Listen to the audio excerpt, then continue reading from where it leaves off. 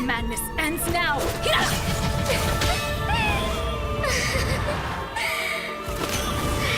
last, I'm shivering with excitement.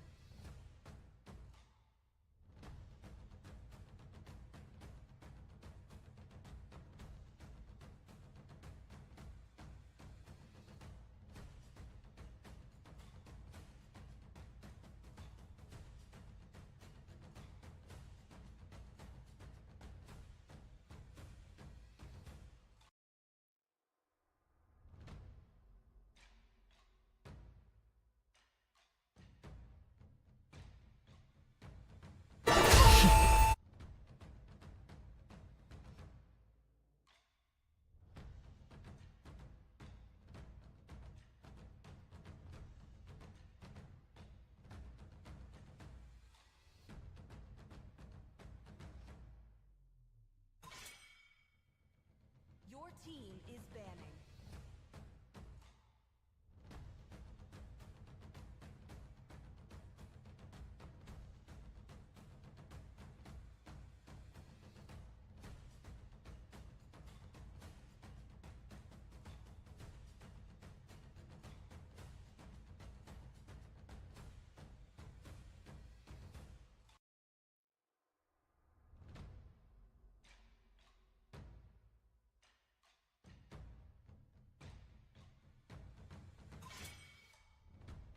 Your team is banning.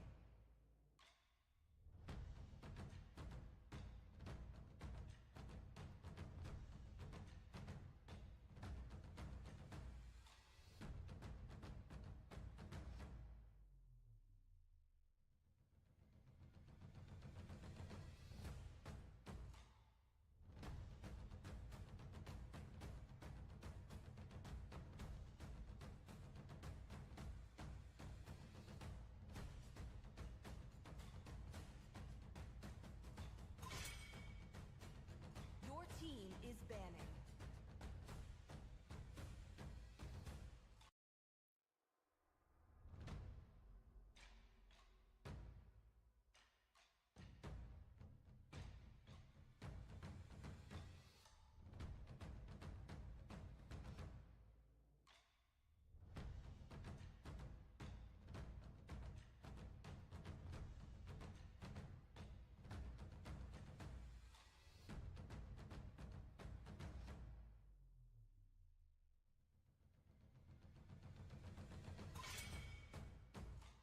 Your team is picking.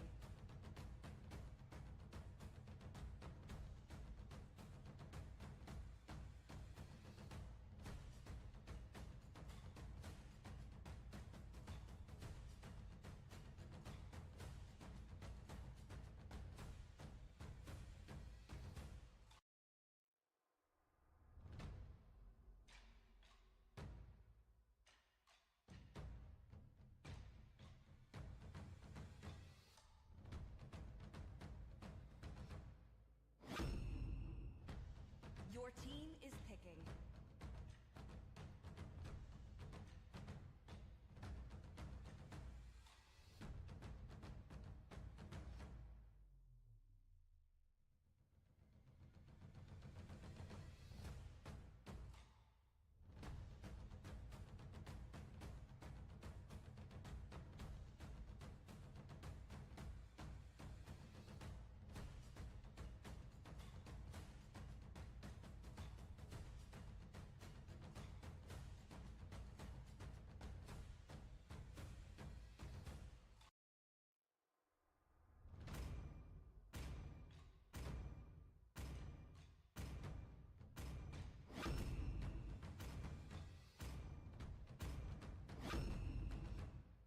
Your team is picking.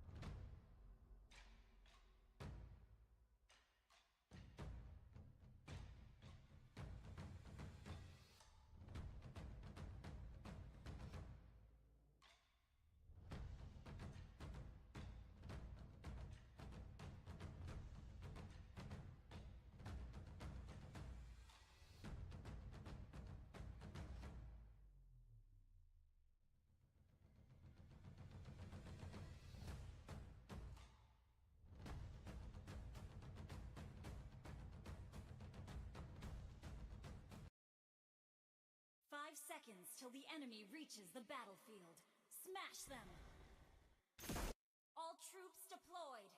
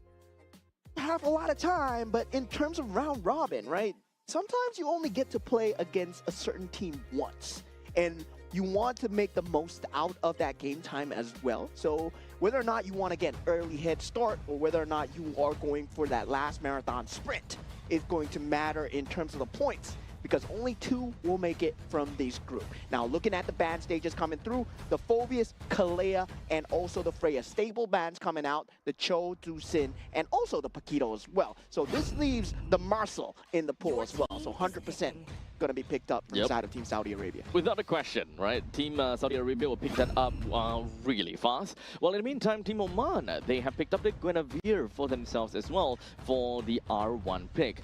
Looking at this, there is still quite a bit of choices that you can eventually go for, but they have decided to pick up a god. Yeah, this is usually what happens when you go for a Marcel first pick, right? You don't have that lockdown available. You don't really have the Kaja. Maybe you think about the Franco having the ability to just hook. I mean, it works in rank, but competitive-wise, the Kaja is really much more preferred. Now, going with the Marcel, you do want to just back up on your team fight composition. They're going for that tank capability. Baxia currently still sitting at the top of that tank so far, and we feel that teams, they've been using it a lot, right? But so far, we have also seen the Fredrin and the Arlot combo come up into the question quite a bit, but you need to get those 2 as a 2-piece.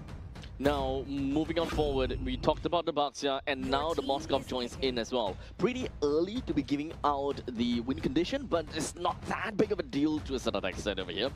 So, moving on forward, we already have the Roma jungler and the gold laner that has been decided for Team Saudi Arabia, which leaves out against the mid laner and the XP laner, which is actually 2 very important roles for the side of Team Saudi Arabia, as that is going to decide how they want to play the game. Yeah, currently right now for Team Oman, they did have the Arlot available. If they wanted to go for the final slash into the Violet Requiem combo, with the Gord, it would have been great, but surprisingly, they picked up the Atlas first because they do respect the ability to have that Fatal Links. But now, with this, picking up that, they have to ban out the Valentina. They actually ban out the Zetian first, which is surprising, right?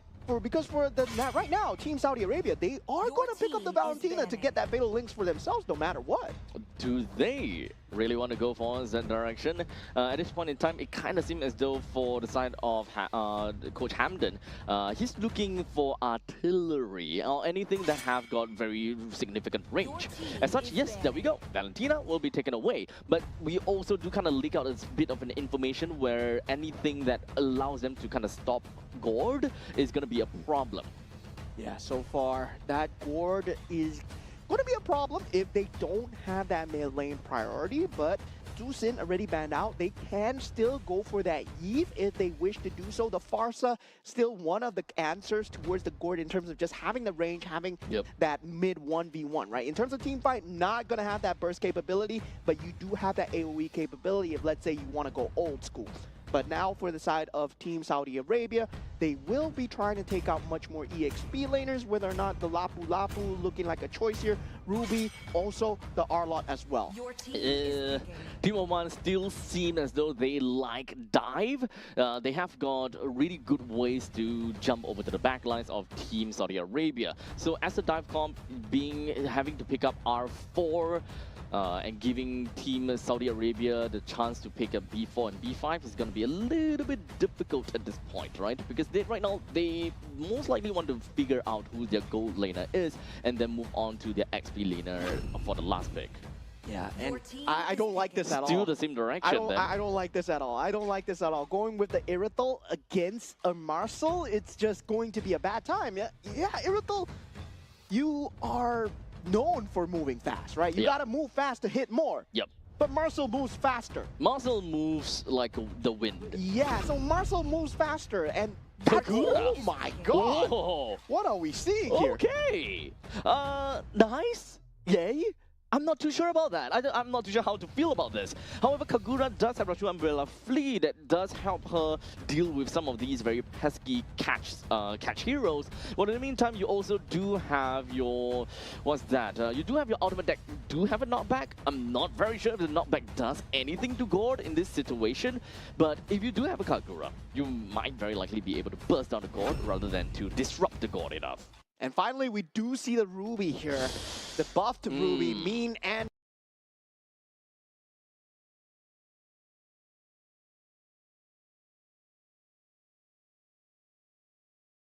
I feel that it's going to be a wonky interaction, especially when it comes down to the Guinevere. It's going to be who initiates first, right? Who gets the catch first? Does the Kagura or the Guinevere get the catch first? If you get a pick off first on either of these sides, you're dandy. You're good to go. But the good thing about Team Oman is they can have a great fallback with the Fatal Links combo with the Irithel as well. But the late game is much more secured with the Moskov and the Marcel.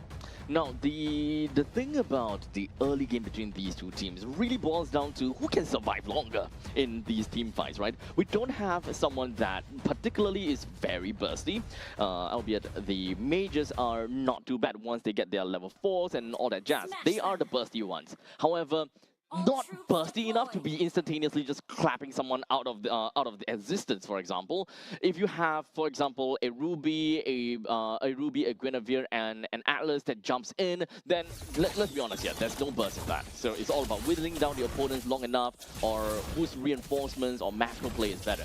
Yeah, I mean, I kind of like this, right? The Ruby pick.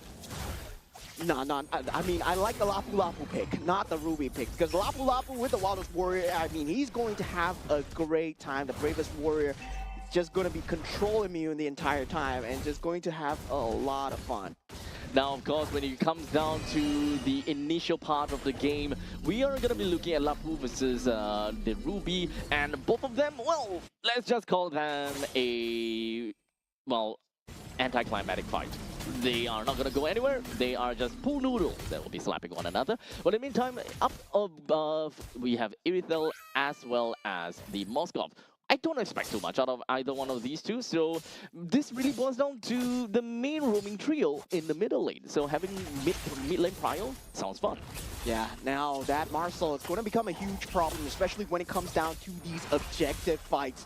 And when we come down to the objective fights, that Fatal Link time is going to be very key here, still not giving El Carusi any form of level advantage at all, forcing out the flicker once again. But now we have the flicker already used on both sides on that EXP lane as well. It's really unfortunate though, they weren't able to layer the crowd control for long enough to be able to really hold down onto Elkani. Because if they actually manages to bring down Lapu, that would be great because the turtle is about to come out and that will leave Elkani at level 3, unable to do too much. But now with the Bravest Warriors, pretty darn sure that Team Saudi Arabia, they do have got the power spike already from this point onwards. Yeah, right now Team Saudi Arabia having complete control of that turtle.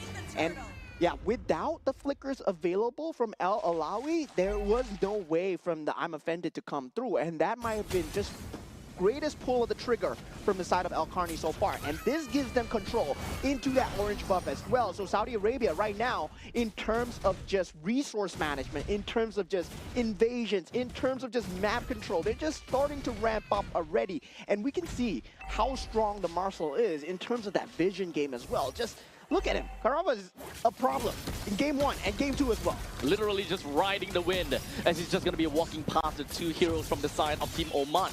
They take the opportunity and they will be racking down all of these damage onto El Carusi, bringing him down very effectively without any one of the members from Team Saudi Arabia to suffer much consequences at all.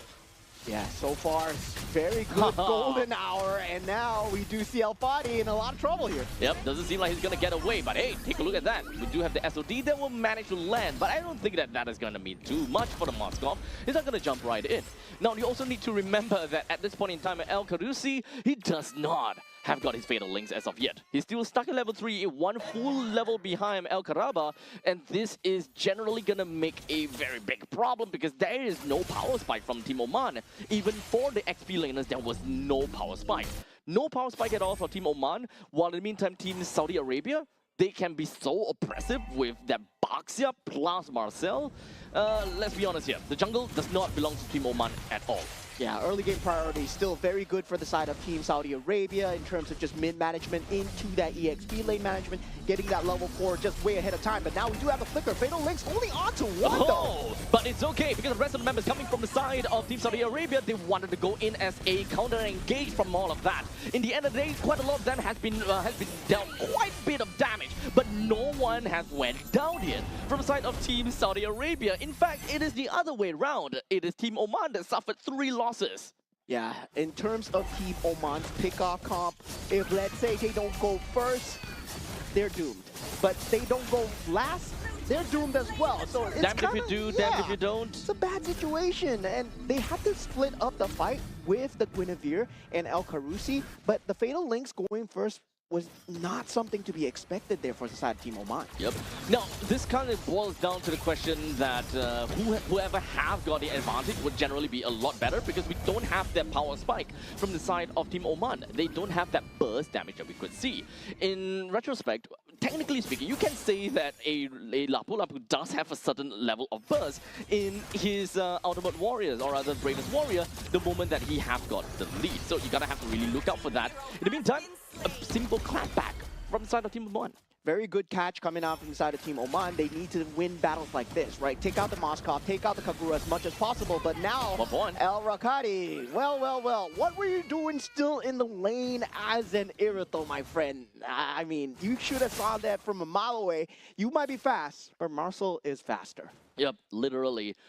To a certain extent, could even say that he's riding in the speed of sound at this point in time. He's fast, but you know, not a lot can compete against him.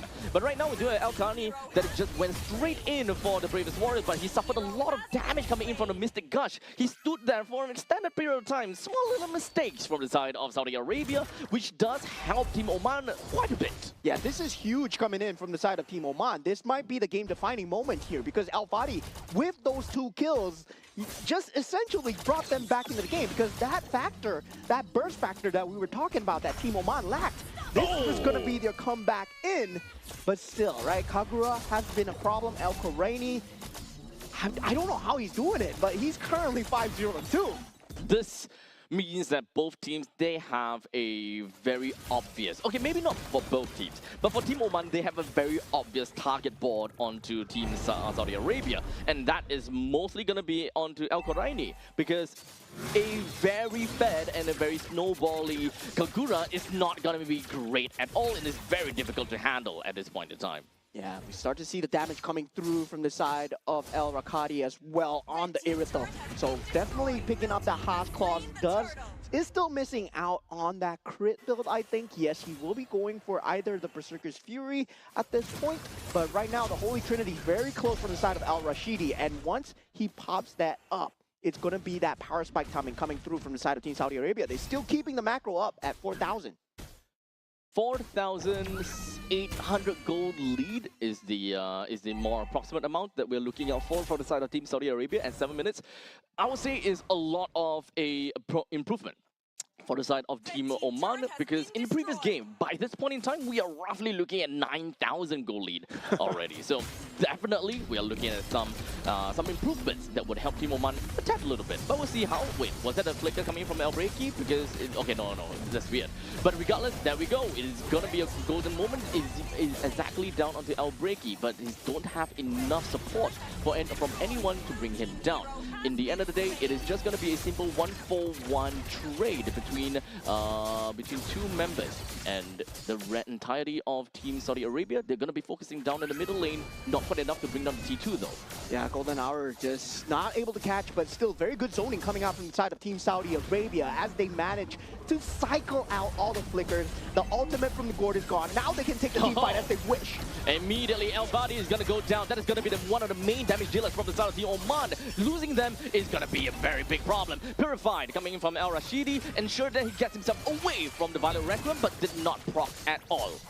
Yeah, and this is just a taste of what is to come, right? When there's no objectives on the map, they are still able to fight skirmishes like this. We did see one mistake out of Karaba, but that's it. Once bitten, twice shy, and now he just wastes the enemy utility, make sure that the flicker is not up, and consistently cycling out that flicker, making sure that Al Fadi does not have the ability to escape.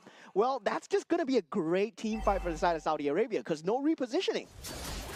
With a lot now spawning down in the bottom lane. The entirety of Team Saudi Arabia will focus down and literally focus fire down this Lord. And there is nothing that Team Oman could do at this point. They do not have got the control of their own jungle, nor do they have got the fighting ability in order to reclaim this jungle So with the lot going down for Team Saudi Arabia, the lot pushes down to the bottom lane. The only lane that still has a... Oh, not only lane, sorry. The only lane that does not have a T2 turret.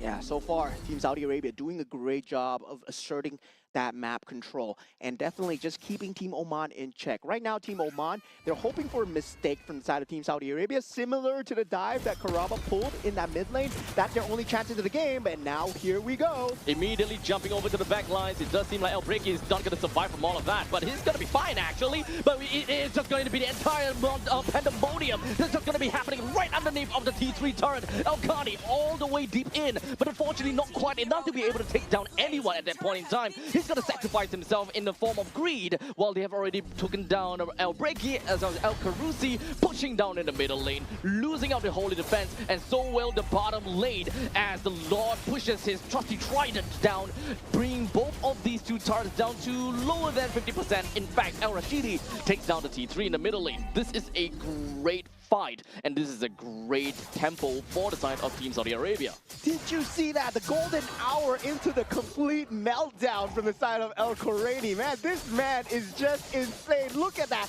In a split of a second, everybody's HP bars just trickled down. Boom. As Saudi Arabia with the Spear of Destruction and also El-Khoraiani to just follow up. There's just a lot of AoE damage coming out from the side of Team Saudi Arabia. You don't want to get caught in that golden hour at all. That new Marcel is just going to be just one hell of a creature. It's really difficult for Team Oman to not get caught by the golden hour, considering that their entire game plan is to play together. But what is that? He just so single-handedly jump over to the back lines, managed to do quite a lot over to the side of Al-Rashidi, but unfortunately he still go down.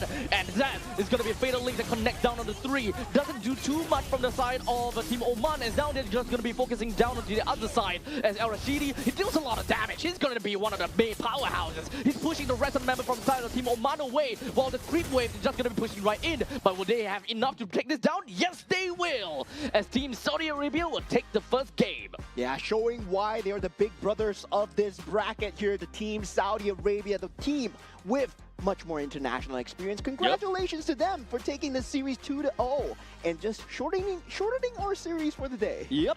So do note that this is, of course, a best-of-3 series. In the very event that Team Oman were to win, then we will look at a total of 3 games. But that's not going to be the case, as we did manage to see a flawless victory from the side of Team Saudi Arabia. Once again, is made up of 4 members from Team Falcons and a single member from Twisted Mind, quote-unquote free agent. Not too sure about that. Yeah. But still, congratulations over to Team Saudi Arabia. That's a fabulous display.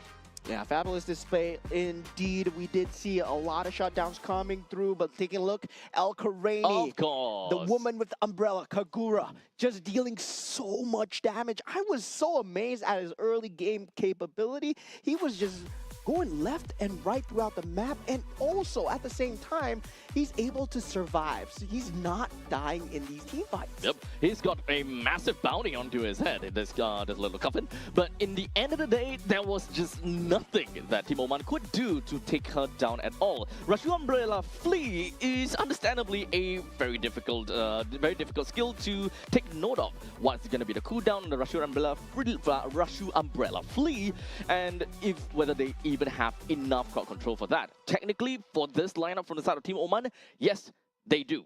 But they need time in order to get there. They do have got initiators from LOİI, from LOÍI, and you can even initiate, and El-Karousi mostly goes down as the Vanguard sacrifice, where he goes in, fatal links, and you should expect that the Mystic Gush just rolls right in. Yeah, you see the movement speed emblems coming out from the side of Karaba as well into El-Rashidi, right?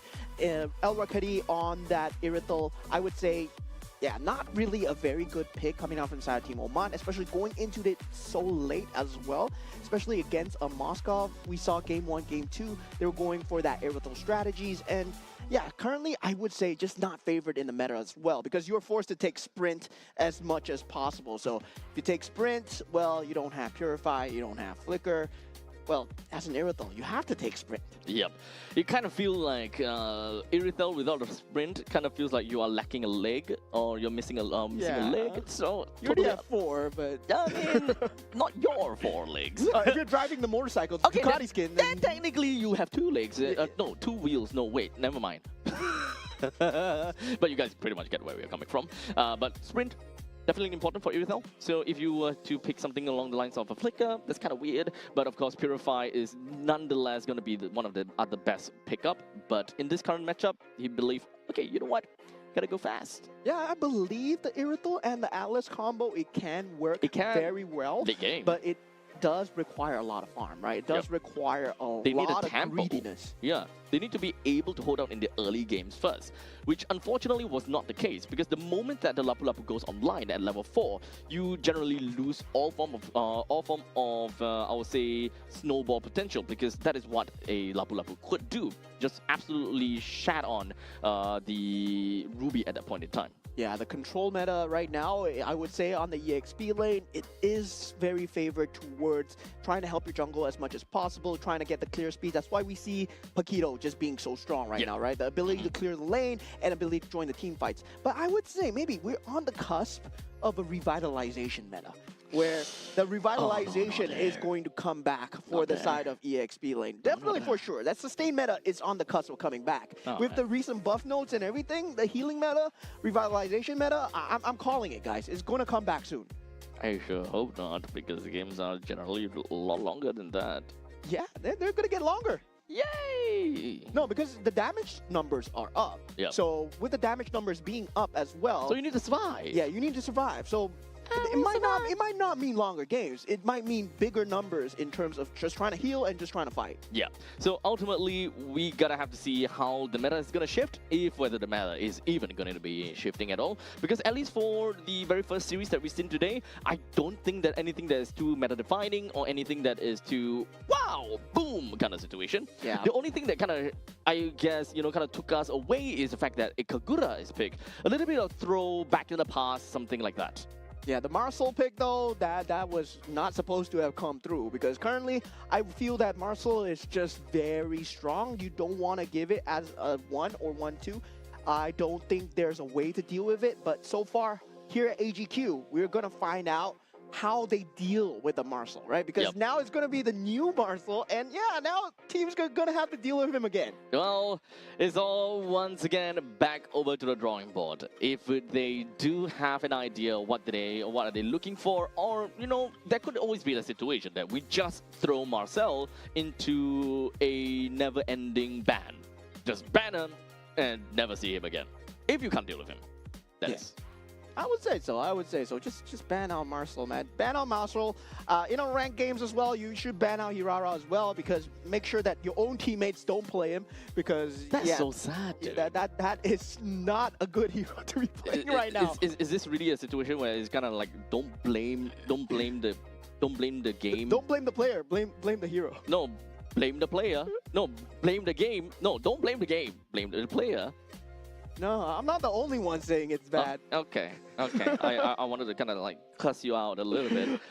I'm not the only one saying it's bad, man. I'm not the only one. Take responsibility. Who's the one that said that?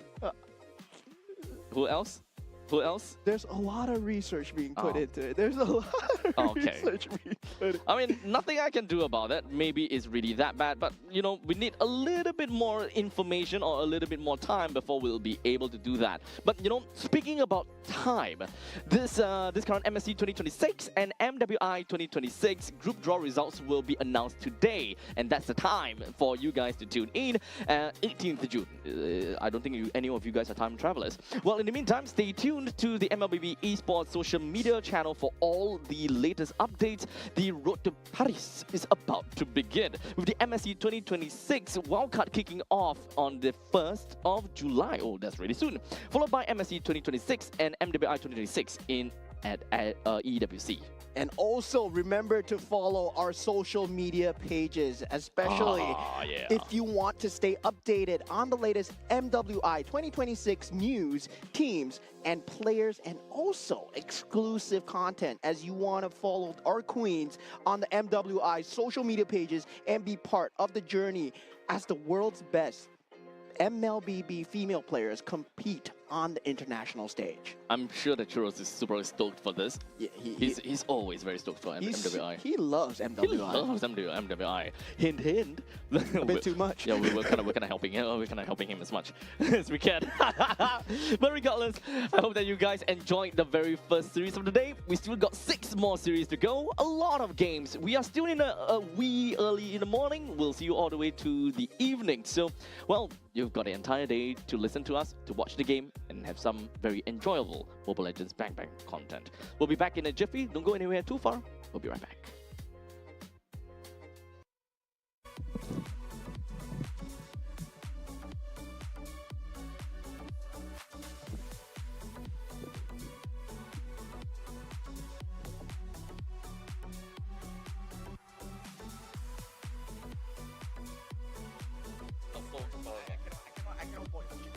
Just let them. They are kind of like, I mean, I tell that they're kind of, I don't know whether it's like kind of or very. They're not new at all. I think it's more the fact that they don't have a way to reach over and at the later stages. It's just like they're gonna jump right in and like and.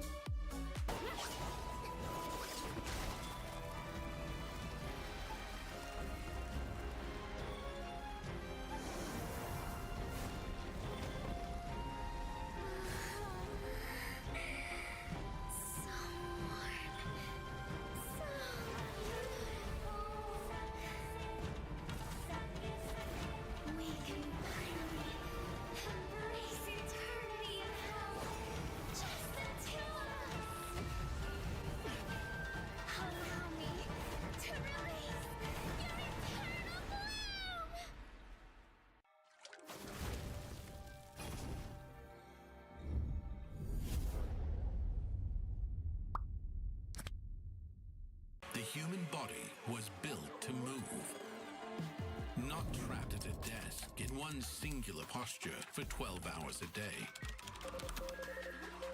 It's time your chair evolved. This is Secret Lab Titan Evo. Ergonomically engineered for you, gamers, hybrid workers, artists, backing your every move.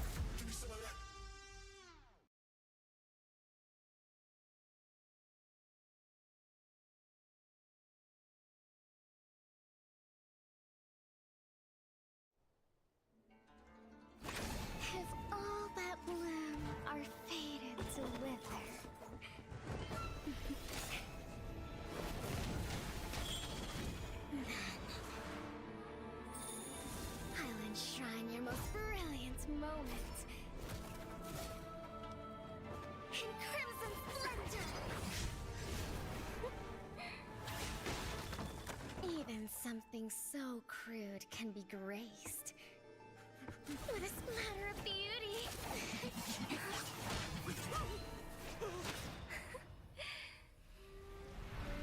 I'll get you out! You finally come to me, Hanabi-sama! This madness ends now! At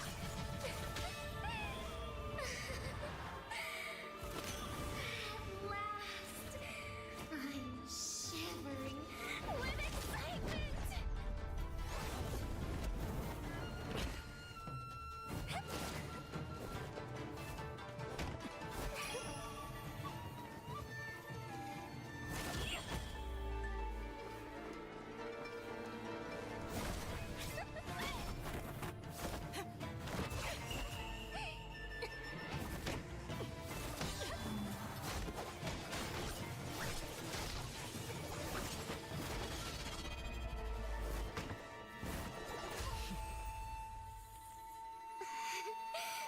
Such killing intent. Does this mean Hanabi-sama finally understands Hinata?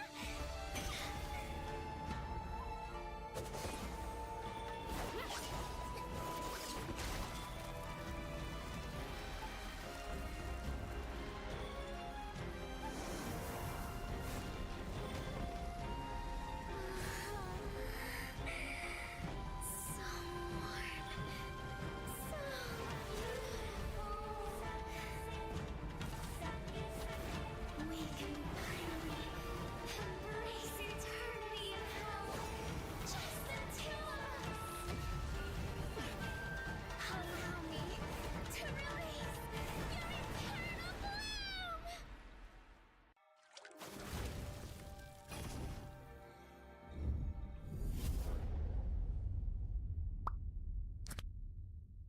The human body was built to move. Not trapped at a desk in one singular posture for 12 hours a day. It's time your chair evolved. This is Secret Lab Titan Evo. Ergonomically engineered for you, gamers, hybrid workers, artists, backing your every move.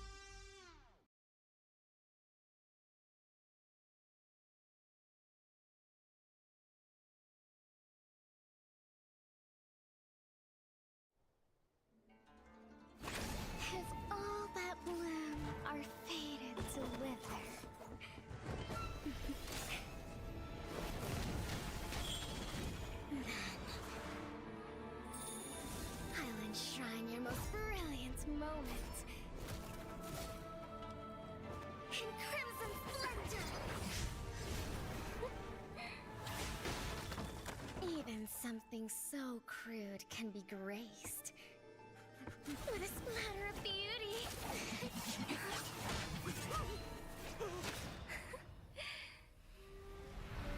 I'll get you out!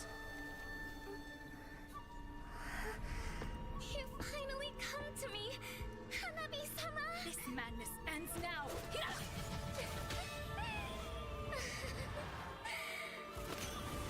At last, I'm shivering with excitement!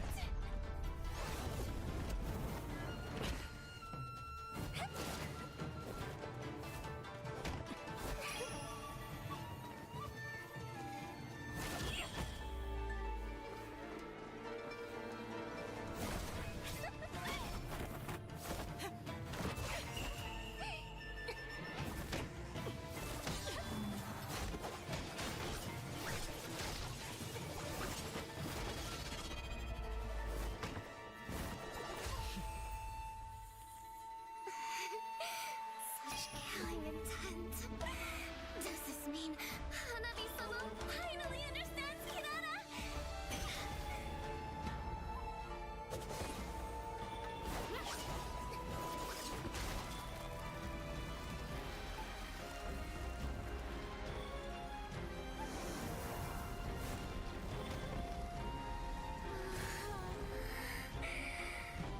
So warm. So beautiful. We can finally embrace eternity in hell. Just the two of us. Allow me to release your eternal bloom.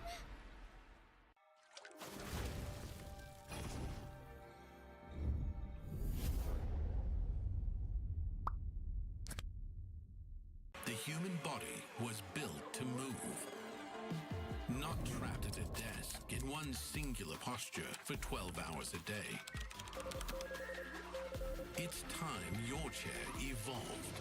This is Secret Lab Titan Evo. Ergonomically engineered for you, gamers, hybrid workers, artists, backing your every move.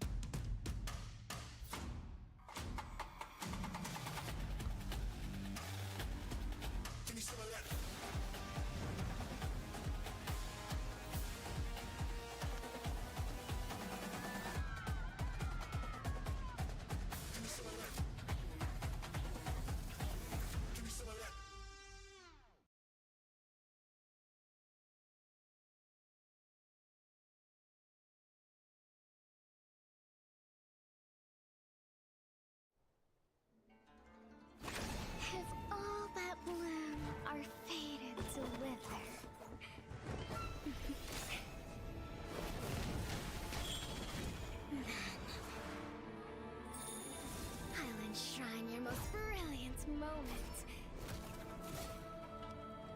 In crimson splendor! Even something so crude can be graced with a splatter of beauty.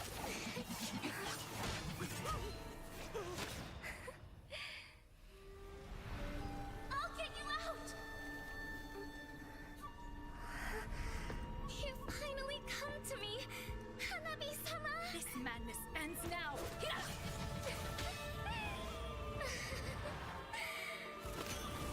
At last, I'm shivering with excitement!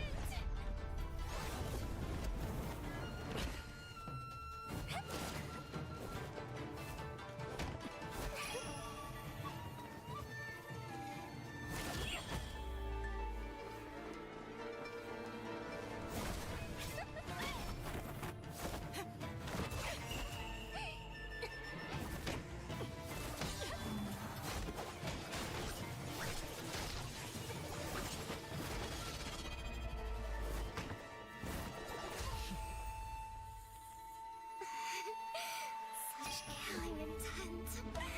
Does this mean Hanabi-sama finally understands Hinata?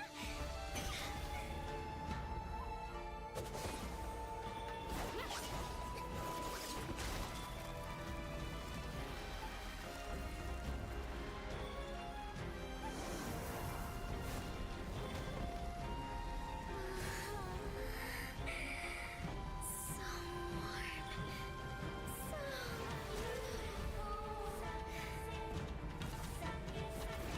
We can finally embrace eternity in hell. Just the two of us. Allow me to release your eternal bloom.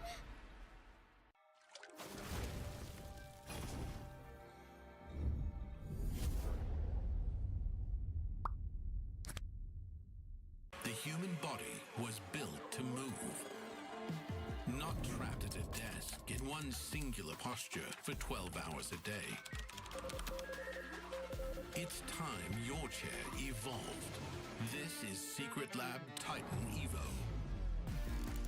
Ergonomically engineered for you, gamers, hybrid workers, artists, backing your every move.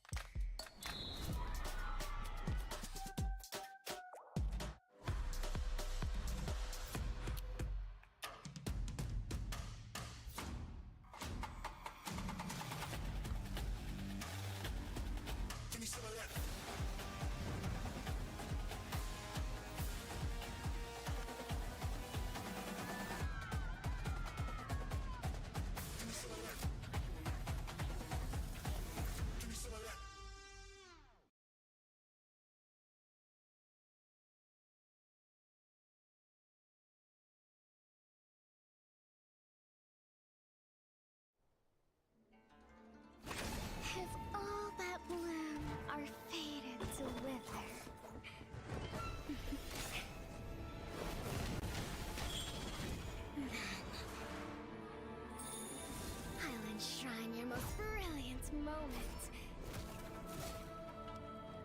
in crimson splendor. Even something so crude can be graced with a splatter of beauty.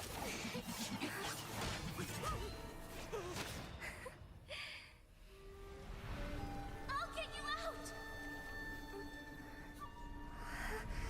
You finally come to me, Hanabi-sama! This madness ends now! At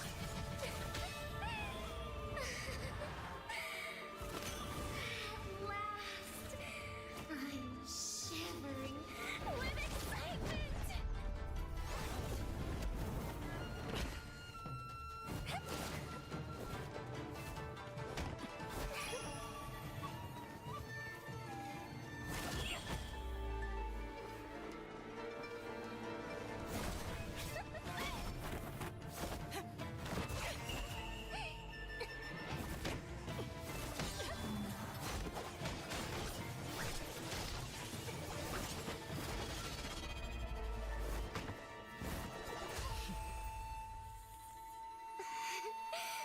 Such killing intent.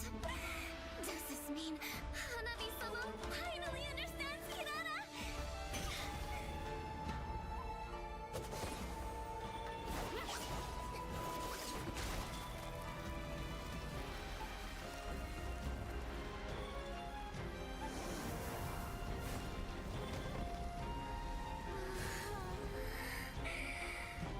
So warm. So beautiful. We can finally embrace eternity in hell. Just the two of us. Allow me to release your eternal bloom.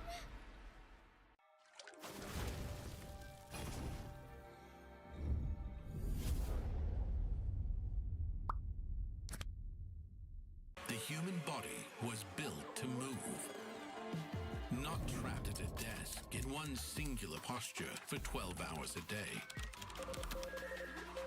It's time your chair evolved. This is Secret Lab Titan Evo. Ergonomically engineered for you, gamers, hybrid workers, artists, backing your every move.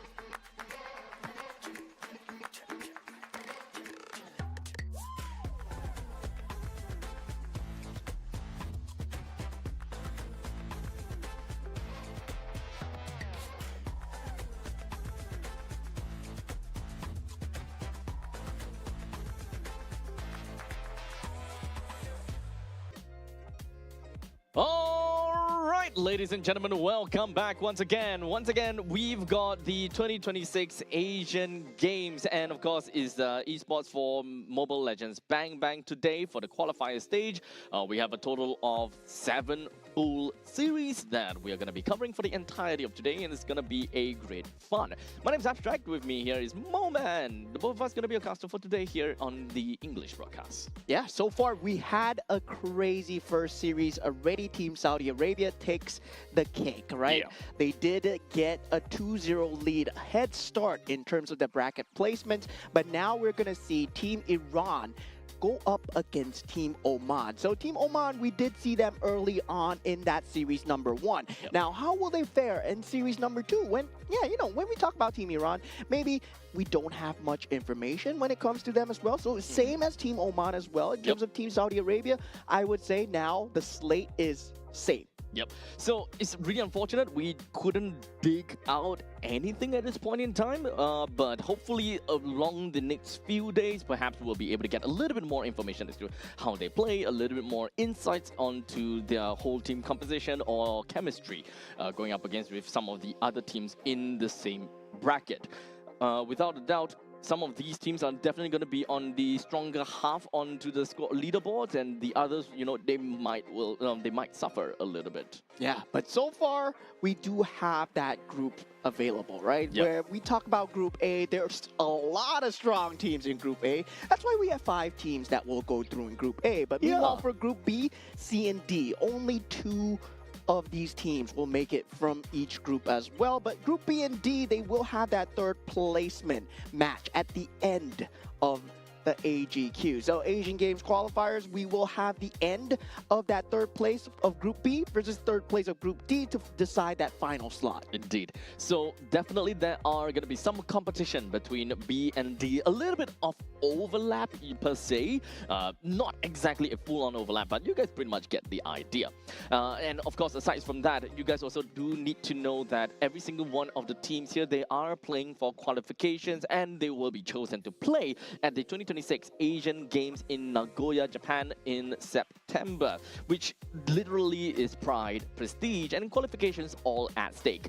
With day number 1 right here, right now, most of these teams are still feeling each other out, trying to understand a little bit more about their current groupings and who are going to be playing in these respective teams and such, in order for them to strategize as to how they want to play in the upcoming few days. Yeah, we are also on the cusp of a new patch, right? The new patch that has just entered. So metas are still being defined. We are still looking at what's good, what works in the meta. I'm sure teams have tried and figured things out. We did see the Ruby coming out in that first series as well. Did not do particularly too well. I gotta say, maybe you gotta go into a bit more of that healing, a bit more of that sustain. That's what I feel should be good, given the fact that, yeah, you do have a crazy amount of sustain, especially with the damage that's coming out. But we've yet to see the Fredrin. We've yet to see we've only seen the boxes so far. Yep. And not only that, we do have the Kagura that did manage to come into play as well. But do note that this is still a very small sample size that doesn't necessarily tell us anything about the current meta.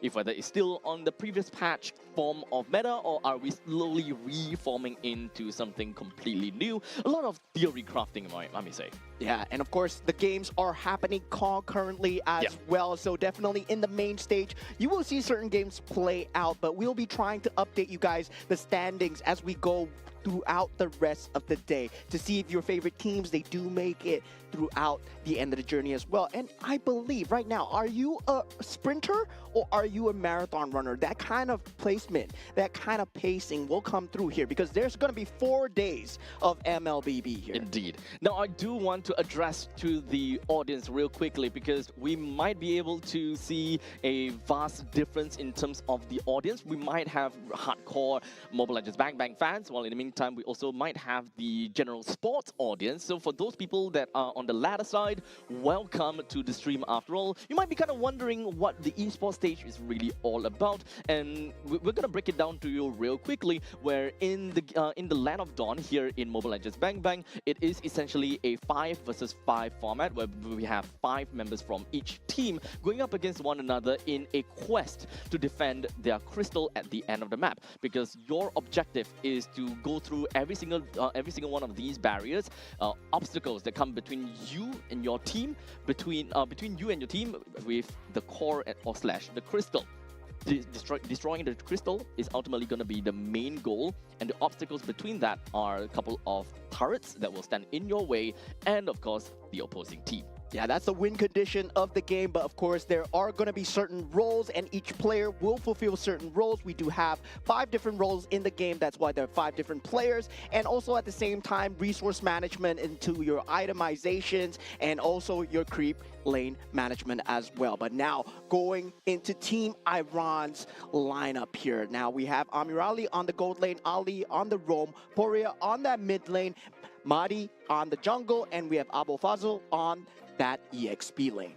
So, as we mentioned before, for Team Iran, we don't particularly have anyway much information onto them, so it all boils down to the game itself. How are they gonna be faring against Team Oman? Because Oman already had that introductory game on stream. I'll say that the audiences might have a pretty decent idea how they play. When it comes down to the draft, it is not, you know, those very beginner style of drafting, such as we see something like, you know, Mia, Layla, those kind of things. No. Because we can definitely expect these kind of things to happen. Yeah, we can definitely expect these kind of things to happen, but I believe the teams here, they will have opportunities to exchange with each other as well. This is a melting pot of MLBB players, right? Yeah. And now looking aside from the side of Team Oman, once again for the second time on the main stage, we're going to have El Rakati on that gold lane, El Karusi on the roam, El Ghassani on that mid, El Breaki on the jungle, and El Alawi on the EXP lane. Yep. So we've seen how they fare. We saw how they played. So coming into the game against Team Iran, they for these players, they might have a bit of idea how the opponent is gonna play, or maybe not. So moving on to the drafting stage is essentially gonna give them a pretty good idea what kind of composition, what kind of play style they want. But in the first series, it does seem as though they have a specific play style that they prefer, which is a lot more divey. However, these dive composition mostly comes into fruition only in the later stages of the game, without much thought into tempo building. How do they even get to that final end result? I think that is mostly going to be what's lacking from the side of Team Oman. And once again, we get broken walls. Okay. The 50-50 has been decided, and we are going once again with broken walls. Stop it with your 50-50, dude. It's always a yes or no. Are we going to get broken walls or no? And we got it. We got it. Well, it's gonna be back again onto the broken walls. Doesn't necessarily change too much about the current meta, nor the drafting patterns as well. Maybe a small little inkling of, well, affection, or rather a small inkling of impact to a certain extent. And so far, Team Oman, they have been, as we said, right, they want to play this team fight composition lineup. I would say they want to play that top down. We saw it both times in the games where they picked out the Atlas, trying to get that Fatal Links combo, especially with the Irithel, that AoE damage that does come out from. But so far, they have not been able to make it work, especially against Team Saudi Arabia, because they see it coming, right? Even me, I see it coming, because the only way that you are going to initiate is that Fatal Links. They have not found that secondary combination to actually force out the initiation. Usually, you have maybe something like a Lapu Lapu, a glue, to force out these fights before the Fatal Links is used. It comes out as a countermeasure, and that's when we saw the Belleric meta, where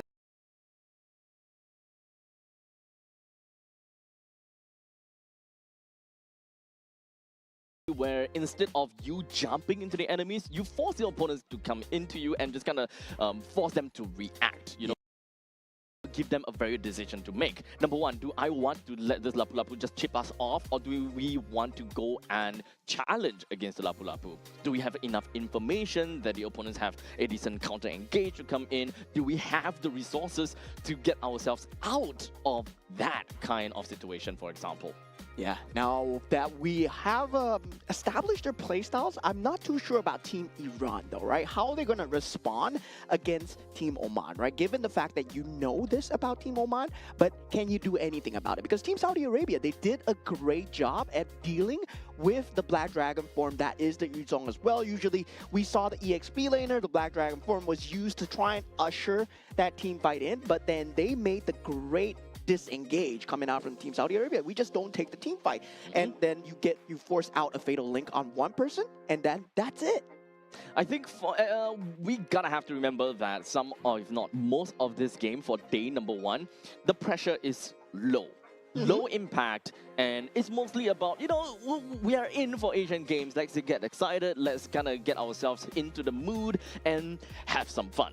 You know, leave the stakes for the next few days after, you know, we kind of collected ourselves. We get ourselves a bit more of that confidence coming in, because game number one, like we mentioned, it's all about gauging yourselves. All right, then we already have the drafts underway. So looking like the draft coming through, we'll focus on the picks first. Marcel being picked up from the side of Team Iran, and they will be having the Baxia and also the Eve as well. Looking like the Fredrin and also the Matilda combo. This was what I was looking for to see. With the buffs on Matilda right now, that Kimmy as well, Team Oman looking like a much better draft on this half. Okay, so kind of a little bit of a switcheroo to a certain extent. For the side of Team Iran, with the Marcel, Baxia and Yves, they do have pretty good control in large areas with the RWM as well as the Golden Hour, while Baxia is a little bit more, you know, more onto the tempo style. So we still don't really have a very good idea what Team Iran is trying to go for as of yet. But for the side of Team Oman, we can generally say the same, but they do have a lot of a stronger foundation in the early stages of the game, having the Fredrin as well as the Matilda. With the Kimi in the middle lane, this is their roaming trio. So they do have chip damage that eventually helps them pretty equally. So they are probably just lacking on that XP laner that can give us that level of burst in order to enjoy more early game kind of damage or early game of impact. Yeah, at the same time, I do like the Phoveus ban coming out from side of Team Oman. It seems like, yeah, they really know what they're doing, right? When you're playing against this heavy mobility coming out from the Kimmy, coming out from the Fredrin, Matilda, and also this Ruby pick, that Phoveus ban is crucial. And now for the side of Team Iran. Right now, will they want to go for that kind of glue pickup? No, they don't. They go for the Lapu into the Granger as well.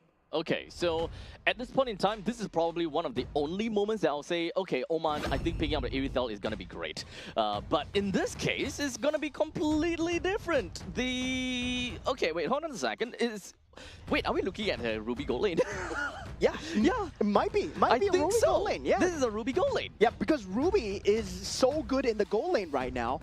We were talking about the Ruby just being good as a general pick. And now Ruby just destroys every gold lane. I would say even the Granger is going to have a hard time, even at level 4, right? One, I'm offended. That combination comes through, that control. You gotta have to purify it, especially on the Granger, as much as possible. It's kind of like a blast in the past, right? We are going back to the we're going back to the fighter meta once again. And I did mention, of course, that from the XP laner, I do want to see someone that have got the does have the early game potential to be getting yourself a good amount of power spike. And as a Benedetta, if you do want to go for more of the assassin style with the Blade of the Heptases, that kind of stuff, it does help your team a lot more because your team is relatively tanky in the front lines. You don't have the form of burst to help the team secure kills. But with the Benedetta coming in, you've got great mobility, you've got great damage. It should be able to help the team pretty effectively. Yeah, you should know you're a Benedetta player, but I would say, right, on the contrary, you want the Benedetta to be just irritating as much as possible, right? Survive, don't go for the team fights, go for the macro plays, go for counter cross-map objectives. And now, with that being said, so that might be an actual battle spell that might be picked up from the side of the Benedetta here. If we are looking at more of a sustained style of Benedetta, I would agree. But in this case, they are lacking in quite a lot of that damage department. They would require a bit more damage and a lot more stakes in order for them to secure the early stages of the game, in order to get themselves the tempo and to get themselves the lead. As such, I think that if they're going to go for Benedetta with more damage style, then picking up the Petrify might be the better case, as they shift themselves a little bit more towards the utility, allowing the Mathilda to go for flickers to enable more risky plays and to kind of yoink that Benedetta out of very risky scenarios, which pretty much means that the main focal point of this game very likely is going to be more on the Benedetta, as the Benedetta kind of shifts itself and gravitates itself based on which lane requires more focus, which fight is more important. At least that is the case for Team Oman. I would say it's a rock, paper, scissors here, right? What battle spell does the Granger go for as we head on into the land of Dawn for Team Iran versus Team Oman? This is the Asia Games esports events for Mobile Legends. Bang, bang, as we are in the qualifiers. And game number 2. This is series number 2 of Team Iran versus Team for the side of Team Iran. They are going to be starting off at the purple buff, and eventually should be able to get them in a pretty good spot, as he's going really aggressive right into the opponent's jungle, or rather taking the Little Wanderer first themselves, some of that tempo. Yeah, and surprisingly, it's going to be a Benedetta gold lane coming out for the side of Team Oman at this point, right? The Ruby is actually on that EXP lane versus the Lapu Lapu, and I really like this matchup of the Lapu versus the Ruby going in so far. You do have that control advantage from the side of the Lapu Lapu, having that Bravest Warrior as well, but that's going to be at level 4. But that's what I don't like coming out from side Team Oman, right? You want to place the Ruby in the gold lane. Given the fact that the damage spike right now is just so good, I don't really agree with this. So they did a bit of a switcheroo. They do want to leave the Benedetta in the gold lane to get more gold in order to play the more offensive style, but Benedetta does have ways to actually reach the Granger to a certain extent, but it will be a game of catch-up. So once again, it is still going to be a little bit tough for the Benedetta, but still to a certain extent, more on the skill-based matchup. But the problem is Ruby is not going to have a really good time there.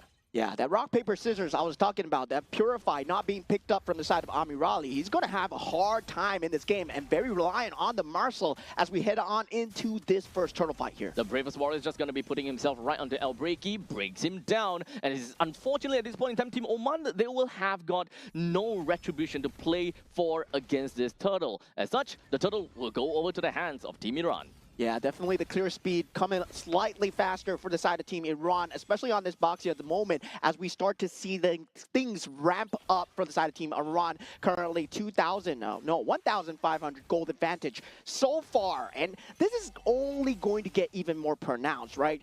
Given the fact that they have that Benedetta on that gold lane, now they do make that swap around. Oh. I'm not too sure whether that is too late, because we are already past the first turtle stage, where this is where Benedetta wants to be a little bit more aggressive, right? Maybe, okay, so you can kind of see it this way, where Benedetta already have got decent amount of the items, as a Benedetta is pretty greedy for items. You want to have the items, but for Lapu Lapu, you don't particularly care about winning the lane, you just want to clear the lane fast enough and get out of there, and Lapu Lapu is already at level 6. Yeah, then the thing about the Fredrin is, right, if you are unable to get any form of early game semblance, you get shut down so easily. That's why you generally need another frontliner on the EXP lane. And that's maybe their idea of putting that Ruby there to get that bit of sustain through. But at the same time, it's just a very greedy lineup right now. Suddenly, they're just lacking all forms of damage. They're not going to be able to take the mid-game team fights. It's always going to be on that Kimmy to land the shots through. And well, they just need to build magic defense at the start of the game. I do want to know if whether Team Oman, whether they have enough firepower to realistically be able to do anything as this roaming trio, because you are facing up against a Baxia plus Yves and a Marcel. All three of them are very in your. As you can see, Team Iran literally just bouncing right into the opponent's jungle and being quite a nuisance, as now they are putting quite a lot of effort down onto Elbreaky. He doesn't have, he had lost half HP already. Yeah, ready Early game not going well for the side of Team Oman. Once again, Team Iran really knows how to play with the map, and this Bravest Warrior usage is putting Benedetta in a lot of trouble here. Yep, as such, Benedetta now have already went straight in for that Lecto final blow, only to get stunned in by the Bravest Warrior and losing her own life. The entirety of Team Oman now will have got no Benedetta to play for them, and the RWM opens up from Puria, just immediately locking down the El-Breaky, and this is yet another turtle fight that did not go to Oman. Yeah, this is the case where mobility doesn't matter if you can't survive, and look at them once again. The mobility is there, but not enough to survive, right? Team Iran just brings in the control. Having the Marcel is going to be a huge issue for the side of Team Oman, and we have not talked about this enough, but Marcel being out in that pool that early, and given to the fact that given to the side of Team Iran, it's just going to be very hard to deal with. That vision game is going to be consistently up. And not only that, you also need to consider the fact that we are already at a point where, oh wait, hold on a second, that is going to be Amon Benedetta will be able to connect on the 3. Pretty darn good from the side of Team Oman as they managed to take down Puria, which is one of the main clutch stones or cornerstones of the team fight. As such, all the Team Iran could do is just flee. But very good disengage coming out from the side of Team Iran, right? You saw the macro gameplay going in, that usage of that golden hour just to get out in time. And on the other side of the map, Lapu Lapu gets a solo kill onto El Alawi. That Benedetta was not there, was not in time for the EXP lane, and this switch up might be going against Team Oman right now. Both teams are going to go head-to-head with one another. They do have a way to pull the threat right out, but unfortunately not for El Ghassini, as it's going to go straight down as well. Team Iran is constantly just in the face of Team Oman, not quite oppressive in terms of the standing objective, but they can definitely reach there. As now we've got Ali immediately just running by and being a drive-through on the two members, take one person down quite immediately, and they are trying to rack up as much kills as possible for Amir Ali. 6 minutes into the game, ready. That tier 1 turret for that mid ground is already down. Crazy map advantage coming in for the side of Team Iran. They're going to continue to push it, but they have the range, right? Rhapsody is now going to be a huge threat. Sky Piercer probably going to be picked up from the side of Amir Ali. At the same time, Abu Fazil, he's 301, level 11 on the Lapu Lapu, mind you. There's no one crossed the level 10 on Team Oman at this point. It's really difficult for Oman to do anything at this point in time due to the levels, as you mentioned. So trying to fight for the turtles is definitely not quite there. As you can see, El-Breaky is going at level 8, which is actually the same as Ali. But hold on a second, we do have the golden hour just going to be popped while the Baxia just going to be hoping himself just going to be in the proxy position. Manages to get a pretty good stun down on the El-Breaky and followed by a kill down onto El Karusi. This is a complete shutdown over to the side of Team Oman, and they have got no controls of their own jungle. Yeah, damage should come naturally for Team Oman at the late game, but at the early game, they need to survive, and this is the survivability that they don't have. They don't have the ability to withdraw the time. They don't have any borrowed time, as currently right now, they're doing what they can on the macro factor. El Alawi on that cross map play. That's going to be the only silver lining here, as you're down 8,000 already at 8 minutes into the game. At this point in time, what a Benedetta would want to do is just to play for cross map plays and being able to proxy as much as possible. The more turrets down for tier 1, the better it is. However, the only tier 1 turret that's down is at the bottom lane, so there still need a lot more time from Team Oman to be able to open up these maps to allow the Benedetta to go a little bit more crazy. But looking at that fact, I don't think that Al Alawi have got a lot of items to back himself up to be more damaging. As a matter of fact, I'm not too sure what items that he has. Yeah, damage is going to be tough. Oh, only the Blade of Heptases. So only the Blade of Heptases is actually going to be really difficult to deal with because the Lapu Lapu is so far ahead. But we take a look at this fight. This is going to be El-Breaky that is not able to survive. While, of course, the Bravest Warrior lands onto 2, allowing Abu Fazil to just go absolutely ham and crazy, allowing Amirali to pick up a mania for himself. Do remember that this guy here, right? Barring a huge mistake coming out from the side of Team Iran, if you take a look at the team fight, that real manipulation, just using time, Bravest Warrior into the back, Team Amirali untouched, even flickers forward to get that maniac. Yep. So at that point in time, they are just so far ahead that the flicker is used aggressively in order to get himself a lot more of that snowball control control over to the side of Team Oman, leading them to a 10,000 goal lead by 9 minutes and 45 seconds, which is a crazy amount once again. Yeah, fast forward pickup coming in, the photo coming through, but we will have that tri-lane push being set up from the side of Team Iran. Barring that, they will have that mid lane as well, but it's not going to be coming in at the same time. They got to deal with the tier 2 turret at the bottom lane at first, and they choose to forsake that. Unfortunately for the side of Team Oman, they don't have a composition that is too great when it comes down to wave clear and wave control.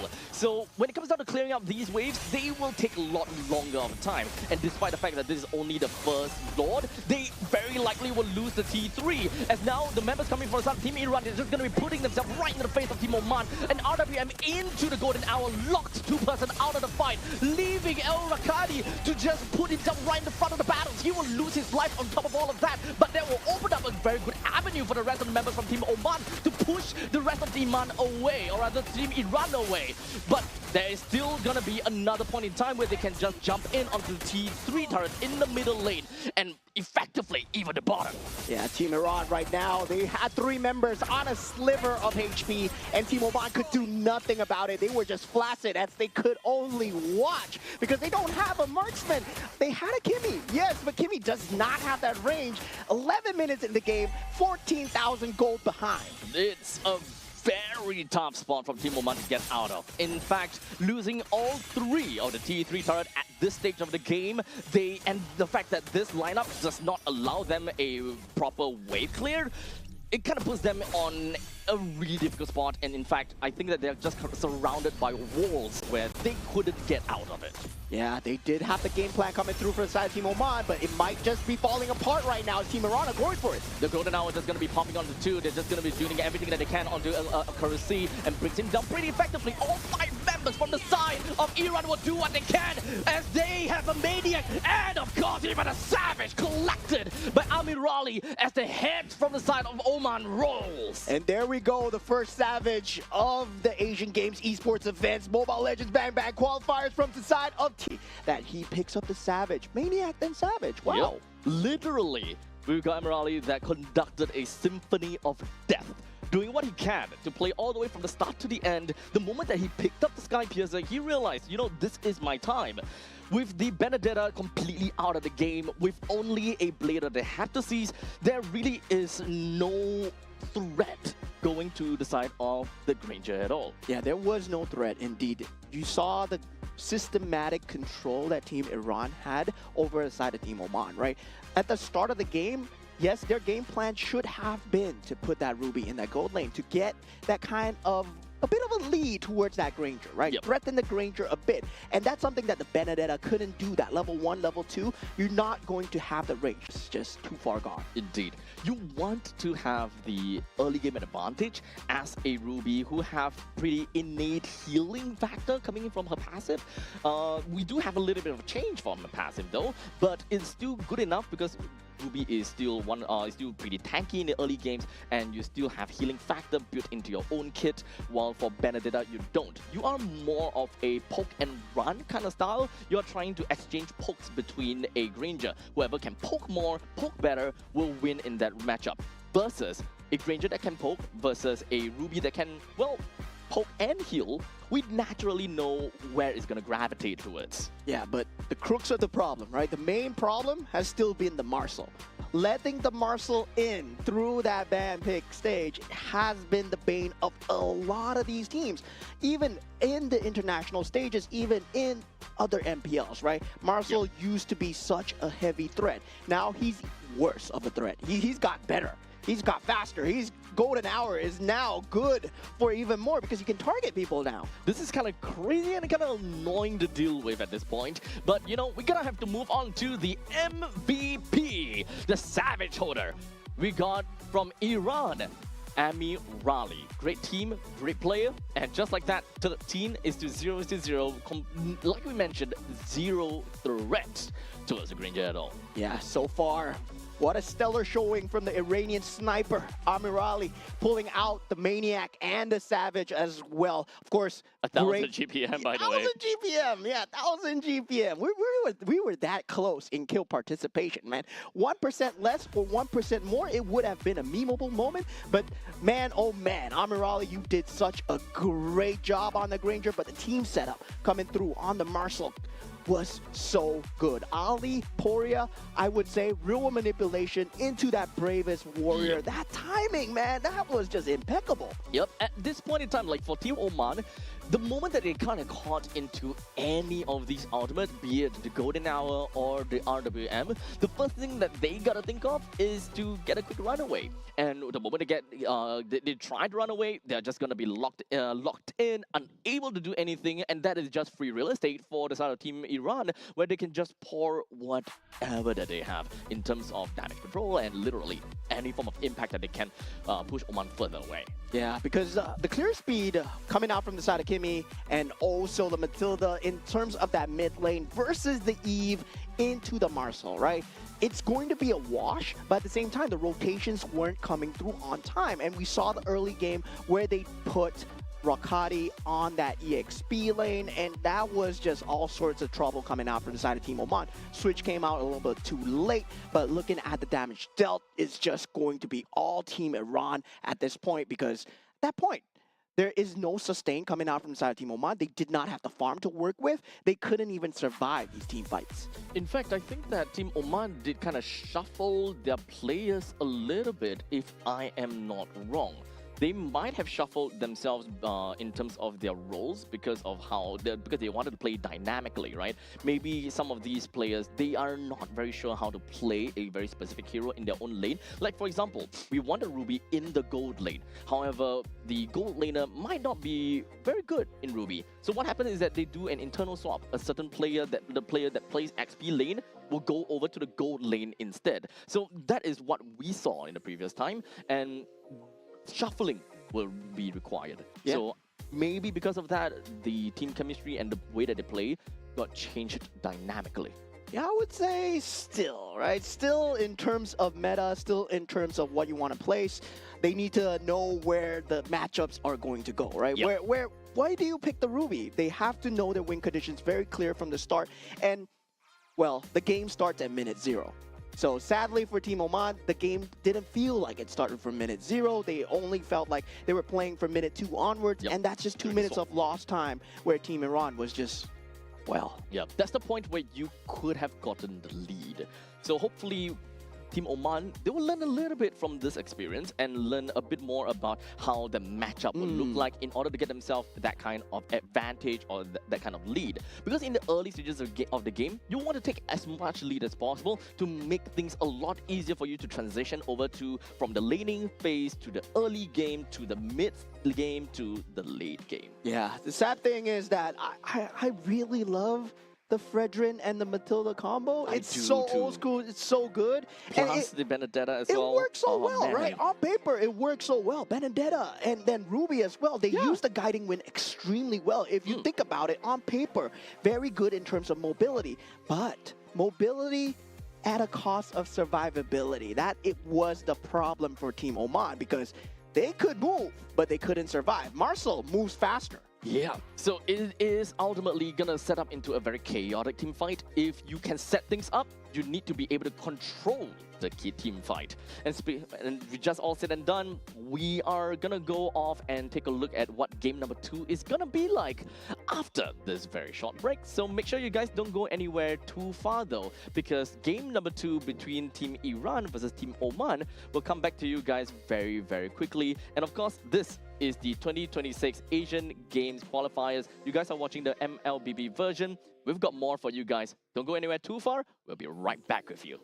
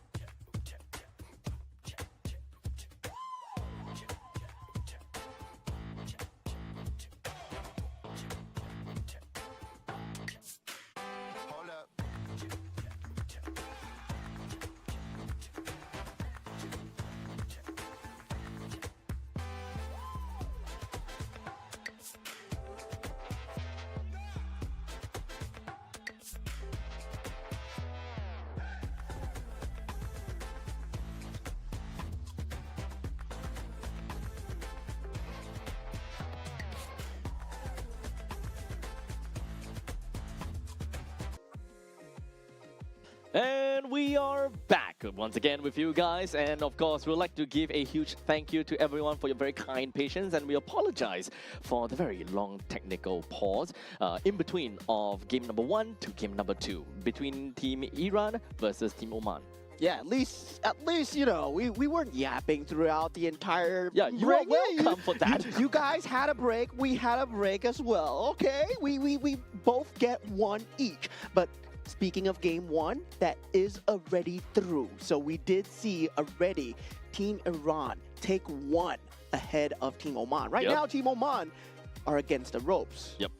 It's really unfortunate though, because, or rather unfortunate, because Team Oman, they at least on stream have showed 1 full series and 1 game itself.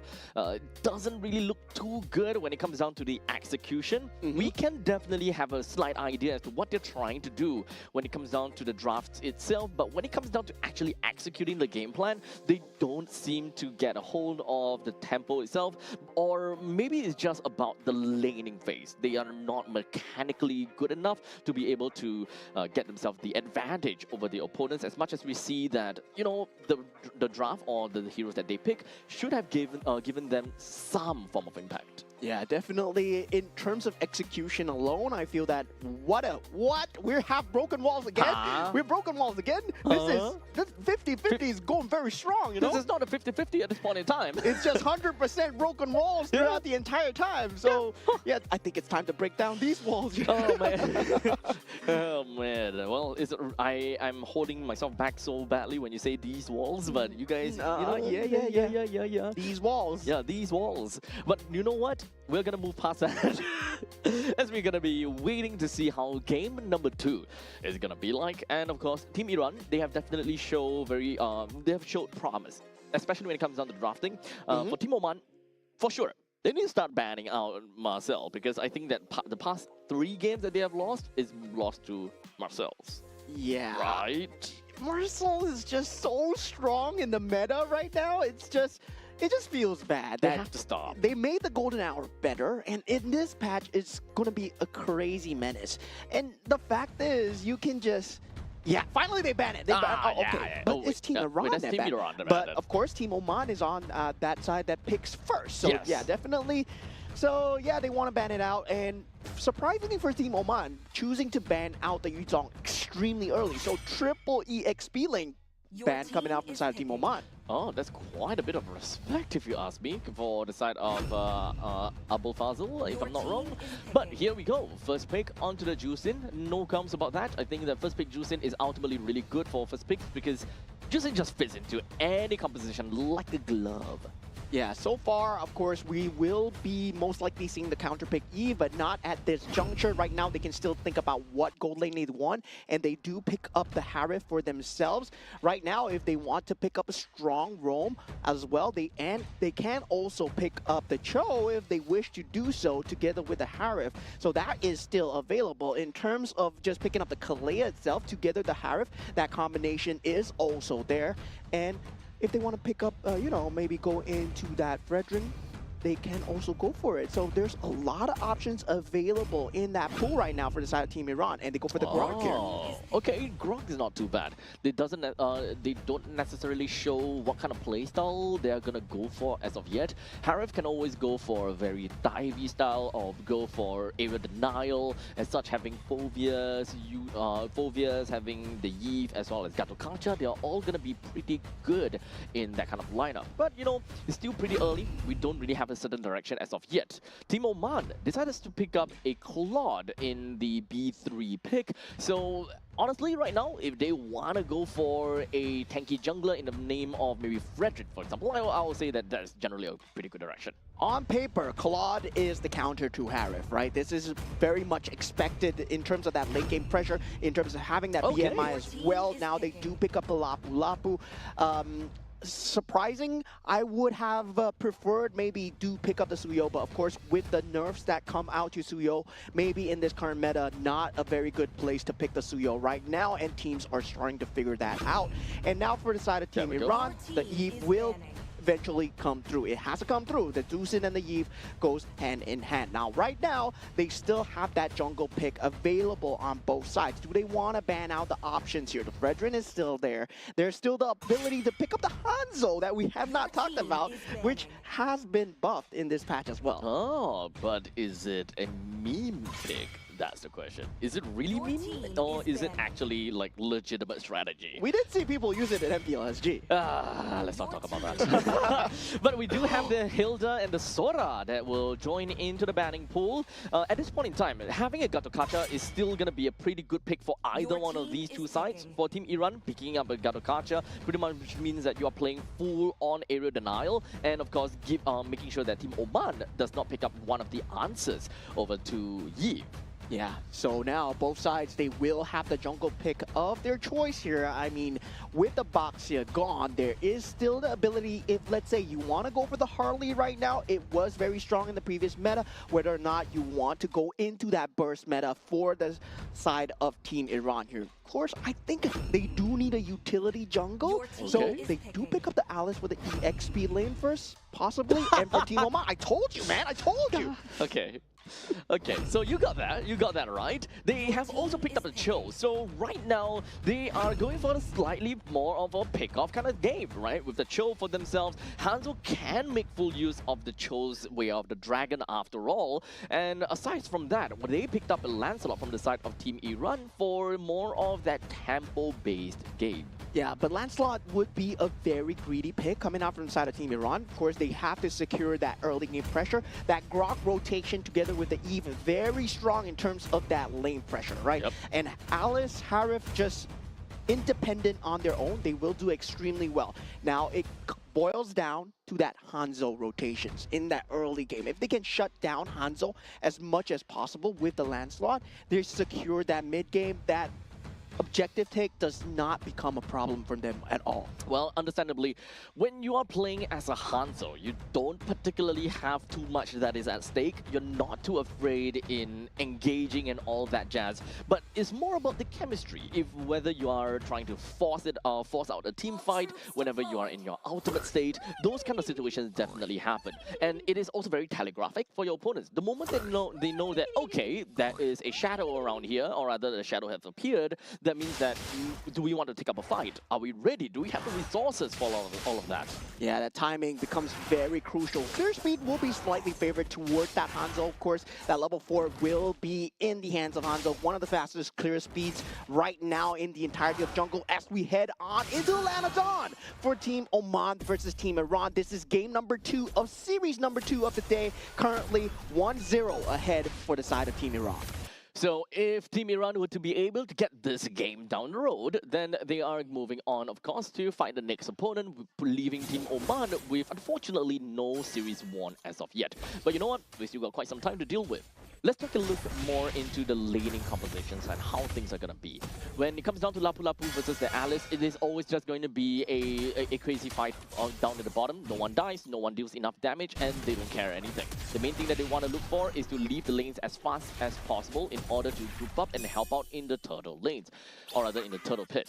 But for Team Iran though, definitely when you look at a Grok and a Yve, you know that as a matter of fact, they can clear waves super fast. Yeah, clear waves and also the harassment that comes through. Already Flicker has been used from the side of El Ghasani, will not have it for the re-engage or any time of safety, so this might be first blood here. Yep, as now we do have Garmadi that runs right in, manages to secure 2 kills for himself, while Elbreki secures the kill onto Puria as well. So a little bit of a 1-for-2 trade. At least both of the junglers managed to get something for themselves. Yeah, but favoring the side of Team Iran at this point, right? Giving 2 kills to a Lancelot this early on sets up the snowball as well. And Hanzo, yes, he will have that snowball capability, but he does require the initiation of his team. He can't just go in by himself. Now, this turtle take coming through will not be contested from the side of Team Oman at all. Team Iran get it for free, no retribution was present. I don't really think that they will be able to do too much, at least for Team Oman in the mid stages of the game, because this is a lot more skirmishy for the side of Team Oman. As much as possible, just keep on targeting one player over and over again and make things tough. At this point in time, they are looking at Puria.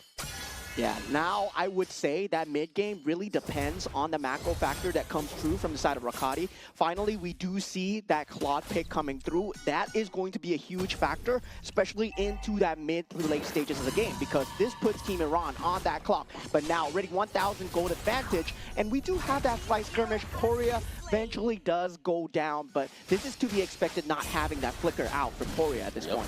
So at least for Team Oman, they know what they are targeting and they know and expect what are they going to be looking out for. That will work out for them for a while. I'm not too sure how impactful it really will be, because right now for Team Oman, they are still kind of lacking in terms of XP in various departments. The roamer as well as the mid laner, they're still having some difficulties trying to claim some of these gold and XP, where they are pretty far behind. El Ghazani level 4 as opposed to Puria. This is only to make sense because Puria is constantly being targeted by the Hanzo. Yeah, the power spike timing will be very handed for both sides of the jungler here, right? The onus is on both junglers to secure that mid game as much as possible. And definitely the mid lane turret is going to be that aim of the game for that first 5 minutes. If you can get any form of turret advantage, it favors the map movement so well for these junglers. Just forcing El Carusi out of his own jungle, trying to be that annoying Lancelot that has a lot of firepower to just ensure that they can steal more resources away from Team Oman. In the meantime, take a look up at the top lane. Amirali had to use his own Zaman Force, but the Zaman Force is not used offensively, or maybe he was trying to. But the moment that he sees El break, he realizes, okay, you know what? It's over for me. Let me get back and regroup again. Yeah, not waiting that 10 seconds for that flicker onto that freeway of the dragon onto Amirali could have resulted in a kill. But at the same time, Team Oman, they did waste quite a lot of resources. No more Blazing Duet. They know that Hanzo's not up for this mid-fight here. In the meantime, we do have the heal are just going to be landing down onto the enemies, and it doesn't seem like it affected Team Oman all too much. All 4 members from the side of Iran, they are grouped up pretty close together. However, Team Oman, they don't have got any way to make full use of that part of the team fight. Yeah, key timing that we need to take a look for will be that Holy Crystal timing coming out from the side of Amirali. This is going to be that mid-game power spike. And meanwhile, for the side of Team Oman, it's going to be that Holy Trinity for the side of the Claude. Where the Dragon did connect down onto Mahdi. However, they don't have anyone, once again, like I said, to really make full use of the Were Dragon, because Team Oman, they are currently slightly behind, but they are not at a state where they are able to have a significant amount of impact in terms of the damage department. Yeah, both teams going for that kite and fight playstyle, right? Yep. Only one frontliner available, and that's going to be their roamers. And now with Mahdi, still, he might be in a bit of danger if he gets caught here, but does not have the Whale Dragon for the side of El Carusi. It's not going to be that big of a problem, even if the Whale Dragon does land. Now we take a look at the middle lane. We do have the Shadow coming in from El Breaky. That's just going to deal a little bit of damage, or maybe just to harass a little bit. But Team Iran, they are not particularly too annoyed or afraid about that. They're trying to group up and trying to look for a direction that they will be able to go. At this point in time, they're moving up to the northern side to kind of deal with El Rakati, and hopefully one after another take down some of these tier 1 turrets, because they are currently 2.3 thousand gold ahead. Yeah, name of the game here, still on the junglers, as we know that there's no damage here for the side of Team Iran. They will have to disengage, and they do in a clear fashion, right? Knows their win condition. If they do overextend, they will try and take as much as possible. That flicker did not work out too well from Al Carusi. As such, he will go down to the hands of Amirali. This is going to spark up a battle between Team Iran, and they were trying to look for something over here. But of course, the Shadow brought up from El Breaky. He's going to be fine because it's not his real body. Yeah, but at this point, right, there is so much magic damage coming out from the side of Amirali with the synchro fissures that Hanzo is not having a good time in these fights. He's not dealing the damage needed. He did find early picks, yes, but it's going to be a problem in the later stages of the game, because Alice is going to become online really soon for Abu Fazil. And once the Alice is online, that Hanzo is not going to do anything at all. Oh, it's really unfortunate. Phantom Execution did not land onto Al Ghassani. As such, was not able to claim that one kill. Small little wasted movement from Team Iran, but in a grand scheme of things, Team Oman, they have a lot of wasted movement. As such, we're looking at, what, 4,000 gold lead in terms of Team Iran already. Yeah, now Team Oman, they will have to survive this mid-game power spike right now. As right now, Team Iran, they are looking to shut down that mid-turret. Team Oman, I don't think they can defend here. Alice is here. Yep, I don't think so either. In fact, the Bravest Warriors is already popped. As such, he was looking to get himself right out of that and just kind of hoping that he will be able to clear out the way fast enough. However, with already 2 men down, Team Iran, they will do whatever that they can to take down more that they could chew. At this point in time, it doesn't really matter because Team Oman, they're not even holding them back. Yeah, I mean, Team Oman, they are playing kind of a pickoff lineup with the Way of the Dragon and also the Hanzo, right? They want to take isolated team fights, and they're unable to find any form of isolation so far. You see the damage coming through from the side of LOΗI, yes, but it's not resulting in anything. Early game got 1 or 2, but now we see the problem. Yep. Perhaps we'll have to take a look at the items to get a really good idea why is it so that LOΗI is unable to get a kill on the Puria. Because I think that the items for the side of LOΗI is going to be super important if they want to play the pickoff and to make full use of the Way of Dragon. But we'll talk about that in a bit later. Unfortunately, Châu completely caught off guard, completely singled up from Iran with no way to escape. Yeah, currently the Xayman Sports, there's nothing they can do about it yet. They were hoping that they will reach a power point where the Blazing Duet will do something. But look at this Hanzo going at it against Puria. Puria might go down actually, but yeah, Almost. not enough here. Not enough, yeah.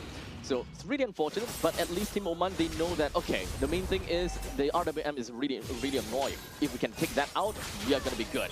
But Mahdi is not going to let any of the members from the side of Team Oman get away with it. Even someone as tanky as LOΗI, he's not going to go out. Yeah, and the early game pressure that resulted in Hanzo not being able to get these pickoffs, you can take a look at the itemizations. It's only the golden staff so far, right? Only 1 item so far. So there is no timing available. Now, Holy Crystal being picked up, 8,000 gold advantage. Team Iran, they have reached their critical max.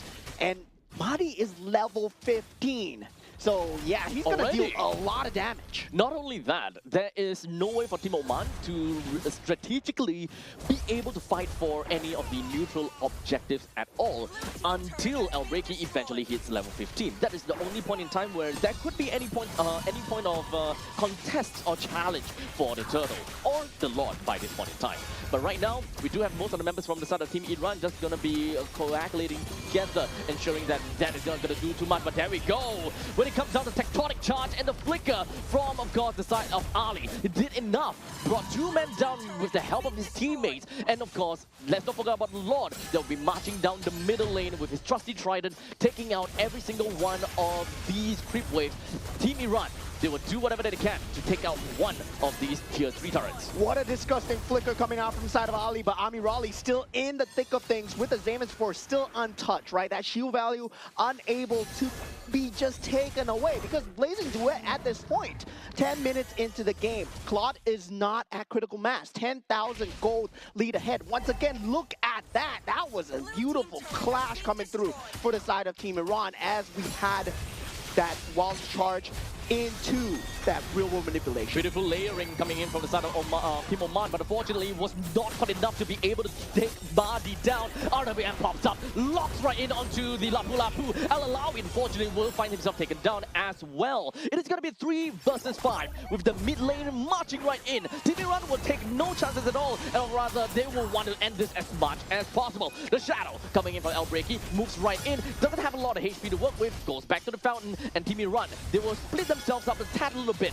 take down the T3 turret down in the bottom lane, will secure them a better fight into the core. While in the meantime, now El Karusi buys a bit of time with the Wave Dragon onto Mahdi, but other than that, that is just a valiant sacrifice for him that will allow LOΗI to come back into the fight and try to clear the wave as much as possible. Yeah, this is still doable for the side of Team Oman. They do have that late game lineup, especially with the Hanzo and also the Claude. So Team Iran, they know that they're on the clock. They're forcing the issue as much as possible, but they gotta avoid mistakes here. One move wrong by Mahdi could result in Team Oman flipping the script. That is all 3 of the key 3 turrets that have been taken down already. And unfortunately for Team Oman, they are very much behind in terms of the economical factor with 14,000 gold deficit. They don't don't have what it takes to clear the way fast enough. They don't have what it takes to realistically push Team Iran away. And at this point in time, Team Iran is only going back because of the spawn of the Lord. Yeah, right now the only control factor coming through is the Way of the Dragon and also the Bravest Warrior coming out from LOΗ, right? And Team Iran, they have been playing around these utilities extremely well, baiting it out with their flickers, making sure that their timing is consistent when they go for the clash into the inhibitor turrets. So this is good utility cycles, and now with that Lord being taken, Team Oman, they have nothing to be doing in the outside of the map. They gotta be playing in the inside of the base. As much as possible, Team Iran would ensure that Team Oman would not be able to get out to, do any realistic farm or split pushes. So Iran just literally gatekeeping onto Oman, saying, you are not gonna go anywhere at all. At this point in time, the Lord marches down in the middle lane, ready to pillage, while the RWM pops right out, while El-Breaky forces himself right into the face of Puria. Not quite enough to do anything, while in the meantime, El-Karusi all the way at the backside was hoping they will be able to do a decent amount of damage, but unfortunately he wasn't able to do for any form of control. I mean, Raleigh will take a triple, and they will end the game just like that. 2-0 for the side of Team Iran as they show complete dominance over Team Oman. Wow, oh wow, that Alice at the last moment landing onto 3. That was just madness. And Army Raleigh, man, oh man, we did see a Maniac, a Savage, and now a triple kill. It's really unfortunate that the members of Team Oman, they're unable to really play a game of catch-up, right? And when it comes down to their own laning composition as well, I think that they had a lot of, I would say, wasted movements. They tried and they tried and they tried, because this is a matchup where for Team Oman, they want to capitalize on the Way of the Dragon plus the fact that they have a Hanzo as much as possible. However, what Hanzo has been doing is constantly just going in over and over and over again. Whenever he has the ultimate, go straight in for the Yve without a sliver of assistance from any of the teammates. I would say that was a slight lack of coordination coming out from the side of Team Oman. But looking at the MVP, of course, Ali landing those crucial ultimates and kill participation 100%. When there's a team fight, Ali is there, and 4-0 and 13. This man just decimating the entire battlefield. Broken walls doesn't matter. He makes his own walls. Indeed. So congratulations over to Team Iran, and of course, great plays coming in from Ali, which as a roamer, with no death at all. I think that is very... I think that is a reflection of what that game is for Team Oman, because all Oman or Team Oman, El-Breaky, is trying to do is constantly forcing the issue onto Puria. You see that whenever he's ultimate, right, he goes for Puria. However, he don't have a single assist, and he only have got 2 kills. He haven't formed enough item as a relatively greedy assassin in order to do anything against Puria.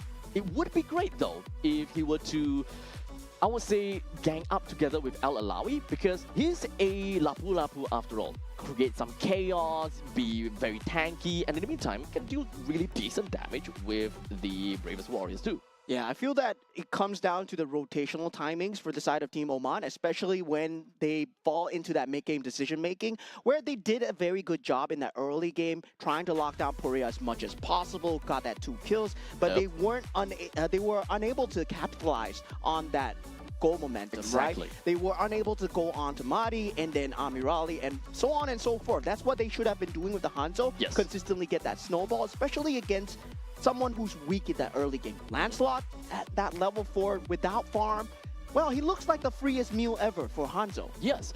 So I think that what Team Oman is essentially looking for is that they want to go for single member pickoff, not necessarily trying to get enough snowball to be able to, go from one chain to the other. So in some sense, they are looking at things in a very narrow kind of playstyle. Whenever I have ultimate, I just go. Not exactly the form of, I want to go for a team fight, I want to make full use of the Hanzo with its innate mobility, as well as the fact that he can do very risky plays, dive all the way to kind of the backlines kind of thing. In fact, they're lacking in team fights overall.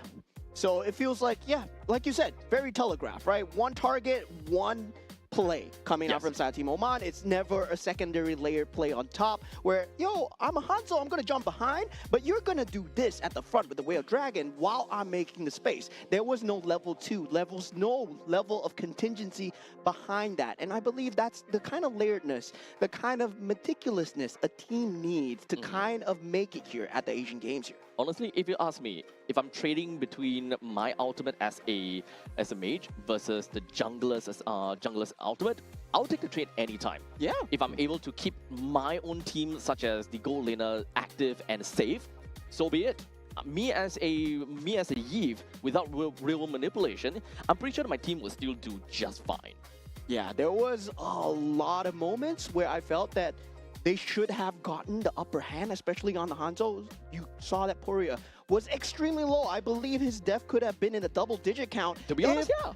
They just stacked their coordination just slightly better. And yeah, that was just such a missed opportunity. But doesn't matter.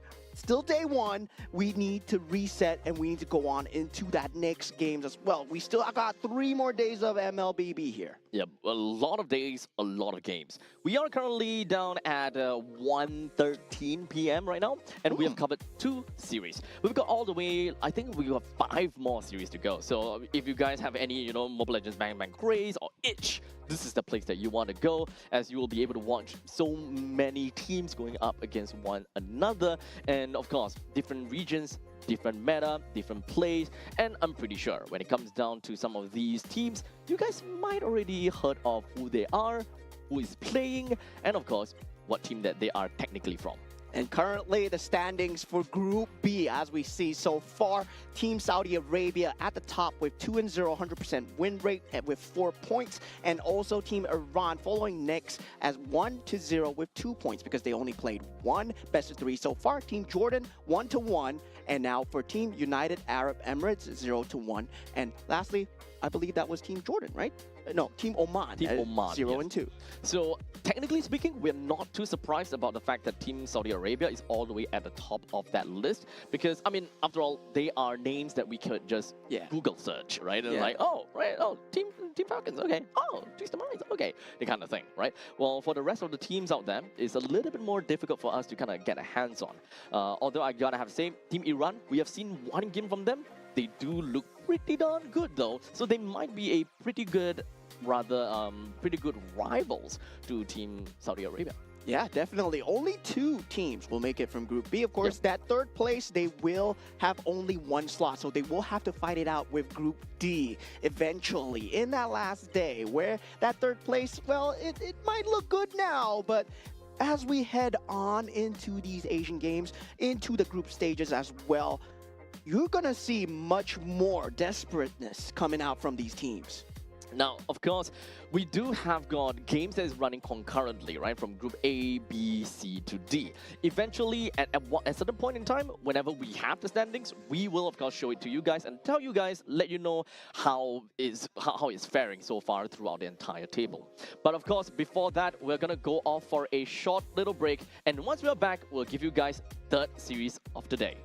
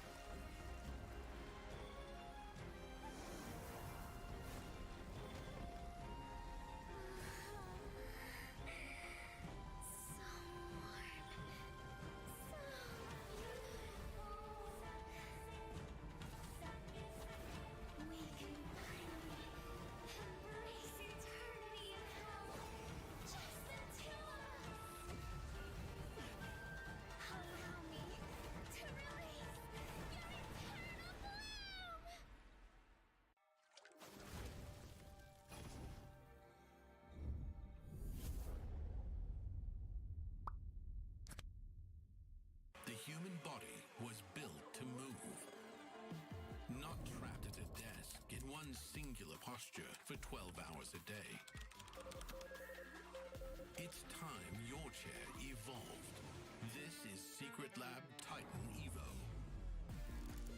Ergonomically engineered for you, gamers, hybrid workers, artists, backing your every move.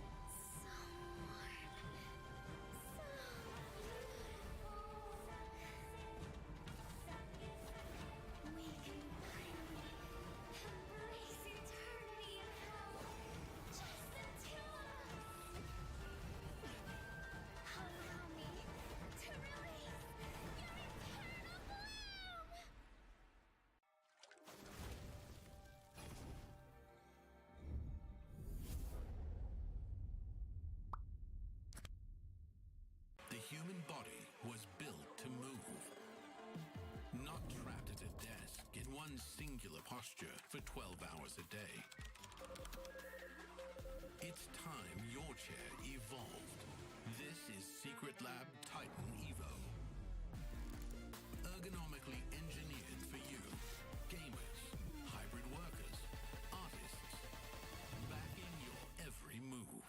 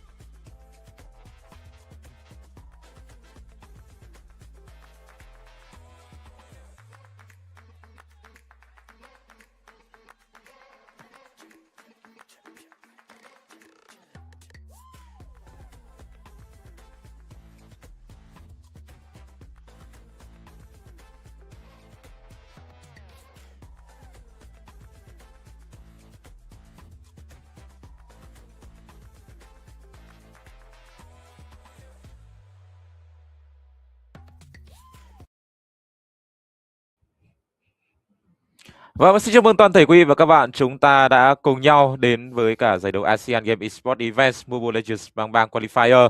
Và đây là giải đấu vòng loại ASIAD, nơi mà chúng ta đại diện đến từ Việt Nam của chúng ta sẽ cần phải tìm cho mình một tấm vé để đến với cả đất nước Nhật Bản, vâng, đất nước mặt trời mọc vào cuối năm nay. Vâng, đúng là như vậy. Ngày hôm nay thì chúng ta sẽ có một đội tuyển đến từ Việt Nam, nhưng đội tuyển này sẽ không thuộc gọi là một đội tuyển cụ thể ở đó ở trong quốc nội, mà chúng ta sẽ kết hợp giữa 5 thành viên khác nhau. Thì những cái tên các bạn có lẽ cũng đều đã quen thuộc rồi, nhưng ngày hôm nay thì họ sẽ không dùng tên in game nữa mà sẽ dùng tên thật. Giống như chúng tôi đây thì sẽ là caster Trọng Khoa cùng với caster Trung Hiếu. Đấy, và mặc dù là theo như cái line-up giới thiệu thì là chúng tôi thì sử dụng tên thật Trung Hiếu với cả Trọng Khoa, nhưng mà có vẻ như là bên tổ kỹ thuật thì vẫn đang để là các biệt danh của chúng tôi. Và trước khi đến với cả trận thi đấu mà sẽ được tiếp sóng ngay bây giờ thì chúng tôi xin được thông báo đến lịch của đội tuyển quốc gia Việt Nam của chúng ta thi đấu vào ngày hôm nay. Vào lúc 16 giờ thì đội tuyển quốc gia Việt Nam của chúng ta cũng sẽ có cho mình một trận đấu ra quân. Và theo như tôi nhớ không nhầm thì hình như là đối đầu với cả đội tuyển Indonesia thì phải. Đấy, và vào lúc 19h30 để khép lại ngày thi đấu hôm nay thì chúng ta cũng sẽ có thêm một trận thi đấu nữa. Và đại diện đến từ Việt Nam của chúng ta sẽ nằm ở khu vực bảng A, nơi mà sẽ có các nước đến từ khu vực Đông Nam Á để họ cạnh tranh cho mình 5 tấm vé đến với cả Nhật Bản vào cuối năm nay. Thì nói chung là tôi hy vọng rằng là với bảng A, một bảng đấu đầy khó khăn với 7 đội tuyển tính cả Việt Nam của chúng ta, thì chúng ta cũng, tôi nghĩ chắc tầm này cũng chưa dám mơ mộng nhiều, nhưng mà chỉ cần hy vọng rằng là đội tuyển quốc gia Việt Nam của chúng ta có mặt ở trong top 5 để có vé đến với cả Nhật Bản là được rồi. Đúng vậy, nói thật.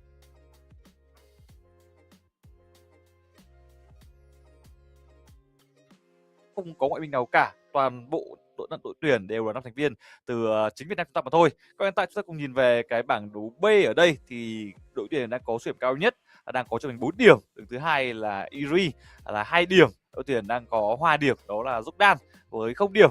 UEA thì đang âm 2 điểm cùng với cả Oman âm 4 điểm. Thì thua một trận đấu khá là bạc nhược nên họ đang có số điểm khá là thấp. Còn đây là cục diện bảng B, và như đã nói đến từ anh Trung Hiếu thì chúng ta sẽ có đội tuyển Việt Nam ở bảng A. Còn sắp tới đây ở trận đấu chúng ta chuẩn bị được lên sóng sẽ là ở bảng D với hai khu vực đó là Pakistan cùng với cả Sri Lanka. Vâng, và bởi vì đây là một đại hội thể thao cho nên là tất cả các cặp trận thi đấu tôi nghĩ là của mỗi bảng thì sẽ đều được phân lịch và sẽ đều lên sóng cùng giờ. Đấy, cho nên là chúng tôi không biết được rằng là cái bảng A đến nơi mà có sự xuất hiện của đội tuyển quốc gia Việt Nam của chúng ta thì có lên sóng cùng giờ hay không. Nếu như mà được thì bản thân tôi cùng với đó là anh Trọng Khoa cũng rất mong muốn là chúng tôi cũng sẽ có thể tiếp sóng và bình luận một trận đấu ở bảng A để chúng ta cũng có thể được thăm dò, chúng ta cũng có thể được xem thực lực của các đội tuyển mà đội tuyển quốc gia Việt Nam của chúng ta phải đối đầu trực tiếp. Nhưng mà có vẻ như là theo như lịch đã được sắp xếp thì đây sẽ là cặp trận thi đấu mà chúng tôi sẽ tiếp sóng dành cho các bạn. Sri Lanka sẽ đối đầu với cả Pakistan ở bảng D.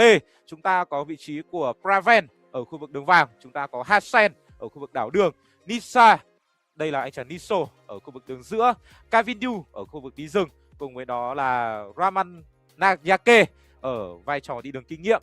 Nói chung là bởi vì là đây là một đại hội thể thao cho nên là tất cả các tuyển thủ đều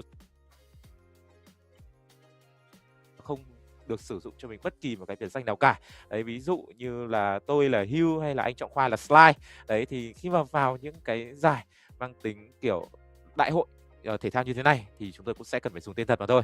Vâng, đúng là như vậy. Và đôi khi chúng ta cũng sẽ thấy được những khuôn mặt quen thuộc nhưng cái tên lại khác khi đó nhiều bạn khán giả không hiểu tại sao. Và ở đây đội hình của bên phía Pakistan với đường vàng là anh chàng Gumit, đường đảo đường là Hasnat, đường giữa Asan và đường rừng Haisam, và cuối cùng là anh chàng Moe ID đến từ phía của đường kinh nghiệm. Thì chúng ta thấy rằng là các đội tuyển đều không hiện ra người chơi dự bị. Thì tôi không biết rằng thể thức của họ có cho phép là người chơi dự bị hay không. Chứ hiện tại là chưa thấy có thêm thành viên thứ 6 để phòng hờ cho trường hợp nếu như có ai đó gặp phải một số vấn đề trục trặc về sức khỏe chẳng hạn, thì sẽ rất khó cho các đội tuyển nếu như phải chơi thiếu người hay trong một cái thể trạng sức khỏe nó không tốt lắm. Và như ở đây các bạn thấy rằng là cái phần sân khấu của các đội tuyển cũng đang hiện ra rồi với một cái tấm nền phông trắng, và họ cũng đang sẵn sàng cầm máy lên, không biết là test kỹ thuật hay họ đang chuẩn bị cho phần map pick đầu tiên.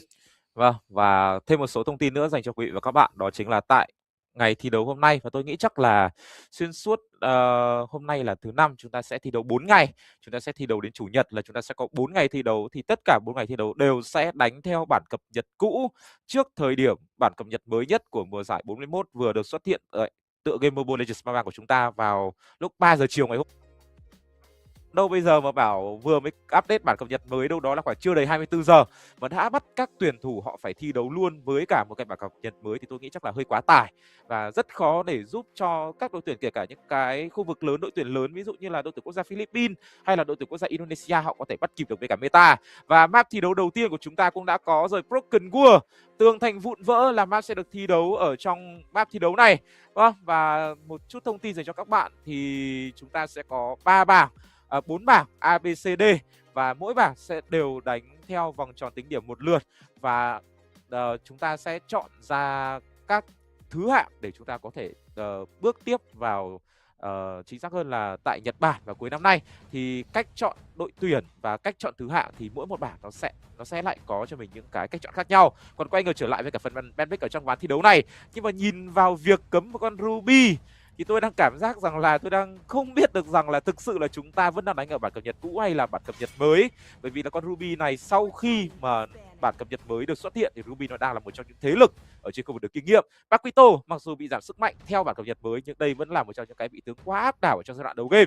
Fetrin, một chiếc tướng tanker quá tuyệt vời ở vai trò đi rừng, đã bị cấm đi đến từ bên phía của Pakistan. Và trong khi đó thì đối với cả Sri Lanka, họ cũng đang cấm rất theo meta mà thôi. Univir, Basia cùng với đó là Marcel là 3 vị tướng bị cấm đi đến từ đại diện của Sri Lanka.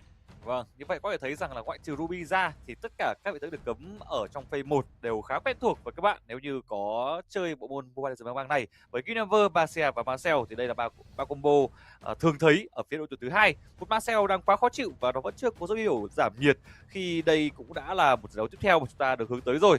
Và cùng với đó sẽ là lượt pick đầu tiên dành cho phía của Pakistan. Họ chọn cho mình Kyrie, một lựa chọn tôi thấy rằng khá sớm. Họ chọn một cái bài khá là sớm và như vậy sẽ có thể nói cho đối thủ rằng là các bạn đừng nên pick đấu sĩ vì chúng tôi đã có sẵn một cỗ máy gọi là diệt tanh. Ở đây là người chơi Gumit rồi và con bài Kyrie khá là gọi là bạo tay với sát thủ đường vàng. Điều này cũng sẽ ảnh hưởng tới những cái pha pick tiếp theo của họ nếu như đối thủ đưa ra những lượt counter cứng cựa, bởi vì vị tướng Kyrie cũng có tầm đánh khá là ngắn và cũng sẽ cần nhiều thời gian chơi game ở đoạn đầu game trước khi có thể lên được ba đồ chân phái. Và phía bên kia đã mang ra cho mình ngay một vị tướng cực kỳ khó chịu ở khu vực đầu đường, đó chính là Khalid. Và nếu như có cả Jusin nữa thì tôi nghĩ rằng là đường giữa của Pakistan sẽ gặp nhiều sự khó khăn, nhưng quyết định của họ sẽ là pick cho mình Ivy cơ. Đây cũng là một vị tướng hot ở đường giữa, nhưng như vậy thì lại nhả ra một Jusin. Tôi vẫn cảm thấy rằng đó là mảnh ghép phù hợp cho bất kỳ đội hình nào cả. Và hiện tại thì Pakistan đang đứng trước cơ hội đó. Và liệu rằng họ có muốn sử dụng vị tướng này hay không khi đang có tiếp theo là 2 lượt pick đồng thời ở trong cái phase 1 này để hoàn thành được bộ ba đầu tiên và chờ đợi phía của Sri Lanka đưa ra những lượt counter mà thôi. Nhưng hiện tại thì hai anh chàng đến từ Pakistan vẫn đang suy nghĩ là khá lâu. Họ cũng đang chưa dám chắc chắn rằng mình có thể sử dụng tốt được vị tướng mà tôi vừa mới chia sẻ hay không, và quyết định là đưa ra một Leo mod trước, một con tướng đi rừng cũng đang cực kỳ ổn định. Tôi cũng không dám nói là quá đột biến, nhưng sự ổn định của Leo mod là quá đủ để cho phía của Pakistan nuôi xanh sao được một carrier trong trận đầu game, và sau đó là một Kalia, một combo gọi là bắt lẻ cực tốt. Có thể sẽ có God ở phase thứ hai nếu như mà Pakistan họ có cho mình Leo mod kết hợp với cả con bài Kalia ở lượt pick đầu tiên. Và trong khi đó thì đối với cả Sri Lanka, tôi nghĩ rằng là họ có thể hướng luôn vào một vai trò đi rừng, khi mà chúng ta đã có cho mình đó là 3 vị tướng đi rừng theo chất tướng là tanker, đấu sĩ đều đã bị cấm đi rồi. Một con thuận meta nhất còn lại đó là con Leo mod thì đã bị cấm đi.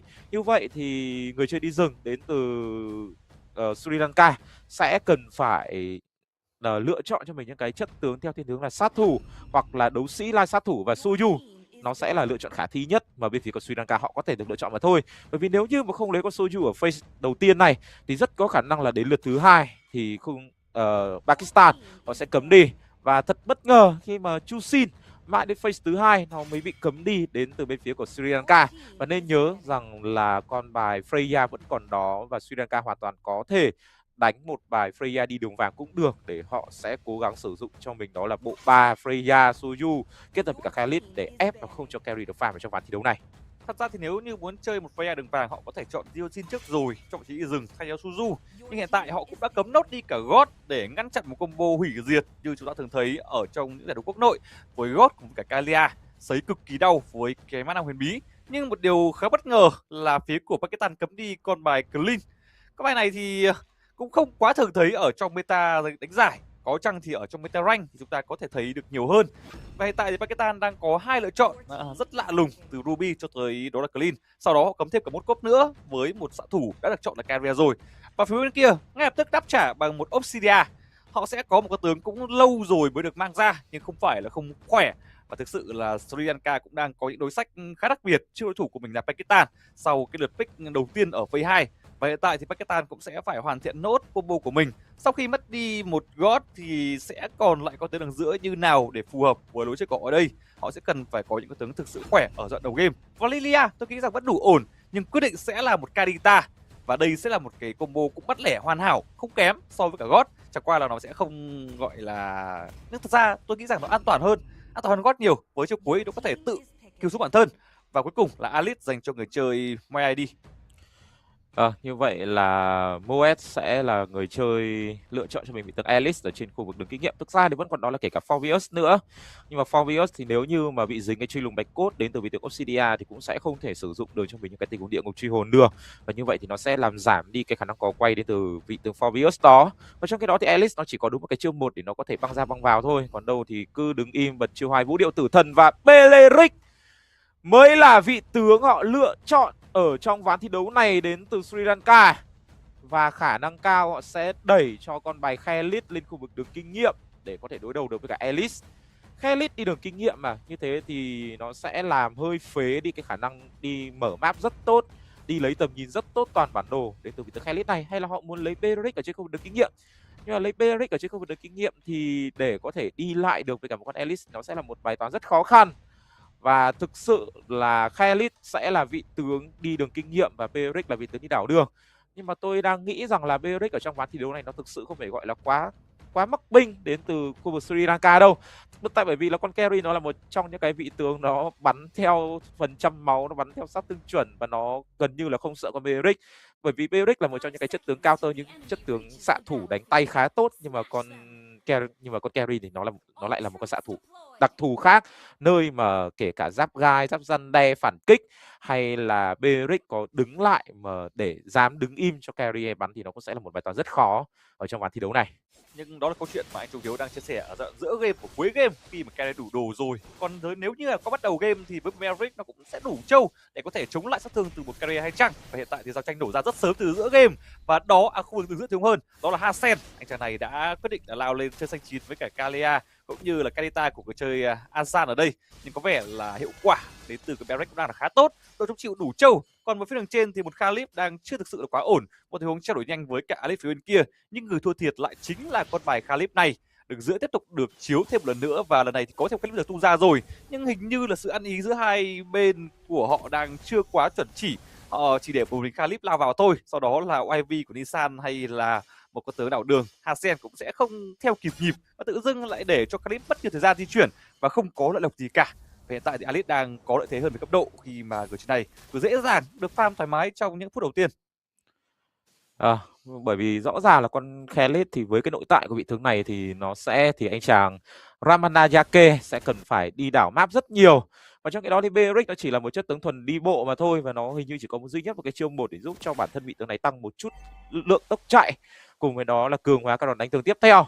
Đấy, chứ còn đâu mà Khalid bây giờ cứ phải ôm ở trên khu vực đường kinh nghiệm, bởi vì là sẽ cần phải nhìn thấy lính và cố gắng đạt ở trên cấp độ 4 nữa.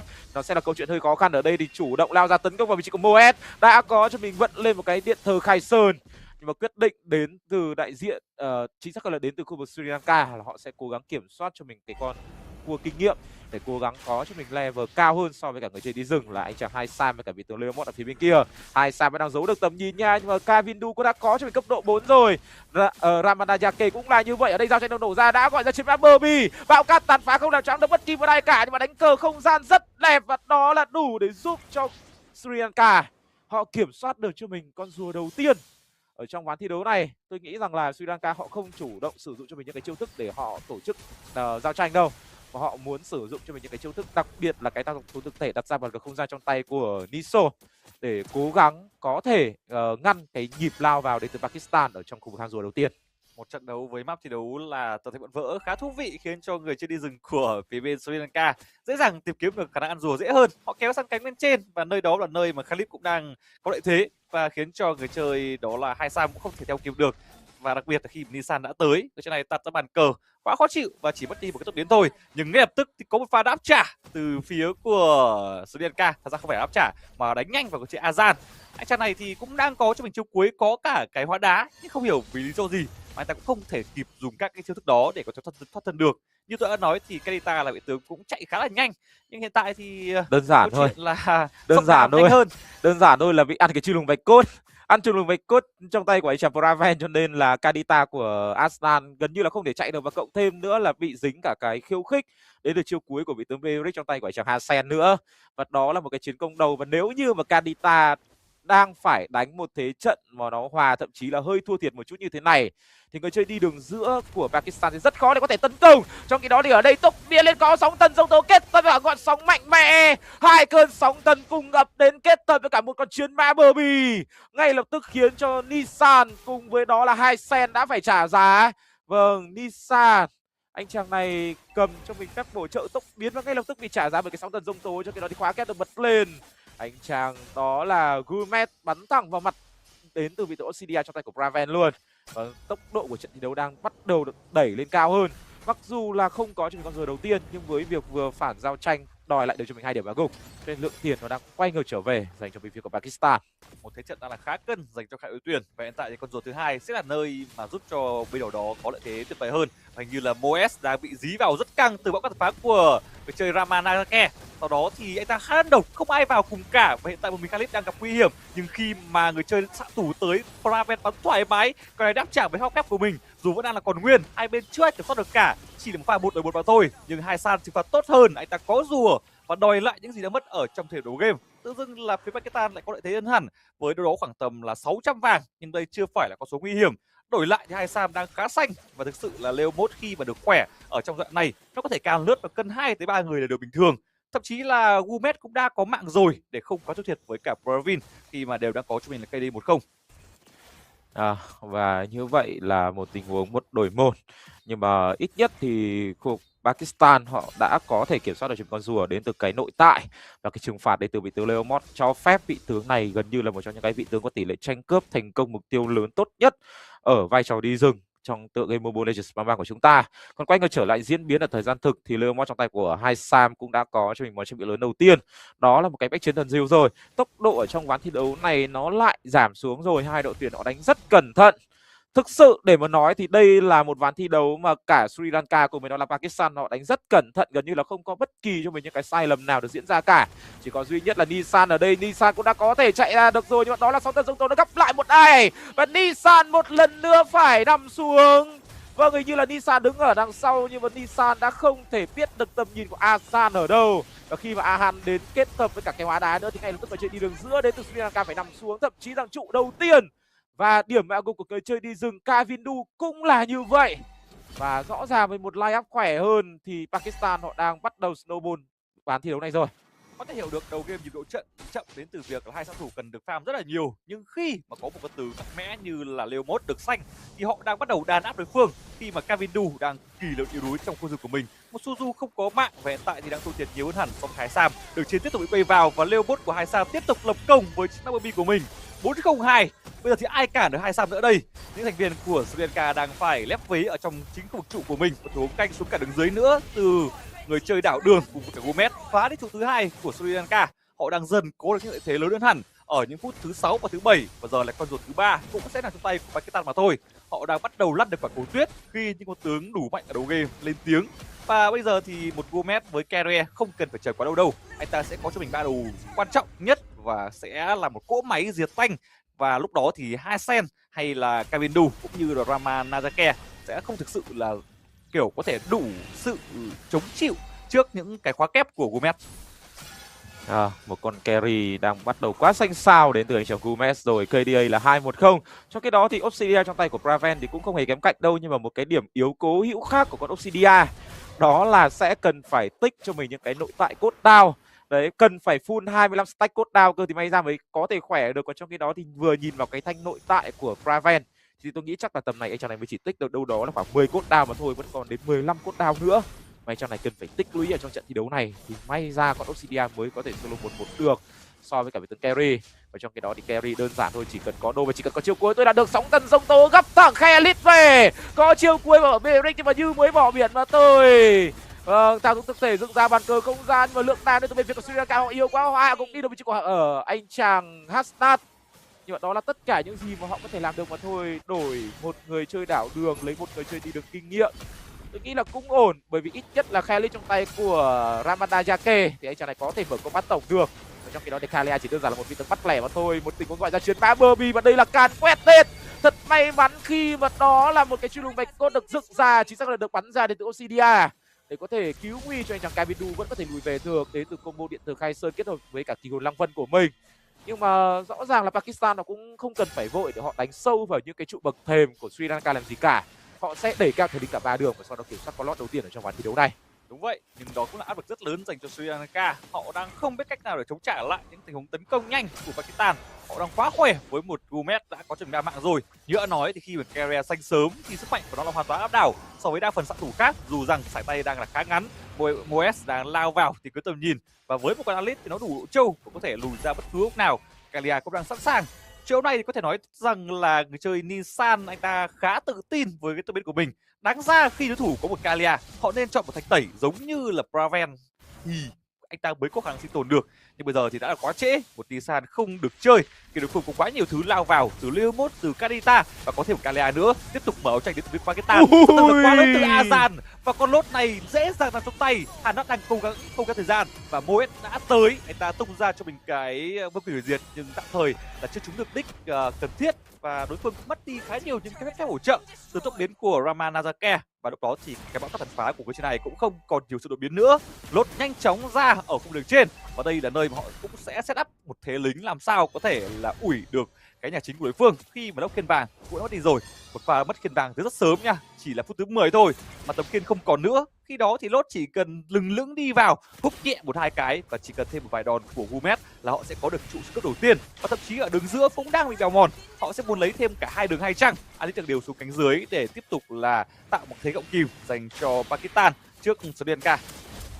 Và đây sẽ là một thế mà bên phía của Sri Lanka họ sẽ cần phải căng mình ra để họ có thể đáp lót này. Nên nhớ rằng Hasnat cũng đã có cho mình một cái quyền trợ thời gian rồi, cho nên chiêu cuối sóng thần dông tố của vị tướng Kalia này sẽ hồi rất nhanh mà thôi. Và chuẩn bị tung được 3 người, câu được thanh tẩy đến từ vị trí của Braven rồi, truy lùng mày có được bắn ra và Hasnat là người đầu tiên phải nằm xuống, nhưng mà đó là tất cả những gì Sri Lanka họ có thể làm được mà thôi. Một đổi 5 quá lời đến từ bên phía của Pakistan và họ có thể lấy luôn chiến thắng đầu tiên của cặp trận thi đấu BO3 này khi mà nguyên một tên lính đã chặn ở đằng sau. Sri Lanka thực sự luôn là họ sẽ cần phải ban đi cho mình vị tướng Kalia này nếu như mà họ muốn vẫn còn nghĩ đến rằng mình sẽ có cơ hội để có thể quay ngược trở lại với cả kèo đấu BO3 này.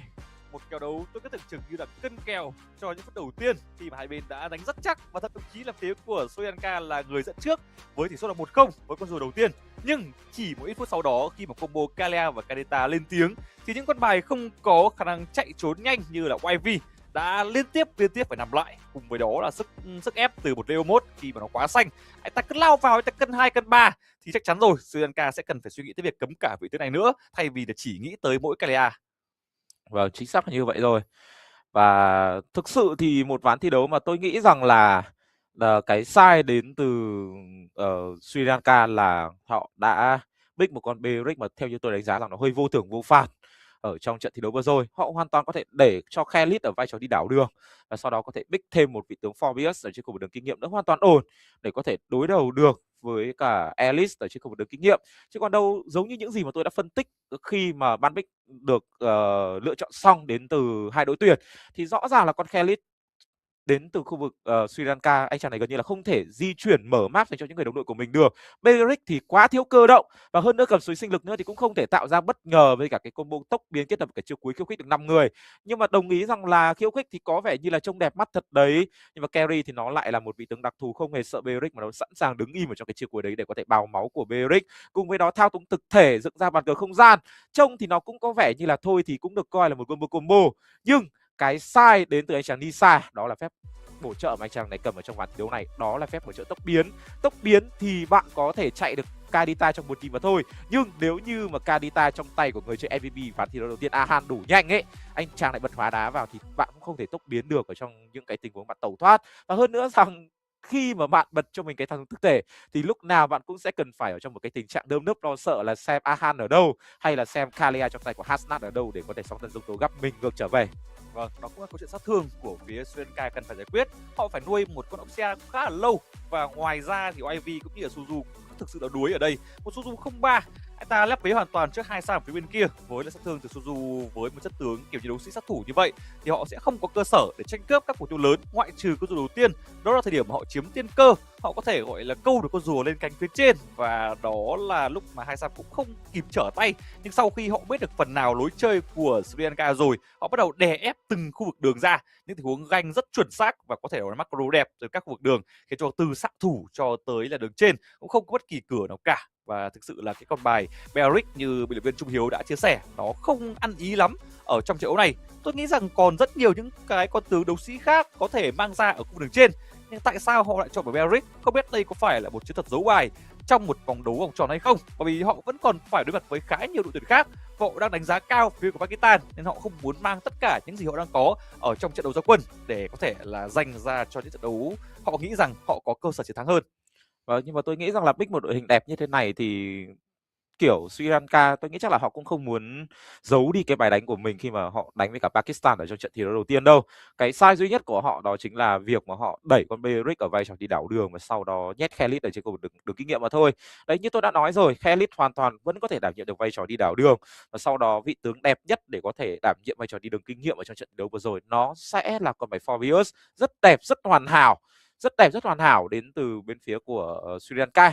Nhưng mà cái chính rằng là hơn nữa rằng là ở trong cái diễn biến ở trong trận thi đấu vừa rồi, lúc sau khi mà hai đội tuyển đặc biệt là Pakistan họ đẩy nhanh tốc độ thi đấu lên thì Sri Lanka họ lại vô tình bị cuốn theo cái lối đánh đến từ bên phía của Pakistan. Pakistan lúc nào họ cũng sẽ đi thành bộ 3 Kadita, Kalea kết hợp với cả Leomord để họ tạo thành một cái bộ 3 bắt lẻ vô cùng hủy diệt, thì Sri Lanka họ lại không hề có bất kỳ một cái phương án nào để họ có thể chống lại được cho mình cái bài đánh bắt lẻ đấy cả. Còn Beric thì kiểu tôi hiểu ý đồ đến từ Sri Lanka ở trong những cái tình huống mà họ sử dụng con Beric để có thể counter được cái bài này, đó là họ chỉ cần thấy mặt của 3 vị tướng đến từ Pakistan thôi thì ngay lập tức sẽ có chiêu cuối để khiến cho 3 vị tướng đó quay ra đánh vào vị tướng Beric thì sẽ giúp cho chủ lực có thể chạy được. Và cái chính là Beric nó quá thiếu cơ động và nó quá chậm để nó có thể làm ra được điều đó. Nó không thể đủ nhanh được so với cả cái tốc độ lao vào đến từ vị tướng Kalea hay là cái tốc độ sốc sát thương đến từ vị tướng Kadita ở khu vực đường giữa trong ván thi đấu vừa rồi. Và đây là map Expanding River, và với một cái lối đánh snowball lăn quả cầu tuyết thì đây sẽ là một map thi đấu mà tôi đánh giá rằng là nó sẽ rất phù hợp, và chính bản thân đội tuyển Pakistan họ cũng sẽ rất thích khi mà phải thi đấu ở trên map thi đấu này. Đúng vậy, mỗi tuyển mà có cho mình những lối chơi kiểu như là combat nhanh như vừa rồi, họ rất thích những map thi đấu có tốc độ ra sông hoặc là di chuyển từ các đường nhanh như là mở rộng sông. Và như này thì phía của Sri Lanka họ cũng sẽ cần phải suy nghĩ lại về lối chơi của mình, không nên pick những con tướng nó quá thiếu cơ động như là Beric vừa rồi. Và kể cả khi có pick nhé thì cũng phải suy nghĩ tới cái thanh tẩy có nên cầm cho Beric hay không, bởi vì khi mà Beric không được chơi thì kể cả nó có cầm số chiến lực cũng không thể sinh tồn được quá lâu trong một combo đến từ phía của Pakistan. Tôi nghĩ rằng là nó kịp tung ra được chiêu cuối nó vẫn quan trọng hơn là tung ra được một cái số chiến lực ở trong ván chiếu này. Và cũng có thể suy nghĩ thêm việc là cấm đi một vài con tướng trong ván đấu trước như là Kalea hay là Leomord như chúng ta đã chia sẻ, vì chúng đang quá khỏe và nó đang là một cái điều gì đó khiến cho tâm lý của Sri Lanka gặp nhiều những cái áp lực sau cái thất bại đâu đó chỉ khoảng tầm 10 phút, gần 11 phút thôi. Đây là khoảng thời gian rất khó để chấp nhận được cho một trận đấu mà đầu ra quân. Ít nhất họ cũng phải bào được phần nào thể lực của đối phương thì ở những trận tiếp theo họ mới tự tin hơn được. Và đây rồi, trận đấu thứ hai cũng đã được diễn ra với phiên pick cũng tương tự với cả ván thi đầu tiên, chỉ có điều là hai bên đổi vị trí cho nhau. Sri Lanka sẽ first pick và first ban với Basia, Bretrin cùng với cả Paquito. Như vậy họ không cấm đi cho mình đó là Leomord hay là Kalia.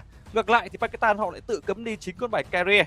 Sau ván thiếu vừa rồi, họ cảm thấy rằng Carrier bị hở ra cho đội tuyển pick trước là khá nguy hiểm. Có vẻ như họ đều đang rất ưu ái cho xạ thủ này. Vâng, và thậm chí rằng họ cũng sẽ cấm đi cho mình cả vị tướng God luôn. Như vậy thì Sri Lanka họ sẽ mất đi cho mình cái combo khá hủy diệt là Kalia kết hợp với cả God ở khu vực đường giữa, hay là họ muốn cosplay lại Pakistan là sẽ là con bài Kadita kết hợp với cả Kalia. Vâng, bộ đôi double K và first pick Akai. Sri Lanka họ đang mang đến khá nhiều bất ngờ ở trong giải đấu lần này. Ván trước thì là Beric, ván này thì là Akai.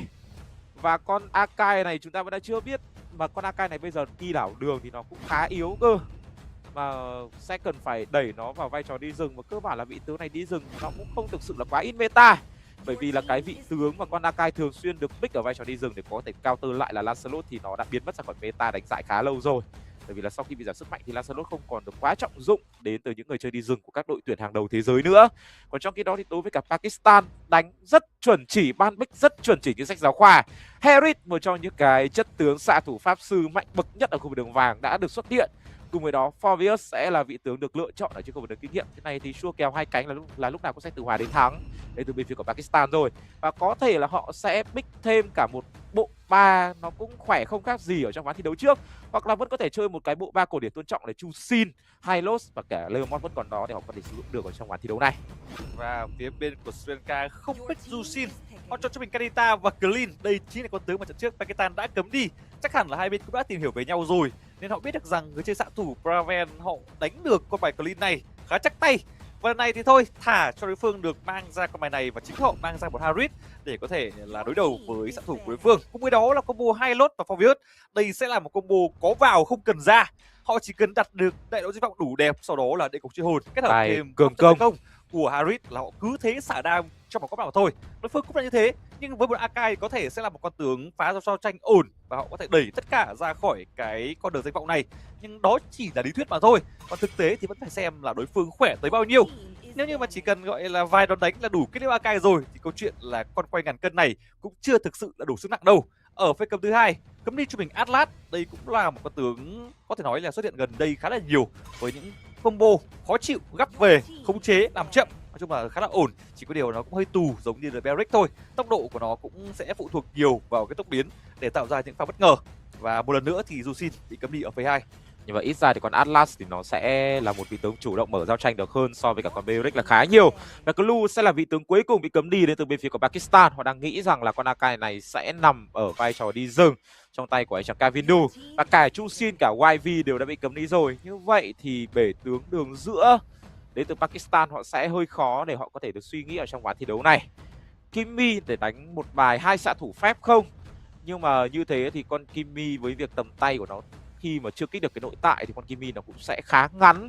Và như vậy thì rất dễ bị Clean cấu rỉa trước thềm giao tranh, hay là Kadita vẫn có thể băng vào với một cách là khá thoải mái. Mặc dù là Kimmy thì nó có cho mình một cái chiêu 2 kết hợp với cả một cái chiêu cuối đã kéo xung lực để có thể trói chân và giữ chân lại, nhưng mà những cái chiêu thức đấy thì nó vẫn sẽ cần phải có thêm cho mình những cái độ delay nữa. Và Lilia và con tướng mà anh Trọng Khoa đã vừa nghĩ ra, nó là vị tướng rất an toàn để có thể lựa chọn được ở trong ván thi đấu này. Và khi mà Lilia đi với cả Hylos thì Kadita tôi nghĩ rằng là cái khả năng dọn đường ở giai đoạn đầu game nó cũng sẽ không thể mạnh bằng so với cả bộ đôi Lilia kết hợp với cả Hylos đâu. Và như vậy Akai sẽ là vị tướng đảo đường, Leomord mới là vị tướng được lựa chọn ở trong ván thi đấu này. Tôi nghĩ rằng là lựa chọn con Leomord đến từ Sri Lanka theo thiên hướng là cướp tướng nhiều hơn, bởi vì họ không hề muốn một bài song ngựa được xuất hiện. Và Edit sẽ là vị tướng được lựa chọn ở trên khu vực đường kinh nghiệm. Nói chung là pick con Edit cũng được, pick con Edit cũng được, bởi vì như thế thì đội hình đến từ bên phía của Sri Lanka thì họ sẽ có một bài đánh hai xạ thủ, và hơn nữa rằng 4 vị tướng Clean, Kadita, Akai, Leomord đến từ Sri Lanka họ cũng sẽ rất mạnh ở trong giai đoạn đầu game rồi.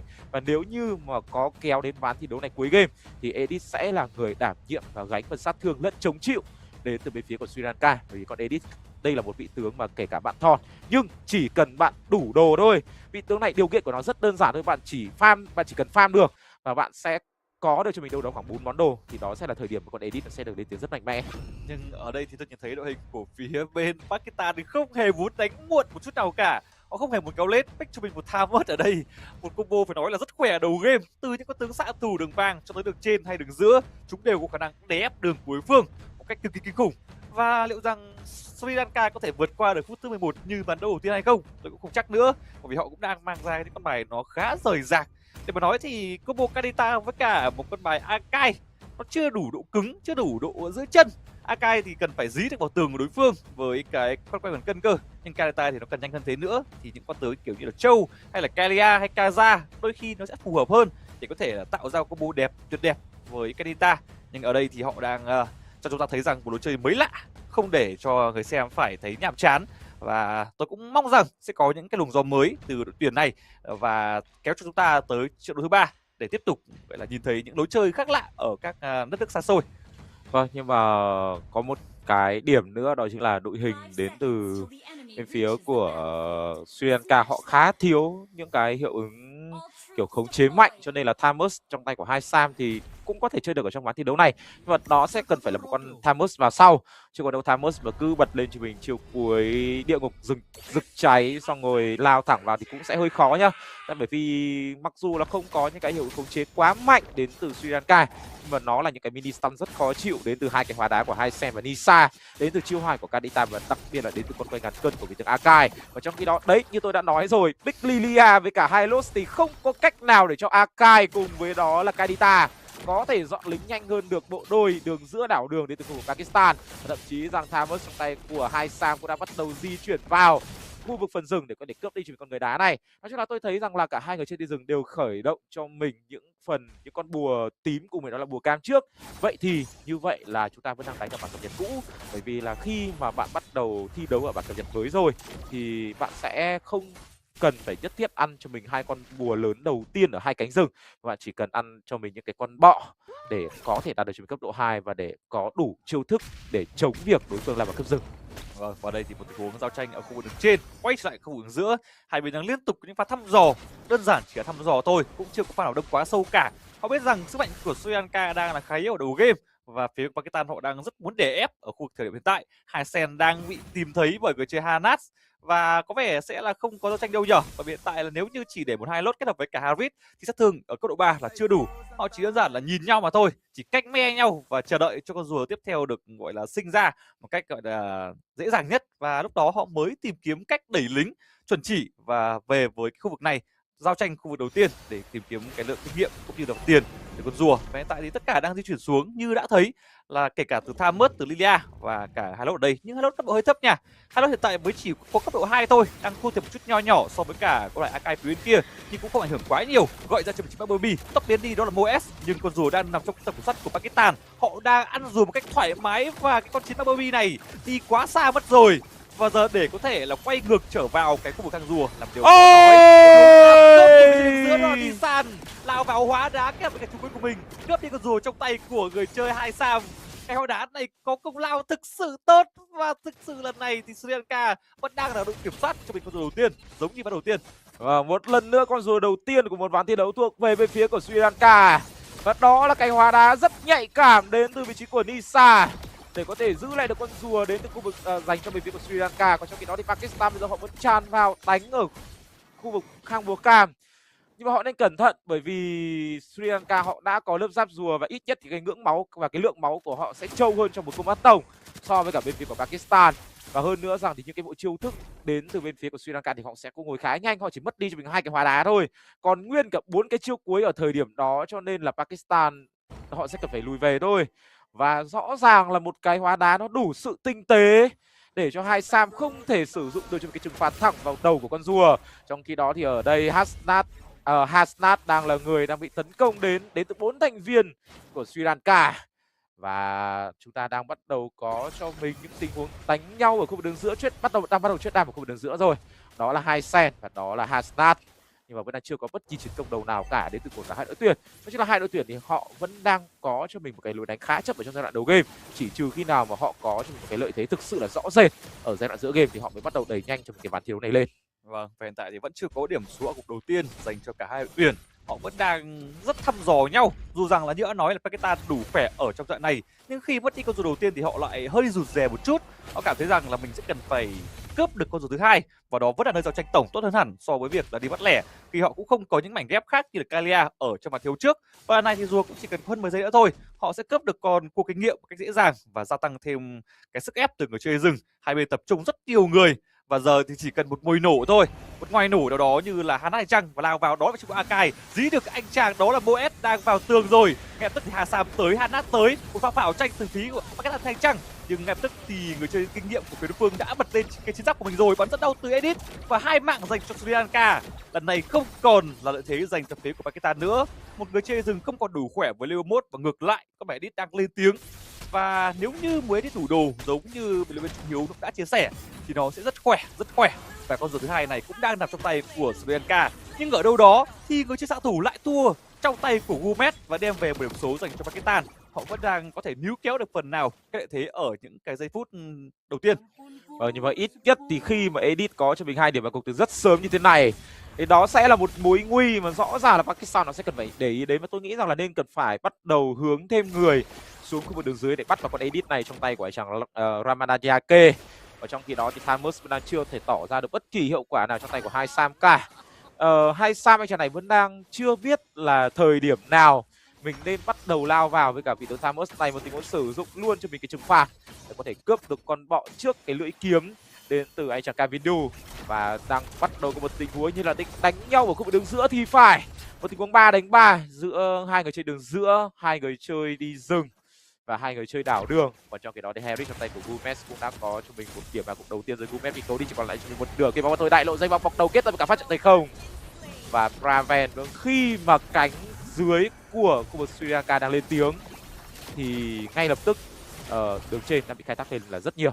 Và họ đang gỡ gạc lại những điểm số ao gục ở trong những đầu tiên để có thể là sát bằng tỷ số. Và Gomez lại là người hưởng lợi, anh ta 2-0 rồi. Những pha vũ nổ thời không kết hợp với cả di chuyển thời không đang tạo ra hiệu quả. Và ASIAD tiếp tục có mạng, nhưng ở đâu đó thì Nissan dù combo vào được vị trí của người chơi rừng là hai Sam cũng đang tiếp tục cân bằng.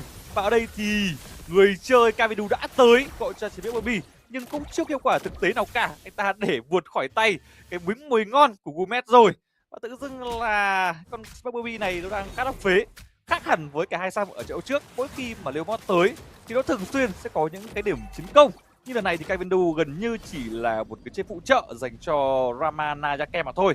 Nhưng thôi cũng được, nói chung thì đây cũng là một con tướng có thể carry mạnh ở tận cuối game. Nên dù rằng Kavindu không có mạng, anh ta vẫn hài lòng với những gì mà phía khu vực Sri Lanka đang có. Và hiện tại là thời điểm con rùa thứ 3 đang chuẩn bị sinh ra. Hai bên sẽ tiếp tục nổ giao tranh ở khu vực này, nhưng sẽ cần tới các vị trí khác từ xạ thủ của Gomez phải ra đường nhanh hơn. Anh ta đang chạy từ khu vực cánh phải sang thì sẽ hơi mất thời gian một chút. Và đó là tiên cơ dành cho Sri Lanka. Họ muốn mở giao tranh sớm và lao vào hỗn chiến nổ ra, gọi cho MLBB những cái con cân đang dí vào chiếc của Azan, đuổi được một người chơi đi. Nhưng Gomez vẫn đang cực kỳ thoải mái để bắn ở phía sau, gọi ra cho mình đó là phát triển không, bắn liên tục, vụ nổ là đau, nhưng hình như là tay đối phương khỏe quá. 5 thành viên của Sri Lanka vẫn còn sống nguyên, đổi lại là 3 thành viên của Pakistan đã phải nằm lại, đó là Hanat, đó là hai Sam cùng với cả Moes. Cứ tưởng chừng như đây là đội tuyển sẽ mạnh hơn ở những pha bắt đầu game, nhưng có vẻ như chúng ta đã nhầm. Thì đối phương ra vào quá tốt, cộng với đó là những pha hóa đá của Nissan như là hai Sen, họ đang đặt lối chơi của mình khiến cho phía của Pakistan phải nhìn nhận lại. Và có thể là trận thi đấu này chúng ta sẽ cần phải đến ván thi đấu thứ 3 nếu như mà Sri Lanka họ vẫn đang giữ nguyên cho mình một cái lối đánh thực sự là quá áp đảo như thế này. Nhưng mà rõ ràng là đối với cả cái chất tướng đến từ bên phía của Sri Lanka thì họ sẽ cần phải đánh cho mình như thế mà thôi. 4 con tướng ngoại trừ con Edit ra rất khỏe cho giai đoạn đầu game. Họ đang định bắt vào vị tướng Forvius trong tay của Moes. Moes không kịp sử dụng địa ngục truy hồn. Và như vậy thì đã có thêm một điểm vào cuộc thứ 7 dành cho bên phía của Sri Lanka. Clean trong tay của Braven vừa bắn trụ vừa bắn cả người. Nhưng mà trụ bắn đau quá và cấu đi anh chàng này đâu đó là khoảng một nửa thanh máu rồi. Con Edit ở khu vực đứng dưới 3-0-2 rồi, không ai sờ vào người được của con Edit này cả. Và vừa nãy thì tôi thấy rằng là Edit trong tay của anh chàng Ramanajake cũng đã bắt đầu có cho mình thêm cả cái lông vũ thiên đường rồi. Thì đây sẽ là một món trang bị quá quan trọng mà con Edit này nó sẽ cần phải lên khi mà bạn sử dụng cho mình Edit ở vai trò đi đường kinh nghiệm. Và cứ đánh như thế này trôi càng lâu. Đồng ý rằng khi mà kéo đến giai đoạn late game thì Hylos đủ độ trâu, Forvius đủ độ trâu, Thamus có đồ, Harris có đồ, Astan có đồ. Nhưng mà để có thể đứng trước mặt và solo thẳng mặt với cả một vị tướng Edit theo thiên hướng là xạ thủ tanker như thế này thì hơi khó dành cho bên phía của Pakistan. đây sẽ là ví dụ điển hình cho việc rằng là không nhất thiết tướng meta mới là mạnh, quan trọng vẫn là kỹ năng của bạn thôi. Một con bài edit không thực sự là quá ít meta, nhưng nó đang là con tướng giúp cho Sri Lanka giành được lợi thế tuyệt đối ở trong ván thi đấu này, cách biệt là gần 5.000 tiền. Và họ bây giờ chỉ cần đánh chắc cốp, không đi lẻ là họ sẽ có thể dần dần lăn cả cuộc tiết và khiến cho Pakistan khó thở ở trong trận này. Dù rằng Gubet đang xanh nha, nhưng họ cũng sẽ có những pha gọi là biện pháp để đối đầu với cả cái trận thủ này bằng cách là bắt lẻ. Và hiện tại thì Hanat đã có thể trở thành một cái mồi nhử đủ tốt tung ra, đó là đại đội danh vọng. Sau đó Harit đã bắn thoải mái phía sau, nhưng cái phát triển không này đợt không quá chuẩn xác, và như vậy thì những tình huống nhảy nhót của Harit sẽ không được đẹp lắm. Và phía của bên kia Sri Lanka chỉ cần ủi vào từ phía cánh còn lại đem về những mã gục mà thôi. ASIAD là người đập xuống, nhưng đổi lại phía của Pakistan cũng mất đi 2 người rồi. 1 đổi 2 vẫn là có lời dành cho Sri Lanka và tiếp tục giữ được khoảng cách là 4.000 tiền ở phút thứ 9. Một con Harit mà mặc dù KD trông có vẻ như là khá đẹp, và với việc liên tiếp thua giao tranh đâu đó khoảng từ 2 đến 3 tình huống giao tranh, nó đã khiến cho Gumet không thực sự là quá nhiều đồ đâu. Và đây là một tình huống mà cái nội tại đến từ Kadita đã cứu thua cho anh chàng Nisa, và Gumet đã phải trả giá cho một tình huống tính toán sai lầm của mình. Vâng, cái nội tại quá quan trọng đến từ Nisa đã cứu nguy cho anh chàng này khi mà nó đã hồi lại cho mình một lượng máu vừa đủ dành cho vị tướng Kadita. Và trong khi đó thì đây là một tình huống mà bên phía của Pakistan nó đã bị thiếu đi một phần đam rất quan trọng, đó là anh chàng Gumet. Và trong khi đó thì ở trong tình huống này đơn giản là trừng phạt và cướp đi và lấy đi cho mình con lót này đến từ bên phía của Sri Lanka mà thôi. Moet bắt đầu phải nằm xuống thêm điểm ở cuộc thứ 5 của anh chàng này rồi. Một ván thi đấu mà có lẽ rằng là Moet cũng không thể ngờ được vị tướng Forvius lại không thể đối đầu được với cả Edit ngay từ ở trong giai đoạn đầu game, giống như những gì mà anh chàng này đang thể hiện ở trong ván thi đấu này. Vâng, và hiện tại có lẽ là cái thế trận 1 đều đang là rất gần rồi. Chỉ cần Sri Lanka họ không mắc phải những sai lầm cơ bản thì họ đang nắm chắc được phần nào 90% khả năng chiến thắng. Và ở đây thì Hanat tiếp tục là người chơi phải đi dò đường, nhưng dò đường này hơi tốn máu một chút. Và ở đây thì hai Sam phải đổi vai, không phải cho đổi đường, bật lên cho mình sinh lực, nhưng câu chuyện là không đủ. Dùng chiêu cuối để lùi về nhưng đã quá trễ mất rồi. Hai Sam không thể thoát khỏi những pha bắn đạn liên tục của Praven. Colin sấy rất đau, và bây giờ thì Leomot của người chơi Kavendu đang trả đũa lại ván thiếu trước đó. Anh ta trận trước yếu bao nhiêu thì trận này anh ta xanh bấy nhiêu. 407 với cả một con Leomot, 307 với Nisan, một combo hủy diệt. Và Kanita cũng không phải dạng vừa. Lốt đang tiến vào khu vực cánh trên và nó sẽ là cái công cụ để đẩy nhà cực kỳ nhanh. Thậm chí là Sri Lanka còn không cần quan tâm cơ, họ để cho Lốt thích làm gì thì làm, họ sẽ đi lấy nốt các đường còn lại để có thể tiến vào phá đi hầu hết các cái khiên vàng của phía Pakistan. Thậm chí có thể là pha endgame hay chăng, cũng khá giống với cả thế trận ở game đầu tiên. Endgame thì hơi trận khó, là muốn đánh sâu vào nhà chính của đối phương. Nếu như đối phương kiểu dạng mà chơi nhồng ra có thể là end luôn được, nhưng có vẻ là Pakistan đang đánh khá chắc. Họ chờ đối phương lao vào đủ sâu thì mới đánh ngược trở ra, nhưng Kavindo quá khỏe, một con Leomot bây giờ là bất trị rồi. Và họ không mất đi ai cả, đổi lại là Moes với một con Forvius tưởng chừng như sẽ mạnh mẽ nhưng lại đang có cái đây rất tệ là 06. Và chính xác là như vậy rồi. Mones vẫn còn đang thiếu một món trang bị đặc biệt quan trọng nữa với cả con Harris. Đó chính là một cái pha lê ánh sáng. Và xanh thì xanh thật đấy, nhưng mà khi mà đội tuyển của bạn liên tiếp có cho mình những cái tình huống giao tranh thất bại, nó đang khiến cho Guimes cái tốc độ thăng tiến sức mạnh với cả tướng Harris tự nhiên nó bị ngưng hẳn luôn. Nó bị dậm chân tại chỗ luôn. Và trong khi đó thì clean trong tay của Praven lên tiền rất nhanh với cả con bài clean này. Và trong khi đó thì Akhan đang là điểm sáng tôi nghĩ là hiếm hoi ở trong đội hình đến từ bên phía của Pakistan ở trong ván thi đấu này. Ít nhất là anh chàng này vẫn đang giữ được vị trí và vẫn đang có thể giữ lại được thế trận này dành cho bên phía của Pakistan. Và nên nhớ rằng Lilia đã có cho mình thêm cả một cái linh năng chiếu nguyện nữa rồi, cho nên là đặc biệt là Akai, đặc biệt là Edit trong tay của Ramadajake hay là Kavidu, nếu như mà để cho Lilia được chơi thả diều một cách thoải mái thì kể ra là cũng chưa biết là mèo nào cắn mỉu nào đâu. Tôi nghĩ rằng là thế trận này thì bên phía của Sri Lanka họ nên cần phải tăng tốc thêm đi. Con lót tiếp theo sẽ là con lót mà họ nên kết thúc ván thi đấu này.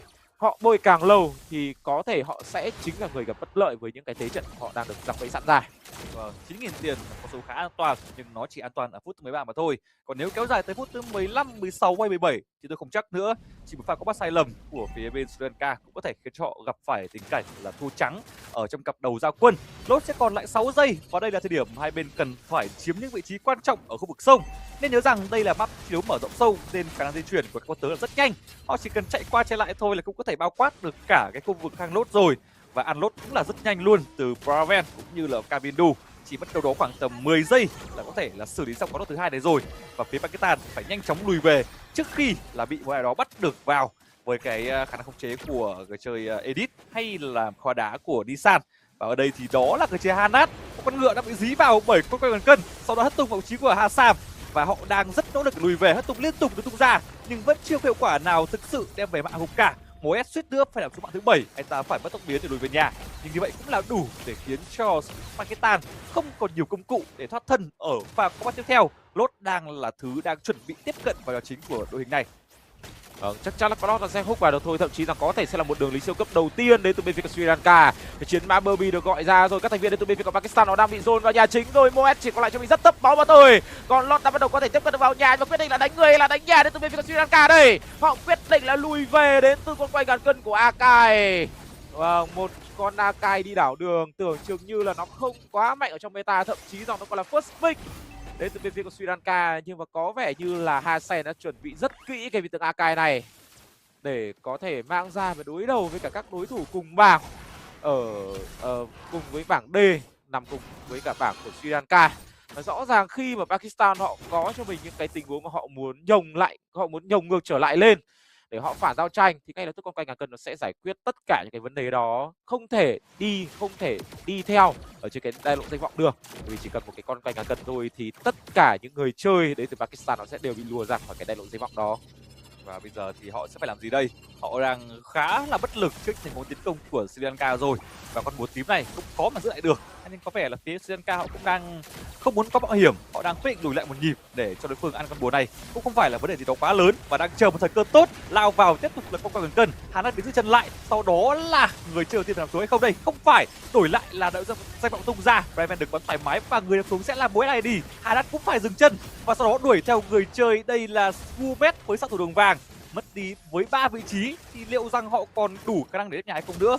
Chắc là khó rồi. Phía của Sri Lanka chỉ mất đi san mà thôi, với khả năng đó là sắt đao thì cũng là ổn bị được tiền, nhưng thời gian không cho phép họ sinh tồn thêm quá lâu nữa. Hết lính rồi, cũng đã bị phá hủy và cũng là còn một con xe nha, còn một con xe còn đứng tiếp theo, và Kavidu gọi ra chiếc MLBB có được đánh rất là cao, nhưng ở đây thì hai sao cũng đang đép được nhà, nhưng lính tiếp vào tiếp tục đường trên. Tôi nghĩ là hết rồi. Thứ đang không ủng hộ trong phía Pakistan và họ sẽ phải mất đi ván thiếu thứ hai để tiếp tục có cho mình ván đấu thứ ba.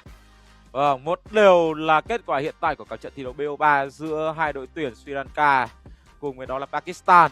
Tưởng chừng như lượt first pick của Nakai nó là một điều gì đó mà hơi khó hiểu đến từ Sri Lanka, nhưng mà chắc đây là tướng tủ của Hasem. Đấy là cách mà kiểu tôi có thể lý giải dễ nhất khi mà chúng ta có thể thấy được con Akai được xuất hiện ở lượt first pick đầu tiên đến từ Sri Lanka.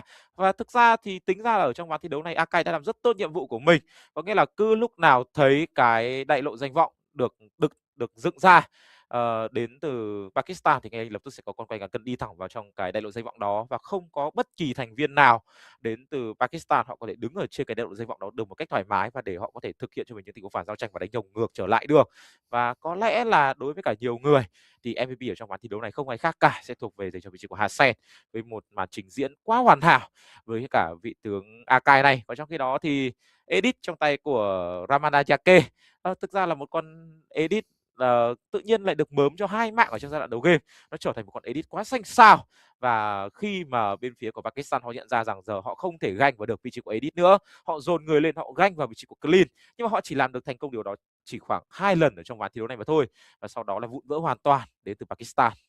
Và một điều nữa là phía của Pakistan họ quá tự tin khi pick cho mình có bài tham mớt. Họ nghĩ rằng là bài tham mớt thì cũng không gặp nhiều khó khăn trong những pha giao tranh, nhưng câu chuyện là nó lại không đem về cái sức mạnh quá lớn ở đầu game. Một tham mớt không ganh được ai cả, và dần dần cứ thế để cho Kavindu dần vượt qua cái ngưỡng sức mạnh của tham mớt, và họ lăn quả cầu tuyết đem về những lợi thế khác từ rùa, từ mục tiêu dành cho xạ thủ hay là đứng giữa. Dù rằng đầu game là Gumet đánh rất tốt, Gumet anh ta có pha solo kill với cả Braven và chiến thắng với cái bài Harris này với 2-0 luôn, nhưng những pha sau đó thì cái đội hình của phía bên Pakistan nó khá rời rạc, nó không còn độ cái sự ăn ý giống như ván đầu tiên, với những con tướng không có cách chiêu thức thực sự là đủ độ phủ tốt, và cứ thế họ trôi dần, và như ở đây là một trận đấu cũng đã dài hơn hẳn với 16 phút. Tổng lượng tiền là 52.691 so với cả 41.561, cũng đã cách biệt phải nói là hơn 10.000 tiền, làm con số áp đảo. Tập này tôi không biết được rằng là bên nào là đội tuyển hay hơn nữa rồi. Cứ tưởng chừng trận đầu tiên thì phía của Pakistan đang là đội tuyển nhỉnh hơn, nhưng ngay ở trận đấu thứ hai thôi, Sri Lanka đã chứng minh rằng chúng tôi không phải là đội tuyển yếu, chỉ là trận đầu tiên chúng ta chưa nóng tay và tới khi các trận đấu chỉ còn kéo lại thành khoảng cách BO1 thì chúng ta mới có thể gọi là tìm ra được đâu mới đội tuyển giành được tấm vé đầu tiên vào vòng không, thật ra là tính điểm theo vòng tròn, nên họ vẫn sẽ còn nhiều cơ hội khác nhau để có thể là tiếp tục đối đầu với các đội tuyển khác. Nhưng mà ở cục diện ở khu vực bảng B thì họ chỉ có bảng D thì họ chỉ có 4 đội tuyển thôi. Thì theo như tôi nhớ không nhầm là lấy 1,5 nước thì phải. Đấy, thì lấy 1,5 suất, tại bởi vì là kiểu chúng ta có hai bảng, theo như tôi nhớ không nhầm là bảng C với cả bảng D hay là bảng B với cả bảng D ấy, thì có nghĩa là kiểu chúng ta sẽ lấy 2 đội nhất bảng và chúng ta sẽ lấy thêm một đội nhì bảng có thành tích tốt nhất nữa. Đấy, cho nên là nó lại chia ra thành 1,5 nước. Đó là lý do vì sao nó là như thế. Đấy, cho nên là để có thể thấy được rằng là đây sẽ là một chính xác là đây sẽ là một bảng thi đấu mà nó sẽ khá là sinh tử đấy. Mặc dù rằng là trông thì có vẻ như là nó sẽ không căng thẳng bằng so với cả những gì mà bảng A nơi Đông Nam Á có Việt Nam của chúng ta xuất hiện, bởi vì chúng ta quy tụ hàng đầu, quy tụ những đội tuyển lớn về nền Mobile Legends bang hàng đầu trên toàn thế giới về đó. Chúng ta phải gặp Philippines, chúng ta phải gặp Indonesia, chúng ta phải gặp Malaysia, chúng ta phải gặp cả Campuchia nữa. Đấy, nhưng mà cục diện ở bảng A thì 7 đội tuyển lấy 5. Đấy, thì tôi nghĩ rằng là bảng B, C, D này, đây sẽ là 3 bảng đấu mà thực sự là gần như là không có bất kỳ một cái chỗ nào để cho sai lầm cả. Bạn nhất bảng thì bạn mới có thể an tâm kê cao gối đầu ngủ ngon để có thể nghĩ đến việc là tháng 11 năm nay chúng ta sẽ được đi Nhật Bản. Thì cứ cho rằng là bảng A chúng ta nhiều nước đi, nhưng mà cái độ khó khăn nó cũng là rất cao đúng không? Thì thực sự để có thể lấy được 2 tới 3 suất ở bảng A thì bạn cũng phải chiến thắng tầm ít nhất là 3 trận trở lên thì mới có thể có được cơ hội giành suất. Còn nếu không muốn chắc chắn hẳn thì phải là tầm 4 trận thắng tới 5 trận thắng, thì lúc đó cái cửa vào vòng tiếp theo nó mới là sáng dành cho đội tuyển quốc gia của chúng ta là đội tuyển Việt Nam, và những cái tên có lẽ là cũng gặp nhiều khó khăn khi chúng ta cũng đã gọi là không có một đội hình hoàn chỉnh giống như trong quốc nội như là IOG hay là phía của Sài Gòn Văn Tôm.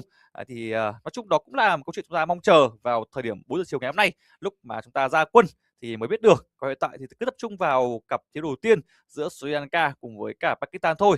Thì hiện tại họ vẫn đang chuẩn bị cho cái phần thi đấu tiếp theo một cách tốt nhất, cũng như đường truyền không bị ảnh hưởng nhiều, và mong rằng họ sẽ có thể trình diễn những tình huống thiếu xuất sắc và không có nhiều những sai lầm.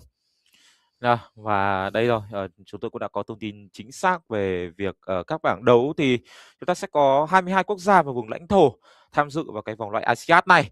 Đấy, thì ngoại trừ bảng A cùng với đó là bảng C của chúng ta thì nó sẽ có những cái suất kiểu theo như kiểu là chắc chắn luôn đấy.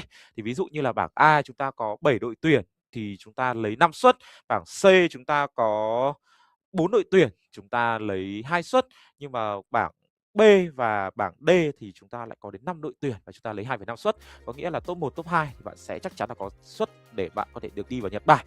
Nhưng tấm vé cuối cùng giữa bảng D và bảng D thì lại là câu chuyện giữa hai đội tuyển top 3 của hai bảng này. Đấy, luyên thuyên một hồi, đấy, chúng ta mãi phân tích một hồi thì đã đến luôn với cả phần lựa chọn map ở trong ván thi đấu thứ 3, và đây sẽ là map bụi cỏ nguy hiểm. ba ván đấu, 3 map bản đồ khác nhau để có thể thấy được là sự đa dạng về bản đồ thi đấu ở trong tựa game Mobile Legends bang. Và chúng ta sẽ cùng nhau đến với cả Ban Big, và lần này thì gió đã đổi chiều. Pakistan một lần nữa sẽ là đội tuyển ở Ban Big trước ở trong ván thi đấu này. Và trong khi đó thì Sri Lanka giống như là ván thi đấu đầu tiên, họ sẽ cần phải đưa ra cho mình những cái lần counter Ban Big, và Pakito cùng với đó là Pasia là hai vị tướng đầu tiên bị cấm đi ở trong ván thi đấu này. Có lẽ phần nào là phía được pick trước đang có nhiều lợi thế hơn nên họ sẽ liên tục đổi về cái đội tuyển bên phía xanh để dành cho mình các vị tướng tiên cơ. Và phần ban pick ở trong ván đấu này nó đang chậm hơn một chút gì đó so với cả hai ván đấu trước. Vẫn sẽ là Pakito, vẫn sẽ là Pasia thôi, nhưng các bản cách tiếp theo họ đang suy tính rằng có nên cấm vào các con tướng tủ của đối phương hay không ngay từ cái phase đầu tiên, bởi vì cả hai bên đều đang gọi là đứng ở trên cái thế một mạng rồi, và bây giờ họ sẽ cấm đi Akai. Sợ rồi, trận trước Akai cứ tưởng chừng như là không thơm, nhưng ai ngờ đó lại là con tướng điểm nhấn của trận đấu và đem về rất nhiều những sự khó chịu dành cho Pakistan. Ngược lại thì Carrier cũng bị cấm đi từ phía của Sri Lanka. Họ vẫn đang khá e ngại người chơi Gumet với đường vàng, bởi vì cả hai trận đấu thì Gumet đều đánh rất tốt, từ Harit cho tới Carrier, anh ta vẫn luôn là điểm sáng cực tốt của phía Pakistan. Mặc dù là không phải là người MVP ở trong ván thi đấu đầu tiên và cũng đã phải nhận thất bại ở trong ván thi đấu thứ hai, nhưng mà cái sự ổn định ở trong khả năng đi đường cùng với đó là khả năng sử dụng cho mình kỹ năng cá nhân đến từ anh chàng Gumet thì rõ ràng là bên phía của Sri Lanka ít nhiều thì họ cũng sẽ cần phải có cho mình những cái sự quan tâm đặc biệt đến người chơi đi đường vàng của Pakistan, bởi vì kéo đến giai đoạn late game thì câu chuyện nó sẽ là đến từ những người chơi xạ thủ, những người chơi đường vàng đấy, ai tay to hơn, ai được xả kỹ năng nhiều hơn ở trong một combat thì người đó sẽ là mang đến chiến thắng dành cho đội tuyển của mình. Và Pakistan chủ động cấm đi cho mình LOµi, mặc dù họ ở phía phần sân màu xanh thì có khả năng là họ muốn đánh một bài tanh cờ đi rừng. Chúng ta vẫn đang còn đó là Fedrin được thả ra đến từ bên phía của Pakistan, hay là họ muốn đánh một bài nhất xạ tứ nổ ở trong ván thi đấu này. Rất nhiều đội hình có thể được mang ra, bởi vì hiện tại tôi nghĩ thấy rằng là cái lối chơi của cả hai đội tuyển nó khá đặc biệt.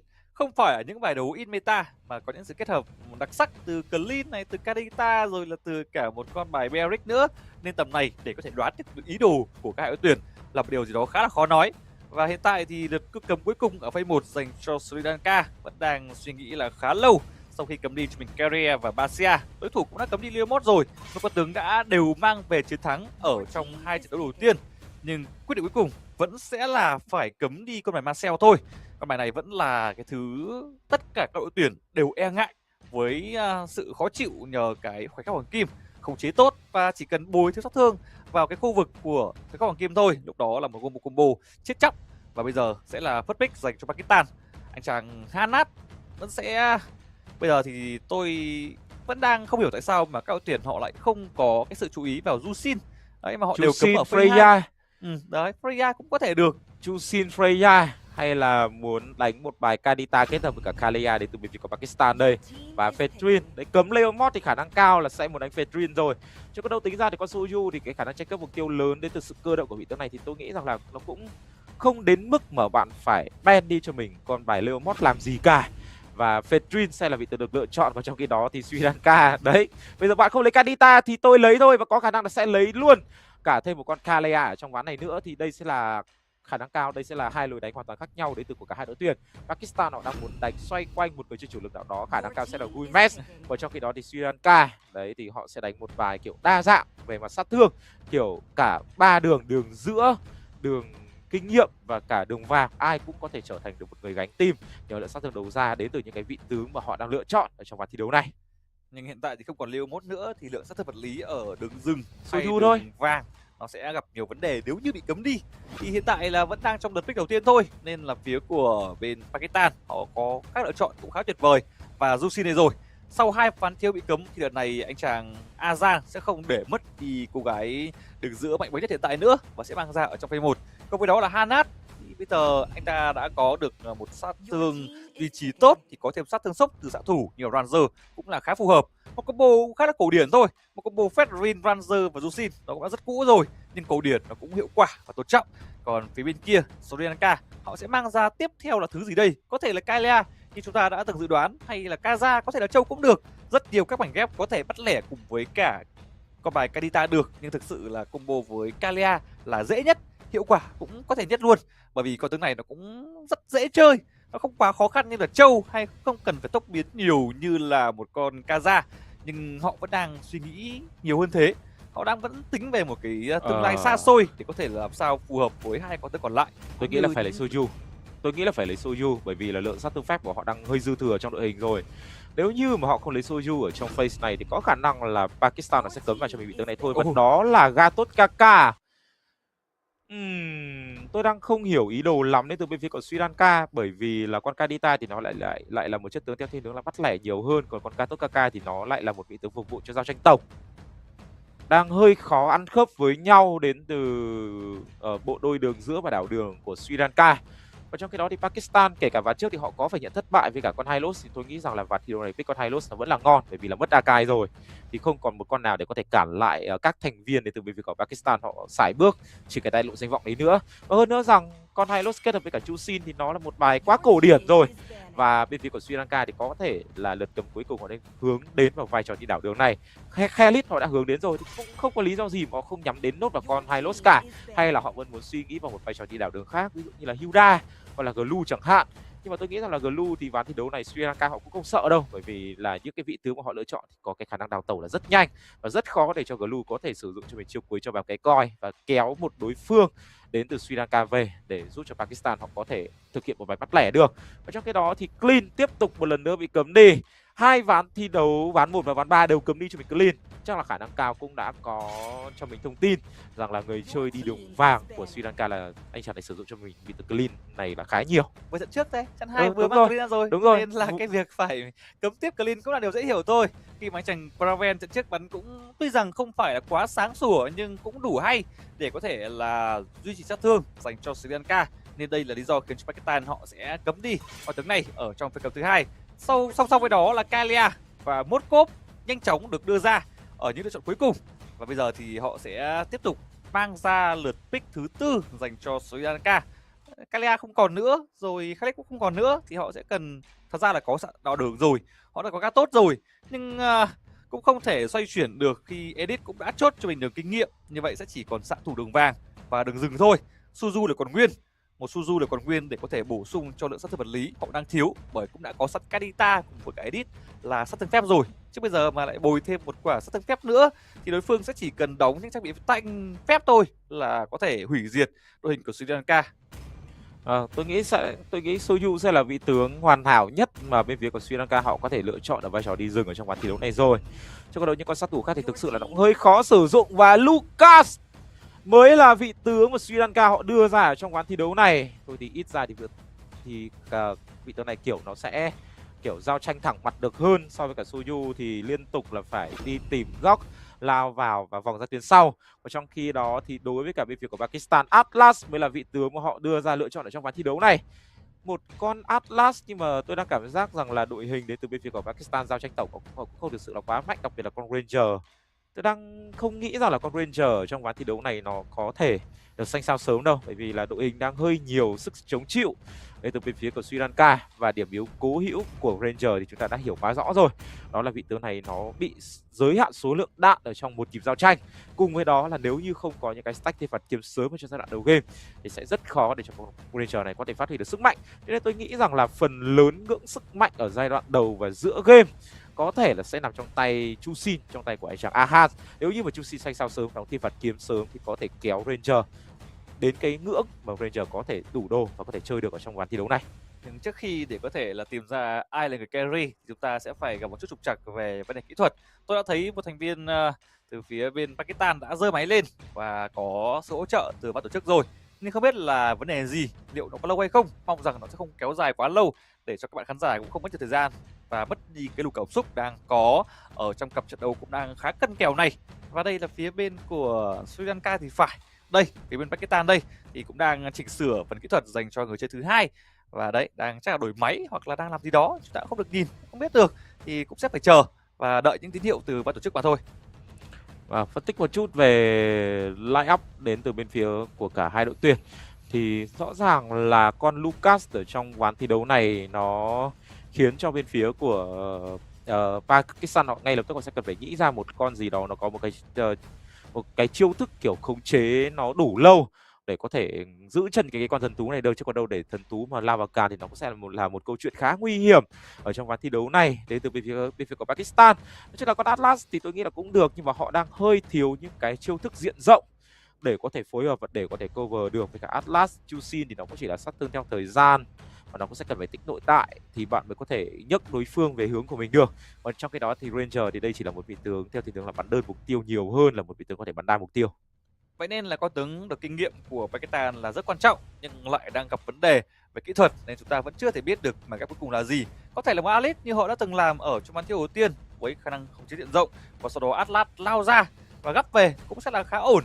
Nhưng bây giờ thì ta thấy rằng trên màn hình vẫn đang có những pha bàn tán và chia sẻ giữa các thành viên dành cho ban tổ chức, và tôi vẫn chưa thể biết được khi nào chúng ta sẽ bắt đầu. Còn về phần đội hình của bên Sri Lanka thì họ cũng đang tiếp tục gọi là duy trì một đội đánh cổ điển quen thuộc khác với một con bài Lucas.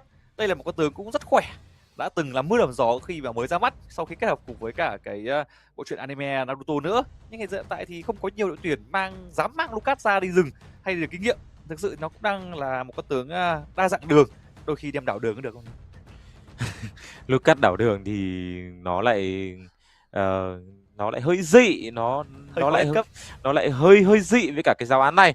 Nhưng mà nói chung là một ván thi đấu mà nói bên phía của Sri Lanka. 4 vị tướng mà họ lựa chọn ở trong ván thi đấu này, cả 4 vị tướng đều là 4 vị tướng nó không thực sự là quá mạnh ở trong meta đánh giải với những cái giải đấu của Mobile Legends bảng hàng đầu thế giới trong những khoảng thời gian gần đây.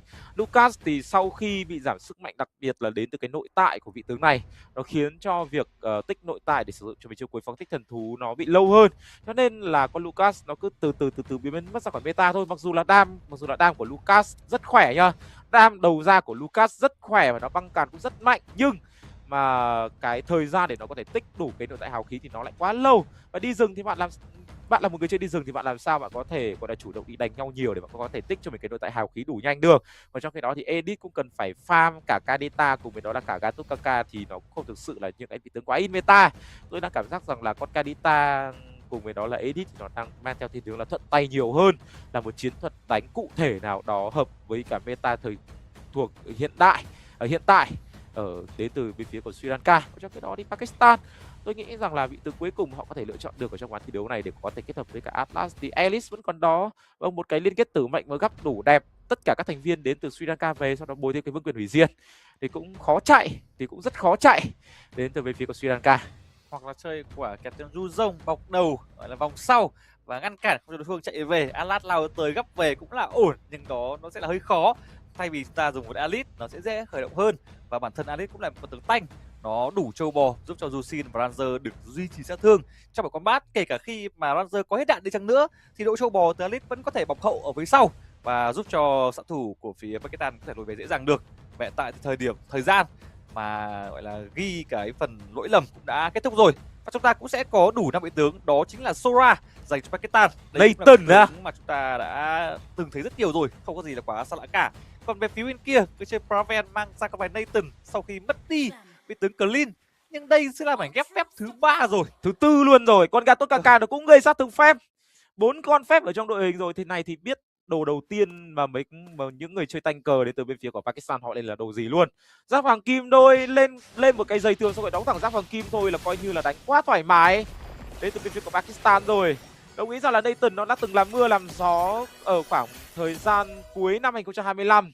Nhưng mà tính đến thời điểm hiện tại thì Nathan nó không phải là một trong những cái vị tướng thực sự là quá khỏe ở trên khu vực đường vàng nữa. Còn ở khu vực đường dưới này thì rõ ràng là Sora trong tay của Moed, khi mà còn Edit chưa đủ đồ thì Sora sẽ là người tỏ ra lợi thế hơn ở trong những cái ở trong giai đoạn lên đinh, cùng với đó là trade đam ở trong giai đoạn đầu game, và thậm chí rằng là có cả Atlas trong tay của Hasnat ở đây. Và ngay lập tức sẽ cần phải lướt chiêu 2 về đến từ anh chàng Ramanajake, và vẫn đã chưa có bất kỳ những cái tình huống giao tranh nào nổ ra quá mạnh mẽ ở trong trận thi đấu này cả. Hai đội tuyển họ vẫn đang đánh rất chậm rãi. Vừa nói xong cũng đã câu đi được một nửa cây máu của anh chàng đi xa rồi. Nói chung là đây là một cái lối đánh khá cẩn trọng đến từ cả Pakistan cùng với đó là cả Sri Lanka, khi mà họ không có cho mình những cái tình huống đánh quá mạnh ở trong giai đoạn đầu game. Nhưng mà Edit không cầm tốc biến, Edit cầm cho mình đó là một cái phần chấn để khi mà có cho mình cấp độ 4 thì vị tướng này sẽ có thể đánh tay được nhiều hơn. Và chiến công đồ ngay lập tức đã có cho bên phía của Pakistan. Vâng, có một bạn comment hỏi là tướng mới đã được sử dụng hay chưa, thì câu trả lời là chưa. Bất kỳ những vị tướng nào khi mà Mobile Legends sẽ quyết định là làm lại vị tướng đó hay là mới ra mắt ở trong tựa game của chúng ta thì phải sau 2 tuần thì mới bắt đầu được xuất hiện ở trong giải đấu. Đúng vậy, điều này sẽ khiến cho những cái lỗi hay là book gì đó sẽ không xuất hiện ở trong giải đấu chuyên nghiệp. Nó sẽ ảnh hưởng rất lớn tới các người chơi cũng như là các đội tuyển. Và hiện tại thì 1-0 đã dành cho Pakistan rồi nhờ tình huống ganh nhanh của ASIAD. Và lần này thì Tusin đã tự lên tiếng, và con rùa sẽ nằm trong tầm kiểm soát của Pakistan hay chăng? Một Fedrin đã chủ động đi lùa con rùa này.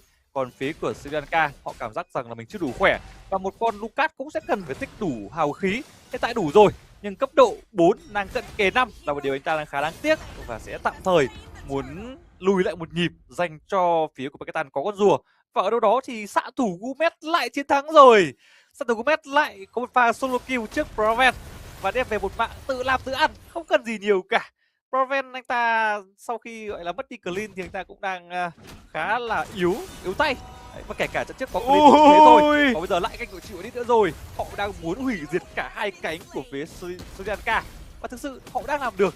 Từ Nathan hay là Edit đều đang rất yếu. Trận trước thì Ramanajake anh ta tin tưởng với cái tỷ số 2-0 của mình ở đầu game, nhưng đó là một tình huống được gọi là mớm nhiều thôi. Còn hiện tại thì khi anh ta muốn tự làm tự ăn đã khó hơn rất nhiều, khi đối phương đã có những con tướng không chế đủ mạnh như là Sora, như là Jusin hay là một Atlas của Hanas. Một tình huống đầu tư rất nhiều đến từ bên phía của Pakistan. Họ đầu tư xích sắc linh đăng, họ đầu tư thiên vân vạn biến, có cả tốc biến của anh chàng Moed cho cẩn thận luôn. Và Ramanayake, anh chàng này không thể làm được gì với cả con edit này rồi. Ván trước thì 2-0, ván này thì không 2, thiên phạt kiếm đã có trên người của Gomez rồi. Và như vậy thì khả năng cấu diện sẽ là rất đau, nhưng mà nên nhớ rằng Hasen đang giấu được tầm nhìn của mình nha. Và Gomez chỉ cầm cho mình phép hỗ trợ là tốc biến mà thôi. Nếu như mà bị ăn cái khiêu khích đến từ kim cang bất bại này thì đó sẽ là một vấn đề. Nhưng mà Hasen lại chủ động lộ tầm nhìn ra mất rồi. Và như vậy thì người chơi đường vàng đến từ bên phía của Pakistan thì chàng này vẫn sẽ có thể lùi về, và thậm chí rằng đánh rất thoải mái đến từ người chơi đường vàng của Pakistan luôn, không gặp bất kỳ một chút khó khăn nào cả. Một VSI vẫn vô tư.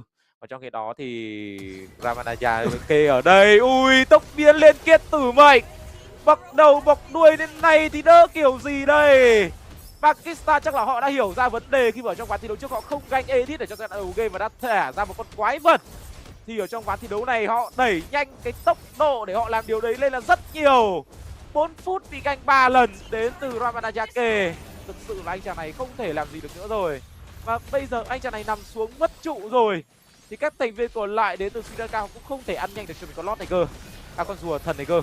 Aura farming đầu chính của Ramanayake, còn đây con rùa cũng sẽ được gọi là nhanh chóng kết liễu bởi 2 sao thôi, đánh ngược trở ra. Và kể cả khi đối phương có thần thú thì cũng chỉ có thể có được mạng của Moed mà thôi. Sau đó xạ thủ vẫn thoải mái phía sau, Moed xạ đao quá khỏe và không ai sờ tay anh ta cả. ASIAD cũng sẽ là người tiếp theo phải nằm xuống trước cái linh đăng của ASIAD.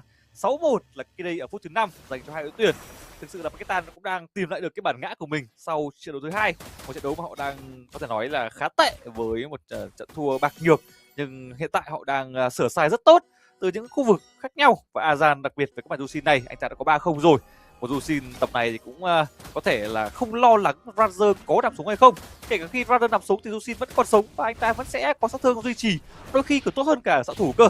Vì cái kỹ năng của người chơi này nó cũng chỉ cần dí và dí, còn Razer đôi khi nó hết đạn.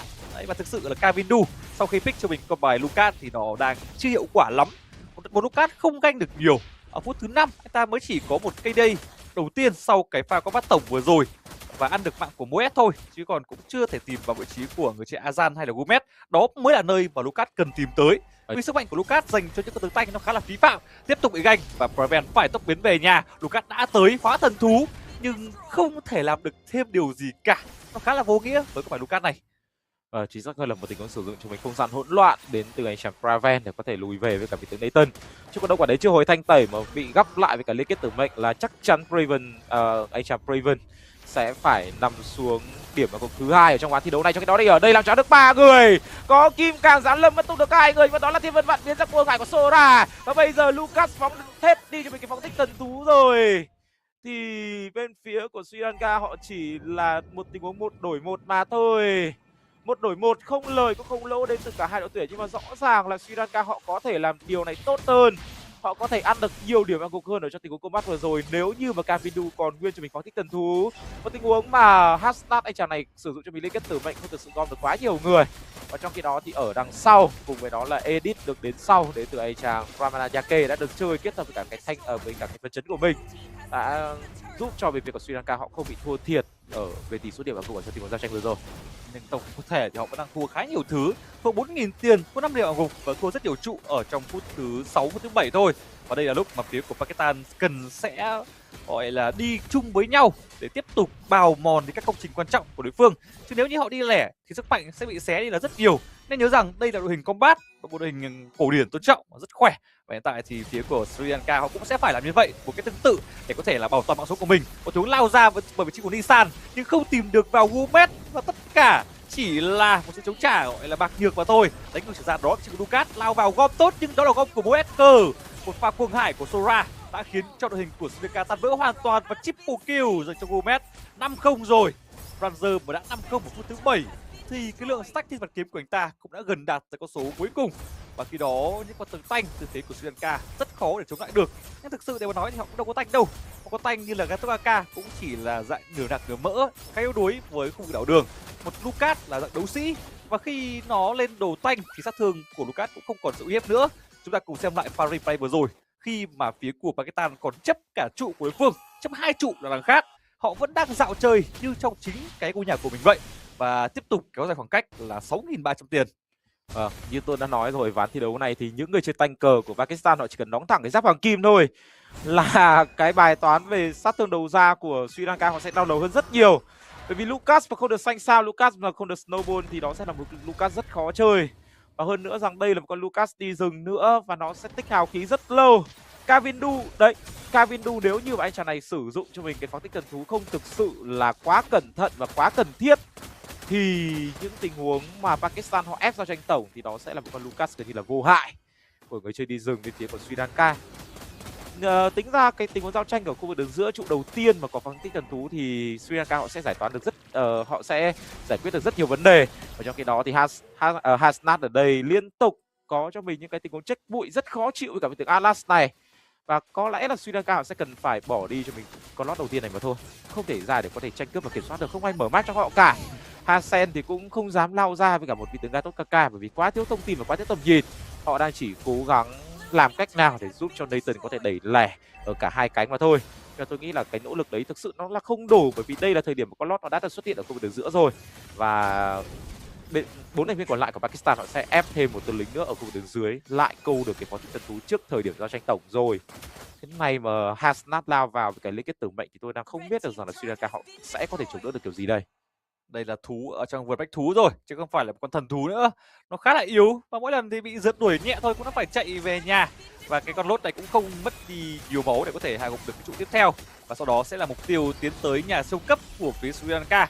Và một lớp kiên vàng cũng sẽ câu giờ cho họ là khá tốt. Sẽ cần tới lớp thứ hai thì phía của Pakistan mới có cơ sở để có thể là đẩy vào sâu trong nhà chính của đối phương. Trừ khi là Sri Lanka đánh liều ở trong cái trụ phía ngoài này, nhưng chắc hẳn là sau những sai lầm trước đó họ sẽ không tiếp tục mắc phải nữa đâu. Một tiếng lao vào của hai Sam, anh ta đang rất tự tin với cái bài Fedrin bật lên cho mình cái khả năng khiêu khích và sau đó dí tới với sức chắc đinh đăng. Đó là ASIAD nhảy vào chuẩn xác đến từ người chơi Hasen với cái không có đam, không đủ, không hề có đam, giật qua giật lại với nhận thứ nguyện và double kill dành cho Gumet. 7-0 rồi, triple kill dành cho Ranger. Vẫn là một pha hủy diệt từ anh chàng xã thủ đường vàng của Pakistan. Đây sẽ là người chơi và nhiều đối thủ khác ở trong bảng D này sẽ cần phải quan tâm ở trong các ván đấu tiếp theo. Chính xác là như vậy rồi. Và khi mà phóng tích tân tú phải nằm xuống, có thể đây sẽ là một cái Savage không chính thức dành cho anh chàng Goldsmith, nhưng mà điều đó không quan trọng. Quan trọng là Pakistan họ có thể giành được cho mình chiến thắng ở trong kèo đấu BO3 này. Một chiến thắng tôi nghĩ rằng là xứng đáng dành cho bên phía của Pakistan. Họ chỉ hơi bất ngờ bởi vì là con Akai, tôi nghĩ rằng là họ không nghĩ được đấy là con Akai ở trong đội hình đến từ bên phía của Sri Lanka. Nhưng mà khi mà họ gặp ở một trận thi đấu là trận thi đấu thứ hai, họ đã hiểu ra vấn đề và họ biết được rằng là mình sẽ cần phải cấm vào vị tướng nào. Và nếu như đối phương vẫn sử dụng bài đánh edit thì mình nên cần phải ganh vào đường nào. Và thực sự thì Pakistan ở trong ván thi đấu này họ đã giải quyết vấn đề đó rất hiệu quả. Họ ganh liên tục 3 mạng trong 4 phút đầu tiên xuống khu vực đường kinh nghiệm. Và sau đó họ lại quay người trở lại, họ giao tranh ở những khu vực đường khác. Bởi vì họ biết rằng là ở với một cái KD tệ như thế thì con edit trong tay của Ramanajake không thể có thể gượng lại được một sớm một chiều được. Nó sẽ cần phải một khoảng thời gian rất lâu, thậm chí là đến con lót cường hóa thì con edit nó mới có thể đủ ngỡ sức mạnh giống như những gì mà con edit nó đã làm được ở trong ván thi đấu thứ hai. Nó chỉ mất tầm đâu đó là khoảng 10 phút mà thôi. Đấy, còn khi mà ganh đủ edit được 3 mạng rồi, dồn lên khu vực đường trên, có stack thiên vật kiếm trên người của vị tướng Ranger trong tay của anh chàng Goldsmith, và đó là một ván đấu hủy diệt hoàn toàn. Và tôi nghĩ rằng là đặc biệt người chơi đi đường vàng Prevent của Sri Lanka, tôi nghĩ rằng là nên cần phải làm rộng bể tướng của mình ra thôi. Chứ còn đâu sau trận thi đấu này thì có lẽ là tất cả những cái đội tuyển khác ở khu vực bảng D đều đã biết rằng là bài đánh của Sri Lanka họ đang khá hạn chế, đặc biệt là ở người chơi đi đường vàng, khi mà anh chàng này chỉ có thể đánh được clean mà thôi. Đúng vậy, và cái pha pick Nathan cũng khiến cho họ rơi vào cái thế bế tắc là quá nhiều sát thương phép và đối phương chỉ cần lên cho mình các giáp hoàng kim là có thể gọi là đủ khả năng chống chịu rồi. Và thậm chí ở đây thì là một cái chơi đường vàng, anh ta cũng có không hoàng kim. Đấy, những cái gì có chữ hoàng kim thì cứ lên thôi, là lên đủ hết chống chịu thôi. rồi. Và MVP chắc chắn là thuộc dành cho anh chàng Ranger này rồi, bắn quá cháy 903, 984 vàng trên mỗi phút và khả năng kết liễu 75%. Anh ta đi tới đâu là có gọi là điểm số gục tới đó, thực sự là quá tuyệt vời. Và trận đấu cũng chỉ kết thúc ở phút thứ 10-42, nó cũng tương tự với cả ván đầu tiên. Nếu như ở ván thứ hai mà họ cũng đánh như vậy thì tôi nghĩ rằng trận đấu thứ ba là khó dành cho Sri Lanka. Và thực sự cái này chúng ta đã kết thúc cả trận thi đấu BO3 rồi. Và người chiến thắng sẽ là các thành viên đến từ bên phía của Pakistan. Và trong khi đó thì Sri Lanka họ pick cả 5 vị tướng, đều là 5 vị tướng ao ở trong meta đánh giải. Tôi đồng ý rằng là Kadita, Lucas, hay thậm chí phần nào đó là Nathan thì nó vẫn khỏe ở trong những trận đấu xếp hạng rank nhất định. Nhưng mà vào đánh giải thì thực sự là một bộ năm nó không phối hợp được, kiểu nó không thể phối hợp được một cách nhuần nhuyễn ở trong một combat tổng này từ bên phía của Sri Lanka. Còn trong khi đó thì Pakistan họ cứ đơn giản mà thôi, một tình huống liên kết tử mệnh gấp về, sau đó kết hợp cả thiên vân vạn biến của Sora, Chu Xin lao vào với cả xích sắc linh năng, Ranger đứng ở ngoài kết liễu nốt tất cả những mục tiêu yếu máu. Và đây chúng ta cùng nhau được xem lại thông số về lượng đồ, lượng tiền, cùng với đó là lượng sát thương gây ra gánh chịu, lượng sát thương lên rùa, cùng với đó là khả năng hồi phục đến từ cả hai đội tuyển. Và rõ ràng một con Kadita trong tay của Nisa ở trong ván thi đấu này không ai không ai kiến tạo, không ai tạo tiền đề để giúp cho Kadita trong tay của Nisa có thể kết liễu được mục tiêu lớn nữa, kết thúc đi những điểm hạ gục của Pakistan nữa. Nó khiến cho Nisa gần như ván thi đấu này Nisa mất tích luôn. Ta không hề thấy bất kỳ một cái khoảnh khắc nào của Nisa có thể được xuất hiện ở trong ván thi đấu này cả. Và như những gì mà tôi cùng với đó là anh Trọng Khoa đã phân tích rồi, Sri Lanka họ sẽ cần phải làm rất nhiều điều nếu như mà họ muốn đi sâu và đi xa sau giải đấu lần này. Một Kadita phải nói là tự hòa đáp bản thân mình thành tượng luôn, mất tích luôn, chỉ có thể đứng ở nhà và làm cái trụ thôi. Chỉ có sát thương từ Kadita khi không có những sự hỗ trợ hay là đủ xanh ở trong trận đấu game thì nó cực kỳ là phế, giống như ba sát thủ khác mà thôi. Và câu chuyện về vấn đề bể tướng thì nó là vấn đề của rất nhiều đội tuyển. Rất nhiều đội tuyển thì đều có những người chơi họ bị hạn chế về cái khả năng đánh nhiều bài của mình, và chỉ cần đối thủ nắm bắt điều đó, họ sẽ khiến cho cái phần ban pick trở nên cực kỳ là đôi khi là lạ một tí, kiểu có những tuyển cấm thuần một đường thôi, cấm thuần đường giữa, như ở đây thì là cấm thuần xạ thủ, là đã có thể khiến cho phía sát thương của phần Sri Lanka là không còn nhiều nữa. Họ gần như là không có cách nào để có thể là nuôi xanh được cái chơi đường vàng. Và trong trận này thì có thể họ có thể quan tâm cho đường vàng nhiều hơn, thì lại để thủng mất không vừa được kinh nghiệm là người chơi edit, thì tự dưng là thủng một cánh rất quan trọng, và đó lại còn là nơi sinh ra rùa. Và chúng ta thấy rằng là sát thương từ rùa từ Sri Lanka dành ra trong trận đấu này là chỉ có 7.000 thôi, so với cả phía bên Pakistan là tận hơn 40.000, gần như là không được chạm vào rùa, chứ đừng nói là tới khả năng kết liễu. Chẳng qua là ván thứ hai là anh chàng Nissan này cũng có một pha cũng khá là hên, anh ta lao vào với Kadita và cướp được con rùa trong tay của Pakistan, cũng là một tình huống cũng khá thú vị. Nhưng mà đó chỉ là ở trong ván thi đấu thứ hai mà thôi, chứ còn đâu ở trong ván thi đấu này thì không một vết xương, thực sự là không một vết xương đến từ bên phía của Pakistan đã giúp cho đội tuyển này đã có cho mình những điểm số đầu tiên tại cục diện của bảng D. Và như tôi đã nói rồi, đấy, cục diện của bảng D thì top 1, top 2 thì bạn mới có thể chắc chắn cho mình một cái slot được. Và đó là tất cả các diễn biến của trận thi đấu cục diện bảng D giữa hai đội tuyển Pakistan đối đầu với cả Sri Lanka. Và chúng tôi xin phép được nghỉ ngơi trong giây lát trước khi đến với cả cặp trận thi đấu tiếp theo. Mong quý vị và các bạn đừng đi đâu cả, bởi vì chúng tôi sẽ quay trở lại sớm thôi.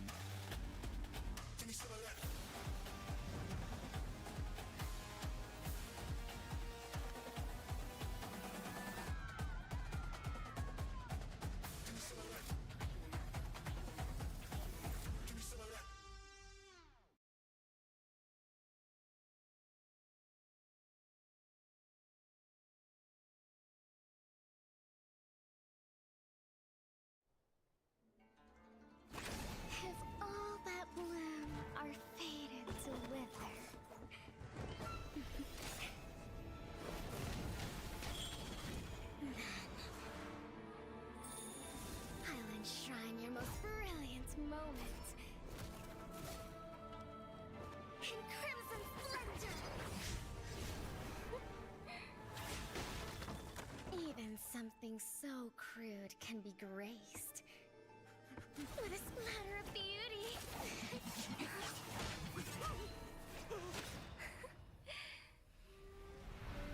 I'll get you out! You finally come to me, Hanabi-sama! This madness ends now. At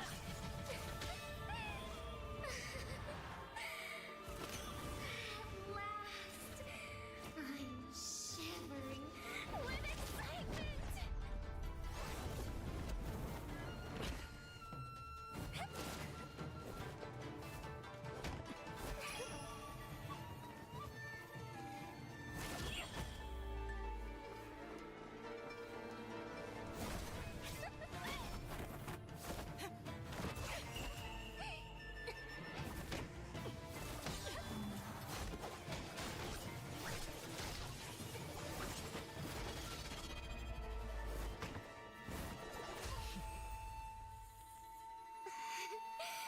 Such killing intent.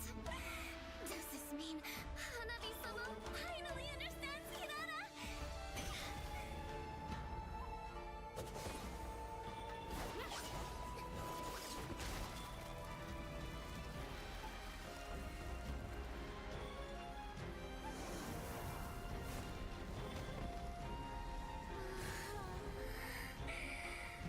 So warm. So beautiful. We can finally embrace eternity in hell. Just the two of us. Allow me to release your eternal bloom.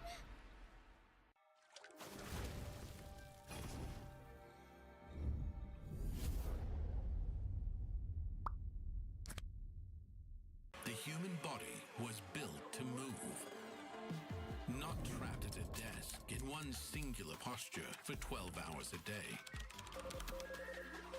It's time your chair evolved. This is Secret Lab Titan Evo. Ergonomically engineered for you, gamers, hybrid workers, artists, backing your every move.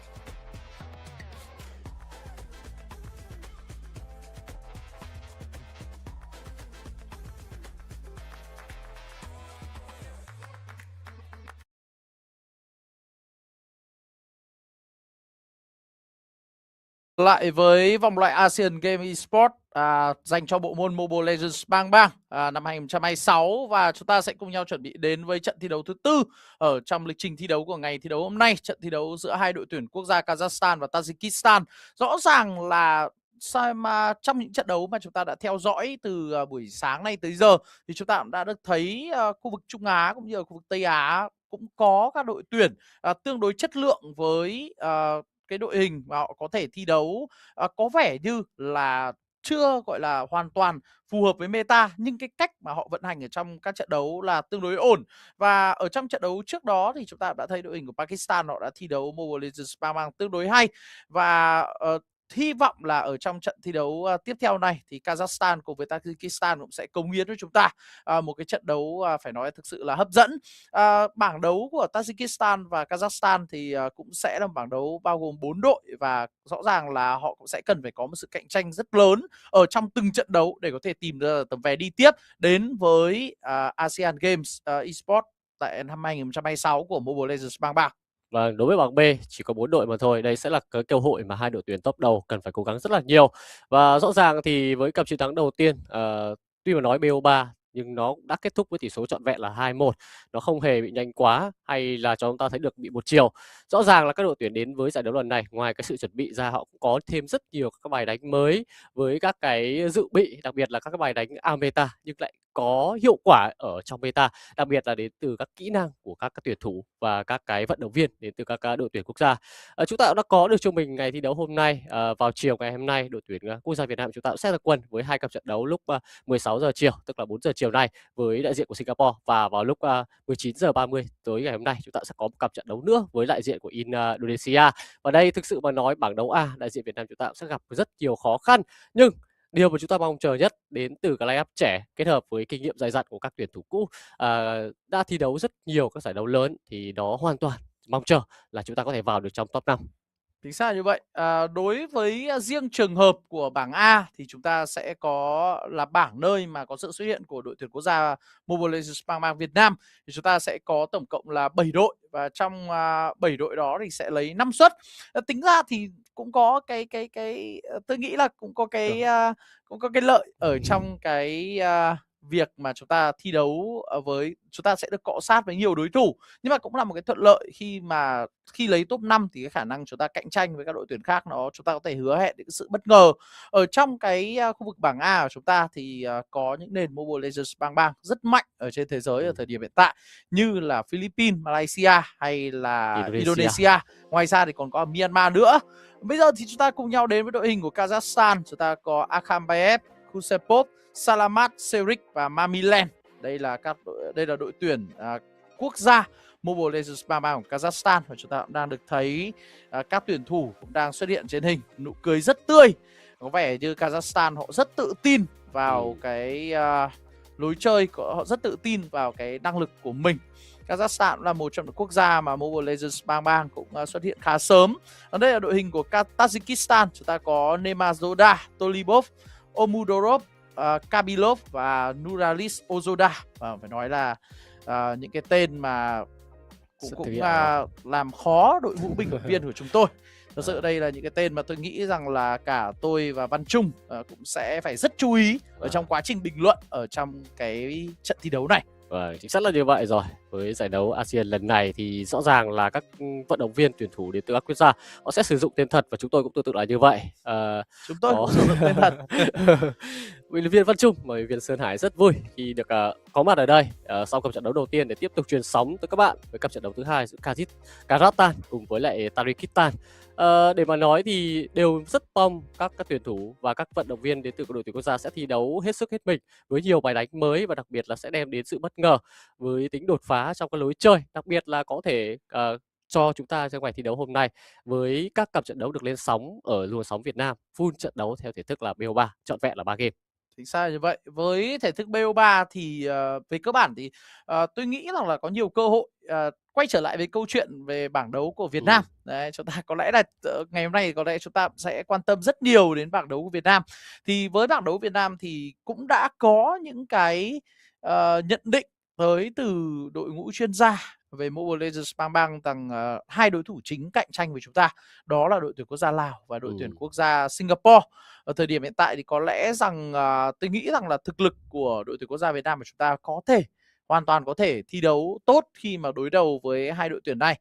Và chưa kể là ở trong cái mô hình đội tuyển quốc gia này thì chắc chắn 100% đội hình của các quốc gia sẽ phải sử dụng đó là các các tuyển thủ mà theo quốc tịch của quốc gia đó, và điều này nó cũng sẽ là một cái lợi thế khi mà các đội tuyển Việt Nam ở thời điểm hiện tại, các đội tuyển mà đang thi đấu trong hệ thống giải chuyên nghiệp của Việt Nam của chúng ta hiện tại thì đều sử dụng đó là các tuyển thủ Việt Nam. Đấy, ví dụ như nòng cốt chính của hai đội tuyển cấu thành nên đội tuyển quốc gia Mobile Legends Bang Việt Nam đó là Sài Gòn Phantom và Endgamer, thì chúng ta cũng sử dụng các nhân lực chủ chốt phần lớn là người Việt. Và đội hình này thì tại SEA Games 33 diễn ra vào năm ngoái diễn ra vào tại Thái Lan.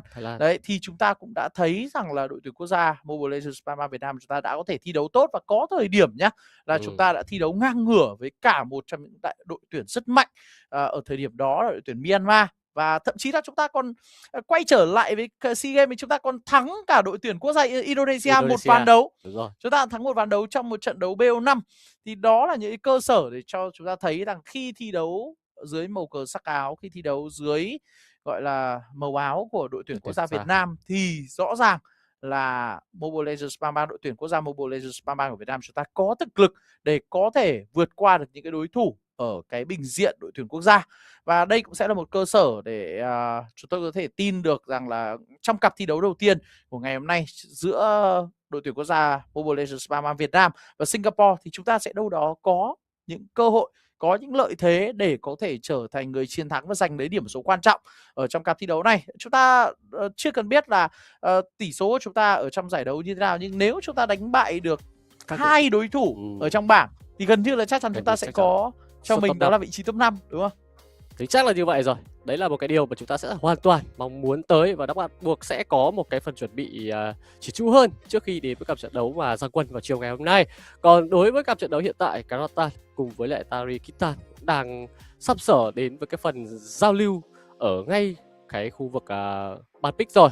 Sự tập trung rất là lớn, chúng ta đã thấy được những cái nụ cười đến từ bên phía team của Kazakhstan trước khi bước vào cặp trận đấu này. Rõ ràng họ cũng đã có một cái tâm lý và sự điều chỉnh chiến thuật đối với ban huấn luyện viên và các cái vận động viên tuyển thủ đến từ đội tuyển quốc gia này với sự chăm chút nhiều hơn. Còn đối với bên phía team của vận động viên đội tuyển của Kazakhstan thì rõ ràng đây cũng sẽ là một cái phần thử thách để cả hai đội có thể va chạm nhiều hơn, đặc biệt là đối với các cái điểm số rất quan trọng.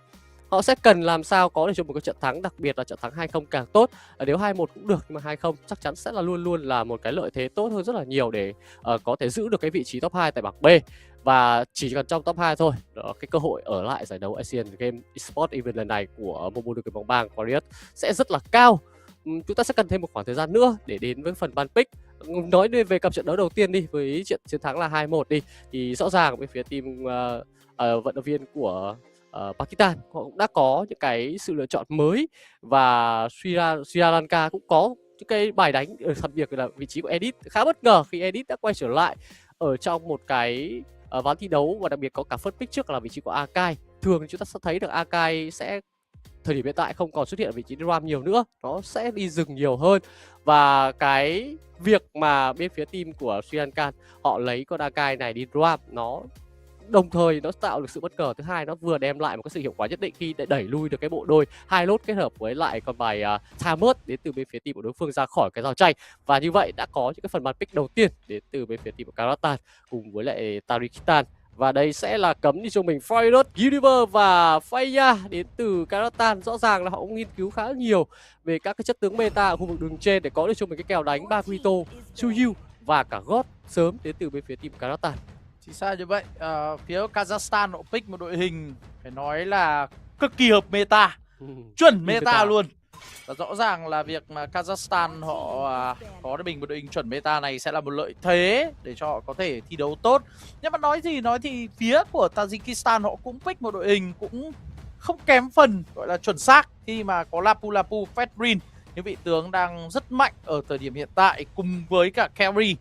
Chúng ta có Basia, Harit và Marcel đã bị cấm đi. Moskov đã bị cấm đi ở trong ván thi đấu này. Tới từ phía Tajikistan. Phía của Tajikistan họ mang đến một đội hình nhất xạ tứ nô, họ sẽ đánh về giai đoạn cuối game khi mà họ sẽ tập trung vào carry.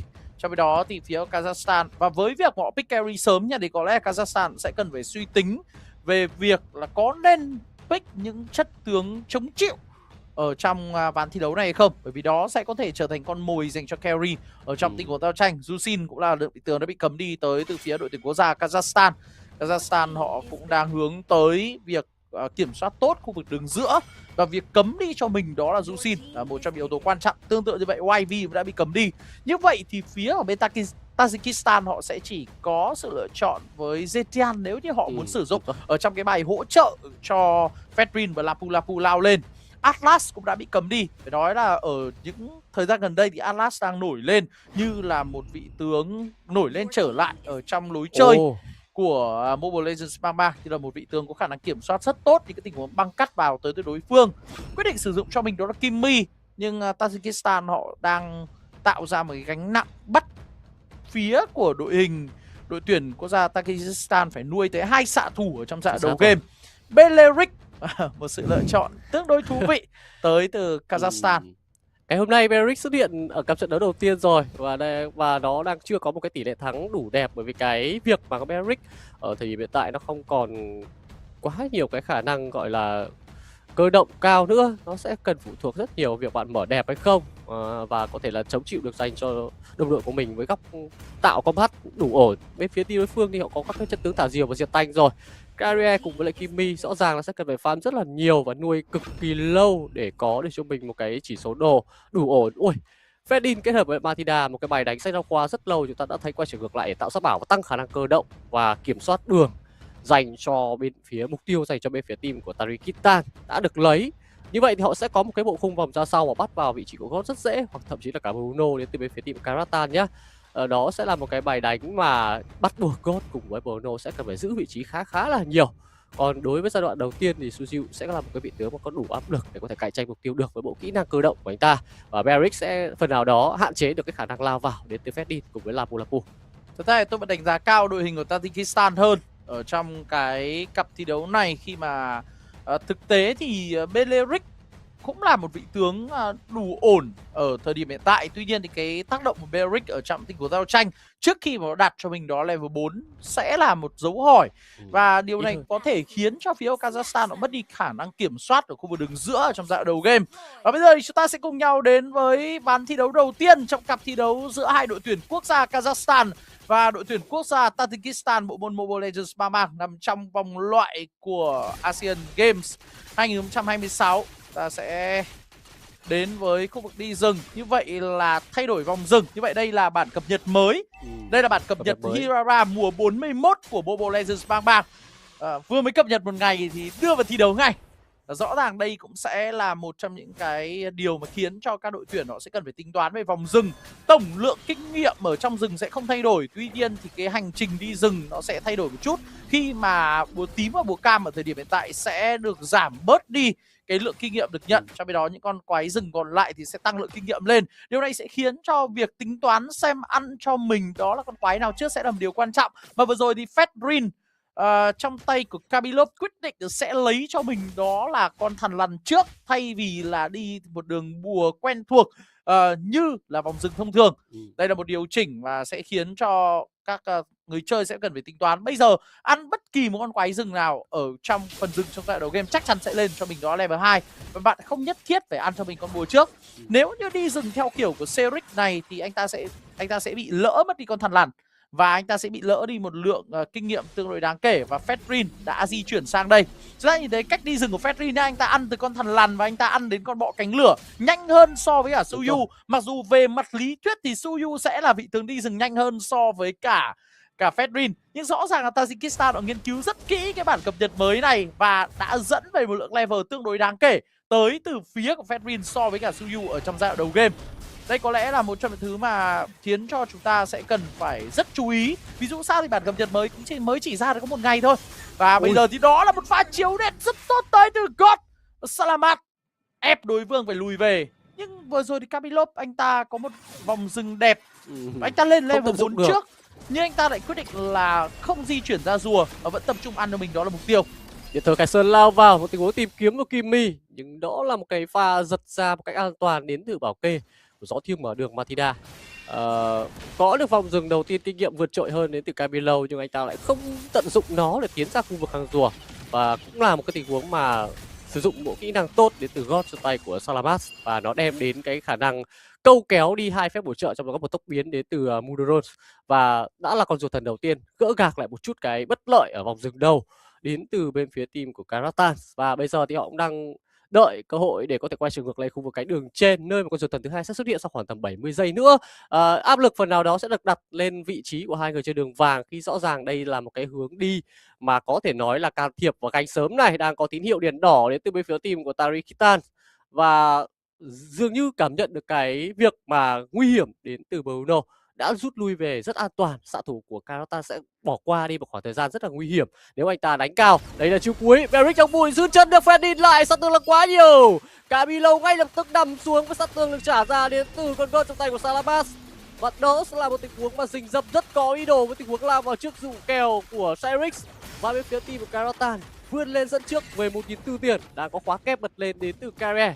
Thì cái vấn đề là không có khoảng cách, và đồ thì giai đoạn đầu game của Kare cũng không phải là cái vị tướng xạ thủ có thể gây sát thương vượt trội được, và thậm chí Bruno đang là người có thể có bắn trả ngược lại lượng sát thương chí mạng có thể là đau hơn so với Kare ở phía bên phía của Tarikitan. Có vẻ như Tajikistan, đội tuyển quốc gia Tajikistan họ đang đánh tương đối chậm, nhưng khả năng phối hợp của Kazakhstan cực kỳ đáng nể. Lại là một tình huống sử dụng 4 người để ganh vào khu vực đường giữa. Và lúc này thì chênh lệch đã là khoảng 2.000 tiền. Con rùa vẫn đang nằm trong quyền kiểm soát của đội tuyển quốc gia Kazakhstan. Một pha lao vào với đấu sĩ bất khuất nhưng không trúng ngay cả. Và Mamelen là người có nó bị mạng ở vị trí của Tolibov. Tiếp tục lao vào, Ceric đang sử dụng cho mình Kion Lăng Vân gây sát thương vào vị trí của người chơi và tuyển thủ sử dụng carry. Và rõ ràng là phía Tajikistan, cho dù họ đang pick một đội hình tôi nghĩ là tương đối đẹp, những cái khả năng phối hợp tới từ đội tuyển quốc gia của Kazakhstan là vượt trội hơn rất nhiều ở thời điểm hiện tại. Lấy được đi cho mình đó là cái trụ khu vực đường giữa và nâng chênh lệch lượng tiền lên con số là 3.200 tiền. Lúc này thì Ceric level ranking của anh ta đang là cao nhất, với sau 2 con rùa thì rõ ràng lúc này anh ta vượt rất xa so với Kamilov, người chơi đi rừng, tuyển thủ đi rừng tới từ đội tuyển quốc gia Tajikistan. Rõ ràng là đây là một trận đấu mà tôi nghĩ là cái việc mà lựa chọn Beric nó cũng có điều hợp lý. Một pha xử lý Beric đã sử dụng cho mình đó là chiêu cuối để có thể khiến cho Kamilov bị chững lại, không thể sử dụng được cho mình đó là kỹ năng, đặc biệt đó là thiên tinh chạm. Và đó là lúc mà cái khả năng dồn sát thương tới từ Salamat và Ceric lên tiếng. Lúc này thì Mamilen đang đợi ở cái bụi chạc 3. Một pha lao vào đấm với Pakito. Kỹ năng sử dụng Pakito rất tốt, anh ta chỉ tốn 1 stack để anh ta clear toàn bộ đợt lính. Và nếu như Lapu có ý định ra đánh thì 2 stack còn lại sẽ là đủ hiện một full combo. Tính toán rất tốt, phải nói là về mặt kỹ năng cá nhân tôi đang đánh giá phía của Kazakhstan là rất hay. Lúc này thì Nemazoda muốn gây áp lực vào Salamat, có lẽ câu chuyện hơi khó. Ceric lao vào vũ điệu chạm phách, lấy đi cho mình một nửa lượng máu tới từ Nemazoda. Và bây giờ tiếp tục đánh sâu vào, cứ cay tới tình huống rút ra của Ceric. Và anh ta quay trở lại với Kion Lăng Vân để có thể tấn công tiếp vào cái trụ này. Đánh quá vượt trội tới từ đội tuyển quốc gia Kazakhstan. Và bây giờ thì đội tuyển quốc gia Kazakhstan họ tiếp tục gây áp lực vào khu vực tường trên. Họ sẽ muốn lấy đi đó cái lớp giáp vàng này trước khi hướng tới, và tôi đang định nói là hướng tới con lót, nhưng thực ra bây giờ mới là thời điểm của con rùa thứ 3 mà thôi. Mã năng huyền bí đã xảy ra và Tolibov cũng lại phải rút về. Rất khó khăn cho Tajikistan ở trong trận thi đấu này. Khi mà Tarikitan vẫn chưa bắt nhịp được với trận đấu, họ đọc meta tốt, nhưng cái vấn đề họ áp dụng vào các cái tình huống giao tranh trước đó tiếp theo thì nó lại không đem lại cái hiệu quả gì cả. Và bây giờ thì phía team Karatan đang là đội tuyển vượt trội hơn Pakito 3-0, cái đấm rất đau. Và đó là một tình huống mà tranh chấp cướp luôn cho mình cái bùa tím trong khu vực phần rừng. Trong thời gian mà 4 người còn lại đến từ bên phía team Karatan có được cho mình một cái việc mà lấy được bùa tím đối phương, thì đã có thêm một con rùa thần cuối cùng dành cho bên phía team Karatan rồi. Bây giờ thì người kẹt lại sẽ là vị trí của Camilo, mất rất nhiều lượng máu, tốc biến được đầu tư đến từ Kare để có thể thoát lui đi. Và người kẹt lại chắc chắn sẽ là Camilo rồi, không còn phép bổ trợ và chiêu thức gì để có thể cứu anh ta cả. Gió thiêng mở đường, nhưng cái vấn đề bây giờ là cái gió thiêng đó chỉ đưa một mình Mathida về mà thôi. Tốc biến cũng phải được đầu tư từ Lapu. Đấu sĩ bất khuất đã phải đầu tư thêm một lần nữa để can thiệp với việc mà giữ được anh ta an toàn để rút lui về. Karotan vượt trội hơn rất là nhiều. Mới 7 phút thi đấu thôi, toàn bộ dàn trụ ở tuyến ngoài đã được bóc sạch đi hết. Và đúng là con Beric khi mà ở giai đoạn đầu game chưa có được cho mình cấp độ 4 sẽ cần phải đánh lui rất là nhiều, nhưng khi đã đạt cho mình cấp độ 4 thì áp lực tạo ra là rất nhiều. Lao lên hơi tự tin rồi, Freddy trong tay của Camilo dường như một thân một mình, và nó khiến cho cái việc ép nhà sẽ khó khăn hơn rất là nhiều khi cái khả năng chống chịu đang bị hạn chế đi. Tiếp tục là bi cầu thả trúng, Eric lao vào và hạ gục đi Matida. Đường trên sẽ là một trụ kèm theo đường lính cường hóa, liên tục những tình huống thả bi cầu. Khi đã có được các món trang bị theo thời gian hồi chiêu thì God sẽ farm chiêu gần như là liên tục, và 2 pha bi cầu chuẩn xác nó khiến cho cái lượng máu đến từ Kimi và Carrier, hai chủ lực chính bên phía team của Tajikistan không được chơi game, và trụ đường giữa đang rất dễ để có thể bảo đi. Như vậy sẽ có được cho mình ít nhất là thêm một đường lính cường hóa nữa trước khi đến với con ruột con lót thần đầu tiên. Thực sự là đang là một pha đánh ngược trở lại, đó là đại bàng trao luyện chúng tới 4 người, nhưng vấn đề là không có lượng sát thương được tạo ra tới từ Murodon. Một pha mà thực sự là muốn đánh với ra tới Tajikistan, nhưng vấn đề là đội tuyển quốc gia Tajikistan họ đang kém đối phương tới gần 11.000 tiền chênh lệch, và với 11.000 tiền chênh lệch ở thời điểm hiện tại thì rất khó để có thể hạ cùng được bất kỳ một thành viên nào trong đội tuyển quốc gia Kazakhstan. Hôm nay thì Salamat cùng với Seric đánh rất thoải mái thôi. Những vị tướng của họ là những vị tướng thiên về lăn quả cầu tuyết, và lúc này thì họ đã thành công trong việc tạo ra một cái chênh lệch rất lớn và tiếp tục lao vào một pha combo không thực sự tốt tới từ Paquito trong tay của Mamilen. Tuy nhiên thì phía bên này con Lord đang được ăn đi, chỉ cần 2 người thôi. Sát thương tới từ Salamat và Seric ở thời điểm hiện tại là quá nhiều. Salamat vẫn đang di chuyển lên khu vực đường trên, muốn có một pha tấn công ở vị trí Kabilov. Tuy nhiên thì tôi nghĩ là trận đấu này có lẽ là nó sẽ chỉ kết thúc trong đâu đó khoảng 1-2 phút nữa sau khi mà con Lord xuất hiện.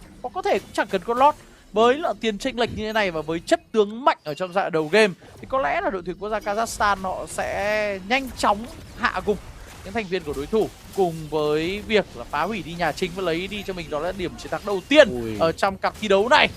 Salamat đánh quá nhàn và bây giờ thì lao vào tấn công và tiếp tục có được mình những mạng hạ gục, và Tolivo cũng là người đã phải nằm xuống. Chỉ còn lại Nemazoda nhìn nhà chính của mình bị phá hủy, và đó sẽ là dẫn trước 1-0 ở trong cặp thi đấu này dành cho đội tuyển quốc gia Kazakhstan trước đội tuyển quốc gia Tajikistan.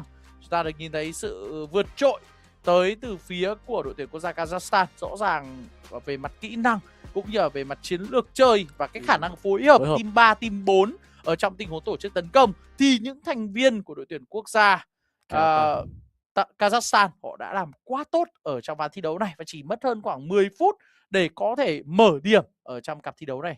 Hoàn toàn đồng ý. Kazakhstan với một cái lối chơi kỷ luật hơn, và rõ ràng họ bắt nhịp với trận đấu ở giai đoạn sau tốt hơn rất nhiều, và các vị tướng phù hợp ở trong cái việc combat. Đã có một cái vòng dừng đầu tiên được rất sáng đến từ bên phía team của Tajikistan, nhưng mà họ không tận dụng được, và từ cái khoảng cách mà Fredin không làm ra được cái điều gì khó khăn thì họ cần phải nuôi tận 2 vị tướng xạ thủ của mình trong đội áp đội hình.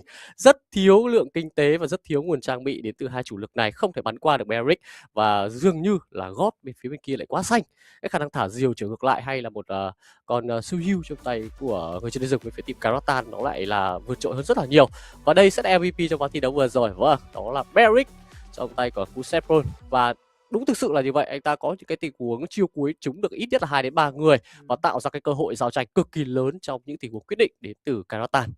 Chúng ta nhìn thấy cách lên đồ của Beric ở thời điểm hiện tại, lên thẳng giáp răn đe đầu tiên để đảm bảo là mình sẽ không bị hạ gục ở trong một tình huống giao tranh. Cái giáp răn đe, cái nội tại hồi máu của nó, hồi lại lượng sinh lực của nó là rất quan trọng đối với các vị tướng tanh ở thời điểm hiện tại. Đó là lý do vì sao mà giáp răn đe bây giờ thường được ưu tiên ở trong các trận đấu thi đấu. Chúng ta nhìn thấy quá vượt trội, đó là 4 mạng hạ gục, 4 điểm hạ gục dành cho Seric và 6 điểm hạ gục dành cho Mamilen. Thực sự đây là một trận đấu, tôi hơi bất ngờ là God trong tay của Salamat lại chỉ có được mình duy nhất 1 mạng hạ gục, 1 điểm hạ gục từ đầu ván thi đấu mà thôi, với 12 hỗ trợ. Và lượng sát thương gây ra là vượt trội, gần như gấp đôi, 137.900 so với 67.000 tới từ phía Tajikistan. Và thật ra thì bản thân đội hình của Tajikistan họ không có nhiều cơ hội để có thể đánh ngược trở lại ở trong những cái tình huống giao tranh ở trong dạng đầu game. Những chất tướng như Paquito, Beleric God và Suyu là rất mạnh để có thể đưa vào trong tình huống giao tranh. Và rõ ràng đây là một trận đấu mà tôi nghĩ là phần thắng vượt trội nghiêng về phía Kazakhstan là điều mà chúng ta đã nhìn thấy đâu đó sau khi mà con rùa đầu tiên được hạ gục bởi phía Kazakhstan. Họ tập trung đội hình rất nhanh với 4 người, sau đó thì tập trung lấy con rùa và đánh ngược trở lại vào trong đội hình của Tajikistan. Đến con rùa thứ hai thì có vẻ như Tajikistan họ đã tập trung sớm hơn, nhưng cái sự vượt trội trong việc kiểm soát và cái quan trọng là chất tướng. Chúng ta nhìn thấy cái tình huống mà họ rất tự tin khi mà Fedrin của Tajikistan lao lên để có thể tấn công vào những thành viên của phía bên Kazakhstan, thì đội tuyển quốc gia Kazakhstan Beric chạy ra nhẹ nhàng đặt cho mình một cái chiêu cuối, và chiêu cuối đó là đủ thời gian giữ chân để cho God có thể sử dụng ma năng huyền bí để đưa đối phương gọi là lên bảng điểm số với một điểm hạ gục dễ dàng. Thì thật ra ở thời điểm hiện tại thì một số các cái vị tướng có khả năng giữ chân ở trên diện rộng như Beric khá phù hợp khi mà kết hợp với cả God. Chúng ta nhìn thấy là sau khi mà God trở lại, chúng ta thấy một số vị tướng giữ chân như kiểu Glue bắt đầu lên ngôi. Beleric rất dễ chơi, con Beric thực sự rất dễ chơi. Ở giai đoạn đầu game thì thường là các tướng đánh xa, tướng xạ thủ thì họ sẽ né phải giao tranh với Beric. Còn Beric nó cũng có khả năng tự hồi máu. Beric nó sẽ chỉ gặp vấn đề khi mà đối đầu với các vị tướng đánh theo sát thương trên đòn đánh, thì cái nội tại của Beric nó sẽ không quá hiệu quả. Chứ còn đối với cả những vị tướng mà phải đánh tay ở trong giai đoạn đầu game, hoặc là những vị tướng mà phải sử dụng chiêu thức liên tục, thì những cái chiêu mà bắt đối phương phải sử dụng đòn đánh tay như Beric lại mang lại rất nhiều hiệu quả. Và tôi nghĩ là cái sự lựa chọn Beric ở trong ván thi đấu vừa rồi là hoàn toàn chuẩn xác tới từ đội tuyển quốc gia Kazakhstan. Vâng, rút ra được cái kinh nghiệm ở ván thi đấu cặp trận đấu đầu tiên, cặp trận đấu thứ hai, Kazakhstan họ đem đến Beric hiệu quả hơn rất là nhiều. Và thật ra thì đến một phần nào đó các cái vị tướng xạ thủ, hai xạ thủ ở phía đối phương là pick lựa chọn tương đối sớm, giống như kiểu một món quà để cho Kazakhstan họ có thể tự tin sử dụng Beric như một cái việc mà khắc chế vào các vị tướng lao vào và các vị tướng xạ thủ đánh tay nữa. Rõ ràng thì phần bán pick và lối triển khai tốt hơn rất nhiều đến từ bên phía team của Kazakhstan, đang cho phép họ có được cho mình một điểm số dẫn trước đội tuyển quốc gia bên phía team của Tajikistan. Với cái mặt tâm lý như thế này thì cái Tajikistan chắc chắn sẽ cần phải củng cố lại cái phần chuẩn bị của mình ở ngay cặp trận đấu thứ hai. Trận này thì tôi nghĩ là phía Tajikistan tôi cũng nghĩ là họ nên thay con tướng đi đường giữa và một con khác thay bằng Kimi. Tôi đã nghĩ đến Zetian hoặc là nghĩ đến một vị tướng mà sẽ cái tác động của nó trong tình huống giao tranh giai đoạn đầu game sẽ lớn hơn. Một vị tướng mà có khống chế, chúng ta có Zetian có thể sử dụng ở trong giai đoạn đầu game rất ổn. Zetian có thể kết hợp với Mathilda và Fedrin rất ổn để có thể tạo ra một tình huống có khả năng khống chế tổng và tạo điều kiện cho Fedrin có thể tiếp cận và giữ chân đối phương. Nhưng tất nhiên là họ sử dụng cho mình đó là Kimi. Và Kimi thì không khác gì một món quà dành cho Beric rồi. Cái lượng sát thương của Kimi trong giai đoạn game gây lên Beric là không quá đáng kể, nhưng cái đòn đánh cái đòn đánh gây ra liên tục tới từ Kimi thì rất dễ giúp cho Beric kích hoạt cho mình đó là cái nội tại để có thể tạo ra những cái dây gai tấn công ngược lại vào phía thành viên của đội hình của Tajikistan. Chưa kể là cái đội hình này nó tương đối mỏng bởi vì họ chỉ có duy nhất một vị trí chống chịu đó là Fedrin mà thôi. Còn trong khi đó thì Lapu Lapu ở vai trò đấu sĩ thì những tình huống vào tới từ Lapu Lapu nó cũng không thực sự hiệu quả, và điều này nó khiến cho phía Tajikistan bị vỡ cái đội hình rất là nhanh. Đây là phiên bản mới và chúng ta đã bắt đầu nhìn thấy những cái sự thay đổi về cách đi rừng, và chúng ta đã nhìn thấy ngay lập tức là đã có một đội đó là Tajikistan họ áp dụng cái chiều đi rừng mới. Thì nói chung là đi rừng thì về cơ bản thì đối với cả những vị tướng mà có tốc độ đi rừng nhanh như là Suyu thì tôi nghĩ là nó không thay đổi quá nhiều. Những vị tướng mà có khả năng ăn quái rừng nhanh với các chiêu thức thiên về khả năng tấn công thì có lẽ tốc độ đi rừng các bạn ăn bùa tím bùa cam trước hay các bạn ăn các con quái nhỏ trước nó không khác biệt lắm. Nhưng với những vị tướng mà có lượng sát thương nhỏ và thiên về khả năng kiểm soát rừng, đấy, kiểm soát mục tiêu lớn thì có thể là sẽ cần phải điều chỉnh lại cái mốc đi rừng một chút. Tuy nhiên thì cái việc đi rừng bây giờ thì nó dễ thở hơn, bởi vì bây giờ cái sát thương cơ bản của trừng phạt và sát thương nâng cao của trừng phạt đều đã được tăng tiến lên. Tức là bây giờ chúng ta sẽ trừng phạt được nhiều sát thương hơn lên các con quái rừng, và việc đi rừng nó cũng sẽ nhẹ nhàng hơn. Ngoài ra thì nó cũng sẽ hạn chế bớt một số những cái trường hợp mà bị tướng của đối phương cướp rừng. Ví dụ như là trường hợp của Kaza thì bây giờ cái chiêu thức của Kaza, cái đòn đánh thường của Kaza mà kèm theo nội tại ấy, thì sẽ không sát thương sẽ không to hơn so với cả cái trừng phạt nữa. Thì nó cũng sẽ giúp cho cái việc đi rừng ở từ phiên bản này của Mobile Legends Bang sẽ nhẹ nhàng hơn, Và rõ ràng là các đội tuyển họ đã có những cái sự cập nhật rất nhanh, nhưng phải nói là tôi vẫn đang chờ đợi những cái sự xuất hiện của những vị tướng mới là tăng sức mạnh. Ví dụ Ruby là một trong những cái vị trí mà được tăng sức mạnh rất mạnh ở trong Mobile Legends Bang Bang. Ở thời điểm hiện tại sáng nay tôi cũng đã có lướt qua một lượt, phải nói là cái chain lock của phiên bản S41 nó quá dài. Nó đâu đó khoảng gần 30 vị tướng, khoảng 25-30 vị tướng là sẽ có sự ảnh hưởng. Có một số vị tướng thì sẽ được hưởng lợi từ cái cách lên đồ mới. Ví dụ khi bây giờ ở thời điểm hiện tại chiến dịch Berserker nó có cho mình đó là khả năng gây sát thương chuẩn, thì chúng ta sẽ có một cái kiểu xạ thủ đánh chí mạng đấy, nhưng mà vẫn có thể gây sát thương lớn lên các vị tướng chống chịu. Đấy, thì bây giờ chúng ta sẽ có một cái kiểu một cái kiểu xạ thủ, vai trò xạ thủ mà tôi nghĩ là xạ thủ lai. Trước đây thì chúng ta sẽ chỉ có lên hiệu ứng đòn đánh để chống lại các vị tướng tanh, hoặc là chúng ta sẽ lên sát thương chí mạng để có thể tấn công vào các vị tướng gọi là mỏng của đối phương. Đấy, theo hai thiên hướng, nhưng mà bây giờ sẽ có theo kiểu là lai vừa lên hiệu ứng đòn đánh vừa lên cho mình đó là sát thương chí mạng. Thì có lẽ là sẽ có thêm nhiều những cái phương thức mà xuất hiện, đặc biệt là bắt đầu từ giải đấu này. Giải đấu này cũng rất là thú vị, chúng ta diễn ra ngay sau một ngày sau khi cập nhật phiên bản mới của Mobile Legends Bang Bang.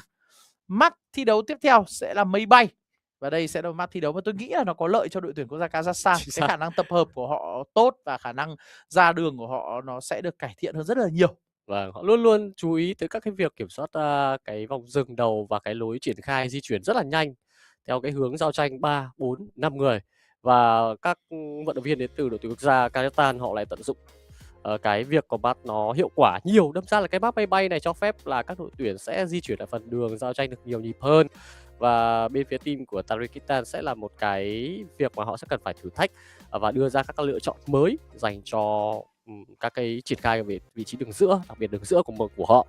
Chúng ta sẽ cần phải có thêm nhiều các cái sự điều chỉnh nữa đến từ lab của Kazakhstan. Trong khi đó thì Kazakhstan với chiến thắng đầu tiên họ đang là đội tuyển có lợi thế hơn về điểm số và tinh thần thi đấu. Và vừa phân tích rồi, huấn luyện viên Sơn Hải đã nói cho chúng ta biết được cái sự thay đổi đến từ vòng dừng đầu tiên. Người chơi đi rừng nào nắm bắt được nó tốt hơn và có cái sự điều chỉnh trong cái lối chơi đi rừng của mình hơn với các vị tướng đánh mạnh, đánh sớm đầu game thì nó sẽ là một cái hiệu quả rất tốt để có thể tạo ra cái thế ép cánh ở khu vực đường kinh nghiệm, hoặc tạo ra cái thế để kiểm soát được cái tầm nhìn và tranh chấp mục tiêu ở hang rùa thần đầu tiên. Và bây giờ sẽ đến với cặp trận đấu thứ hai trong trận BO3 giữa Tajikistan đối đầu với Kazakhstan. Đây sẽ là một cặp trận đấu mà Kazakhstan sẽ gần như là không còn cơ hội nếu như họ không còn cơ hội để có được cho mình cái điểm số nhiều hơn nếu như họ thua ở ván thi đấu này. Còn Tajikistan Kazakhstan thì họ có một điểm số rồi và Tajikistan thì đúng hơn. Họ cũng đang đưa ra những cái lượt cấm khá an toàn với Harit, Haley cùng với vị trí của Bakweto. Hình như tôi nhớ không nhầm, Haley đã vừa bị giảm đi một phần nào đó sức mạnh đến từ chiêu 1 lá bài mưu mẹo rồi. Cái lượng sát thương rồi ở giai đoạn đầu game sẽ bị hạn chế đi khá là nhiều và nó khiến cho Haley không còn quá mạnh giống như phiên bản trước nữa, nhưng vẫn là một vị tướng khá nguy hiểm cho cái việc mà bắt lẻ và số sát thương. Không đi mid rồi thôi. Đi rừng vẫn bình thường. Đi rừng vẫn được không đi mid rồi thôi. Không là bây giờ đi đường giữa thì sát thương lên quái nó sẽ gặp khó khăn hơn. Không đi mid rồi thôi, chứ còn đi rừng thì vẫn cứ là bình thường. Và cái chuyện mà Tajikistan họ cấm đi cho mình đó là Haley thì cũng là điều hợp lý. Pakito cùng với Harit cũng là đã bị cấm đi. Thật sự là Pakito trong tay của tuyển thủ Mamiland cũng đã có những tình huống mà tính toán nội tại rất chuẩn xác để tạo ra những cái tình huống combo rất hay. Marcel Freya và Guinevere đã bị cấm đi tới đội tuyển Kazakhstan. Đội tuyển quốc gia Kazakhstan họ sẽ chuẩn bị đưa ra hai lượt lựa chọn đầu tiên của mình ở trong ván thi đấu này. Basia đã có trong tay ở Tajikistan, vẫn là một sự lựa chọn rất meta. Nhưng liệu rằng sự lựa chọn meta này có đủ để cho họ có thể tìm kiếm được một thế trận sáng sủa trước thành viên của phía bên đội tuyển quốc gia Kazakhstan hay không? Vẫn sẽ có mình đó là Suyu dành cho Seric và Mamiland. Lần này sẽ mang ra Phovius, vẫn là hai vị tướng rất mạnh ở trong meta hiện tại. Suyu thì phiên bản này cũng đã được điều chỉnh một tí, nhưng mà về cơ bản là nó vẫn mạnh. Bởi vì cái bộ kỹ năng của Suyu cho phép Suyu rất biến ảo ở trong giai đoạn đầu game. Và có thể nói là đây có lẽ ở thời điểm hiện tại Suyu là vị tướng biến ảo nhất khi mà có tới 2 chiêu tức ra vào giao tranh. Và lượng sát thương gây ra cũng là tương đối lớn ở trong giai đoạn đầu game. Và nó cũng không cần thiết phải đạt cho mình đó level 4 để có thể tạo ra được một combo tối ưu nhất về lượng sát thương có được. Trong khi đó thì phía của đội tuyển quốc gia Tajikistan họ đang đưa ra sự lựa chọn đó sẽ là God, và họ lấy đi quân bài của đội tuyển quốc gia Kazakhstan. Thế thì còn chờ gì? Và quyết định là sẽ lấy cho mình Claude. Đội này họ thích lấy xạ thủ ở vị trí thứ ba. Đáng lẽ tôi nghĩ là họ nên lấy một vị trí đảo đường hoặc là một vị trí nào đó có thể combo được với God ở trong cái cách mà họ ban pick. Tuy nhiên thì có lẽ đây là lý thuyết nơi mà huấn luyện viên của họ là Smoothie đã đưa ra, lấy Claude để có thể đảm bảo được vẫn sẽ là một cái lối chơi nhất xạ tứ nô ở trong ván thi đấu này và sẽ phải đánh xoay quanh Claude mà thôi. Mặc dù Claude mới bị giảm sát thương của động lực công phá nha. Như vậy thì sẽ là một điểm trừ nữa đến từ xạ thủ Claude này, đến từ Tajikistan. Thực ra thì nếu mà nói chính xác ấy, thì không phải Claude bị giảm sát thương, mà là trước đây ấy, thì sát thương của Claude nó là một sát thương theo chỉ số cố định và nó cộng một phần của sát thương tới từ từ trang bị, tới từ tổng lượng sức mạnh vật lý. Nhưng bây giờ thì lượng sát thương của Claude sẽ phụ thuộc vào tổng lượng sát thương sức mạnh vật lý cộng thêm nhiều hơn. Nghĩa là ngày trước thì chưa có đồ, chưa có nhiều đồ nhưng mình sấy động lực công phá vẫn mạnh với chiêu cuối. Đấy, nhưng bây giờ thì nếu như không có đồ thì động lực công phá sẽ không ăn thua, nhưng nếu có đồ thì động lực công phá sẽ rất mạnh. Nghĩa là Claude bây giờ nó, bởi vì là theo cái phân tích ở trong cái bảng trên log của Mobile Legends Mama ngày hôm qua tôi có đọc được, thì cũng có phân tích là Claude đang bị quá mạnh ở trong giai đoạn đầu game so với các xạ thủ khác, khi mà nó không bị phụ thuộc vào quá nhiều trang bị ở trong giai đoạn đầu game để có được mình một chiêu cuối mạnh. Đấy, nhưng bây giờ thì Claude sẽ phải phụ thuộc vào đồ để có được mình một chiêu cuối hiệu quả. Và như vậy thì trước đây nó là một carry về giai đoạn cuối game, thì bây giờ nó đúng nghĩa là chỉ có thể chơi tốt ở trong giai đoạn cuối game mà thôi. Đó là điều chỉnh, và Claude chúng ta cũng thấy được tại sao giai đoạn đầu trước nó mạnh nữa. Đó là cái đến từ cái sát thương chiêu cuối, và phần nào đó là nó giúp cho cái khả năng dọn dẹp lính nhanh hơn dành cho Claude và có thể farm một cách an toàn hơn, câu kéo thời gian đến giai đoạn cuối game nó tốt hơn rất là nhiều. Và bây giờ thì giảm cái sức mạnh đến từ chiêu cuối đó, nó khiến cho Claude bị farm chậm hơn và rõ ràng sẽ cần phải farm và đánh an toàn hơn rất là nhiều. Canada thì họ sẽ có một cái vị tướng xạ thủ Bruno dành cho đường vàng của mình sau khi đã có lại Forest cùng với lại Suzu. Như vậy thì cái bộ khung hai đường vàng cùng với đường rừng vẫn là ý nguyên, và kèm theo đó là một vị tướng được kinh nghiệm khỏe hơn. Không phải là Ruby, vẫn chưa thấy có một sự xuất hiện của Ruby trong cái vấn đề điều chỉnh, nhưng mà Forest là một cái vị tướng mà chúng ta thấy được là đối với cái đội hình câu kéo và giao tranh ở khu vực hàng rùa sớm thì Forest sẽ tạo được khá nhiều cái sự áp lực trong một cái giai đoạn đi đường. Lydia cũng đã bị cấm đi, còn đối với phía của Karotan họ sẽ cấm đi hai vị tướng khá khỏe đối với đội hình đối phương đã sử dụng trước đó, là Lapu và một con bài mới đó là Elise. Thế sao như vậy? Thật ra là Elise và Lapu tương đối khó chịu, đặc biệt là Elise khi mà đối đầu với Phobius. Nên rõ ràng là đội tuyển quốc gia Kazakhstan họ đã tính tới cái phương án này để có được mình sự an toàn. Wifi tiếp tục bị cấm đi tới từ phía Tajikistan. Vậy là đảm bảo sự an toàn 100% cho God ở trong tình huống giao tranh. Mặc dù vậy tôi vẫn nghĩ là có rất nhiều sự lựa chọn tới từ đội tuyển quốc gia Kazakhstan. Khalid và vị tướng đảo đường số 1 ở thời điểm hiện tại trong Mobile Legends Bang đã xuất hiện trong đội hình Kazakhstan. Trong đó Tajikistan có vẻ như là họ đang muốn sử dụng lại bài Beric và God, nhưng mà không biết là họ sử dụng có mượt mà như những gì mà phía đội tuyển Kazakhstan tạo ra ở trong game thi đấu trước đó hay không. Bên cạnh đó là Terizla, một đội hình rất nhiều các chiêu thức khống chế tầm. Đây là một đội hình combat tầm, đội hình rất cứng cáp ở trong dạng đầu game. Và sự lựa chọn tới từ phía của Kazakhstan sẽ cần có thêm mình một chút sát thương chuẩn ở khu vực đường giữa, cần một cái con tướng đường giữa nào đó có thể cấu máu, cấu rỉa đi lượng sinh lực tới từ phía của đội tuyển quốc gia Tajikistan. Nhưng God, quân bài có thể coi là khả dĩ nhất thì đã bị lấy đi, chỉ còn lại Valia thôi.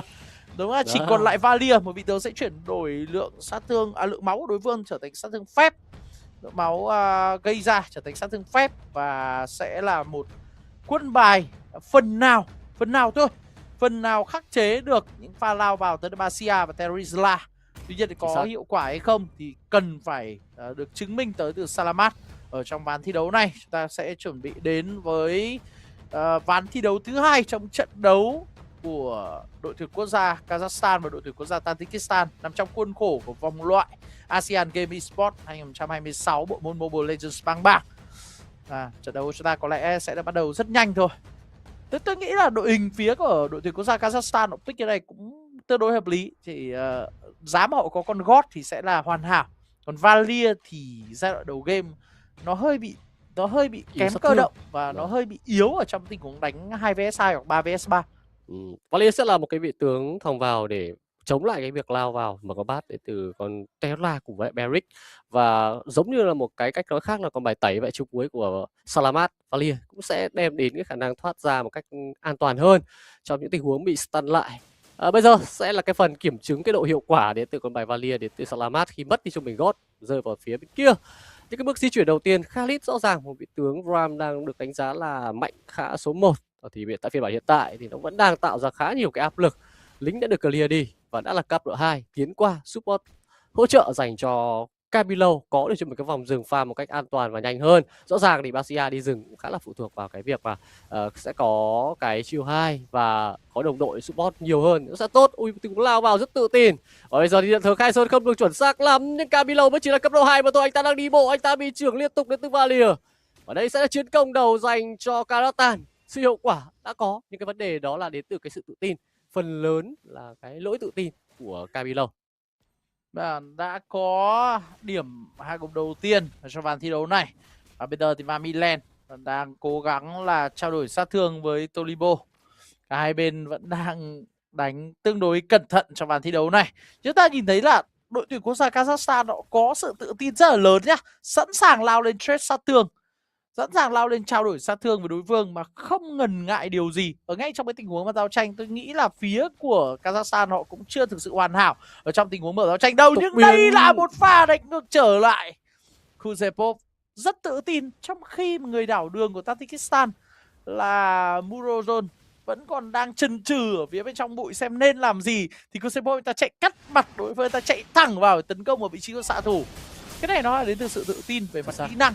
Và rõ ràng là phía của đội tuyển Tajikistan nó đang bị thiếu đi yếu tố này. Và lao ra rùa nhưng rất ngần ngại, không lao vào tấn tích Camilo. Và bây giờ thì là pha mà địa ngục truy hồn tới từ Mamiland. Mamiland rất thoải mái trở thành viên của đối phương. Salamat xả sát thương ra và đó là bạ gục dành cho Tolibot. Nhưng Salamat cũng đã lấy được bạ gục vào người chơi đi được kinh nghiệm của đối phương. Và đội tuyển Kazakhstan lúc này họ đang dẫn trước khoảng 1.500 tiền. Có một điều gì đó đang khiến cho chúng ta hãy xem tình huống này trước đã. Và bây giờ thì Akabayev gây rất nhiều sát thương lên tuyển thủ đi đường vàng của phía bên Tajikistan. Có một vấn đề là Kamilov tình huống đó hoàn toàn có tầm nhìn, có thể lao thẳng vào cạnh tranh tình huống rùa. Nhưng bằng một lý do nào đó ta quyết định bẻ lái và đi sang một hướng khác. Rõ ràng đây là tôi đang nghĩ rằng đội tuyển Tajikistan đang hơi thiếu tự tin vào sức mạnh của đội hình của mình. Ở trong giải đấu game tôi nghĩ đội hình của họ hoàn toàn thể đánh sòng phẳng. Ở đâu đó khoảng chênh lệch khoảng dưới 2.000 tiền hoàn toàn thể đánh sòng phẳng. Nào, một pha chiếu đen rất tốt đây. Đây, suýt nữa thì đã có điểm hạ gục dành cho Nemastoda. Khi mà Seric vào hơi sâu. Rõ ràng là tình huống 2 vs 3 nhưng họ có cho mình cơ sở bởi vì chất tướng họ là rất tốt. Bereric rồi Basia rồi God có thể giải quyết đối phương một cách rất thoải mái, kể cả Terisla cũng như vậy. Nhưng có một điều gì đó đang khiến cho lối chơi của họ nó chưa thực sự thanh thoát. Hoàn toàn có thể đánh gọi là song phẳng ở trong giải đấu game với phía đội hình của Kazakhstan được cơ mà. Họ đang hình như là đang hơi rén một chút so với đội hình đối phương. Đã có một tình huống hỏi thăm tốt. Bây giờ thì Basiem tại Kamilov đã có một cái góc support đẹp cho động lực công phá được xảy ra. Như cái điểm vừa rồi thì nó dành cho Kamilov chứ không phải là Clot. Không sao, đã có thể làm chững được cái nhịp tăng tiến sức mạnh đến từ con bài Bruno. Rõ ràng hai con bài này cũng được cần đồ khá là nhiều đây rồi. Combo y chang giống như vào thi đấu trước đó. Họ đã chịu. Và hiệu ứng khống chế trông quá dày sát thương vượt trội khiến cho Nematroda có được cho mình một cái điểm sát thương và điểm chiến công. Bây giờ thì mở ra khu vực hàng rùa thần dành cho bên phía team của Tajikistan. Họ sẽ có được cho mình một cơ hội là rất lớn, nhưng xuất hiện đến từ Foynet rồi, rùa được trừng phạt và Kamilov có được cho mình con rùa thần dành cho Tajikistan. Họ rút lui về và không mất bất cứ giọt mồ hôi nào. Sẽ đợi tình huống giao tranh tiếp theo khi mà có cơ sở nhiều hơn. Ui bác các tân phá tốc biến giữ chân được một người, tốc biến lùi về trụ nhưng Clot đã bị hạ gục đi và Mudoron cũng tương tự là như vậy. Cấm điện tử thần được trở ngược ra. Dolibov đang một thân một mình anh ta nhưng cơ hội khoảng trống tạo ra rất dày. Tiếp tục là chiếu đèn đến từ Nematroda. Đã là điểm thứ 2 dành cho pháp sư bên phía team của Tajikistan. Nhưng cái giá phải trả đó là họ nằm xuống tận 3 người trong một tình huống đổi lại một cái điểm chiến công nữa dành cho pháp sư của mình. Nhưng mà rõ ràng chúng ta nhìn thấy là đúng là phải công nhận là đội tuyển quốc gia Kazakhstan họ có mình khả năng phối hợp rất ổn. Nhưng phía của đội tuyển Tajikistan hoàn toàn có thể đánh ra trò. Chúng ta nhìn thấy một pha cấm địa tử thần này và giữ chân tốt. Chỉ có cái là Nemasoda anh ta hơi thiếu tự tin về bản thân mình, ta có đầy lượng máu. Và rõ ràng anh ta hoàn toàn có thể đứng để có thể kết hợp cả những đòn đánh thường và tấn công thêm, không gặp vấn đề gì cả, bởi đúng là hết chiêu rồi. Và bây giờ thì Beric đang mất được mình rất nhiều máu. Động lực công phá đẹp nhưng hơi xa. Một pha về động lực công phá nhưng nó lại chưa, cái tầm của động lực công phá nó lại chưa gây được sát thương để gây đối phương quá nhiều. Hơi tiếc dành cho đó là vị trí của Nurali Sozoda ở trong pha giao tranh vừa rồi. Hơi tiếc cái động lực công phá lại chưa đến tầm và nó lại chưa đủ để có thể lấy được điểm hạ gục nào vào phía đội tuyển Kazakhstan. Nhưng mà tôi nghĩ là đội tuyển quốc gia Tajikistan họ có thể tự tin hơn ở trong tình huống di chuyển để có giao tranh. Claude vẫn lên cho mình cái kiếm này thì tôi nghĩ là nó nó chưa được ok lắm, nhưng mà thôi không sao. Kamilov hạ cũng đi, đó là Salamat rồi. Và vẫn đang là một pha giao tranh. Seric hạ cùng được Nemasoda. Phía bên này thì Mamilen đã câu được rất nhiều thời gian, nhưng đã có định mạng cùng dành cho Claude rồi. Claude vẫn đang cố gắng để có thể rút về trong sự bảo vệ của những người đồng đội của mình. Phía bên này Kuzepov đang lao lên. Kuzepov có định mạng gục và đang được bắn tới từ phía của Claude. Kuzepov đánh hay. Và đó là Kuzepov, anh ta đánh rất tốt với con bài Khalid này. Và bây giờ thì họ đã lấy được cho mình đó là trụ đường giữa. Đội tuyển quốc gia Kazakhstan họ đang kéo được cái lượng chênh lệch lên là con số là 4.500. 4.500 và đây là một con số là tương đối lớn. Và sau khi họ kiểm soát được con rùa này sẽ là một chênh lệch đáng kể, nhưng lại phải nhấn mạnh câu chuyện là phía của bên đội tuyển quốc gia Tajikistan, nếu như họ đừng để cho đối phương lăn quả cầu tuyết và lấy trụ quá sâu thì họ vẫn có cơ hội đánh ngược lại trong ván thi đấu. Nhưng mà tôi nghĩ là Claude bây giờ phải thay đổi cái lối chơi. Cái gươm diệt quỷ bây giờ tôi nghĩ không phải là cái đồ được tối ưu dành cho Claude ở trong giai đoạn này đâu nhá. Tại vì như đã nói rồi, Claude sẽ cần được cộng sát thương vật lý. Claude sẽ cộng 40% tổng lượng sát thương vật lý vào chiêu cuối động lực công phá. Đấy, thế nên bây giờ Claude phải lên cái đồ gì mà nó có nhiều sát thương vật lý. Nhưng cái gươm diệt quỷ thì nó lại rất ít sát thương vật lý nó tạo ra. Nó chỉ cộng vào theo cái lượng máu của đối thủ thôi. Đúng rồi. Còn cái lượng sát thương vật lý cộng thẳng vào cho cái gươm diệt quỷ này hơi ít. Tôi nghĩ là Claude lên một cái gì đó nó khác, lên chiến sĩ Berserker chẳng hạn cũng sẽ là một sự lựa chọn. Bỏ so sánh không ra sát thương rồi. Đúng rồi. Bây giờ đây là có một cái tình huống chiếu đèn, có chiêu cuối từ Beric, cấm địa tử thần nhưng quá yếu, nó từ từ rebuff rồi. Đánh bật trở ngược ra, Kazakhstan đang tràn lên, giữ chân làm choáng lót lửa và đó là Buloron lên bảng điểm số. Nhưng mà món quà tặng ở khu vực cái đường trên khi có sơ hở thì bên phía team Kazakhstan họ tận dụng tốt hơn, vẫn là một cái thế đánh giao tranh 3-2 hoặc là kéo cả 5 người tập trung ổn định hơn. Nhưng ta nhìn về cái lượng sát thương đầu ra bây giờ đến từ con Claude này vẫn đang chưa phát huy được quá nhiều so với cái khả năng chống chịu và với sát thương vượt trội hơn. Kể ra mà lên lợi hái ăn mòn trước thì ngon rồi. Lợi hái ăn mòn thì nó ít nhất là có 80 sức mạnh vật lý cộng thêm vào trên một đòn đánh ở trong những cái nhịp bắn đầu tiên. Nhưng mà đồ tiếp theo lên gậy như ý. Thế này thì đúng là không có tí sát thương nào cho động lực công phá thật. Đây thì chỉ có đứng bắn tay thôi. Chứ còn bắn động lực công phá thì lại không ăn thua nữa. Nhưng mà như thế thì sẽ phế đi cái khả năng gây sát thương diện rộng đến từ con bài Claude này trong giao tranh tổng. tổng. Thì rõ ràng là tôi nghĩ là pick Claude trận này là ổn đấy nhá, bởi vì là có Basia, có Beric. Nhưng cái cách lên đồ có lẽ rằng là phía đội tuyển quốc gia Tajikistan đúng là phiên bản mới ra một ngày nên là đâm ra cũng khó dành cho các đội tuyển quốc gia thật sự. Họ sẽ ví dụ như Bruno thì lại không thay đổi quá nhiều, vì cái lối lên đồ Bruno thì vẫn như vậy. Nhưng rõ ràng là với Claude thì sẽ cần phải điều chỉnh lại lối lên đồ tối ưu cho cái phiên bản mới nhất này. Rõ ràng đây là một trong những cái điều khó khăn mà phía của Tajikistan. Thôi được rồi, bây giờ vẫn phải đợi Claude lên full đồ. Thực ra thì nếu như mà vẫn lên full đồ được theo hiệu ứng đòn đánh thì vẫn sẽ là một điều hiệu quả. Nhưng vấn đề là chênh lệch đã là 8.800 tiền. Và liệu rằng là phía đội tuyển quốc gia Tajikistan có thể chống đỡ được một lượt macro 3 đường tới từ phía đội tuyển quốc gia Kazakhstan này hay không? Đây là một pha đẩy cả 3 đường rất tốt nhá. Phía Kazakhstan họ vẫn duy trì được cái áp lực là rất ổn. Nhịp sóng toàn cầu. Ui, trong các cái góc đứng như thế này thì Vali cùng với cái nhịp sóng toàn cầu của Uno sẽ gây được rất nhiều sát thương. Và bên phía team của Tajikistan bắt buộc vẫn phải đứng chung với nhau để có thể đép được. Nhưng vấn đề là bây giờ họ đép không được khu vực đường trên, đã có một đường lính cường hóa. Và Camilo cũng tầm này chắc anh ta cứ hóa bánh xe đi ra, ăn vài sát thương sau đó đi bộ về hồi máu. Đợi chưa một hồi lại tiếp tục quay ra thì đồng đội đã không thể nào đép được rồi. Lao vào với một tình huống rất nhiều sát thương đến từ Serix. Suýt chút nữa đã có thể kéo theo được xạ thủ phía team của Tajikistan. Và đội tuyển quốc gia của Tajikistan bây giờ họ đang thua tận 10.000 tiền không khác gì vào thi đấu đầu tiên. Chỉ qua là họ kéo được đến tận phút thi đấu thứ 10 sớm hơn rồi. Bóng cắt tàn phá lao vào, điện thoại Cái Sơn sau đó thì bút điều chạm phách quá nhiều sát thương đến từ Serix. Tiếp tục tìm kiếm vào Loto Bilobo. Và dấu chấm hết đang được đặt ra, quét sạch toàn bộ đội hình bên phía team của Tajikistan. Và Kazakhstan chính là đội tuyển quốc gia vươn lên với chiến thắng 2-0 luôn trong cuộc trận đấu MLBB lần này. Và Kazakhstan là đội đã có được mình chiến thắng Trung Quốc ở trong cặp thi đấu này.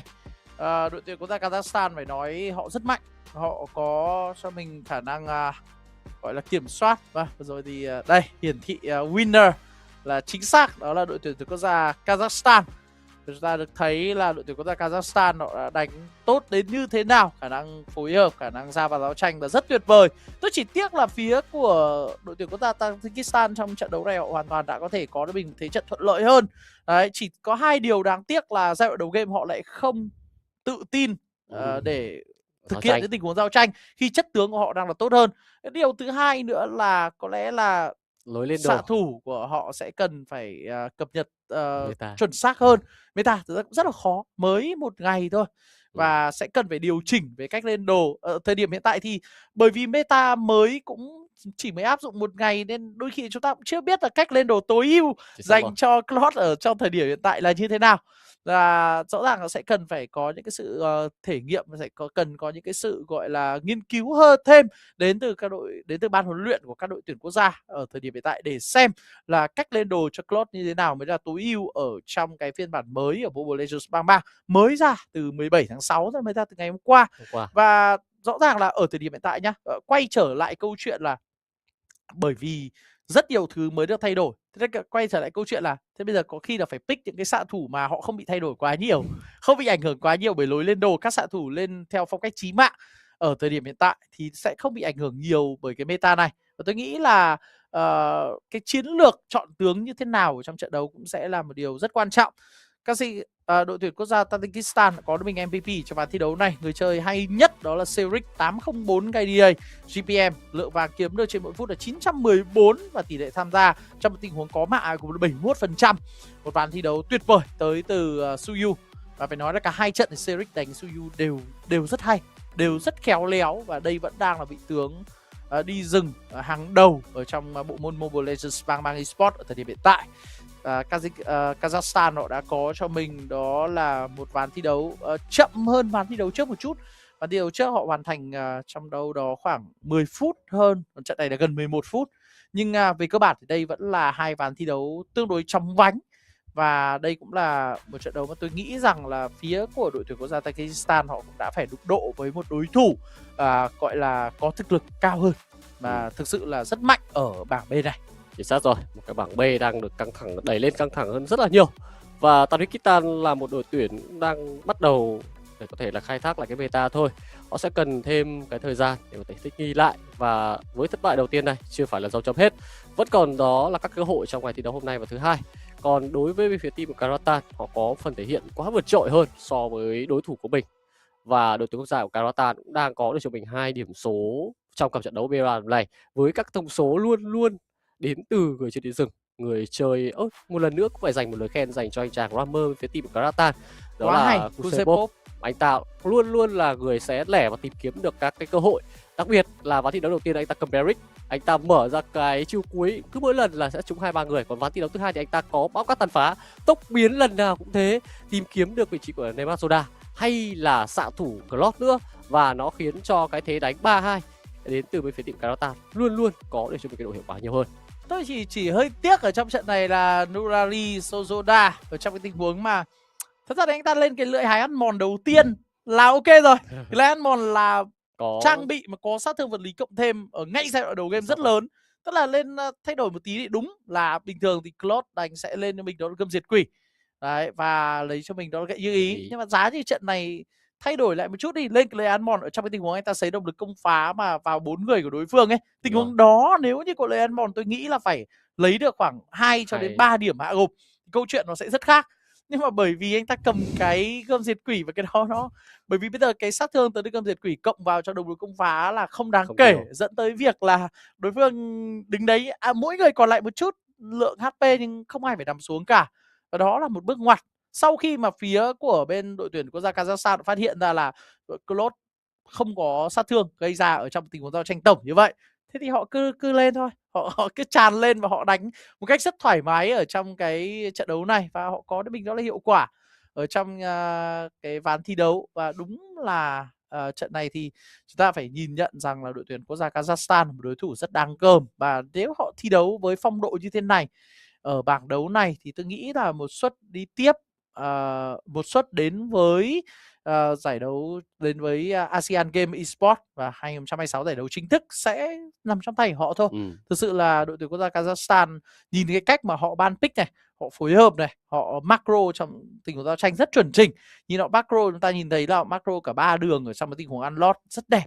Cả 3 đường cùng đẩy vào trong cùng một thời điểm và cả 3 đợt tính đều chạm vào trụ khi mà con lót tiến tới. Đây là một cái kết quả cho một sự khổ luyện về cả mặt chiến thuật cũng như là kỹ năng điều phối các đợt lính ở trên đường. Thì chúng ta nhìn thấy rõ ràng là rất hay.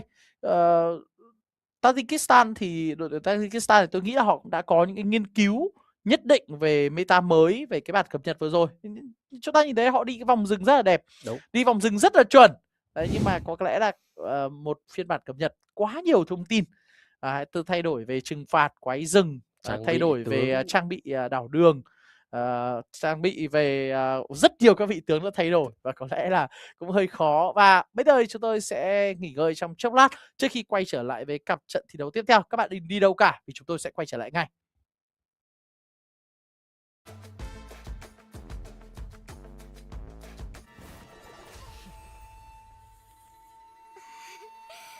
Such killing intent.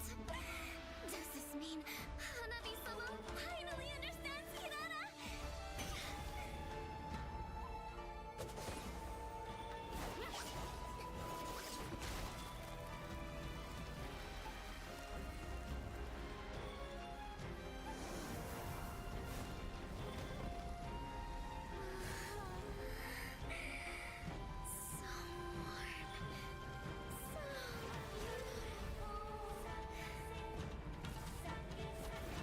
We can finally embrace eternity in hell. Just the two of us. Allow me to release your eternal bloom.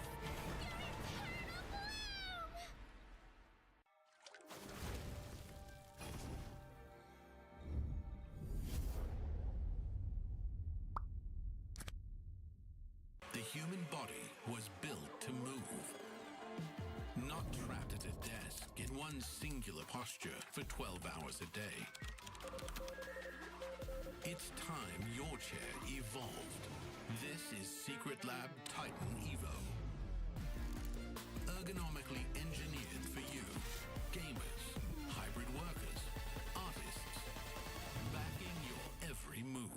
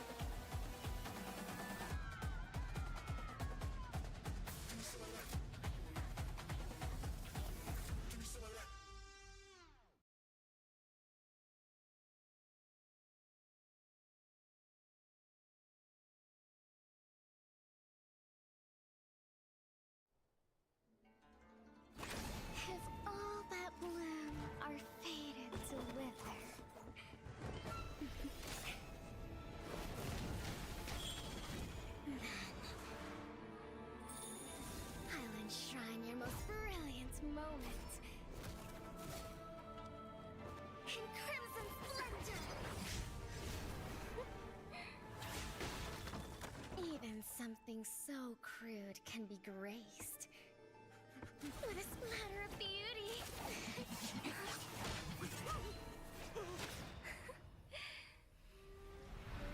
I'll get you out! You finally come to me, Hanabi-sama! This madness ends now! At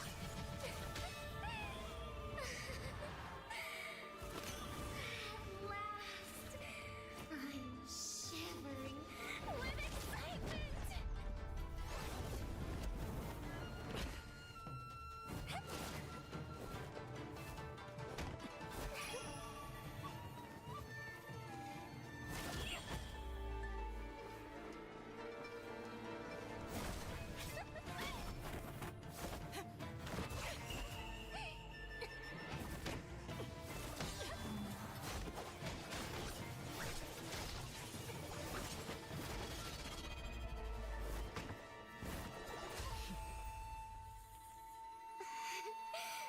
Such killing intent. Does this mean Hanabi-sama finally understands Hinata?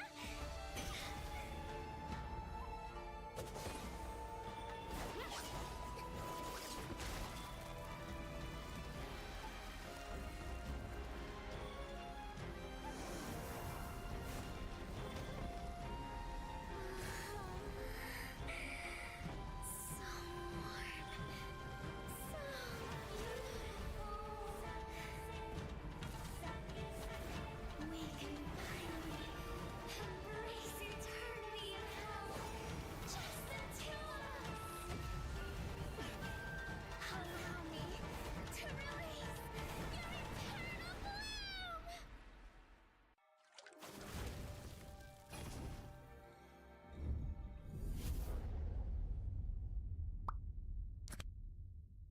The human body was built to move.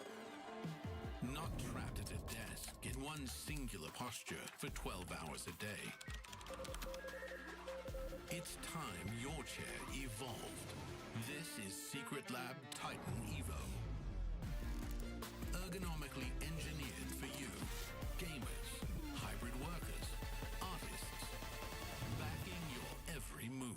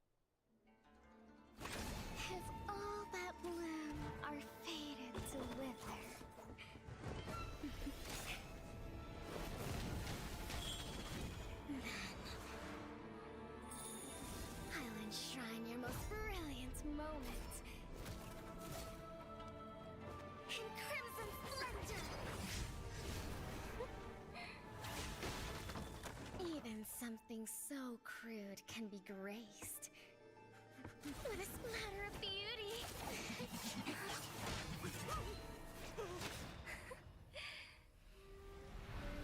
I'll get you out! You finally come to me, Hanabi-sama! This madness ends now!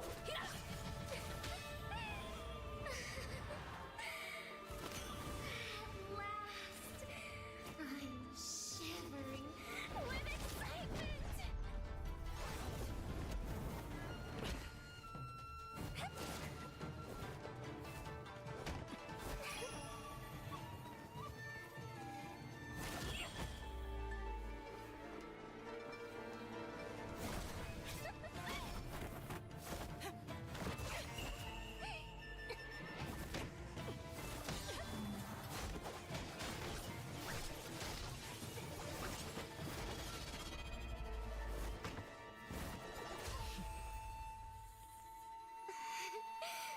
Such killing intent.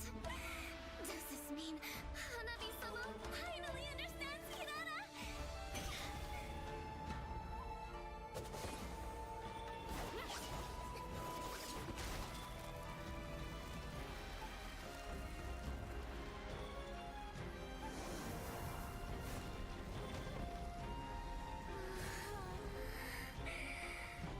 So warm.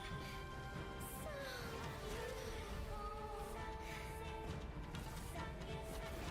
We can finally embrace eternity in hell. Just the two of us.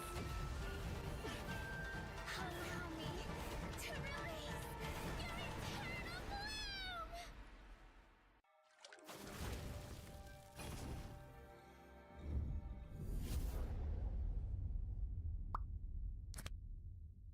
The human body was built to move. Not trapped at a desk in one singular posture for 12 hours a day. It's time your chair evolved. This is Secret Lab Titan Evo. Ergonomically engineered for you, gamers, hybrid workers, artists, backing your every move.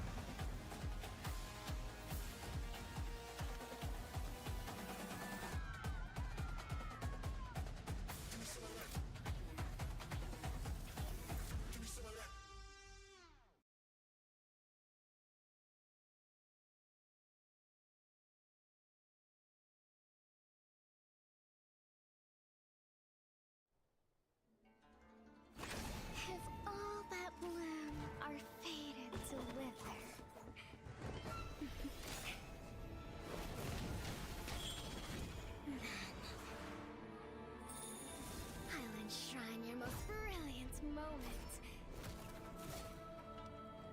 In crimson splendor. Even something so crude can be graced with a splatter of beauty.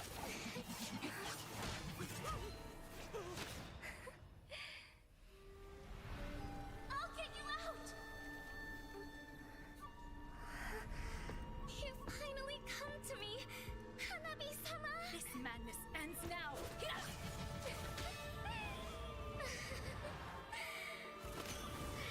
last, I'm shivering with excitement!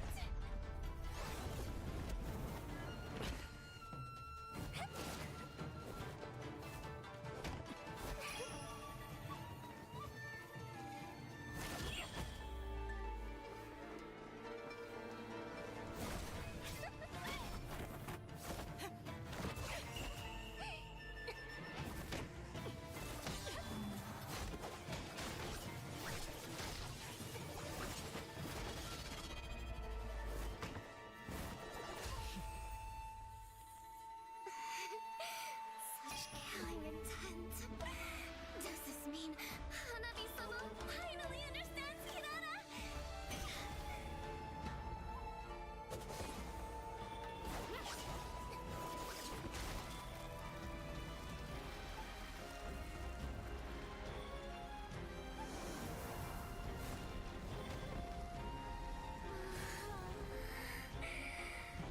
So warm. So beautiful. We can finally embrace eternity in hell. Just the two of us. Allow me to release your eternal bloom.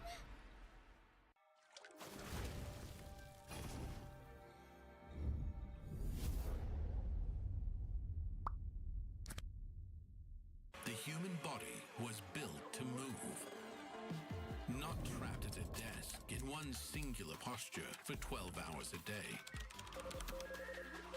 It's time your chair evolved. This is Secret Lab Titan Evo.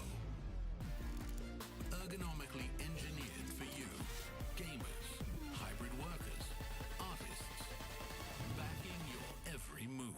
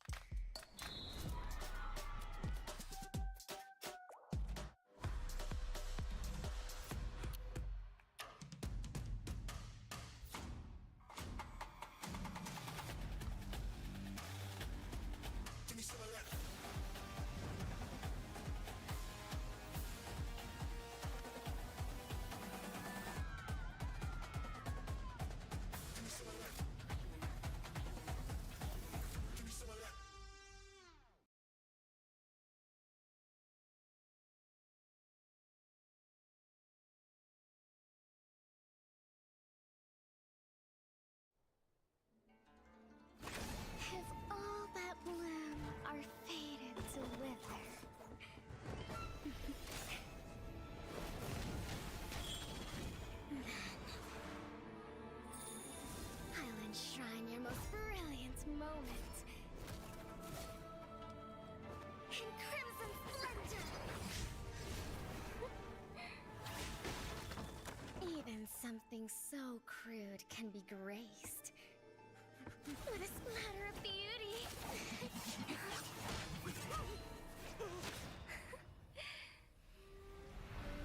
I'll get you out!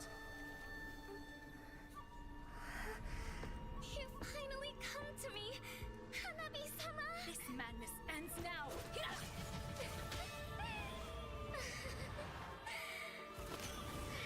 last, I'm shivering with excitement!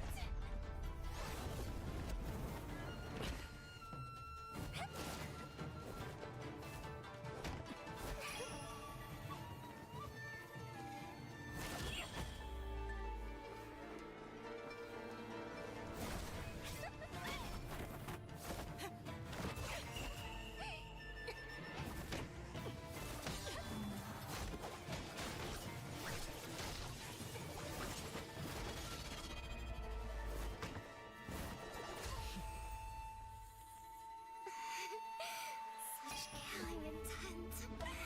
Does this mean Hanabi-sama finally understands Kirara?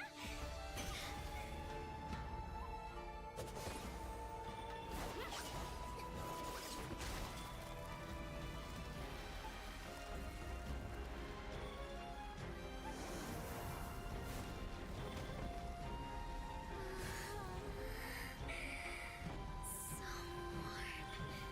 So beautiful.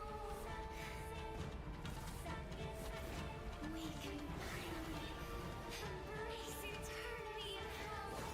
Just the two of us. Allow me to release your eternal bloom.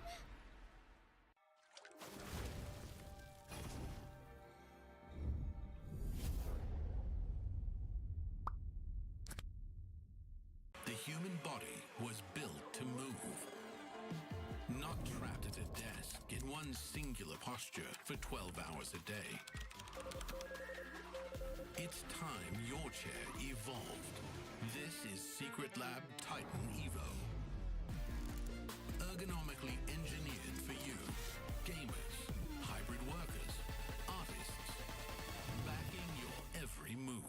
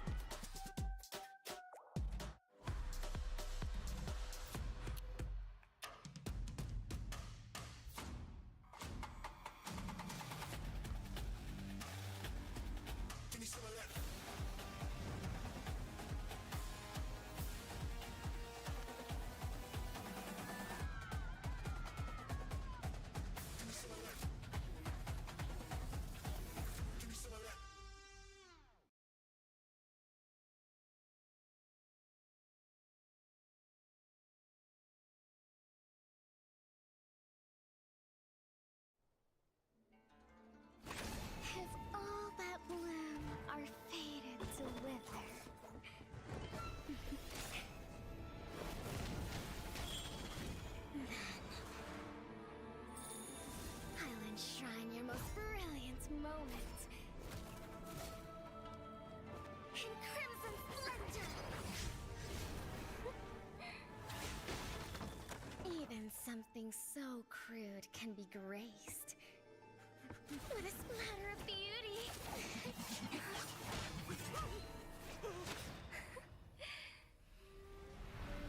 I'll get you out! You finally come to me, Hanabi-sama! This madness ends now. At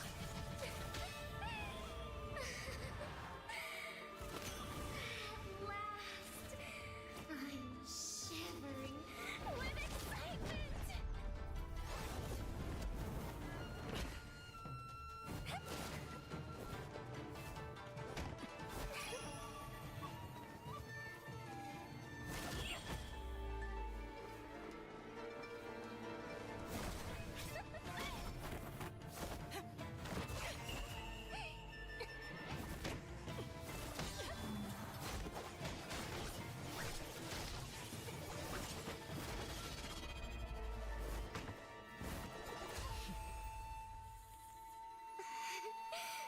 Such killing intent. Does this mean Hanabi-sama finally understands Kirara?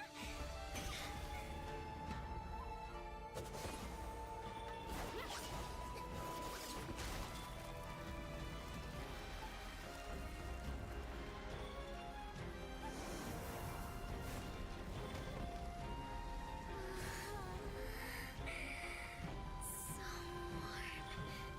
So beautiful. We can finally embrace eternity in hell. Just the two of us. Allow me to release your eternal bloom.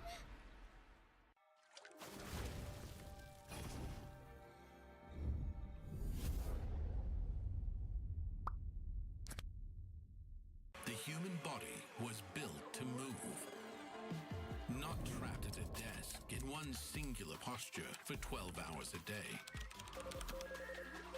It's time your chair evolved. This is Secret Lab Titan Evo. Ergonomically engineered for you, gamers, hybrid workers, artists, backing your every move.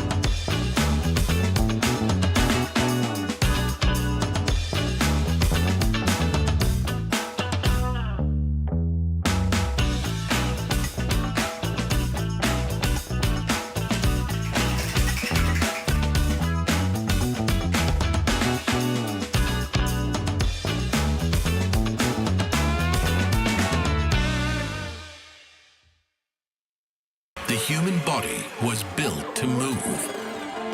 Not trapped at a desk in one singular posture for 12 hours a day. It's time your chair evolved. This is Secret Lab Titan Evo.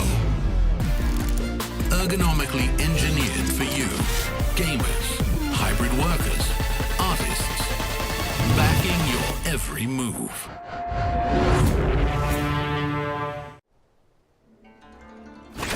If all that bloom are fated to wither,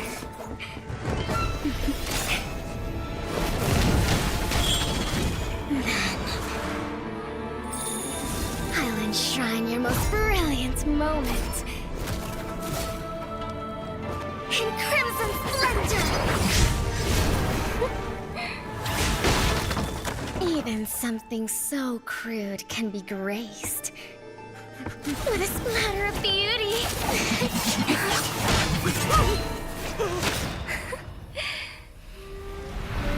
I'll get you out! You finally come to me, Hanabi-sama! This madness ends now!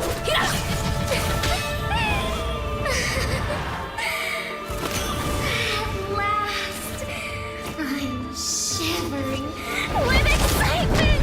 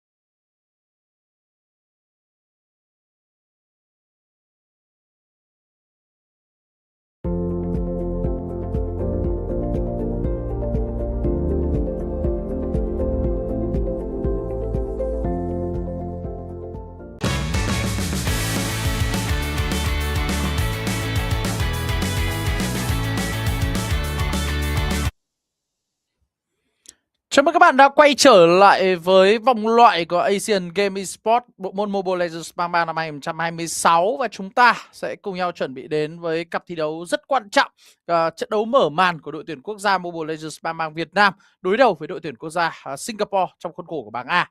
Chính xác là như vậy rồi, chúng ta đã chờ một cái khoảng thời gian rất dài để mà có thể cùng ngóng chờ đến với trận ra quân của đội tuyển nam Mobile Legends Bang Việt Nam của chúng ta để mà đến với giai đoạn vòng loại của giải đấu của sân chơi ASIAD năm 2026.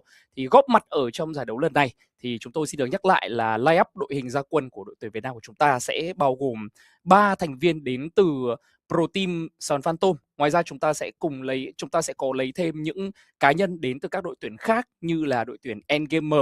Chúng ta sẽ có người chơi đường giữa, đó chính là anh chàng Lâm Đạt. Các bạn lưu ý là ở trong giải đấu này vì là thi đấu dưới màu cờ sắc áo của Mobile Legends Bang đến từ khu vực quốc gia Việt Nam, và vì thế cho nên các đội tuyển sẽ phải sử dụng tên hay là nickname như thế. Các bạn có thể nhìn thấy đây sẽ là layout ra sân, nhưng ở trên màn hình các bạn có thể đang nhìn hơi nhanh. Đây là layout ra sân của đại diện đến từ khu vực đội tuyển Singapore. Ngày hôm qua thì trong một cái buổi cá nhân, phát sóng cá nhân của tôi có đọc nhầm tên viết tắt của đội đến từ Singapore là một đội tuyển pro team đến từ của Việt Nam của chúng ta là Sun Phantom, bởi vì cái cách viết tắt cũng khá là rộng. SGP. Và đây là đội tuyển quốc gia Singapore, và bây giờ thì có lẽ ta sẽ đến với đội tuyển quốc gia Việt Nam. Đây rồi. Việt Anh, Ngọc Trạng, Văn Đạt, Tô Đô và Lâm. Vậy là chúng ta đã có một cái đội hình rất quen thuộc, nhưng mà hình như là hơi bị ngược. Việt Anh phải là người chơi đường vàng, đúng không? Đó là Daylight. Chúng ta cũng đã được quen thuộc với cả những người chơi. Đây là Tấn Lâm này. Tấn Lâm, chúng ta biết được tên là Hồng Ngày Nhi. Tô Đô, Nguyễn Văn Tô Đô. Ở đây là Lâm Đạt, và người chơi cũng rất quen thuộc. Đội trưởng của đội tuyển quốc gia Việt Nam đó là vẫn như thường lệ và những cái biểu cảm rất đặc trưng của ngôi sao của đội tuyển quốc gia Việt Nam. Chia sẻ thật Việt Anh. Chia sẻ thật với cả anh Rigaki là cái hình vừa xong của anh chàng xạ thủ đến từ khu vực Việt Nam của chúng ta là rất dễ bị cộng đồng mạng Việt Nam cắt ra là meme. Chắc rất chắn dễ là ngày hôm nay chắc chắn chúng ta sẽ có meme. Hình như là cứ KPI của anh chàng Việt Anh Daylight là cứ mỗi giải đấu chúng ta sẽ có thêm một vài cái meme mới. Và ngày hôm nay thì dù chưa thi đấu thì chúng ta đã thấy một cái biểu cảm rất thú vị tới từ người chơi có thể coi là ngôi sao, là trung tâm trong lối chơi của đội tuyển quốc gia Mobile Legends Bang Việt Nam. Gương mặt tương đối căng thẳng tới từ đội trưởng. Như vậy là chúng ta nhìn thấy những cái gương mặt rất quen thuộc tới từ Singapore, những thành viên tới từ Ignite Gaming, nhà đương kim vô địch của MPL Singapore, và rõ ràng là họ sẽ là những nòng cốt rất quan trọng ở trong lối chơi của đội tuyển quốc gia Singapore ở trong trận ra quân này. Các bạn cần phải lưu ý là ở trong khuôn khổ vòng loại ASIAD năm 2026 nói là vòng loại thôi, nhưng mà thực tế nếu như mà chúng ta có thể tiến sâu hơn được vào vòng trong thì tôi có thể khẳng định với các bạn một điều là Việt Nam của chúng ta hoàn toàn có thể nằm trong top 8 đội mạnh nhất thế giới. Khẳng định với các bạn một điều là như vậy, bởi vì là ở trong giai đoạn vòng loại của khu vực Đông Nam Á khác với vòng loại của các khu vực như là khu vực Đông Âu và những cái khu vực ngoài Đông Nam Á ra, thì đội tuyển Việt Nam của chúng ta ở trong giai đoạn vòng loại của ASIAD năm 2026 đã phải đối diện với những đội tuyển Mobile Legends Bang mạnh nhất trên toàn thế giới rồi. Đó là Indonesia, Malaysia, Philippines và kèm theo đó là những khu vực khác như là Myanmar. Thậm chí là chúng ta sẽ phải đối đầu với những đội tuyển đã được tham dự vào trong những cái giải đấu lớn như là khu vực Singapore cũng như là Campuchia. Và vì thế cho nên trận đấu ra quân của đội tuyển Việt Nam của chúng ta đối đầu với Singapore thì theo góc nhìn cá nhân của đội ngũ bình luận viên chúng tôi, đây là một trong những đối thủ mà có thể nói là Việt Nam chúng ta có thể đánh bại được ở trong giải đấu ASIAD năm 2026 này. Nếu như mà chúng ta phải đối đầu với những đội tuyển khác như là Indonesia, như là Philippines, như là Malaysia thì có một cái topic khá là hay được chia sẻ lên trên các nền tảng mạng xã hội trước khi mà giải đấu này được diễn ra, đến từ một bạn mà tôi thấy cũng khá là đúng. Đấy chính là khi mà đội tuyển Việt Nam của chúng ta đối đầu với những đội tuyển như là Singapore hay thậm chí là kể cả Lào đi, thì chúng ta, tôi nghĩ có bài vở gì chúng ta cứ nên bung hết ra để mà có thể giành lấy được điểm số. Còn khi đối đầu với những đội tuyển mà ở đẳng cấp khác biệt hẳn như là Philippines, như là Indonesia, như là Malaysia, chúng ta lúc đó sẽ thi đấu vì màu cờ sắc áo. Chúng ta sẽ thi đấu với hết khả năng của chúng ta có được ở trong giải đấu lần này. Và lịch trình thi đấu của đội tuyển Việt Nam ngày hôm nay chúng ta sẽ có 2 trận đấu. Trận đấu đầu tiên sẽ đối đầu với cả đại diện đến từ Singapore. Và trận đấu thứ hai chúng ta sẽ phải đối đầu với Indonesia. Và cụ thể đây là đội tuyển nào Rikaki nhỉ? Chúng ta đội tuyển Indonesia ngày hôm nay ra quân sẽ là Untitled Untitled. quân thế giới. Quân thế Mặc dù giới. là mùa giải vừa rồi của Untitled tại giải vô địch quốc gia Indonesia thì nó không thực sự thành công. Mà rõ ràng là họ vẫn đang là nòng cốt của đội tuyển quốc gia Indonesia và sẽ là một câu chuyện tương đối phức tạp. Còn trước khi đó thì chúng ta sẽ điểm qua đội hình của Singapore. Đội hình của Singapore sẽ có một thành viên tương đối quen thuộc với top mỡ, tôi nghĩ là như vậy. Đó là anh chàng Diablo, đó là Willun. Willun sẽ thi đấu trên đường kinh nghiệm vẫn như thường lệ. Còn những cái tên còn lại thì là những cái tên khá mới tới từ đội Kingdom Esports, cũng là một đội mà năm nay thì họ mới thành lập nổi lên tới từ phía của MPL Singapore, giải nội địa của Singapore. Nói chung là sẽ có hai người quen dành cho chúng ta là người chơi đường giữa của Singapore, đó chính là LOኢና, cũng là một người đã từng thi đấu và thậm chí là từng đụng độ với các thành viên của đội tuyển quốc gia Việt Nam. Anh chàng LOΗ này trước đây thi đấu cho team Research ASG Research Singapore. Trong khi đó thì có lẽ là người chơi quen mặt nhất, cựu thành viên của team Flash Singapore, đó là Diablo. Có lẽ là anh chàng này là người chơi mà có lẽ là tuyển thủ mà có lẽ chúng ta quen mặt nhất. Ở thời điểm hiện tại thì MPL Singapore không còn cái sức mạnh giống như là giai đoạn trước đây nữa, cách đây 2-3 năm trước. Cách đây 2-3 năm khi mà họ còn lọt vào trong top 8 thế giới ở từ giải M6 thì từ giải M5 thì rõ ràng ở thời điểm hiện tại thì sức mạnh của đội tuyển quốc gia Singapore tại Mobile Legends Bang 3 cũng không còn giống như trước đây. Và tôi nghĩ là ở thời điểm hiện tại thì tôi nghĩ là so với cả đội tuyển quốc gia Việt Nam thì tôi nghĩ đội tuyển quốc gia Việt Nam của chúng ta hoàn toàn có cơ hội để có thể thi đấu một trận đấu ra trò trước phía của đội tuyển quốc gia Singapore.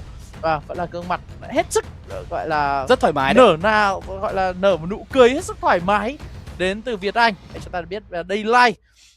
Đối với cả những đối thủ khác ở trong khu vực Đông Nam Á thì chúng ta sẽ gặp khá nhiều người quen, khá nhiều những đội tuyển quen. Đầu tiên thì hãy nói về đội tuyển được đánh giá cao nhất tại bảng A. Bảng A chúng ta sẽ bao gồm 8 đội và trong đó thì đội tuyển đánh giá cao nhất đó là đội tuyển quốc gia Philippines, khi mà họ sẽ mang đến đội hình mạnh nhất của họ tại thời điểm hiện tại đến từ giải nội địa Philippines, đó là Team Liquid Philippines.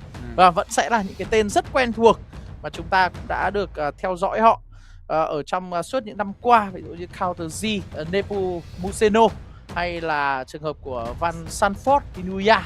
Rồi, đối với cả đội hình của Campuchia thì chúng ta sẽ năm nay cũng sẽ khá lạ khi mà đội hình của CFU Gaming là đội hình thường xuyên xuất hiện ở trong giải đấu quốc tế thì lại không tham dự. Họ sẽ không phải là nòng cốt của đội tuyển quốc gia mà đó sẽ là Vigo Apex, đội hình đứng thứ nhì của Campuchia ở mùa giải vừa rồi.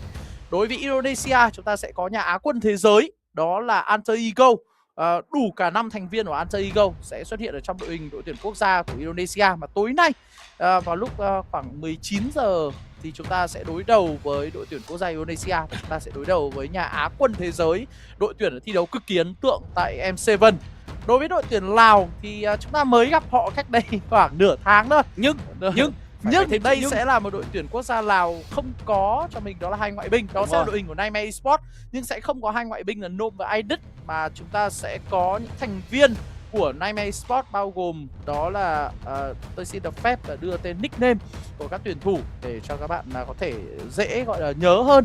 Đấy, đó là Juviana, Tuizi Folixi và Jasmine thì vẫn sẽ là nòng cốt của đội tuyển Lào. Ngoài ra thì sẽ có hai thành viên cũ là Sâu Sâu và Khami, những thành viên mà đã chơi cho MLBB Esports tương đối lâu, nhưng đây vẫn có thể coi là đội hình toàn nội địa tới từ Lào, và đây sẽ là nòng cốt đội tuyển quốc gia Lào. Ngày mai như là đội tuyển quốc gia Việt Nam thì chúng ta sẽ đụng độ với cả đội tuyển quốc gia Lào, và đây sẽ là một cuộc đối đầu, một cuộc tái đấu thú vị của các thành viên, đặc biệt là Todo, đặc biệt là Việt Anh, đặc biệt là Ngọc Trạng ở trong cái trận đấu mà Sài Gòn Phantom chúng ta đã thua một cách thất bại một cách tương đối đáng tiếc trước MLBB Esports của Lào. Đối với đội hình của Malaysia thì sẽ được tạo nên bởi 3 đội tuyển. Trong đó thì nòng cốt họ là Team Ray. Rất bất ngờ khi mà đội hình của đội tuyển quốc gia Malaysia lại không có bộ ba Stormy Sky của với Yum tới từ Selangor Red Giant. Đây cũng có thể là một cái tôi không biết là như nào, đây có thể là một điểm tích cực. Ít nhất là chúng ta sẽ không phải đối đầu với một trong những bộ ba mạnh nhất thế giới ở thời điểm hiện tại. Nhưng đội hình của Malaysia sẽ là một đội hình được bao gồm bởi nhiều đội, và trong đó thì có đặc biệt là có sự xuất hiện của LOΗI đến từ Team Ray, một người cũng phải nói là rất có nhiều kinh nghiệm. Myanmar cũng sẽ là một đối thủ cực mạnh ở trong vòng loại ASIAD 2026 Mobile Legends bang này, khi họ sẽ mang đến toàn bộ đầy đủ 5 thành viên của Yangon Galacticos, đội đã đứng hạng 8 thế giới tại M7, tại chung kết thế giới Mobile Legends bang M7 vào tháng 1 vừa qua. Thì Myanmar được đánh giá là mạnh, nằm trong top 3 đội mạnh nhất ở trong vòng loại ASIAD mùa này.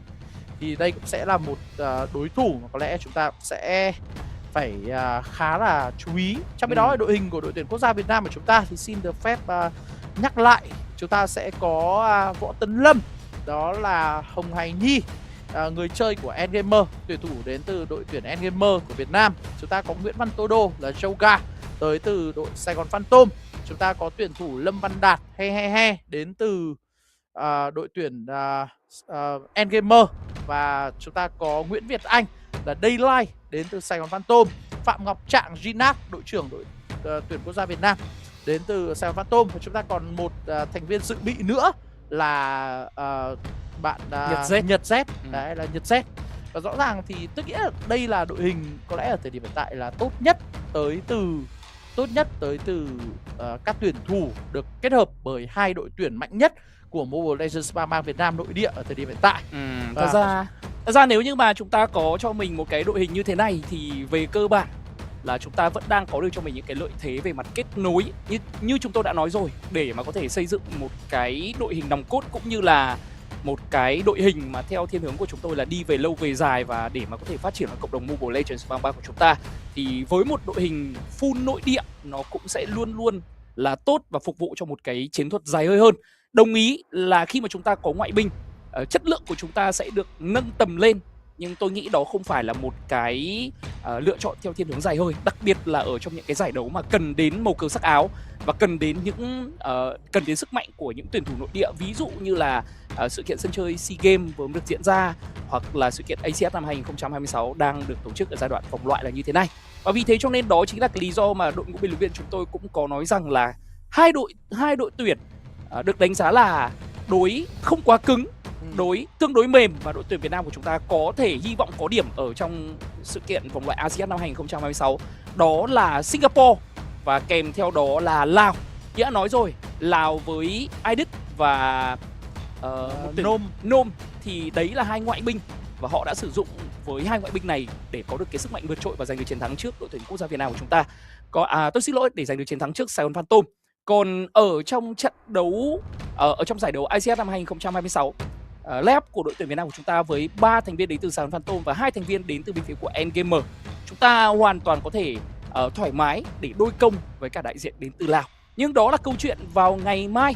Còn ngày hôm nay chúng ta sẽ cần phải dốc hết sức để mà có thể đánh bại được đối thủ ở trong cặp trận đấu đầu tiên, đó là đại diện đến từ Mobile Legends bang Singapore, để rồi sau đó chúng ta có thể thi đấu vì màu cờ sắc áo trước những thành viên đến từ Untitled của đội tuyển quốc gia Indonesia vào lúc 7 giờ tối ngày hôm nay. Phong độ của Untitled hay là nòng cốt của đội tuyển quốc gia Indonesia thời điểm hiện tại tương đối phập phù. Tôi nghĩ đây sẽ là một cái nỗi lo nhất định dành cho những thành viên tới từ Indonesia. Nhưng mà cũng là một điều khá thú vị là cứ mỗi lần mà đội tuyển Indonesia họ xuất quân để thi đấu ở trong những cái giải đấu nằm trong khuôn khổ các đại hội thể thao thì phong độ thi đấu của họ lại không cao ở trong giải nội địa. Mùa giải trước chúng ta nhớ là cái vòng tuyển chọn SEA Games, lúc đó là Team Liquid Indonesia, thì Team Liquid Indonesia họ chỉ đứng thứ 9 trên 10 ở trong đứng thứ 8 trên 9 ở trong giải đấu nội địa của Indonesia ở thời điểm đó. Thì năm nay Untitled cho dù họ mới giành cho mình đó là Á quân của giải thế giới, nhưng khi quay trở về với MPL Indonesia mùa 17 thì họ lại chỉ đứng ở vị trí top 7, và thậm chí họ còn không có suất để thi đấu ở trong vòng playoff, vòng loại trực tiếp của giải nội địa Indonesia. Thì rõ ràng là cũng là một cái điều khá trùng hợp tới từ các đội của Indonesia về phong độ của họ trong những khoảng thời gian gần đây.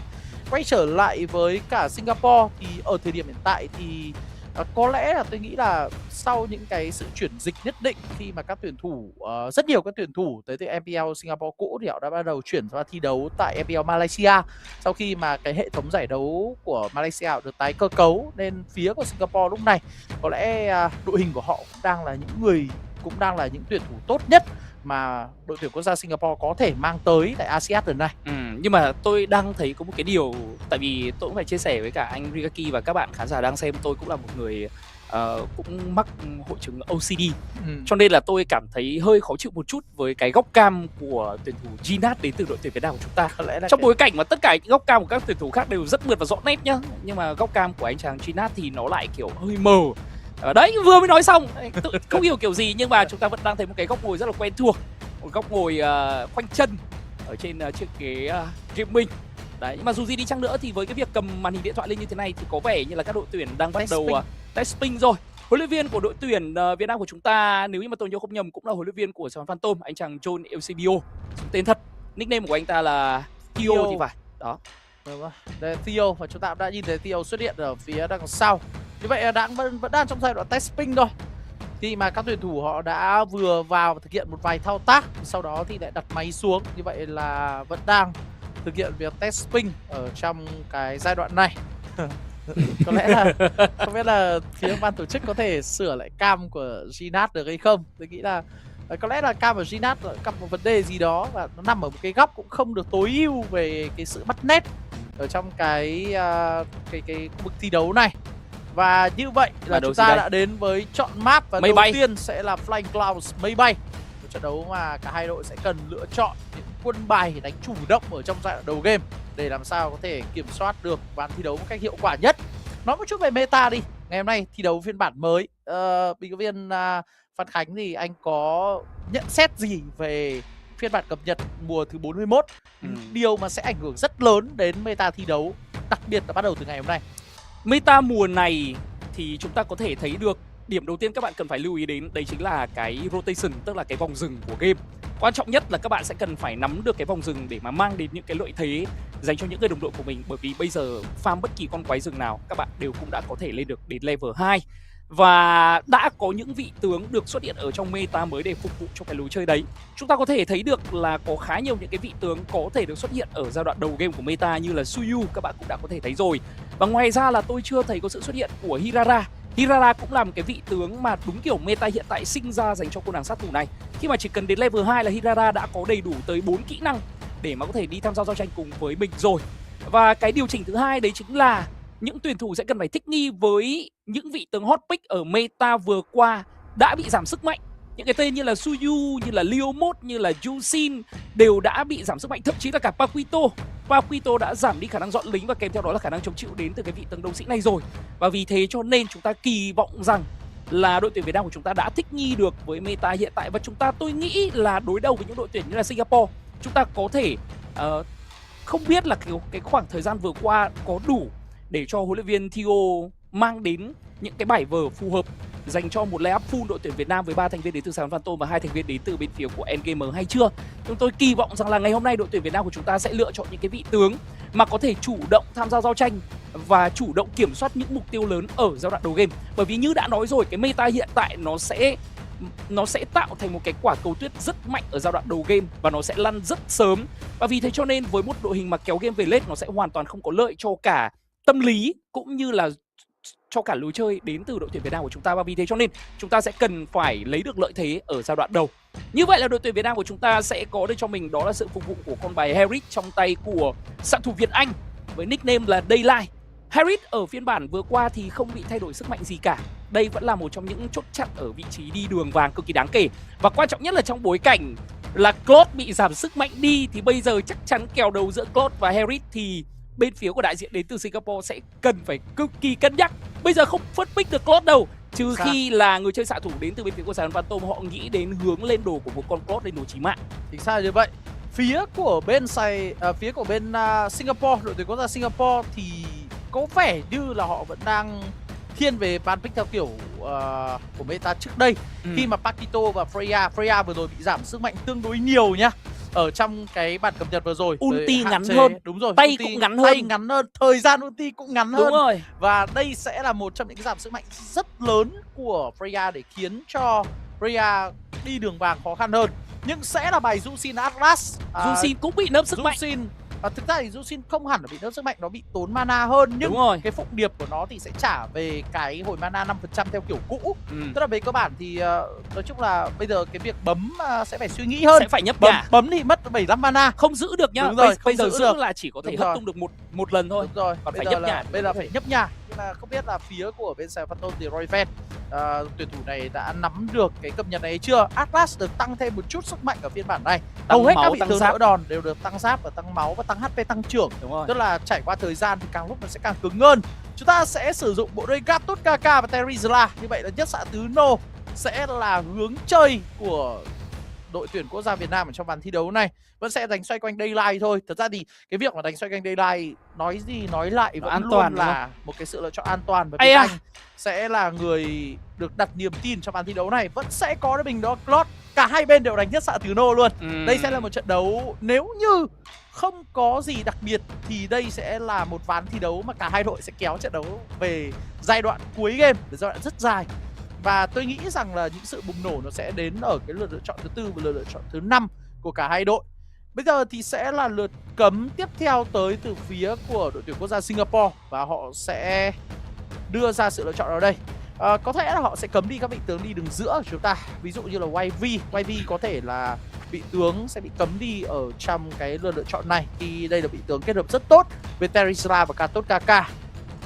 Nhưng quyết định sẽ cấm đi đó là Zetian. Zetian của tuyển thủ Lâm Đạt sẽ là người bị cấm đi ở trong ván thi đấu này. Thật ra cấm Zetian tôi thấy cũng hợp lý bởi vì khi mà Atlas lao lên với cái kỹ năng thứ hai, cái phân tách linh hồn của mình, rồi sau đó anh ta dùng chiêu cuối thì nó sẽ tạo ra một cái tình huống giao tranh tụ tập rất đông người. Và nếu như đó là một cái tình huống phượng hoàng nộ hỏa đẹp đến từ người chơi đường giữa Zetian trong tay của Tấn Lâm, tôi xin lỗi, trong tay của Lâm Đạt, thì đó sẽ là một cái tình huống mở giao tranh không có lợi dành cho đại diện đến từ đội tuyển quốc gia Singapore. Lượt cấm cuối cùng sẽ được đưa ra đến từ đó là đội tuyển quốc gia Singapore trước khi mà chúng ta đưa ra lượt cấm để mà đến với giai đoạn chọn tướng thứ hai, khi mà đại diện đến từ quốc gia Singapore sẽ là đội tuyển được pick trước. Rồi sau đó đội tuyển Việt Nam của chúng ta sẽ được pick sau với 2 lượt pick để hoàn thiện đội hình gồm 5 vị tướng của mình. Lúc này đây thì chúng ta đang còn thiếu gì nữa nhờ? Chúng ta đang còn thiếu đường giữa, chúng ta đang còn thiếu một vị trí đi rừng vẫn đang được giấu dành cho Lâm Đạt. Tôi xin lỗi, dành cho Văn Đạt. Các bạn có thể nhìn thấy ở đây Văn Đạt và kèm theo đó là dành cho Todo. YV cũng đã được cấm ở trong map thi đấu này. Ta để xem nào, ở trong cái bản cập nhật vừa xong thì không có nhiều vị tướng pháp sư được tăng sức mạnh đâu. Thật ra có một cái vị tướng pháp sư được tăng sức mạnh khá nhiều, chính xác là 2. Nhưng mà tôi nghĩ rất khó để mà cho 2 cái vị tướng pháp sư này được xuất hiện ở trong những trận đấu của những giải đấu lớn. Đó là con bài Eudora được tăng sức mạnh nội tại siêu dẫn 3 đến 5 giây. Từ 3 cho đến 5 giây. Nhưng mà con đấy thì nó hơi khó. Và cái thứ hai nữa là con Aurora. Aurora được giảm thời gian hồi chiêu đến từ chiêu 2 và kèm theo đó là chiêu cuối. Đấy cũng là một cái vị tướng TP rất mạnh nhá. Nhưng mà tôi nghĩ là việc sử dụng Aurora nó sẽ là một canh bạc dành cho đại diện quốc gia Việt Nam. Cái lượng sát thương của Aurora nó vẫn thấp. Tôi nghĩ là chỉ còn Lilia thôi. Chỉ còn lại Lilia là sự lựa chọn tương đối ổn dành cho đội tuyển quốc gia Việt Nam ở trong trận đấu này. Câu chiêu được, thả diều được. Rồi. Và mang thanh tẩy để chống Atlas. Nói chung là còn lại Lilia, bởi vì đối phương đã khóa mất đi 2 quân bài đánh kiểm soát ở khu vực đường giữa của chúng ta. Nhưng mà kết hợp Lilia với Gatot KK thì không quá mạnh so với cả Atlas cùng với cả Jushin. Nên đây sẽ là một điều mà chúng ta sẽ cần phải tính toán. Mặc dù vậy thì bể tướng tới từ Văn Đạt cũng là tương đối rộng nha. Nên là chúng ta cũng khá yên tâm. Akai, một sự lựa chọn Akai đi rừng. Đúng rồi, họ đánh nhất xạ tứ nô và Akai sẽ là vị tướng lựa chọn. Akai thì không được sờ tới ở trong phiên bản vừa rồi và cũng hiếm khi xuất hiện ở thời điểm hiện tại ở vai trò đi rừng. Tuy nhiên thì Akai vẫn là một trong những con bài rất khó chịu ở trong những cái bài đánh nơi mà đối phương gây áp lực sớm vào các khu vực đường cánh của chúng ta. Giao tranh tổng như thế này thì Lunox đẹp luôn. Lunox sẽ là một vị tướng pháp sư mà Lâm Đạt sử dụng rất nhiều ở trong giải đấu quốc nội. Và trong bối cảnh mà chúng ta cần đến một vị tướng pháp sư có khả năng tự sinh tồn và tự bảo vệ bản thân mình thì đang có 2 lựa chọn dành cho đội tuyển Việt Nam của chúng ta. Đó là Lilia và kèm theo đó là Lunox. Vấn đề ở đây Kimmy nữa đấy. Ôi! Kimi và Linh phiên bản vừa xong được tăng sức mạnh. Cái kiếm đoạn phong vân của Linh nó sẽ có thời gian hồi chiếu nhanh hơn ở giai đoạn đầu game. Và quan trọng nhất của Linh chiêu là cuối chu tiền kiếm trận sẽ phát hiện tầm nhìn của kẻ địch. Nhưng cái đó thì nó chỉ là cái nhỏ thôi. Cái quan trọng nhất là tốc đánh cơ bản của Linh được tăng lên từ 1.03 lên thành 1.35 nếu mà tôi nhớ không nhầm. Tức là bây giờ thời gian để Linh tung ra 2 đòn đánh liên tiếp sẽ nhanh hơn so với trước đây rất nhiều. Linh là một vị tướng mà rất phụ thuộc vào đòn đánh thường nha. Rất phụ thuộc vào đòn đánh thường. Nhưng có một cái vấn đề đấy chính là pick Linh nó hơi mạo hiểm đến từ Todo của đội tuyển Việt Nam của chúng ta, bởi vì nên nhớ là cái hất tung nó sẽ không cancel đi cái con quay ngàn cân của Akai. Và nếu như mà chúng ta có một cái thế chu tiên kiếm trận không đẹp mà đúng lúc Akai trong tay của người chơi đi đường rừng đến từ bên phía của Singapore mà có một cái góc quay đẹp ý, nó hoàn toàn có thể đẩy Linh trong tay của Todo vào tường. Và rất khó mất để đi cái thế nhặt kiếm rồi, mất đi cái thế nhặt kiếm hơi khó. Nhưng mà đó là lựa chọn đến từ đội tuyển Việt Nam của chúng ta. Lựa chọn ở đứng giữa đến từ vị trí của Văn Đạt là con Kimi như anh Rikaki đã chia sẻ. Một đội hình rất giàu sát thương ở giai đoạn đầu game để mà có thể giữ thế cho Linh trong tay của Todo. Nếu như game bị thọt, Todo hoàn toàn có thể sử dụng cái con Linh này để đi đẩy lẻ cũng như là đi lấy lại lợi thế cho những người đồng đội của mình. Con Linh này được lợi thế ở trong cái... Con Linh này khá lợi thế ở trong cái meta này khi mà cái vòng rừng đã có những sự thay đổi nhất định ở trong lối chơi của Mobile Legends Bang. Cái vòng rừng này ấy, thì kể cả khi mà bạn bị tranh cướp các mục tiêu như là búa tím, búa cam thì tổng cái vẫn lên được level 4. Đúng rồi, các bạn sẽ không bị thay đổi. Và chúng ta sẽ đổi vòng rừng. Chúng ta sẽ đổi vòng rừng đây, chuẩn rồi. Đường này phải ăn rừng từ con bọ cánh lửa. Ngày hôm qua thì tôi có xem livestream của bình luận viên tới từ MPL thì cũng có nói là nên bắt đầu ăn từ con bọ cánh lửa là một cái lối đi rừng một lèo phát lên level 4 rồi. luôn. Một phát là chúng ta sẽ lên level 4 luôn. Chắc chắn chúng ta sẽ không bị cái tình huống bị mất đi cho mình một chút lượng kinh nghiệm. Tức là khi thoảng thiếu đi một tí lượng kinh nghiệm thì bây giờ sẽ không còn cái tình huống đó xảy ra nữa. Thì bây giờ chúng ta cũng sẽ chẳng cần phải di chuyển ra bờ sông để mà có thể kiểm soát cái con cỏ. Bỏ không cần con bò cỏ tung tăng nữa. Bởi vì nó quá mạo hiểm. Đúng rồi. Bây giờ thì chúng ta sẽ làm một thế trận. Thực ra thì lúc nãy tôi đã nghĩ tới Kimi, tại vì chỉ có Kimi và Lilia thì mới mang theo cho mình nó thanh tẩy được và nó giữ được vị trí tốt ở trong tình huống giao tranh. Tuy nhiên thì đánh Kimi cùng với Harit như thế này thì chúng ta sẽ hướng tới một giai đoạn giữa game vào phút thứ 10 đổ đi thì chúng ta mới đạt được cho mình đó là hiệu quả trong tình huống giao tranh. Kết là người đang tạo ra một áp lực lên Việt Anh. Nhưng có vẻ như Việt Anh cũng đang muốn giữ lượng mana cũng như là giữ lượng đòn đánh tay. Vừa rồi thì vụ nổ tới không đã trượt. Nhưng mà rõ ràng là Claude bây giờ lượng sát thương đánh tay của nó cũng không bằng được so với cả Harit. Và có vẻ như Việt Anh đang muốn đánh ở một thế trận đánh thấp. Bởi vì đối phương được kinh nghiệm là Benedetta, tốc độ di chuyển tương đối nhanh và có thể tham gia pha giao tranh dễ hơn so với cả phía của Tấn Lâm, người chơi đang sử dụng Terizla của Việt Nam. Thì chúng ta cũng không cần phải vội vàng một pha lao vào kiếm đoạn phong vân. Và Todo bị giữ chân lại, có lẽ là phải rút về thôi. Một pha ganh không thực sự thành công tới từ đội tuyển quốc gia Việt Nam. Cần phải biến về ngay lập tức bởi vì 10 giây nữa là chúng ta sẽ có cho mình đó là cái con rùa đầu tiên trong map thi đấu này rồi. Khu vực đường dưới thì Việt Anh có lẽ là đang có cho mình những cái tình huống tung ra vụ nổ thời không trượt. Vì thế cho nên là kết với con Claude anh ta vẫn đang có đưa cho mình một cái lượng máu là đủ. Vừa mới nói xong thì đã có cấu diệt đến từ vị trí của Việt Anh rồi.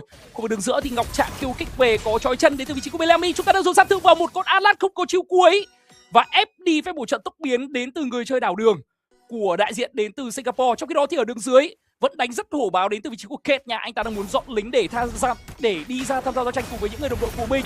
Việt Anh chậm một nhịp nhưng chúng ta đang ép giao tranh ở đây. Thấp màu đến từ vị trí của Ngọc Trạng rồi, giao tranh được nổ ra, có con quay ngàn cân đến từ vị trí của Akai. Chu tiên kiếm trận bắt đầu đến, chu tiên kiếm trận kiếm đang được nhận và chúng ta có chiến công đầu đến từ vị trí của người chơi đảo đường. Nhưng thấp màu đến từ Todo rồi, chúng ta cần phải đổi sang mục tiêu đó là con rùa này hoặc không. Đội tuyển Việt Nam của chúng ta chơi an toàn. Chúng ta sẽ để con rùa đấy lại để mà quay ngược trở lại vào phần rừng của mình, bổ sung lại lượng máu cũng như là biến về hồi và chúng ta sẵn sàng giao tranh nhịp 2. Đây là một quyết định hợp lý trong bối cảnh mà để có được cho mình mạ gục đến từ Atlas thì cả 3 thành viên quan trọng của chúng ta như là Văn Đạt, như là Todo và kèm theo đó là Ngọc Trạng đều còn rất thấp máu và bây giờ chúng ta cần phải ra. Có kịp không? Không kịp mất rồi. Chúng ta đã ăn được chiến công đầu dành cho Todo và không có bùa tím dành cho chúng ta chưa ăn được bùa tím dành cho Todo. Thế nên là việc bỏ con rùa đầu tiên không vấn đề gì cả. Có một cái vấn đề mà như cái trận ở MCCM chúng ta đã từng phân tích rồi là chúng ta cứ lo lắng quá nhiều về việc mất con rùa thứ nhất, con rùa thứ hai ở trong một cái hướng đánh theo kiểu nhất xạ tứ nô, và từ đó nó dẫn đến vấn đề sai lầm.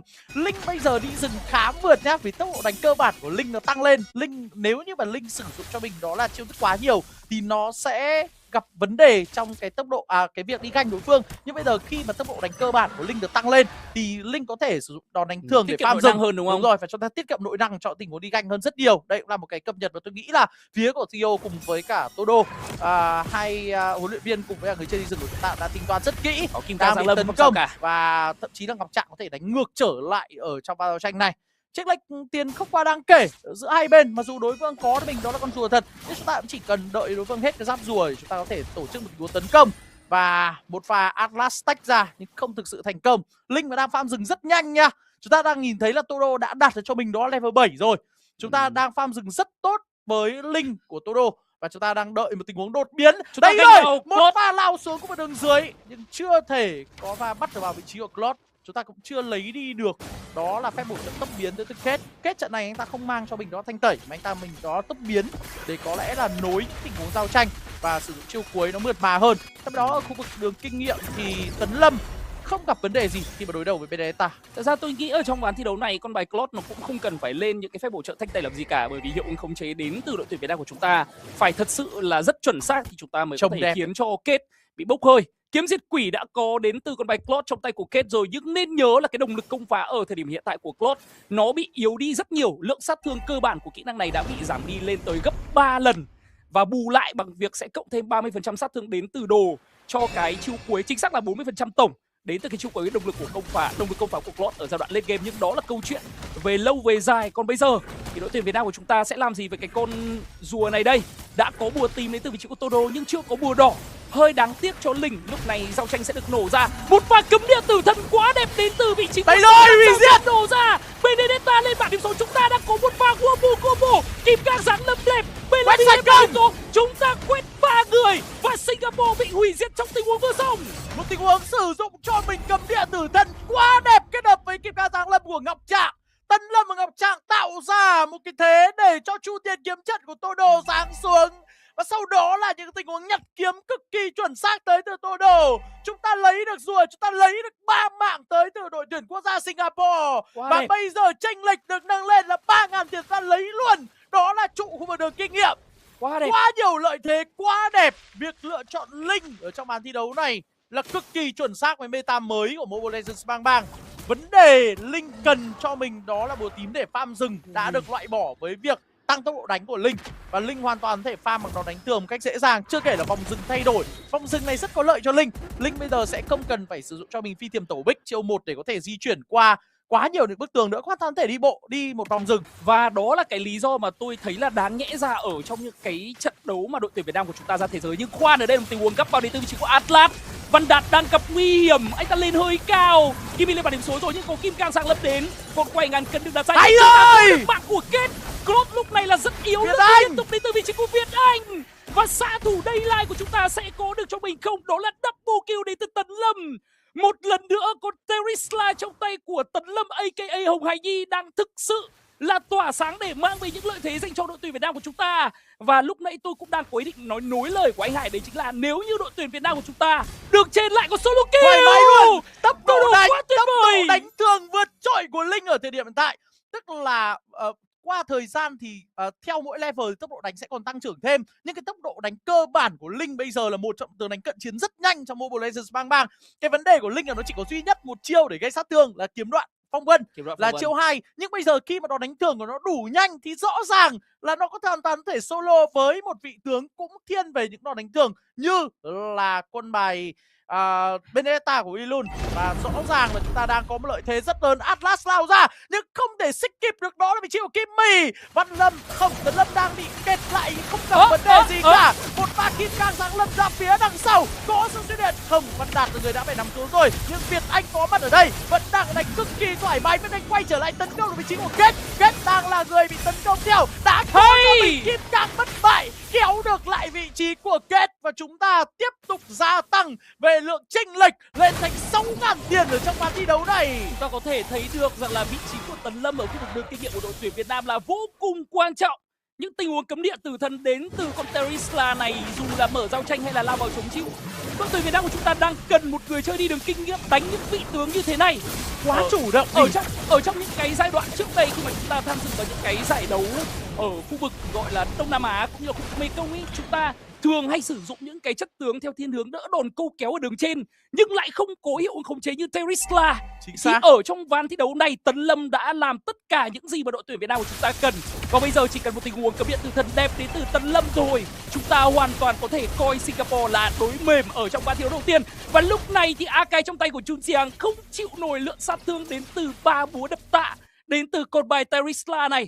Chênh lệch của đội tuyển Việt Nam cũng như là đội tuyển Singapore ở trong map thi đấu đầu tiên là 7.000 tiền. Và chúng ta bây giờ không cần phải vội vàng. Trong bối cảnh mà kết không hề xanh, chúng ta hoàn toàn có thể cân nhắc hướng đến một giai đoạn lên game.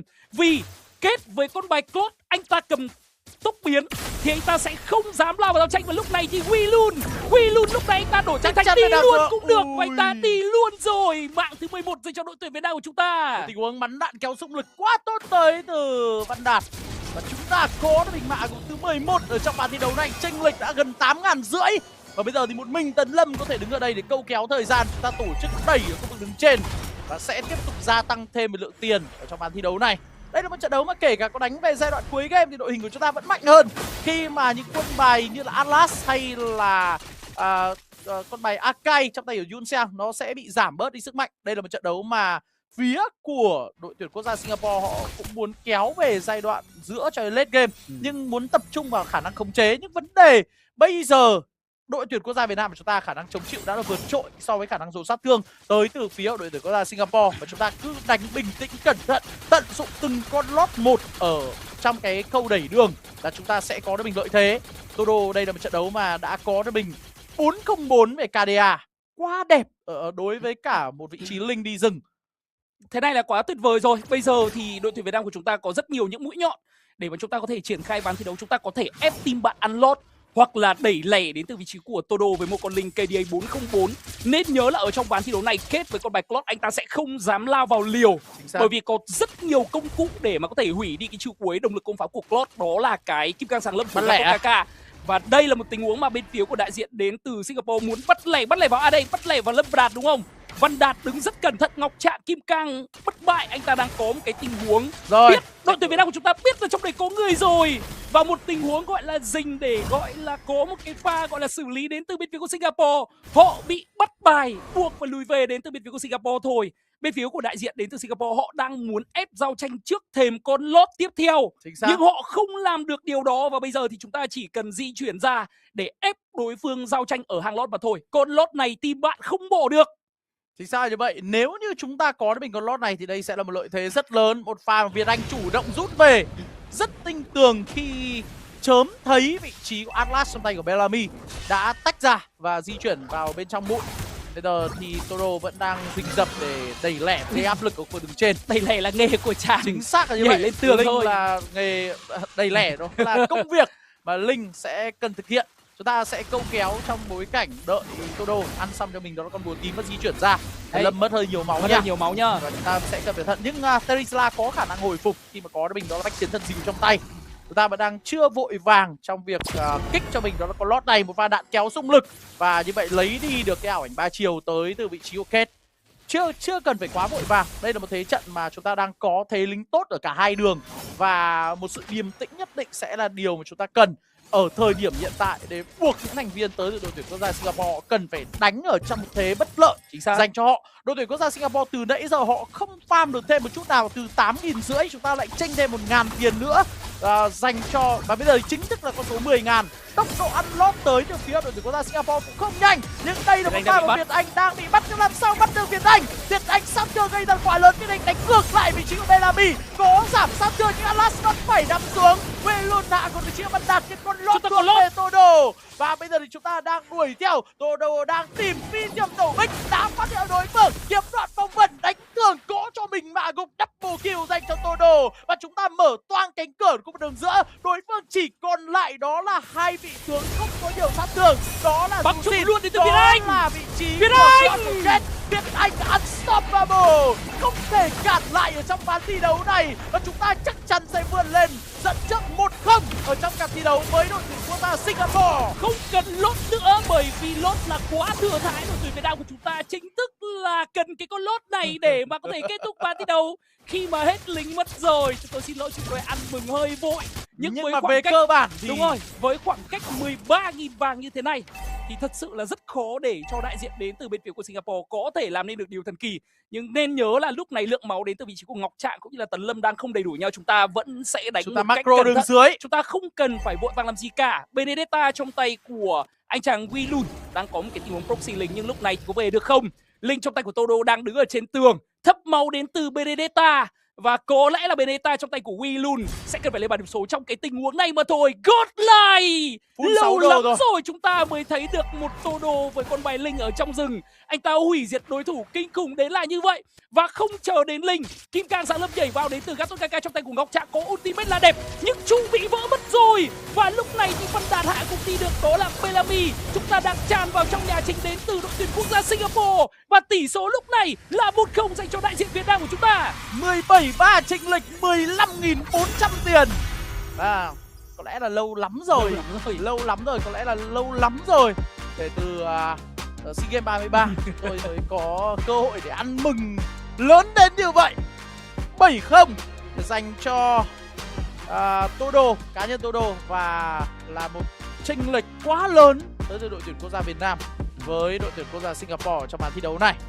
Và trận đấu có lẽ là mọi thứ đã nằm trong sự tính toán khi mà chúng ta nhìn thấy là Việt Anh cùng với cả Tấn Lâm ăn mừng cũng rất điềm tĩnh. Yoga cũng tương tự, Nguyễn Văn Todo cũng tương tự là như vậy. Vấn đề là tôi có cảm giác là cái khả năng nhập cuộc của đội tuyển Việt Nam của chúng ta cũng như là cái lối chơi bắt kịp meta mới của đội tuyển Việt Nam của chúng ta đang vượt trội hơn so với đối thủ Singapore ở trong ván thi đấu đầu tiên.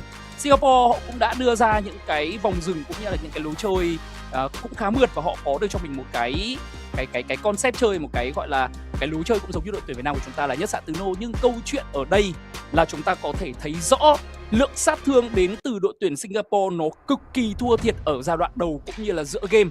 Vẫn hiểu cái câu chuyện ở đây là pick con Claude lên kiếm diệt quỷ để mà có thể dồn sát thương lên đa mục tiêu đến từ bên phía của team bạn. Nhưng nên nhớ là cái chiêu cuối của con Claude nó đã bị giảm đi gấp 3 lần sát thương rồi. Trước đây là tôi nhớ không nhầm là 120 đến 160 sát thương gốc. Tức là đầu game các bạn không làm gì xảy đông được công phá, các bạn đã có 120 sát thương. Nhưng bây giờ nó chỉ có 40 sát thương thôi. Và chưa kể là chúng ta sẽ cần phải đảm bảo là con Claude này sấy 2 mục tiêu tối đa để tối hóa cái lượng sát thương đấy. Nhưng vào giao tranh làm gì có chuyện con Claude nó chỉ sấy được 2 mục tiêu đâu. Nó phải sấy 4, nó phải sấy 5, và vì thế cho nên là cái lượng sát thương đến từ con Claude nó đã quá yếu ở giai đoạn đầu game, cộng hưởng với cả cái việc cần rất nhiều đồ. Cho nên là kết ván thi đấu này anh ta thấy đồng đội không gánh được mình, anh ta cũng không farm được, anh ta cũng không dám lao vào. Khi mà phía bên kia ván thi đấu này nếu như mà để lựa chọn ra một MVP thì tôi xin được phép chia ra thành 2 giai đoạn. Giai đoạn đầu MVP chắc chắn thuộc về cho Tấn Lâm với con bài Terisla.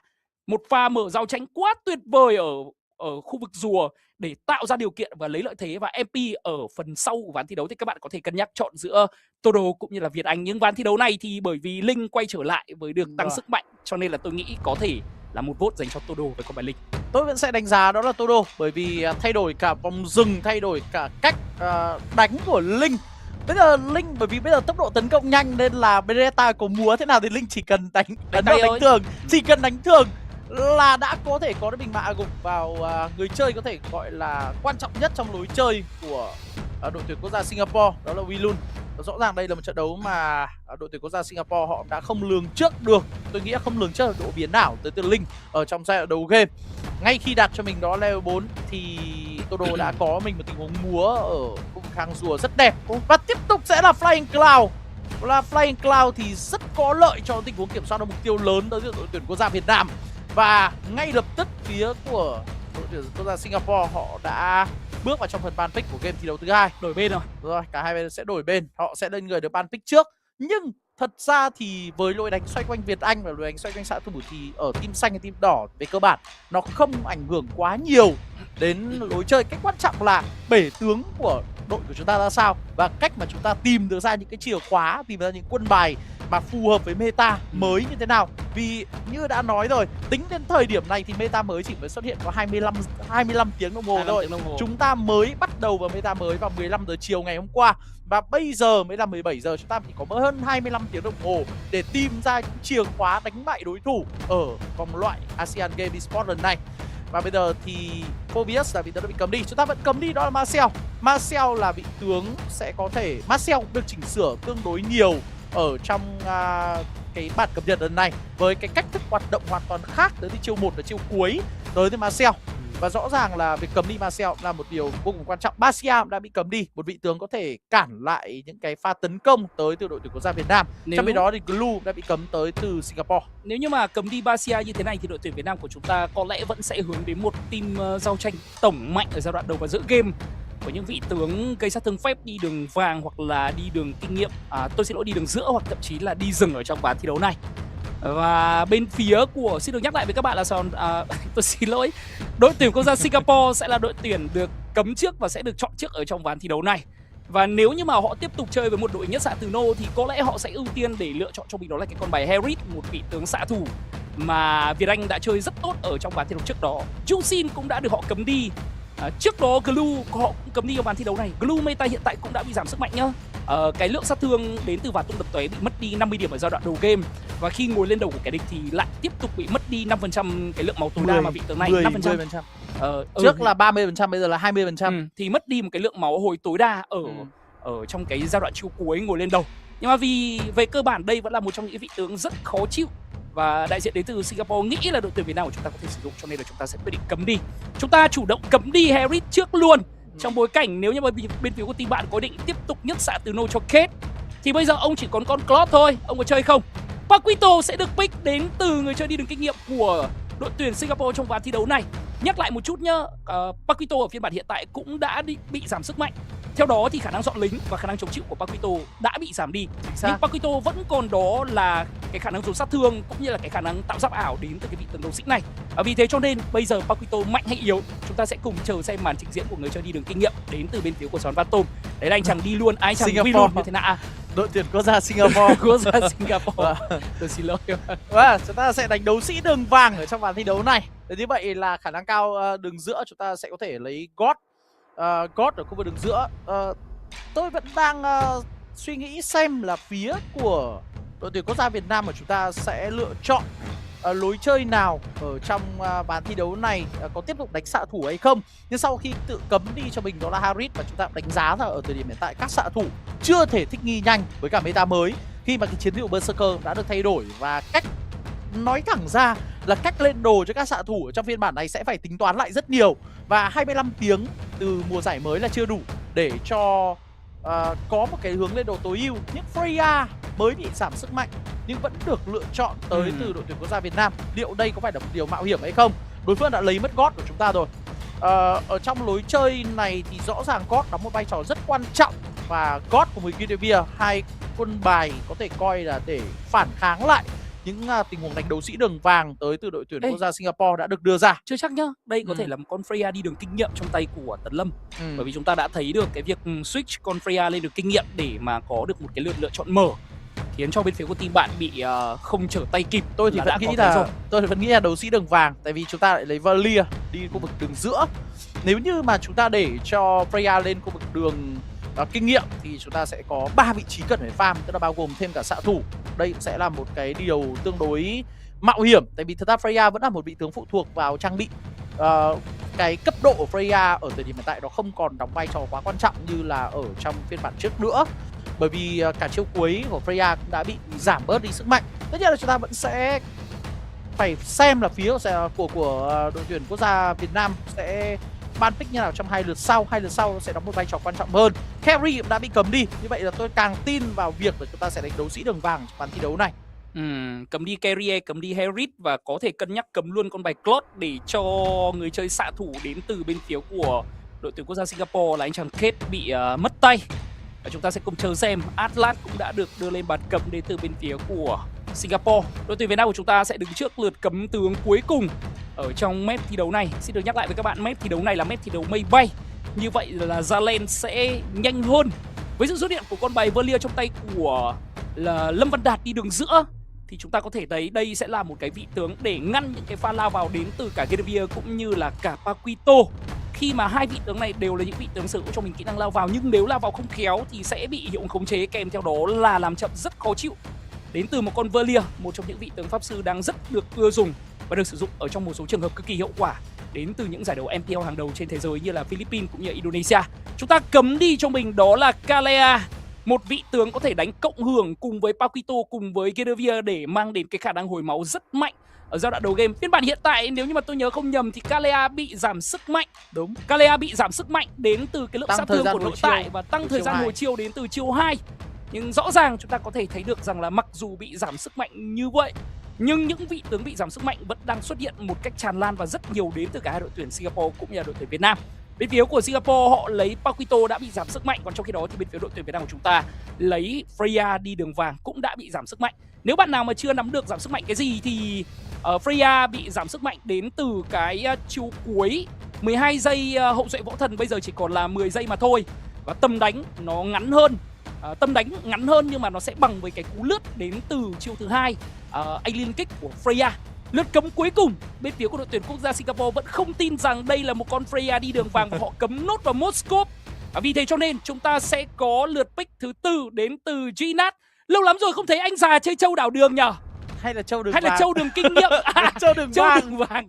Đây là châu đường vàng và chúng ta vẫn đang chưa biết là lối chơi của đội tuyển quốc gia Việt Nam thế nào. Các bạn giấu kỹ quá, các bạn pick 4 tướng rồi.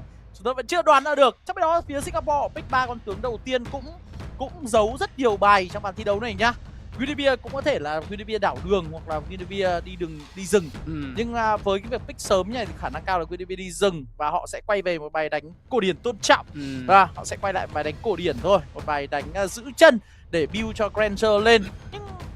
Nhưng Granger không thực sự mạnh ở trong meta này và đội hình này của phía đội tuyển quốc gia Singapore cũng chưa tạo đủ cái cơ sở để tôi tin rằng Ranger có thể đánh tốt ở trong bàn thi đấu này. Nhưng mà có một điều mà chúng ta cần phải nhìn vào là bên phía của đội tuyển Singapore họ đang sở hữu một cái lab với những cái vị tướng rất giàu về lượng sát thương và khả năng khống chế giai đoạn đầu game nhá. Họ đang có tới 4 vị tướng có thể băng cản vào giao tranh, trong số đó có 3 vị tướng là con Paquito, Genevieve và Hylot đều có hiệu ứng khống chế và đều là hiệu ứng khống chế phạm vi. Riêng Paquito thì lượng sát thương là có phải bàn rồi, God thì sát thương kèm theo đó là khống chế tầm xa. Genevieve thì combo đẹp thì có thể hất tung từ 2 cho đến 3 người và Hylot nó tạo điều kiện để cho God và Ranger được chơi. Lựa chọn tướng cuối cùng của đội tuyển Việt Nam là Eriteo. Meta này Eriteo không chỉnh sửa gì cả, hay nói cách khác là nó chưa được nâng cấp chỉnh sửa. Nhưng chiến dịu Berserker. Đúng rồi, họ vẫn sẽ đánh xoay quanh chiến dịu Berserker mới. Cái đội hình này của đội tuyển quốc gia Singapore tôi xin được phép bổ sung thêm một chút là nó dễ bị người đánh người ở lại. Cái vấn đề là Guinevere, Paquito và Hylot sẽ phù hợp với những con bài băng càn như Jusin hay con bài trợ công tầm xa như kiểu Zetian. Còn con God này nó sẽ cần một con mà hút, kéo, đẩy, giữ chân mà đẩy về phía của God cơ. Cái đội hình này của Singapore nó dễ bị rơi vào cái trường hợp là bóng đi mà người ở lại. Tức là đánh thì người lao lên nhưng mà sẽ có người bị tụt lại phía đằng sau và không gây được đủ sát thương. Thế nên là thật ra tôi nghĩ là cái việc lựa chọn God này nó giống như là tước đi con God của phía bên đội tuyển quốc gia Việt Nam hơn. Nếu mà tước đi như thế thì đây sẽ là một cái cách vận hành nó khá là ngang tay dành cho các hơi bị lùng củng đến từ đội tuyển quốc gia Singapore. Và ở trong đội hình này thì điều kiện thắng đến từ đội tuyển Việt Nam của chúng ta vẫn sẽ là tạo ra khoảng trống để cho Việt Anh với con bài Eriteo của anh ta đạt được đến ngưỡng 3 đồ với trảm phong kiếm, móng vuốt HS và kèm theo đó là chiến dịu Berserker. Sức mạnh của chiến dịu Berserker ở phiên bản hiện tại nó đã có thêm một cái hiệu ứng hủy diệt, nó sẽ gây thêm 12% sát thương chuẩn và lượng sát thương được tính là trước khi bị giảm, và vì thế cho nên những cái phát bắn chí mạng của Eriteo nó sẽ mang theo sát thương chuẩn. Nó sẽ không ngán những cái chất tướng có khả năng chống chịu như là Junxiang với con bài Genevieve hay là anh chàng Bellamy với con bài Hylot, nhưng Tấn Lâm cần phải cẩn thận bởi vì con Paquito này nó chỉ bị giảm khả năng dọn lính và khả năng chống chịu thôi, chứ đấm của nó vẫn thốn lắm. Đúng rồi, sát thương lên lính thì ít đau hơn và phải tính toán về cái lượng nội năng hơn, tính toán về cái điểm nội tại hơn. Nhưng mà đấm lên người thì sát thương vẫn thế. Và bây giờ thì Văn Đạt cùng với Ngọc Trạng đang gây ra được một sự khó khăn nhất định ở khu vực đường giữa dành cho bộ đôi Hylot và God tới từ Royven và Bellamy. Thực ra thì bộ đôi này tới từ phía đội tuyển quốc gia Việt Nam là tương đối ổn, nhưng mà chỉ có điều là chúng ta sẽ cần phải đánh thực sự tỉnh táo để tránh ơi không ổn rồi, lùi thôi. Suýt nữa thì đó là một kèo kỹ năng. Wilun Diablo anh ta phải nói là rất kinh nghiệm, anh ta tính đủ thời gian hồi chiêu, và đó bởi vì chúng ta không về thì chắc chắn Không. là Paquito Biến về rồi. Đúng Nhưng rồi. mà combo TikTok đến từ Paquito trong tay của Wilun, anh ta đấm chiêu 2 kèm tốc biến, chúng ta có thể thấy phép bổ trợ của cả hai bên đã mất đi. Một pha mà có lẽ là gây bất ngờ dành cho Tần Lâm, và có lẽ chúng ta sẽ cần phải cẩn thận hơn. Tôi tin rằng là con Paquito ở thời điểm hiện tại vẫn đang là một con hàng đầu ở trên được kinh nghiệm, và rõ ràng đánh với Paquito chỉ nên giữ kèo hòa thôi. Đúng rồi, đánh kèo Giữ hòa kèo thôi. hòa thôi và đợi đồng đội lên có tình huống khống chế thì chúng ta sẽ có lợi thế hơn. Nhưng đã có chiến công đầu dành cho đội tuyển quốc gia Singapore. Cái vấn đề ở đây là để cho con Paquito có mạng ở đầu game nên rất nguy hiểm, bởi vì Đúng nó rồi. sẽ bỏ đường để mà nó đi tham gia giao tranh với những người đồng đội của mình. Những cái cú đấm của nó rất đau, và lúc này đây thì Ngọc Trạng anh ta đã tránh được những cái cú đấm hủy diệt đến từ vị trí của Paquito rồi. Chúng ta đang di chuyển ra để setup cho mình đó là cái con rùa đầu tiên ở trong ván thi đấu này. Tấn Lâm cũng đã có cho mình đó là hậu duệ võ thần. Lúc này đây thì Irithel bắt đầu đi ra, chúng ta bị một nhịp hất tung rồi, không có ultimate đến từ Genevieve, nhưng Tấn Lâm vẫn bay màu một cách quá nhanh chóng đi. Con rùa này chúng ta giữ được không? Chúng ta không giữ được rùa rồi, và lúc này thì thân ai người đấy chạy thôi. Todo cũng lên bảng điểm số, và có lẽ với cái lối cấm chọn như thế này thì nó hơi bị trái tay, không phải là đến từ bên phía của Singapore mà đến từ đội tuyển Việt Nam của chúng ta thì phải. Đội tuyển Việt Nam của chúng ta thì nói thật là tôi vẫn nghĩ là đánh đấu sĩ đường vàng Tôi không vẫn nghĩ là ổn chứ kiểu nhỉ? Freya đi đường kinh nghiệm nó ngon lắm đâu. Tôi nghĩ là Tấn Lâm sẽ hợp với những cái con Thì- tướng mà theo kiểu lao vào giao tranh và Thì tanh đúng là tanh nó cơ. không ngon thật. Con Freya bây giờ thì nó đã được hoạch định để có thể trở thành một đấu sĩ cận chiến đi đường vàng. Và khi mà chúng tôi dự đoán nó không ngon thì không ngon thật, khi mà lúc này chúng ta đang bị mất thế trận rất sớm ở trong giai đoạn đầu game. Và sẽ là một câu chuyện khó khăn khi mà Ngọc Trạng cũng đang chưa đạt được cho mình đó level 4, và khi Châu chưa đạt cho mình level 4 thì chúng ta đã không có được mình đó sự bất ngờ, buộc phải sử dụng tới cả thiên tinh trảm để farm tới Todo. Một trận sẽ phải farm late thôi, tại vì thực ra thì so với Harit thì con bài Intel của Việt Anh ơi tới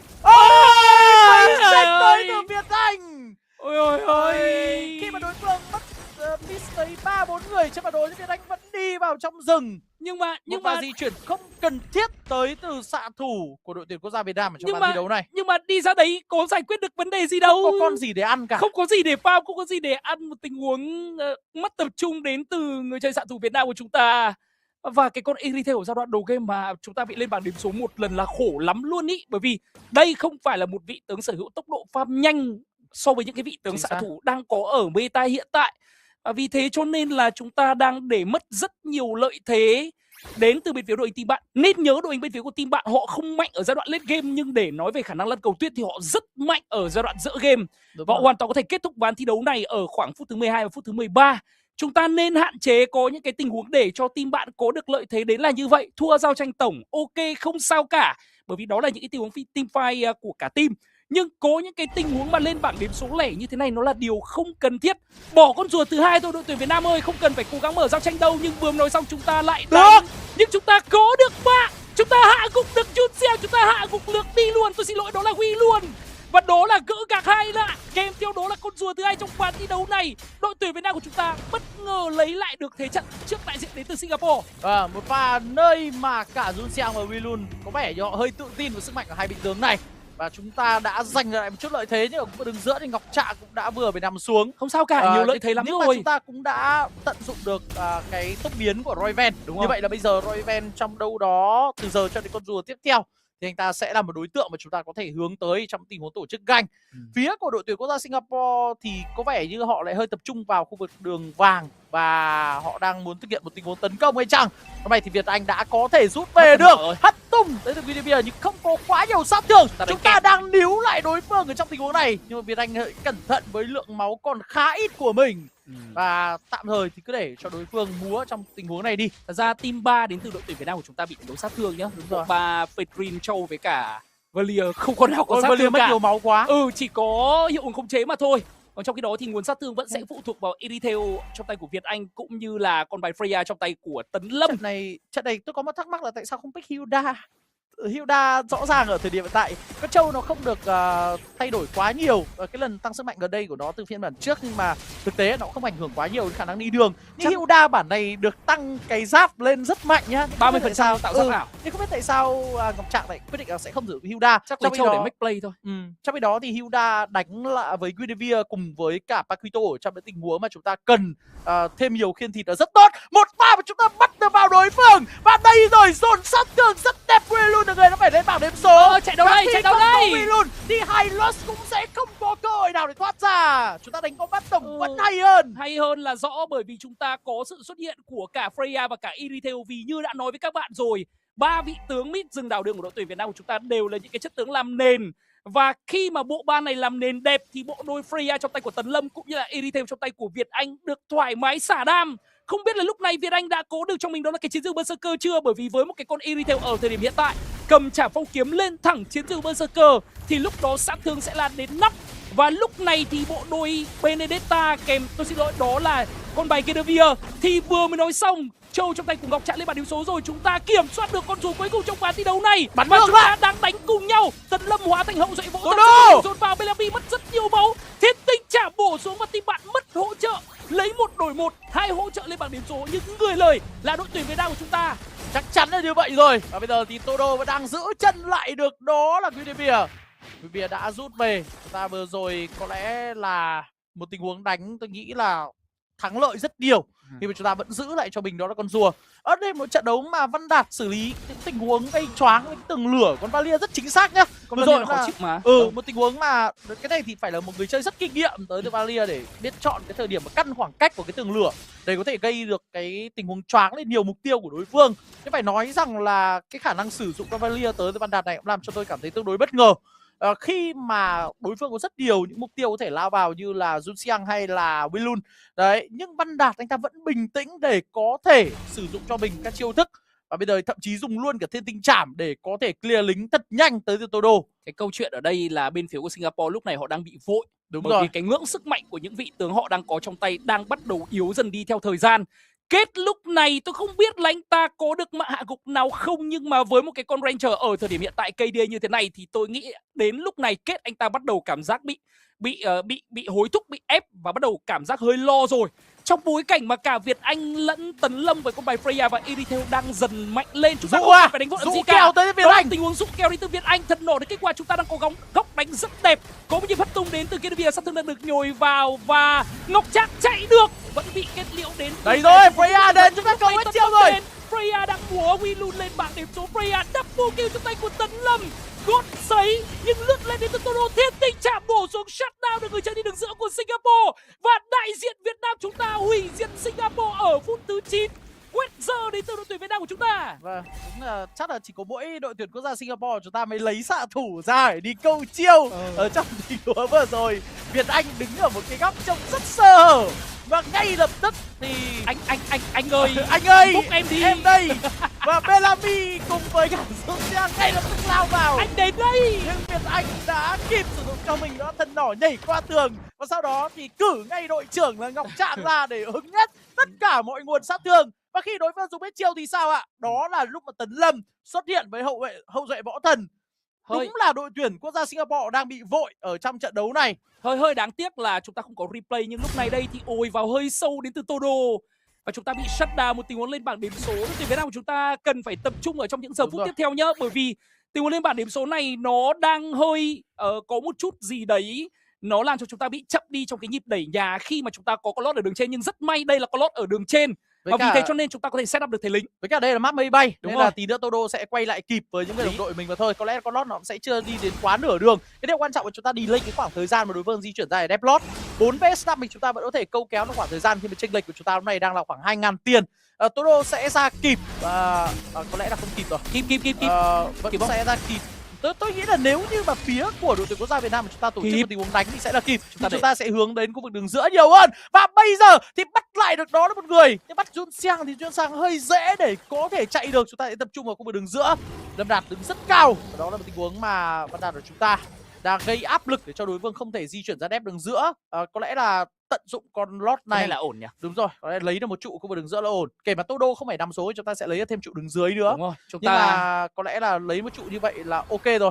Tôi vẫn không cảm giác là phía của đội tuyển quốc gia Singapore có thể tạo ra được một cái combo nhá. Ê, như tôi chúng ta nói, phải cẩn thận này. như tôi nói là God cùng với Ranger luôn dễ bị hụt lên và đang là tình huống lao vào. Chúng ta lại tiếp tục tấn công vị trí của Jusiang à? Có ổn hay không? Đánh được. Giờ đang lao vào, luôn đã bị chết bay tới vị trí của Tấn Lâm và Tấn Lâm vẫn rút ra được ở trong tình huống giao tranh này.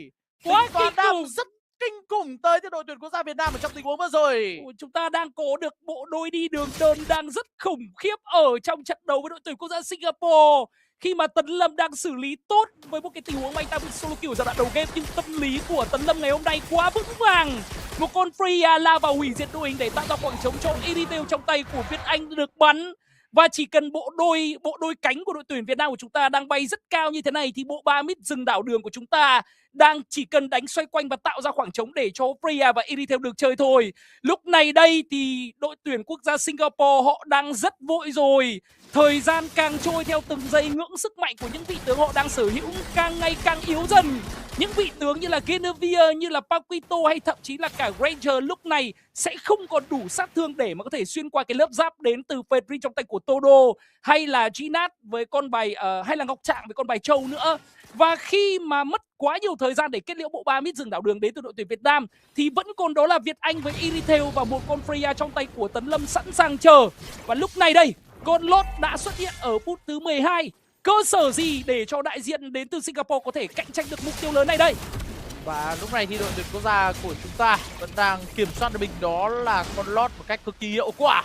Văn Đạt là người bị gây sát thương nhưng ngay lập tức là một pha mà Todo lao ra để Tấn Lâm ở phía sau, một pha đá. Tấn Lâm cân 3 là đối phương về. Tấn Lâm cân 4, Tấn Lâm cân 4 rồi, phải là người đã phải lên bảng. Tấn Lâm số. Tấn Lâm cân 5, đó là thiên tình chạm. Tấn Lâm vẫn còn sống. Ôi trời ơi! Vâng, đó là một pha tả sung hữu đợt tới từ Freya và không hề phải nằm xuống tới từ một bất kỳ một thành viên nào của đội tuyển quốc gia Việt Nam. Chúng ta không cần lót, ta lao thẳng vào lấy luôn 2-0 rồi. dưới của đối phương và đối phương chỉ còn lại 2 vị trí, không có quá nhiều sát thương. Chúng ta sẽ kết thúc ván thi đấu này. Việt Anh đang bắn nhà và đó sẽ là tỷ số 2-0 dành cho đội tuyển quốc gia Việt Nam. Tuyệt vời, không có gì có thể tuyệt vời hơn khi mà chúng ta đã hạ gục được đối mềm đầu tiên ở trong hành trình chinh phục giải đấu ASIAD vòng loại năm 2026. Và đội tuyển giành được chiến thắng ở trong cặp đấu BO3 đó là đại diện đến từ quốc gia Việt Nam của chúng ta. Chúng ta đè bẹp đại diện đến từ Singapore, đội tuyển quốc gia Singapore một cách cực kỳ thuyết phục. Và rõ ràng Singapore họ đã không chuẩn bị một cách kỹ càng để mà đến với giải đấu lần này. Còn với đội tuyển Việt Nam của chúng ta, một ngày thi đấu thăng hoa đến từ cả 5 thành viên.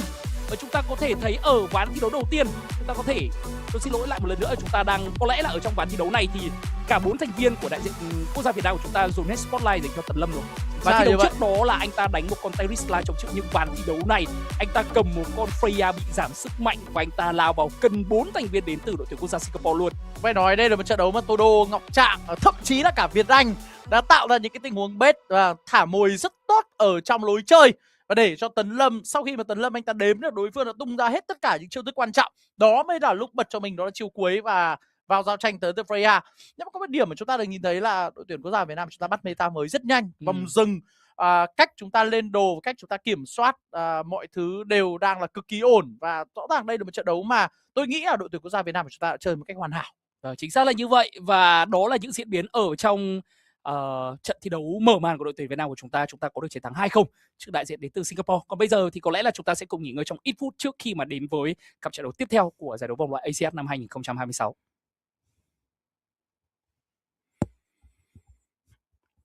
Sao tiếng cô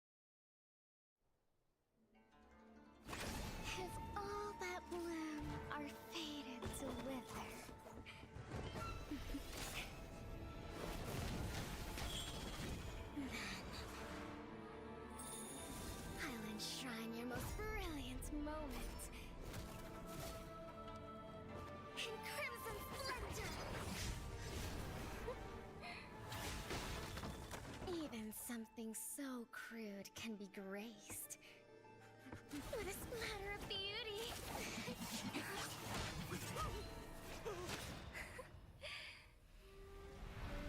I'll get you out! You finally come to me, Hanabi-sama! This madness ends now. At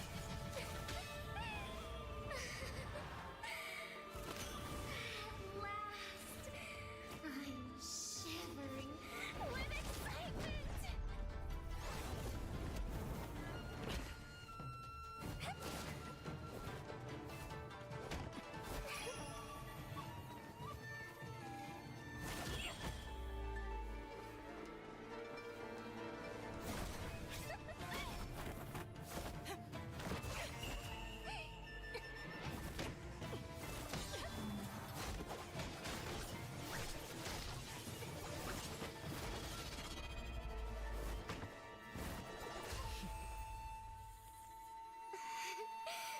Such killing intent. Does this mean Hanabi-sama finally understands Hinata?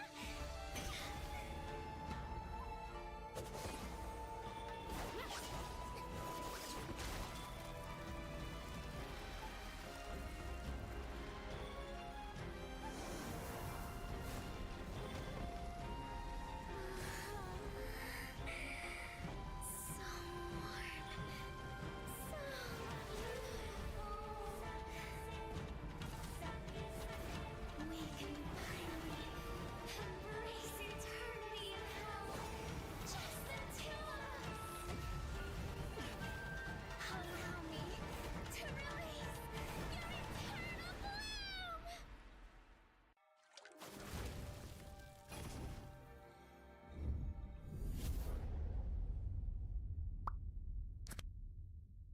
The human body was built to move. Not trapped at a desk in one singular posture for 12 hours a day. It's time your chair evolved. This is Secret Lab Titan Evo. Ergonomically engineered for you, gamers, hybrid workers, artists, backing your every move.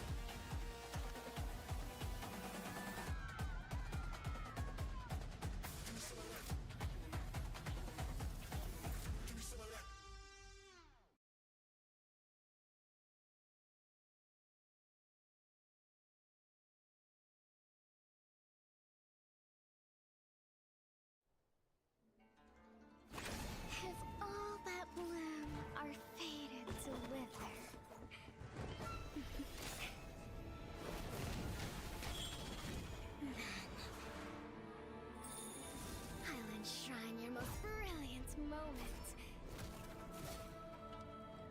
in crimson splendor. Even something so crude can be graced with a splatter of beauty.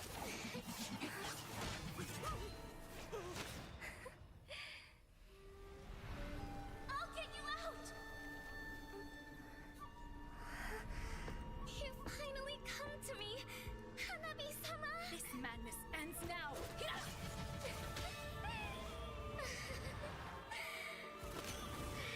last, I'm shivering with excitement!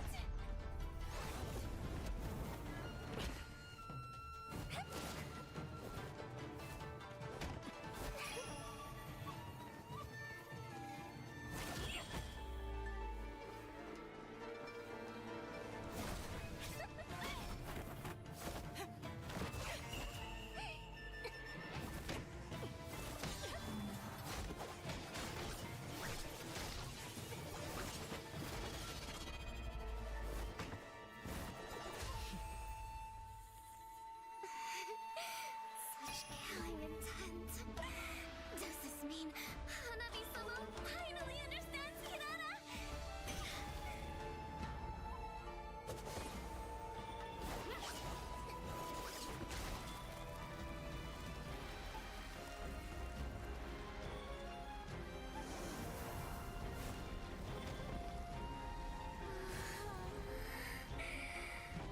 So warm.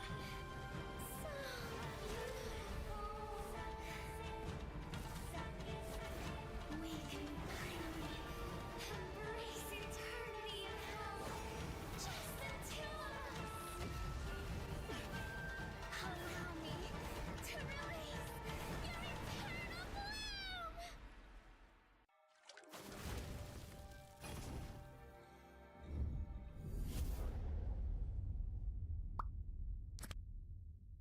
The human body was built to move. Not trapped at a desk in one singular posture for 12 hours a day. It's time your chair evolved. This is Secret Lab Titan Evo. Ergonomically engineered for you, gamers, hybrid workers, artists, backing your every move.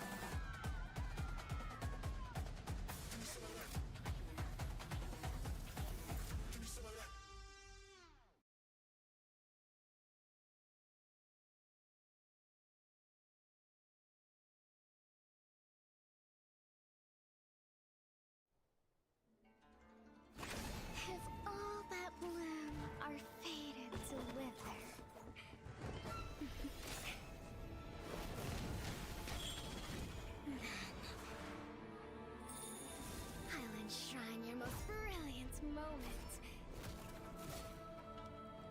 In crimson splendor. Even something so crude can be graced with a splatter of beauty.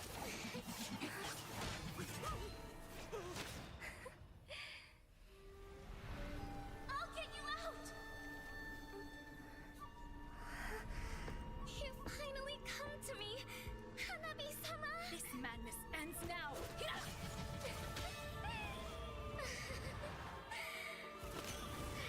last, I'm shivering with excitement!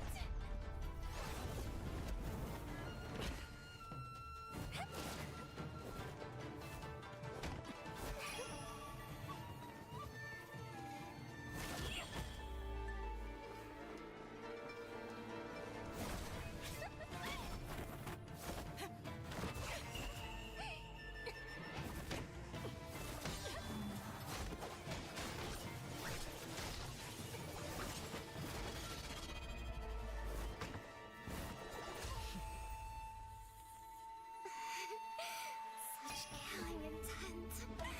Does this mean Hanabi-sama finally understands Kirara?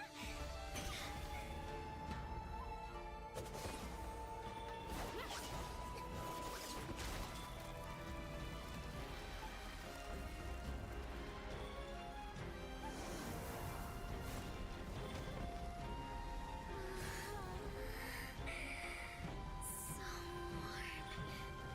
So beautiful.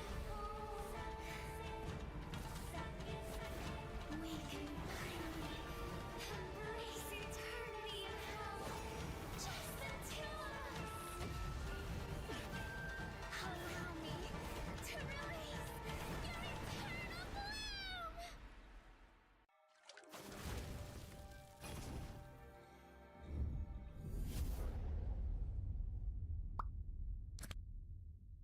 The human body was built to move, not trapped at a desk in one singular posture for 12 hours a day. It's time your chair evolved. This is Secret Lab Titan Evo. Ergonomically engineered for you, gamers, hybrid workers, artists, backing your every move.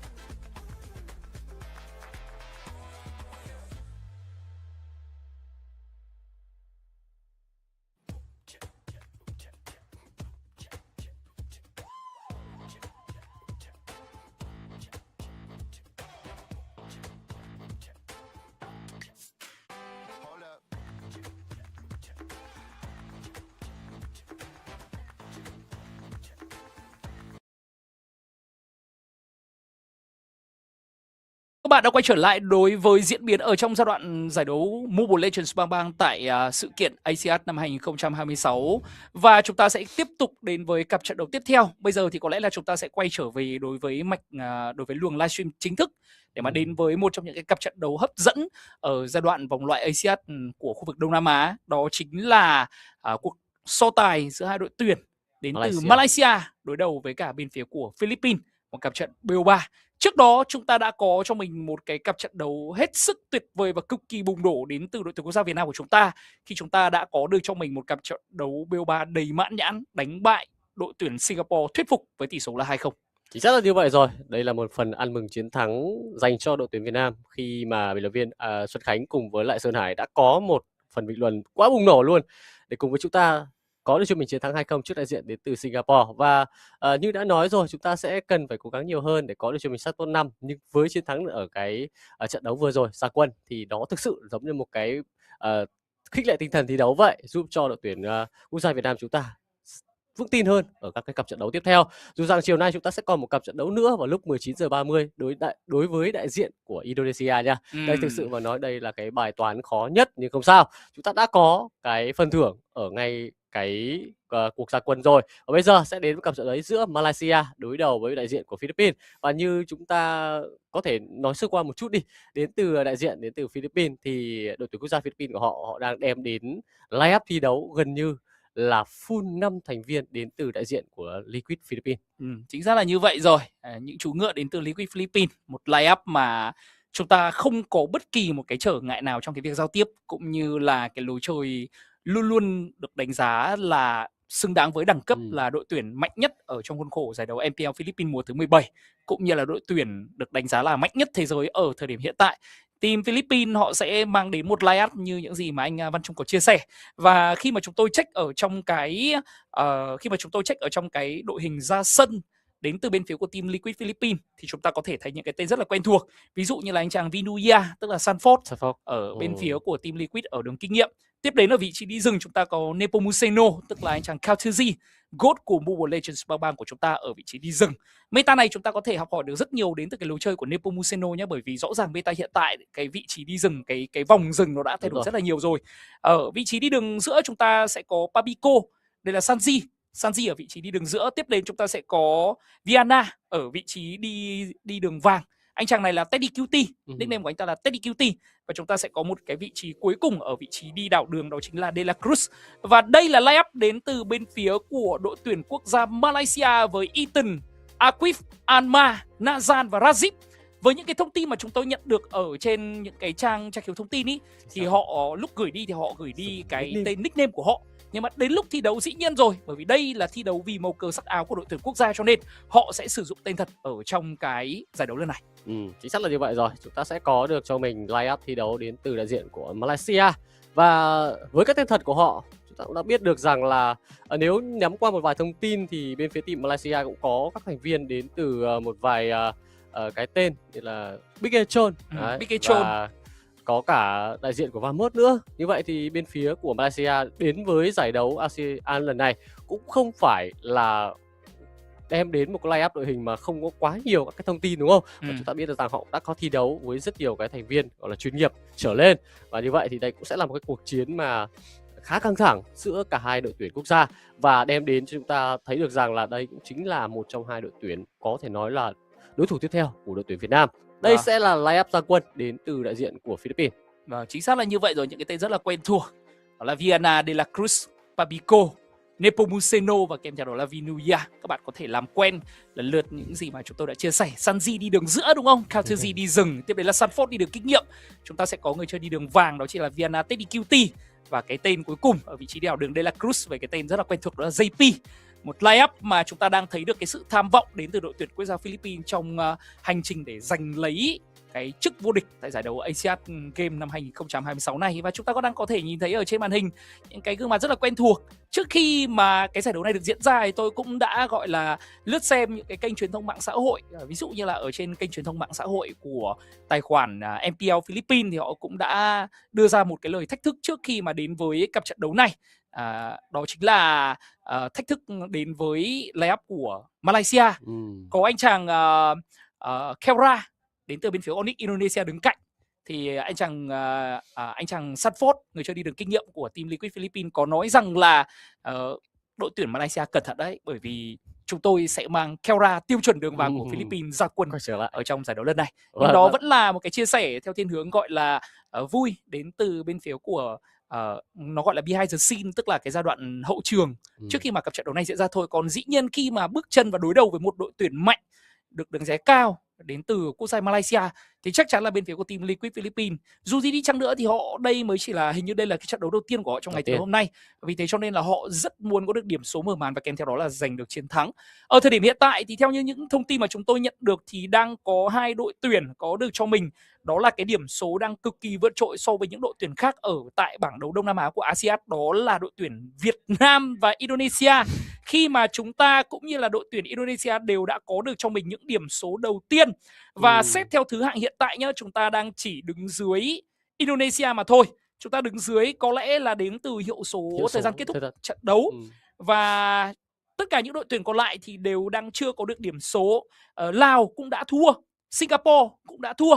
Và chỉ có 2 đội tuyển giành được chiến thắng là đội tuyển Việt Nam cũng như Indonesia tính cho đến thời điểm hiện tại mà thôi. Vâng, có thể nói là đối với đội tuyển Lào thì đây sẽ là một đối thủ truyền kiếp đến từ đại diện của Việt Nam chúng ta khi chúng ta cũng vừa mới đối đầu gần đây nhất tại giải đấu MCCM.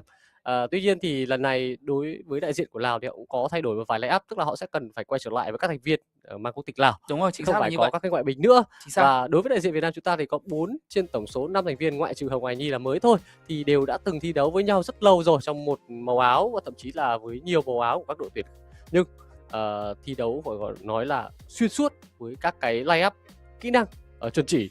Bây giờ thì chúng ta cũng sẽ có được cho mình cái bản đồ ở các trận đấu này, tường thành vụn vỡ, tường thành vụn vỡ, nơi mà các bức tường đến từ các cái hang mục tiêu, rùa thần, các cái bùa sẽ vỡ ra và cho phép các vị tướng kém cơ động có thể xuất hiện trong ván thi đấu này. Thậm chí là các vị tướng có thể truy đuổi nhiều hơn cũng được đem ra ở ngay cặp trận đấu đầu tiên mà cả hai bên có thể là cân nhắc trong cái ván thi đấu thứ nhất này. Chính xác là như vậy.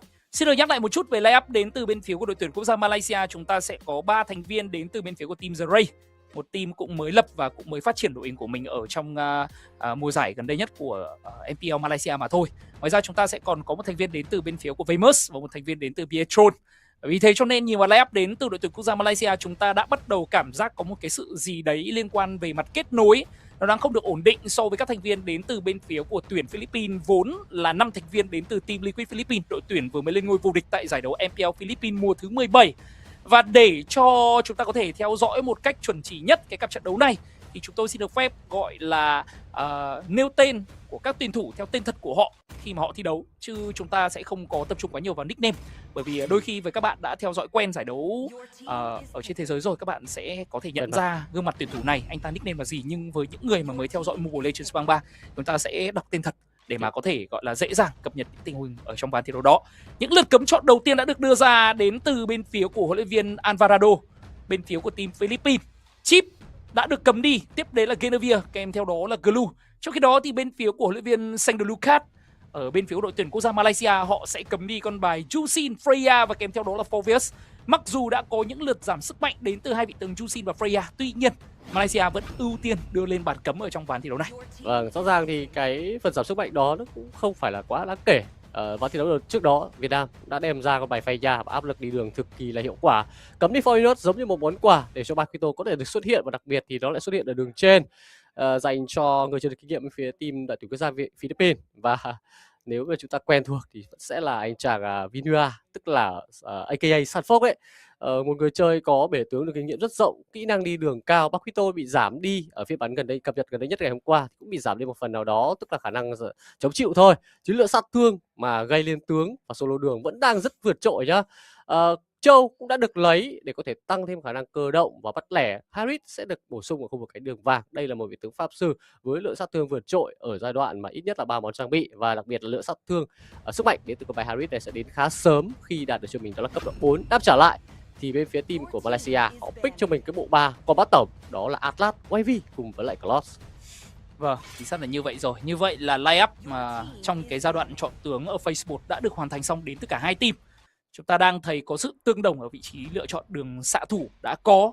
kèo đấu giữa Harris đối đầu với cả Claude. Chúng ta đang được chứng kiến cái kèo đấu này một cách liên tục trải qua các trận đấu ở trong khuôn khổ ngày thi đấu đầu tiên của ASIAD năm 2026 giai đoạn vòng loại. Tiếp đến vị trí đảo đường chúng ta sẽ có Châu trong tay của JP đối đầu với cả người chơi đảo đường đến từ bên phía đội tuyển quốc gia Malaysia. Một cái sự thay đổi ở vị trí pick nữa đó là đã có mid lane từ rất sớm đến từ đội tuyển quốc gia Malaysia với con bài YV để dễ dàng combo cùng với cả Atlas và Claude. Đây sẽ là một đội hình combo và khả năng cao sẽ là nhất xạ từ nô mà đội tuyển quốc gia Malaysia sử dụng ở trong ván thi đấu này, khi mà những vị tướng họ lựa chọn đó là Atlas và đó là YV đều là những cái vị tướng make play để cho con bài Claude đến từ người chơi xạ thủ của Malaysia có thể được chơi. Nhưng câu chuyện ở đây chúng ta đã thấy được rồi, con bài Claude ở trong ngày thi đấu hôm nay tôi có cảm giác là cứ đội nào pick Claude đội đấy đều thua. Vì thế cho nên là nó đang có một cái dớp mà sẽ cần đội tuyển quốc gia Malaysia cần phải thay đổi. Nhưng mà đối thủ của họ đang là full team Liquid Philippines, nên là ngay chừng là khả năng cao là cũng gọi là trôi theo dòng nước mà thôi. Bây giờ chúng ta sẽ cùng đến với toàn bộ lượt cấm được triển khai rất nhanh đến từ bên phía của cả hai đội tuyển. Malaysia cấm đi Valentina và Lilia để hạn chế những vị tướng pháp sư đường giữa trong tay của Sanji. Và kèm theo đó thì bên phía của đội tuyển team Philippines cấm đi Leomot và Alot. Và lúc này chúng ta đang thấy được Nepomuceno đang nhá vào Akai đi rừng à. Akai nó tăng sức mạnh, tức là sẽ tăng vào cái lượng máu đến từ vị tướng Akai này và tăng máu tăng giáp. Đúng rồi, và khả năng chống chịu farm sẽ được vượt trội hơn khá. Đối với các vị tướng lao vào như Fedin hay là Atlas, Akai cũng sẽ là một cái công cụ con quay ngàn cân khá hiệu quả để có thể phá đi cái mạch combo đến từ đội hình đối phương. Ui, Malaysia họ sẽ có thêm cho mình đó là Suyu trong line up đội hình. Như vậy thì cái combo bát tổng của Malaysia nếu như họ thực hiện đúng được trong một nhịp là cực kỳ hiệu quả để có thể sốc vào các cái vị trí chủ lực bên phía team của Philippines nhá. Nhưng mà họ phải làm được. Không, tôi nghĩ là họ rất khó để làm được luôn như anh Văn Trung có một con Akai. Bởi vì có một con Akai trong tay của Nepomuceno, một con Akai nó có thể phá đi toàn bộ những combo đến từ bên phía của đội tuyển quốc gia Malaysia. Tôi nghĩ là nếu như mà muốn chơi theo dạng combo này thì có hai vị tướng mà bên phía của huấn luyện viên De La Cruz của đội tuyển quốc gia Malaysia nên cấm đi, một là Akai, hai là Dicky. Đúng rồi, nên cấm hai con này đi, nhưng đó là một con Akai trong tay của Nepomuceno, cho nên trông nhìn đội hình của đội tuyển quốc gia Malaysia combo đấy như anh Văn Trung có thể vẽ ra. Nào là Atlas lao vào gấp được 5 người, sau đó Sora trong tay của anh chàng Razip gấp được hút lại được 5 người, rồi thì bàn cờ đặt ra khiêu khích được 5 người đến từ Petrin, rồi Claude xây được 5 người. Nhưng đó lại là một giấc mơ rất ướt át mà đội tuyển quốc gia Malaysia họ đang mơ về. Bây giờ vẫn chưa phải đến giờ ngủ và chúng ta sẽ cùng chờ xem Malaysia. Nếu như đây không phải là một giấc mơ của người Malaysia thì chúng ta kỳ vọng rằng ngày hôm nay họ sẽ làm nên được một điều thần kỳ nào đó với đó là đội hình này để đối đầu với cả đội tuyển Philippines. Biết đâu đó sẽ là một sự bất ngờ. Đúng. Nhưng đây sẽ là một cái việc mà chúng ta thấy được là các đội tuyển bắt đầu nắm bắt meta rồi. Ở ngay vòng rừng đầu tiên kiểm soát cho mình cái phần quái nhỏ trước để lên để cho mình cấp độ 2. Lượng kinh nghiệm đã được chia và giảm bớt ở các cái buột lớn. Vừa rồi thì đã mất đi cho mình tốc biến từ De La Cruz khi mà bị giữ chân lại, hiệu ứng khống chế, khả năng làm chậm đến từ Atlas, Fedin cùng với lại YV ở thời gian đầu cũng là tương đối đáng kể nha. Vừa rồi thì Châu đã không còn được cho mình cái tốc biến, cũng lao ra chỉ có tính chất là dọn dẹp lính, giúp cho đó là Ahmad có được cho mình cái việc trụ lại phần đường dễ dàng hơn mà thôi. Đây rồi, tiến qua trừng phạt, cướp được con quái nhỏ, như vậy lượng kinh nghiệm và cái khả năng lên được cấp độ 4 đến từ Nepomuceno sẽ là vượt trội hơn rất là nhiều so với con bài Fedin ở phía bên kia. Fedin lúc này mới chỉ có level 2 thôi, trong khi đó thì Nepomuceno đã có được cho mình đó là level 3. Và anh ta chỉ cần farm nốt cho mình đó là cái con người đá thôi, không cần động đến bùa đỏ, thì tôi nghĩ anh ta cũng đã có được cho mình đó là cái level 4 rồi. Sẽ vượt trội hơn về mặt kinh nghiệm đến từ người chơi đi rừng của đội tuyển quốc gia Philippines.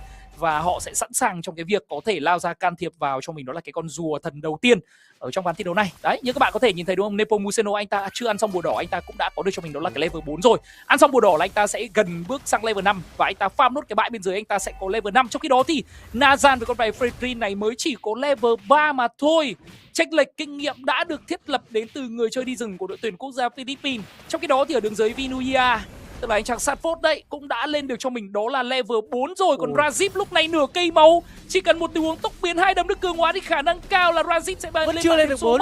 Chưa lên được 4 đến từ vị trí của Razip. Trong khi đó thì máu anh ta thấp, anh ta lên được level 4 rồi, anh ta chuyển thành dạng lôi kích và đang là giao tranh với vị trí của Vinuia. Và Sanford đến từ Philippines mới là người phải nằm xuống. Nhưng gỡ gạc lại thì bên phía đội tuyển quốc gia Philippines cũng đã có được cho mình đó là cái con rùa đầu tiên ở trong ván thi đấu này. Vâng, đó là một tình huống đánh đổi. Vidoya nằm xuống nhưng có rùa có được cho mình thêm một mạng chiến công nữa đến từ bên phía team của Philippines. cái tình huống mà NH vừa đạt cho mình cấp độ 4 nhưng mà anh ta hơi phân vân trong việc là sẽ cạnh tranh rùa hay là dí theo vào vị trí của Châu. Và De La Cruz làm rất tốt nhiệm vụ của mình, đó là cầu kéo, và trong thời gian đó thì đã có một cái con rùa dành cho bên phía của đội tuyển quốc gia Philippines. Và bây giờ thì họ đang tranh lượng tiền gác tới 1.000 tiền thôi, không phải quá nhiều nhưng nó là đủ. Nha, tốc biến bánh lòng của Giang Đen combo khiêu khích đến từ Đạn Hàn và De La Cruz combo Châu như thế này thì bên phía team của Malaysia làm sao mà đỡ được. Bàn cờ cũng đã dựng ra để có thể lấy một chút hiệu ứng choáng, nhưng cái tấn tiến của Châu thì nó lại miễn hiệu ứng và tham minh rất kinh khủng đến từ Châu. Trong tay De La Cruz mở ra cơ hội có được cho mình chiến công thứ 2 dành cho đại diện đội tuyển quốc gia Philippines. Thậm chí bây giờ là cái bùa đỏ đang bị cướp đi đến từ đó là Nepomuceno, một binh Akai cấp độ 7 thì tình trạng được bổ ra nhưng vẫn đang là quá trâu, có vòng quay cần được đầu tư và đi bộ về. Thậm chí là bây giờ ép được 4 thành viên phía team của Malaysia đang cố gắng dí theo tốc độ đầu tư gấp bề và cuối cùng họ cũng hạ gục được Nepomuceno. Nhưng cái vấn đề là họ đầu tư rất nhiều tài nguyên rồi, bây giờ họ sẽ không thể giao tranh được nữa. Còn bên phía team của Philippines thì họ cứ thế mà đẩy ở các cánh mà thôi. Chính xác là như vậy, đầu tư quá nhiều tài nguyên đến từ đội tuyển quốc gia Malaysia, đó là 2 cái tốc biến, đó là 2 cái chiêu cuối để có thể kết liễu đi được một con Akai trong tay của Nepomuceno. Như vậy thì tình huống giao tranh tiếp theo ở hang rùa, đội tuyển quốc gia Malaysia mới là đội tuyển gặp rất nhiều bất lợi khi họ sẽ không có ultimate đến từ vị trí của Atlas, không có tốc biến đến từ Atlas, cũng như là tốc biến để tạo giao tranh đến từ vị trí của Razip với con bài Sora. Nhưng dù sao đi chăng nữa họ cũng đã quyết tâm để kết liễu đi được người chơi Mobile Legends Bang được xưng danh với danh hiệu là GOAT của MLBB rồi. Vì thế cho nên tôi nghĩ là mã gục của Nepomuceno sẽ xứng đáng hơn cả là một cái con rùa thần đầu tiên trong ván thi đấu này đấy. Rồi, đường trên thì Ethan đang có một cái tình huống khá vất vả để đối đầu với cả Harris trong tay của Viana.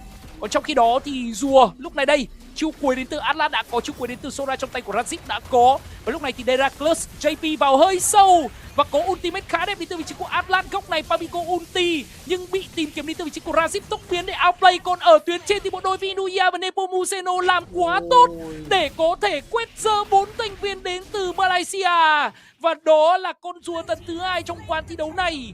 Đó là một pha giao tranh mà chúng ta cứ nghĩ là Pabico không có ai bảo kê cho anh ta bị tìm kiếm đến từ vị trí của Razip. Nhưng đó lại là chiến thuật đến từ đội tuyển quốc gia Philippines khi chúng ta có thể thấy, đúng không? Thay vì là Razip đi tham gia giao tranh tổng với những người đồng đội của mình, anh ta tìm kiếm vào Pabico. Nhưng một pha tốc biến outplay cực khó chịu đến từ người chơi mid lane của đội tuyển quốc gia Philippines đã khiến cho Razip anh ta bị lỡ chớn, anh ta bị chớ. Và đó là giao tranh mang về thắng lợi cực lớn dành cho đội tuyển quốc gia Philippines. 4.000 tiền chênh lệch ở thời điểm hiện tại.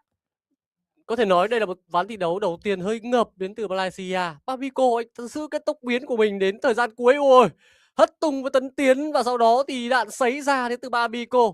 Clot nhẹ nhàng lên bảng đếm số mà không thể làm được gì. Ethon nó không được farm và không được chơi game. Cứ như cái đà như thế này thì Viana sẽ là người được hưởng lợi rất là nhiều khi Harris không bị ganh, tiếp tục được farm, hưởng lượng tiền từ giáp trụ và thậm chí sẽ có lượng tiền đến từ trụ đầu tiên ở khu vực cánh đường vàng. Bây giờ sẽ là lúc mà Harris trong tay Viana được thả ra đi giao tranh này, đã có được cho mình lưỡi hãi hồ quang và một chiếc giày hồi chiêu rồi. Như vậy thì cái thời gian hồi chiêu để có thể sử dụng phát triển hay không liên tục là khá nhanh thôi. Bên kia thì Clot vẫn là như vậy, đó là một cái kiếm triệt quỷ ở trên người. Như vậy thì chỉ có thể đứng lại bắn tay. Sát thương cộng vào đến từ cái động lực công phá sẽ không còn là quá nhiều nữa khi mà Clot đã bị giảm những cái lượng sát thương. Mà bên thay vào đó bây giờ nó sẽ cộng vào tổng, tức là nó sẽ cộng từ cái chiêu cuối là tổng sát thương vật lý mà Clot có được đến từ đồ thôi. Đâm ra là lên cái kiếm triệt quỷ sớm như thế này sẽ bị hao hụt đi sát thương, tiếp tục rình rập ở đây. Chiêu cuối được xả ra đến từ vị trí của Pabico thì đúng hơn. Và đó là một tình huống mà câu được cái dạng lôi kích đến từ Rapid rồi. Anh ta đã giữ được mạng, nhưng cái vấn đề bây giờ là hết cho mình chiều cuối, thời gian hồi khá là lâu. Đâm ra sẽ cần phải cân nhắc là biến về hồi phục lại trước khi quay trở ngược lại phần đường để đép ở khu vực cánh đường dưới. Vâng, một ván thi đấu mà chúng ta đang thấy được là tương đối vất vả đến từ bên phía của đội tuyển quốc gia Malaysia. Họ đã mất rất nhiều lợi thế ở giai đoạn đầu game. Và lúc này đây trải qua 6 phút thi đấu họ đang bị đối phương dẫn trước với khoảng 6.000 tiền chênh lệch. Lúc này thì Viana với một con Harris vẫn đang ở trong cái giai đoạn farm rất bình ổn, chưa phải lên bàn điểm số một lần nào cả. Và lúc này thì các thành viên đến từ đội tuyển quốc gia Malaysia đang tập trung ở hang con rùa cuối cùng của ván thi đấu này. Nepomuceno đang có mặt ở đây, giáp gai đã có đến từ vị trí của Akai nha. Trong khi đó thì Vinuia đã cầm được xong cho mình đó là hải thần chiến kích và một tình huống kiểm soát cho mình đó là cái con rùa cuối cùng một cách cực kỳ dễ dàng đến từ bên phía của tuyển Philippines trong ván thi đấu này. Họ còn muốn tham vọng lấy nốt con bùa tìm trong phần rừng của Nazan cơ. Còn phía bên này thì đang là 2 đánh 1 chiêu cuối, tiền năng lùi về đến từ vị trí của Paquito. Tôi xin lỗi, ở đây là Pabico, tôi nói nhầm, nó nhanh quá bởi vì bên phía đội hình của tuyển Philippines cũng có một vị tướng là Paquito. Đó là Pabico và mạng thứ 9 dành cho đội tuyển quốc gia Philippines ở trong ván thi đấu này. một thế trận không có sự phản kháng nào rõ rệt cả đến từ bên phía của đội tuyển quốc gia Malaysia, khi mà họ đang mất đi dần cho mình những lợi thế. Thậm chí là JP De La Cruz anh ta còn đang trêu người các thành viên đến từ bên phía của team bạn, và Aquip tiếc ultimate thì không có cách nào để kết liễu đi được một con trâu luôn luôn sẵn sàng cho mình, đó là tiền tấn, kèm theo đó là cái tốc biến đang ở trên người. Chính xác rồi, đó là một góc rất gần để có thể gấp Châu hiện tại để ra cút về, nhưng rõ ràng thì Aquid không tự tin. Họ không tự tin với cái lượng sát thương ở thời điểm hiện tại đến từ Cloud hay là Amas, và như vậy thì cứ không có một cái góc nào để có thể khai thác được điểm chiến công thì càng ngày đội tuyển quốc gia Philippines sẽ càng vượt trội hơn rất nhiều. Đúng rồi. Họ cứ thế lăn một quả cầu tuyết với cái bài Harris với cái bài Ghost xanh 3-0 trong tay của Babico. Và Vienna thì không có mã hàng ngục nào, nhưng mà con Harris này nó rất nhiều tiền nhá, đã có được cho mình ít nhất là 2 món trang bị với một giày hồi chiêu ở trên người rồi, thì cứ thế tham gia giao tranh thôi. 42 giây sẽ là thời gian của Lord di chuyển ra, và tiền thì đã lên con số là 8.000 vàng rồi. Tranh cấp độ, tranh tiền, tranh đồ thì giao tranh dành cho bên phía team Malaysia, thậm chí là khả năng chống chịu đến từ một con Freddy trong tay của NH nó cũng không phải là quá cứng để đứng lâu trong giao tranh. Rất khó. Babico lúc này anh ta rất tự tin với những tình huống điều bi của mình. Anh ta có chiêu cuối, anh ta cảm giác anh ta điều bi được trùng đến từ chiêu 1 là ngay lập tức anh ta dùng chiêu cuối luôn. Ở lúc này thì giao tranh được nổ ra, người đã bị khống chế ở đây đó là Nepomuceno, nhưng đây là Akai. Còn các thành viên còn lại đến từ bên phía của đội tuyển quốc gia Malaysia thì anh ta bị kỹ năng đến từ chiêu 2 của con bài God này đẩy lùi về. Đã có hiệu ứng đốt máu đến từ đũa phép ánh sáng, kèm theo đó là cái nội tại gây sát thương chuẩn. Các thành viên đến từ đội tuyển quốc gia Malaysia, kể cả cho dù đó là Sora, đứng cũng không dám đứng lâu bởi vì sát thương đốt là rất lâu. Và lúc này thì Babico này, một con tướng pháp sư không hề cơ động nhưng khoảng cách đứng là rất cao, lại cực kỳ tự tin. Nó khiến cho đội tuyển quốc gia Malaysia cảm giác như là bây giờ mình lao dồn sát thương vào con God này thì mình sẽ mới là người bị lên bàn điểm số, chứ không phải là con God đó vậy. Con lốt này sẽ được kiểm soát, và đây là mục tiêu lớn đầu tiên được kiểm soát đến từ bên phía của đội tuyển Philippines. Mất tốc biến đến từ Arma để né đi cái mệnh long quả răng đến từ Châu. Giao tranh được nổ ra ở đây, thả bi là khá đẹp, và sau đó là tia năng lượng huyền bí được sấy vào các thành viên đến từ bên phía của đội tuyển quốc gia Malaysia. Lùi về, họ bị hất tung nhịp nữa, thiên tích chạm được bổ xuống. Sát thương là đủ nhưng chưa đủ rồi. Đây là Cross, anh ta lùi được về và phải mất thêm cái tốc biến nữa đến từ vị trí của Razip thì Châu mới lên bàn điểm số. Nhưng Vienna ngay lập tức có mặt ở khi đó, và Harris kết liễu đi được đó là Sora. 1 đổi 1 và lợi thế vẫn đang được duy trì đến từ đội tuyển quốc gia Philippines. Cái vấn đề là bên phía team của Malaysia họ đổi được 1, nhưng mà họ nãy giờ họ chỉ đổi được vị trí của De La Cruz mà thôi. Đây là một con trâu và nó chỉ đóng vai trò là câu kéo.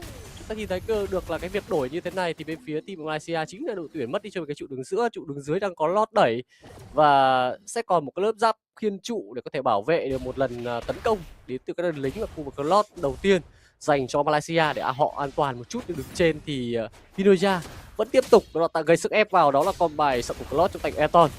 Giữ vị trí không được, farm cao cũng không xong. Rồi sẽ có thêm một tình huống pháp trận thành công, sau đó là chiêu cuối xoáy ra đến từ Babico. Quá nhiều sát thương, trong đó có sát thương đốt, sát thương chuẩn, đủ thứ.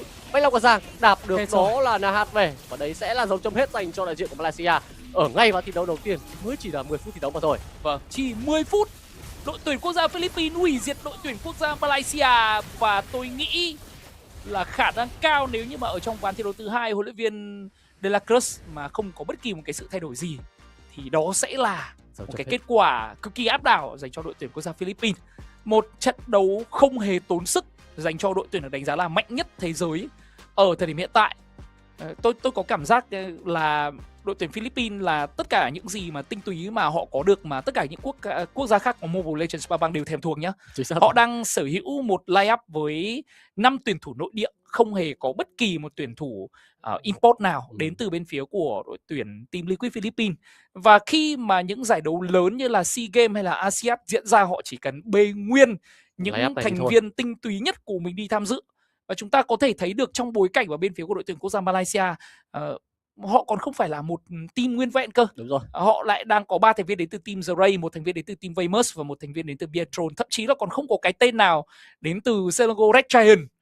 Và rất khó để cho những thành viên này có thể làm quen với nhau. Cho dù họ có thời gian nhưng mà họ cũng không thể nào có được cái sự kết nối giống như là bên phía của đội tuyển quốc gia Philippines cả. Và đó chính là cái lý do mà mặc dù những nỗ lực của đội tuyển quốc gia Malaysia đã có giai đoạn đầu game, nhưng những tình huống di chuyển cực kỳ hiểu ý, cực kỳ mượt mà không cần phải trao đổi quá nhiều. Bởi vì đây là 5 thành viên đã thi đấu với nhau từ rất lâu, họ đang là ở trong đội tuyển mạnh nhất Philippines ở thời điểm hiện tại, và đó chính là cái điều khiến cho bên phía của team Malaysia họ bị tan vỡ nhanh, đấy là như vậy. Và thật ra tôi nghĩ là ở thời điểm hiện tại khi mà đối đầu với cả đội tuyển quốc gia Philippines thì bất kỳ đội tuyển nào cũng là Đúng rồi. chuối phi mà thôi. Bất cứ đội tuyển nào chứ không phải một mình Malaysia sẽ gặp rất nhiều khó khăn khi phải đối đầu với đại diện đến từ đội tuyển quốc gia Philippines. Và MVP trong ván thi đấu thứ nhất gọi tên Bapico với một vị tướng Ghost kém cơ động, nhưng anh ta xử lý kỹ năng và phép bổ trợ của mình rất chuẩn xác để có được cho mình một KDA quá tuyệt vời 3011 với 55.000 lượng vàng và 93% tham gia hạ gục. Nó đem đến quá nhiều cái lượng sát thương trong những tình huống giao tranh và cả cái hiệu ứng khống chế nữa.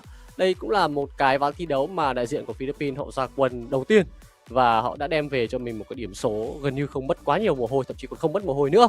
So với đại diện của Malaysia chắc là cũng toát mồ hôi hột, bởi vì khi phải đối đầu họ hay là bất cứ đội tuyển nào phải đối đầu với đại diện của Philippines cũng sẽ có một cái gọi là bất an trong cái tâm lý thi đấu thôi. Chính ra là như vậy, và như vậy là với kết quả trong cặp trận đấu này thì đội tuyển quốc gia Malaysia, cụ thể đây là anh chàng Ethan, tiếp tục kéo dài chuỗi thua của con Claude lên. Và gần như là cái kèo đấu giữa Claude và Harris ở thời điểm hiện tại. Thật ra trước khi mà con Claude bị giảm sức mạnh ý, cái kèo đấu này nó đã không cân rồi. Chỉ có điều là con Claude nếu kéo game về cuối thì cái tầm ảnh hưởng của nó cũng chẳng hề thua kém Harris mà thôi. Còn thì dĩ nhiên trước khi mà Claude bị giảm sức mạnh thì Harris vẫn là kéo trên. Và ở thời điểm hiện tại khi mà Claude tiếp tục bị giảm sức mạnh đi thì rõ ràng để cho một con Harris nó đã quá xanh với phút thứ 10 cầm 3 đồ rưỡi như thế này thì Claude rất khó để chơi ở trong một cái ván đấu khi mà cái thế trận đã mất. Đội tuyển quốc gia Malaysia vẫn còn một cơ hội nữa, bởi vì đây là cặp trận đấu BO3 nơi họ có thể hạ gục đội tuyển Philippines ở trong ván thi đấu thứ 2, rồi sau đó có thể kéo ván thi đấu này đến game thứ 3. Nhưng mà như những gì mà chúng tôi đã chia sẻ với các bạn rồi, ở thời điểm hiện tại rất khó, và ở trong cái bối cảnh mà giải đấu ASIAD năm 2026 đang diễn ra thì gần như nếu như mà đội tuyển quốc gia Philippines họ thi đấu một cách đúng với phong độ của mình thì rất khó để có thể đội tuyển nào có thể hạ gục đi được cái line-up này đến từ bên phía của đội tuyển quốc gia Philippines. Nói chung là đối đầu với cả tuyển Philippines và đối đầu với cả team Liquid Philippines ở thời điểm hiện tại, trong bối cảnh mà các đội tuyển quốc gia khác đều có nhân sự khá chấp vá, thậm chí là cả đội tuyển Việt Nam của chúng ta thôi, chúng ta cũng đang có cho mình một cái sự chấp vá. Nhưng chúng ta đang thấy được là ở trong ván thi đấu đầu tiên đội tuyển Việt Nam của chúng ta họ ra quân đánh bại Singapore, chúng ta đang thấy được những cái sự chấp vá đó có phần cải thiện hơn, chứ nó không phải là chấp vá theo cái kiểu gọi là chấp vá theo dạng yếu đi. Còn với đội tuyển quốc gia Malaysia thì họ đang chấp vá theo đúng nghĩa là kiểu họ bị yếu đi so với một level hoàn thiện đến từ bên phía này. Cho nên là tôi nghĩ đối đầu với cả đội tuyển Philippines chắc tầm này Indo hay là Việt Nam, đội tuyển Indonesia thì chúng ta chưa biết được. Đấy, còn với team Malaysia và các đội tuyển khác kể cả là Việt Nam thì chắc là cỏ lúa cũng bằng nhau thôi các bạn ạ. Đồng ý là như vậy thôi. Với một cái line-up phong độ kỹ năng cao và đồng đều như đại diện của Philippines thì đó thực sự là một cái đội tuyển đang được đánh giá là trong chắc chắn là trong top 5 rồi tại bảng đấu A này. Còn anh Văn Trung nói top 5, tôi nghĩ chắc là anh ấy còn nói khiêm tốn. Khiêm tốn đấy. Tôi chắc là top 2. Rồi top 2. Còn nhiều bạn chắc là đang khẳng định là top 1 đấy. Nhiều bạn đang khẳng định là top 1 đấy. Chính xác rồi. Các bạn là vì cái phần thể hiện của họ quá xuất sắc đi, khác biệt hơn mạnh hơn so với các cái đội tuyển khác phải đối đầu. Và chúng ta cũng sẽ có được cho mình thêm ván thi đấu thứ 2 nữa để biết được liệu là có chiến thắng luôn hay không, hay sẽ tiếp tục phải kéo đến ván thi đấu thứ 3. 3 thì hơi khó, đó là điều mà tôi mong chờ thôi. Còn ván thi đấu thứ 2 này sẽ thực sự là có đem đến những cái sự bất ngờ nào hay không thôi. Với cái phần ban pick của Malaysia với các cái tuyển thủ mới chắp vá và họ sẽ cần phải tìm được tiếng nói chung trong cái lối vận hành di chuyển của mình. Tôi vẫn đang chưa thấy được là vị tướng Fedin cùng với vị tướng Diram tìm kiếm được đến nhau trong những cái tình huống giao tranh. Họ pick một line-up đội hình combo Soa, Fedin, YV, Alas, nhưng cái vấn đề là họ không thực hiện được một lần nào cả. Thậm chí cái chiêu cuối của Atlas còn không được tung ra để bắt lẻ một ai để gây sát thương thì nó sẽ khá phí. Bên kia thì thòng luôn cho mình một con Akai ở lựa chọn cuối cùng quá quái đến từ vị trí của Nepu Musino. Chính xác là như vậy, họ đã có được cho mình một cái lựa chọn rất chí mạng đến từ người chơi đi đường rừng của đội tuyển quốc gia Philippines. Chính con bài Akai nó đã khiến cho những cái tình huống combo đến từ layup của Malaysia, cho dù họ vào combo kiểu gì đi nữa thì họ vẫn bị rén. Và tôi có cảm giác là bên phía của đội tuyển quốc gia Malaysia họ đã bị mất đi cho mình cái tâm lý thi đấu ở trong tình huống giao tranh đầu tiên rồi. Mặc dù chúng ta đã thấy có một cái tình huống mà bên phía của người chơi đi đường kinh nghiệm của đội tuyển quốc gia Malaysia đã làm tốt khi mà anh ta có được một pha solo kill trước anh chàng Sanford ở vị trí đường kinh nghiệm của tuyển Philippines. Nhưng tôi có cảm giác, không biết cái cảm giác này các bạn đã trải qua chưa, nhưng mà tôi đang cảm giác là bên phía của đội tuyển Malaysia họ đang trải qua một cái tâm trạng là mặc dù mình đã solo kill một người chơi đi đường đến từ bên phía của team bạn đấy, nhưng nó cũng có cảm giác như là bên phía của đối thủ vẫn rất mạnh Chỉ Tức là sao cái thôi. cảm giác là chúng ta đúng là có được lợi thế ở giai đoạn đầu game, nhưng mà chúng ta vẫn cứ có cảm giác là cuối game chúng ta sẽ thua ấy. Không làm gì được. Không làm gì được cả.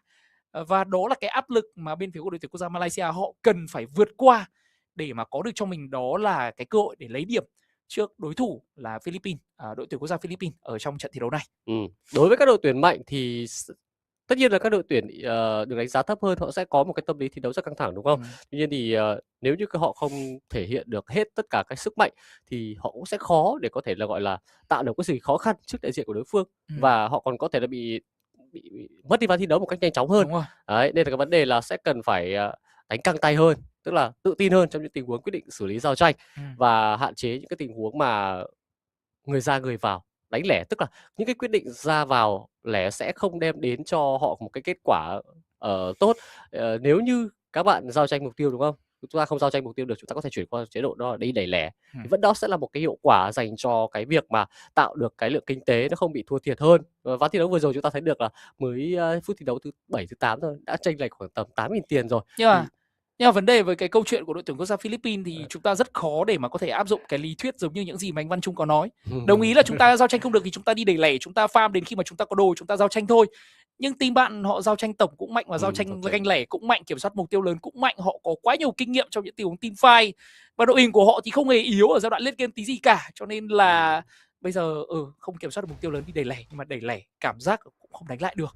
Và chúng ta sẽ đến với diễn biến ở trong ván thi đấu thứ hai, cuộc so tài giữa đội tuyển quốc gia Malaysia lúc này họ sẽ là đội tuyển cấm chọn trước. Và trong khi đó thì đội tuyển quốc gia Philippines sẽ là đội tuyển cấm chọn sau. Những vị tướng được cấm đã được đưa lên bàn đến từ cả đội tuyển. Malaysia họ sẽ cấm đi Basia, Petrin và kèm theo đó là Fovius. Những lượt cấm tôi nghĩ ở thời điểm hiện tại là cấm không phải là cấm vào người chơi nữa, mà cấm đi những cái vị tướng ảnh hưởng đến cái lối chơi của đội tuyển quốc gia Malaysia ở trong ván thi đấu này. Còn với đội tuyển quốc gia Philippines, họ cấm đi Chip, cấm đi Freya và tiếp tục là cấm đi con bài Glue trong ván thi đấu này.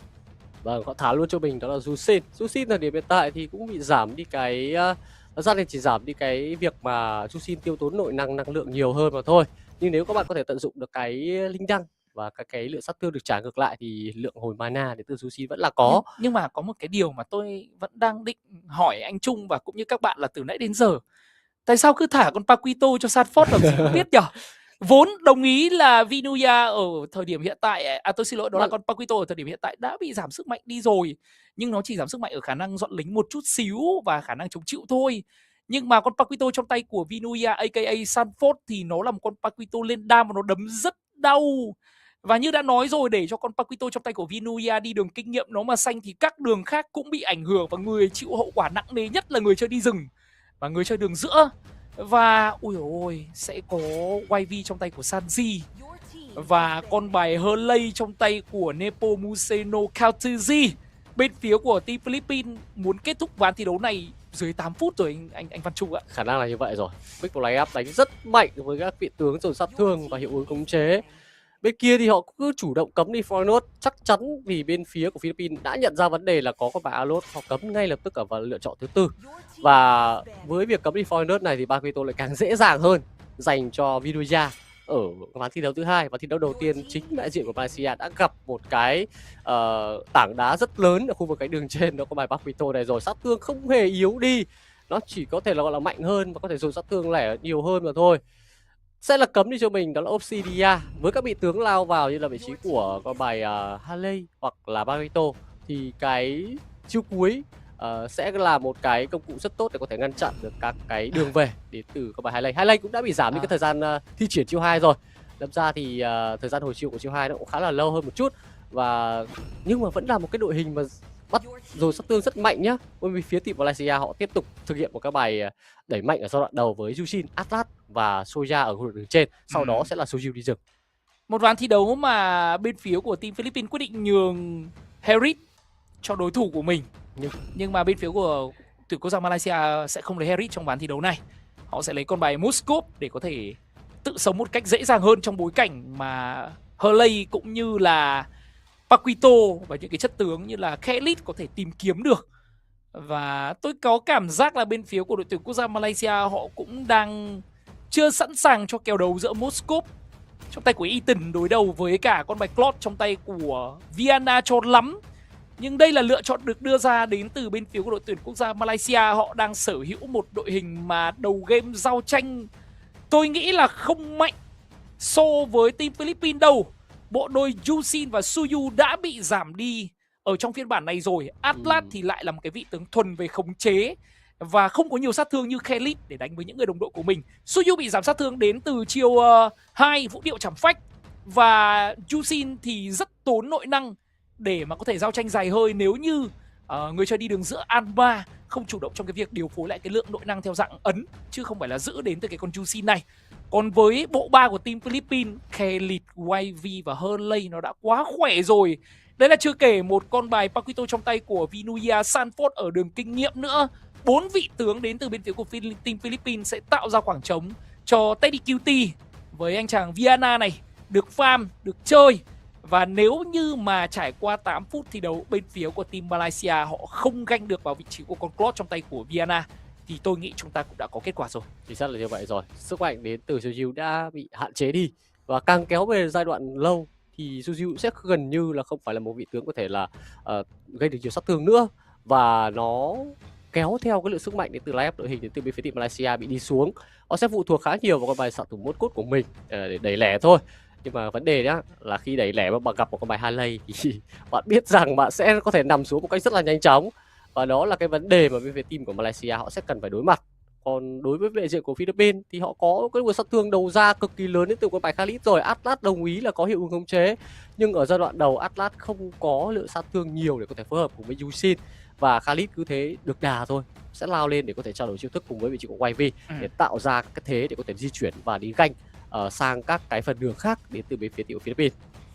Vâng, một ván thi đấu mà bên phía của team Malaysia đã không còn cơ hội để thua nữa rồi. Họ cần phải thắng nếu như muốn đưa đội tuyển quốc gia Philippines vào tới ván 3 để hy vọng có được điểm ở trong cặp trận đấu mở màn của họ tại ASIAD năm 2026. Và với đội tuyển quốc gia Philippines thì tôi cảm giác đây mới chỉ là một cái trận đấu đầu tiên của họ, trận đấu mà tôi nghĩ là ván 1 họ còn chưa kịp làm nóng tay.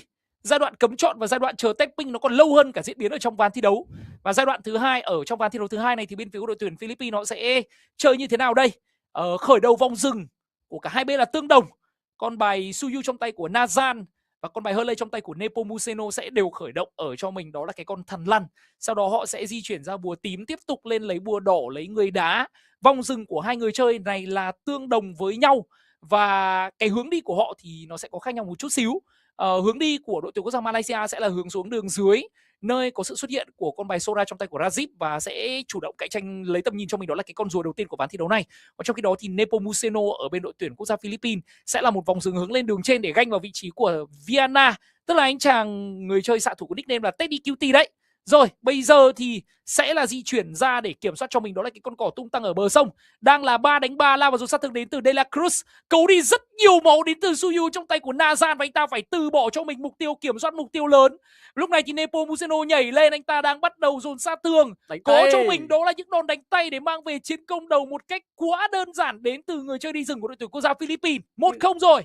Thì đã nói rồi, lượng sát thương đầu đến từ bên phía team của Malaysia sẽ bị hạn chế thì khá là nhiều. Atlas lao vào gây một chút hiệu ứng khống chế, nhưng cái vấn đề là cũng không có cái chiêu thức gì để có thể phối hợp cùng với vị trí của Atlas cả. Đâm ra là đã là một chiến công đầu dễ dàng dành cho đại diện đến từ đội tuyển quốc gia Philippines. Bây giờ thì tiếp tục cơ hội để có thể chiếm cái tầm nhìn, hạn chế đi cái góc farm đến từ con bài Chuyu. Và bên phía team của Philippines thì đã đạt được cho mình cấp độ 4 đến từ người chơi được kinh nghiệm của mình rồi. 7 giây rùa ra sẽ là lúc mà bên phía team Philippines họ kéo xuống cực kỳ nhanh để có thể kiểm soát hoặc là tìm vào một cái vị trí nào đó bào máu trước. Đặc biệt là vị trí của anh chàng Suzu trong tay của Nazan. Bây giờ thì lại tiếp tục rồi. Cứ mỗi lần đến rùa nhé là chúng ta sẽ thấy được Suzu trong tay của Zazit mất đi 1/2 lượng máu trước. Sau đó thì sẽ là một cái tình huống để phản lại lượng sát thương. Và người mất máu sẽ De La Cruz. Nhưng mà De La Cruz có đó là một cái bài Khalid bật cho mình, đó là lưu sa thủ hộ thì nó lại là full cây và không vấn đề gì đối với vị trí được đảo đường của Philippines. Và lúc này đây thì Rajib mất đi khá nhiều máu, nhưng đó là một tình huống đu lên không có mục tiêu đến từ vị trí của Aquip. Giao tranh được nổ ra, có rùa dành cho tuyển Philippines và Rajib lên bảng đếm số người có được bạn ở đây, đó là Pavico với con đài YV. Và sau đó thì tiếp tục tràn lên Anma, mất đi quá nhiều máu đến từ cái chú cuối ma thuật tử thần của Nepomuceno và đó là bạn thứ 3 dành cho đội tuyển Philippines. Bắt đầu là đẩy cao nhịp độ của ván thi đấu này lên và dĩ nhiên tuyển Philippines họ vẫn đang hoàn toàn áp đảo cục diện ở trong ván thi đấu này rồi. lúc nãy chúng ta có thể thấy cái sự khó chịu đến từ cái lưu xa thủ hộ đến từ con bài Khalid trong tay của tuyển thủ De La Cruz. Bởi vì đơn giản là ở phiên bản hiện tại cái lượng sát thương đến từ xoáy lốc của Khalid đã bị giảm đi, nhưng lại là nhưng, và những gì mà đứng trước cái từ nhưng ấy thì thường nó không có giá trị để tham khảo. Thì cái lưu ra thủ hộ của con Khalid ở phiên bản hiện tại nó đã được tăng cái thời gian hồi chiêu, tức là giảm thời gian hồi chiêu là búp đấy. Và lúc này thì Alma tiếp tục là mục tiêu được chọn. Người phải làm lại đó là De La Cruz với việc lên bảng điểm số. Nhưng mà tôi nghĩ vẫn là một tình huống đổi quá lời dành cho tuyển Philippines, khi mà đó là đổi đảo đường để lấy người chơi đường giữa, và con đó tạo ra một cái thế đẩy vào đường giữa đến từ bên phía của tuyển Philippines. Và cái bạc hàng gục đó nó lại rơi vào tay của Babico, một con YV 20 rồi. Nó sẽ là một cái con YV gây được rất nhiều lượng sát thương và để đạt được sớm cái đũa phép ánh sáng, lấy thêm khả năng giảm hồi phục đến từ các vị tướng như là Chiu Soju, Sora hay là vị trí của Atlas ở phía bên kia, thậm chí cả Yusin nữa. Đó là lúc mà phía team đại diện của Philippines sẽ đánh rất là mạnh, và bây giờ thì họ cũng đang thực hiện được cái bài đánh đó. Đang làm một cái góc lên đường trên này với 3 người với phía team của Philippines kéo ra khu vực đường giữa, rình rập đến từ Aquid. Nhưng cái vấn đề là không thấy được mục tiêu nào cả, anh ta đang bị bào máu. Và rõ ràng De La Cruz cũng không muốn đứng vào quá sâu trong thời gian mà anh ta không có tốc biến để bị gấp về. Ở lưu xa thủ hộ hồi lại gần như là full cây rồi. Hồi chiêu liên tục mà hồi nhanh lắm. Cứ thế hồi vào xong cái lại quay ra trao đổi chiêu thức, gần hết máu thì lại lui về, né tình huống bị gấp về trụ. Alma solo đây. Alma đường giữa bị dính ma thuật tử thần. Đưa được về rồi. Vừa rồi, đó là một tình huống bắt đầu từ xích sắc linh đăng để né đi cái chiêu cuối ma thuật tử thần đến từ Nepomuceno. Và trong thời gian này thì sẽ là thời gian mà Harry chỉ kiểm soát được cho mình, đó là con rùa thần thứ 2 dành cho đại diện của Philippines mà thôi. Vâng, con rùa thứ 2 quá dễ dàng. Bên phía của Malaysia họ đang chưa có bất kỳ một đối sách nào cũng như là lời giải đáp, và đó là tốc biến chiêu ai được cầu đi từ vị trí của Vinuya Sanford. Trong khi đó thì ở đường trên thì Viana đang đồng được công phá để lùi về, nhưng đang là đầu tư rất nhiều tài nguyên để dồn sát thương, kết liễu đi được người chơi đi đường vàng đến từ bên phía của Philippines. Và đội tuyển quốc gia Malaysia làm được điều đó mà gục đến từ Ethan với con bài Moscow này, nhưng vấn đề là về được hay không mới là điều cần phải quan tâm. Babico đang thả diều, đang chấm liên tục ở vị trí của đó là đảo đường Atlas trong tay của Akip lên bảng điểm số ban cần được đặt ra. Ethan mất rất nhiều máu và double kill đến từ vị trí của Sanji Babico. Nazan lúc này đường về của anh ta là đường sân bay khi mà De La Cruz tiếp tục có được mạng đến từ người chơi đi rừng, hủy diệt đội tuyển Malaysia trong ván thi đấu này rồi. Và tôi nghĩ có lẽ chúng ta không cần ván thi đấu thứ 3 nữa đâu, khi mà Philippines lúc này họ đang đùa cợt, họ đang dạo chơi với đối thủ chứ không còn là thi đấu nữa. Rõ ràng là sự chênh lệch quá lớn đến từ mặt kỹ năng của cả hai đội tuyển và khiến cho Malaysia tàn vỡ một cách nhanh chóng, không khác gì. Đúng là biên tập viên Xuân Khánh có nhận định là ván này chắc là đại diện của Philippines họ muốn kết thúc còn nhanh hơn phút thi đấu thứ 10. Thì tôi đã bảo với anh rồi, bây giờ mà thay đội tuyển quốc gia, bây giờ mà thay tôi nghĩ là thay ngoài Indo ra nhá, thậm chí là kể cả đội tuyển quốc gia Indo, thay bất kỳ đội tuyển nào cũng là chuối phi dành cho Philippines mà thôi. Và họ đang kéo xuống đường dưới hỏi thăm sức khỏe, và Narat bị đẩy về, rồi sát thương chiều ngược lại. Babico đứng vào hơi sâu và kéo theo đó là chịu De La Cruz đang cố gắng để có thể thoát lui để có luôn cho mình chiêu cuối liên kết tử mệnh. Và bên phía team của Malaysia họ nghe được tiếng nói hình như họ không muốn kết thúc ở 8 phút. Họ lại vừa có một cái tình huống mà khai thác được cái việc mà bên phía team của Philippines lao vào quá sâu. Hình như pha vừa rồi là Babico anh ta nhặt được ngọn gió thì anh ta trượt theo cái gió đó và anh ta bị cái mắt bão trong rừng đúng không? Vâng, và lúc này thì 2 đấm 3 đấm được cường hóa, đấm thứ 3 đấm thẳng đến từ vị trí của Vinuya, đánh rất tỉnh. Anh ta chờ cho một nhịp đến từ vị trí của Nazan lướt đi, rồi sau đó anh ta bắt đầu mới tung ra cái cú đấm được cường hóa. Còn trong khi đó thì Nazan cứ nghĩ là hết combo đến từ Vinuya rồi. Một người chơi quá hiểu bộ kỹ năng của con Paquito cũng như là Suyu và xử lý tình huống cực kỳ bình tĩnh để kết liễu đi được người chơi đi rừng đến từ bên phía của đội tuyển quốc gia Malaysia. Tiếp tục là khoản chênh lệch gần 5.000 vàng đến từ bên phía của đội tuyển quốc gia Philippines. Bây giờ mới chỉ là phút thứ 6 mà thôi, nhưng áp lực đang được đè nặng lên cả 3 đường. Bên phía của đội tuyển quốc gia Philippines họ đang muốn bỏ đi cho mình đó là cái con rùa này, để mà họ hướng đến cho mình đó là cái con lốt đầu tiên để kết thúc ván thi đấu. Trong khi đó thì Viana đang bị quay ở đường trên với 3 người. Xích sắc linh đang được bung ra đến từ bên phía của Alma, nhấc được lên nhưng có thanh tẩy được đặt ra, và đó là một tình huống mà chúng ta chưa thấy được lốt đâu cả. Lùi được bên câu, Viana chọn góc chạy rất khéo. Và Ethan lúc này thì đang gặp nguy, cố làm choáng đập tường, sát thương được dồn vào rất nhiều đến từ vị trí của Pabico. Pabico cuối cùng cũng đã phải lên bàn điểm số rồi, nhưng để lấy được mạng của Paquito thì sẽ phải mất đi bao nhiêu người đây. Bên phía của Malaysia họ đánh trả lại được khi có được mạng đến từ vị trí của Sora, nhưng lúc này thì Paquito đến, anh ta đang đấm, anh ta đang dồn sát thương, đánh cùng với cả Nepomuceno và chỉ là 2 mạng, đổi lấy 2 mạng thôi. Nhưng bên phía của Philippines họ chưa muốn dừng lại, nhưng cuối cùng họ cũng phải dừng lại thôi.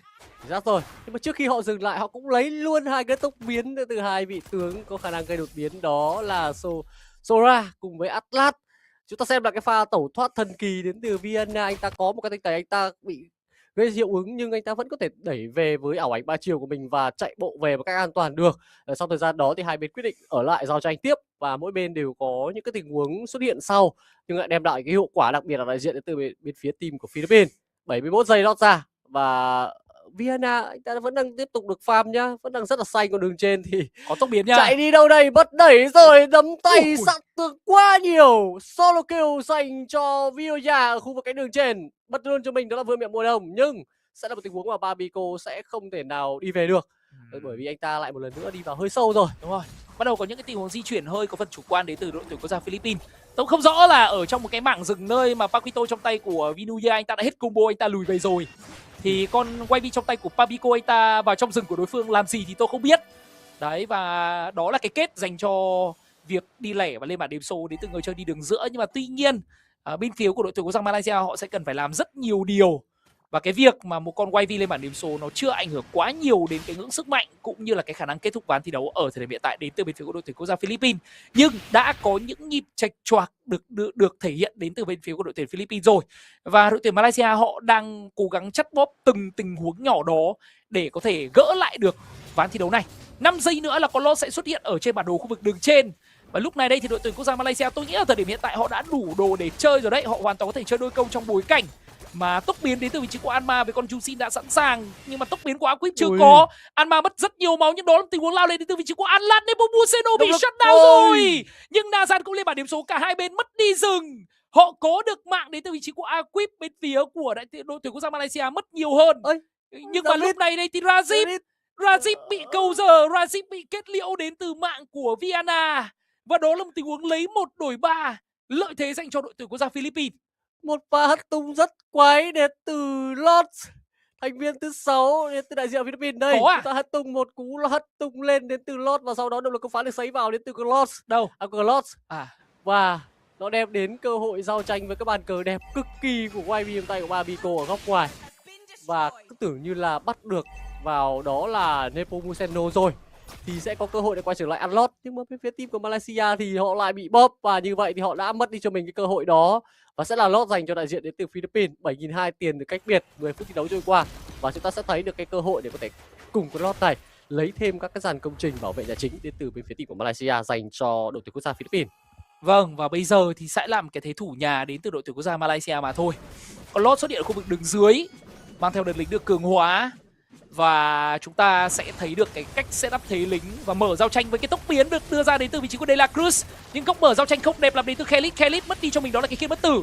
Nhưng Rajib đã lên bảng điểm số rồi. Bên phía của đội tuyển quốc gia Malaysia mất đi 1 người, mất đi 2 người. Còn bên phía của Philippines họ mất đi đảo đường rồi. Nepomuceno thấp máu anh ta nằm luôn. Ra thì có phải Suyu anh ta đang càn lướt lên, anh ta có được 2 mạng nhưng sau đó anh ta cũng đi chân lạnh toát rồi, chỉ còn lại 2 người phòng ngự mà thôi. Con lốt này đang đi vào, vẫn còn Vienna, vẫn còn Babico tốc biến lên. Và đó là double kill Anma lên bảng điểm số. Một mình Ethan sẽ làm gì được đây? Đó là 3 người. Vinuya đang sẵn cho mình 3 cây nội tại, anh ta lao lên hất tung liên tục, đập liên tục, mega kill dành cho Sanford. Và trận đấu này kết thúc tại đây với tỷ số 2-0 thuyết phục trải qua 20 phút thi đấu dành cho đội tuyển quốc gia Philippines. Vẫn chỉ có một từ dành cho đại diện của Philippines thôi, hủy diệt, để có được cho mình chiến thắng 2-0.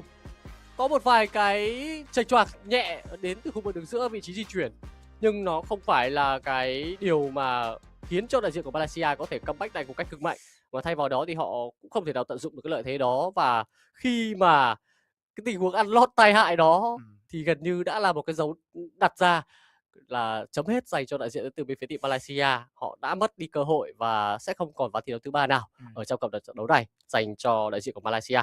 Chúng ta có thể nhận xét bằng 3 từ thôi: quá ao trình. Trình độ của đội tuyển quốc gia Philippines đã mang đến một cái màn hủy diệt khiến cho đội tuyển quốc gia Malaysia không thể có quá được nhiều những cái sự kháng cự. Ở giai đoạn cuối game thì chúng ta cũng đã thấy được những cái pha xử lý đã rất nỗ lực đến từ cả Ethan với con bài Moskov và anh chàng Nazam với con bài Suyu rồi. Nhưng về cơ bản thì những gì mà họ nỗ lực ở cái ngưỡng sức mạnh mà đội tuyển quốc gia Malaysia đã trôi qua, và con Paquito thì nó vẫn đang mạnh trong tay của anh chàng Vinuya Sanford. Điều đó dẫn đến một cái thế trận quá một chiều và khiến cho Malaysia ở thời điểm hiện tại vẫn chưa có bất kỳ điểm số nào cả.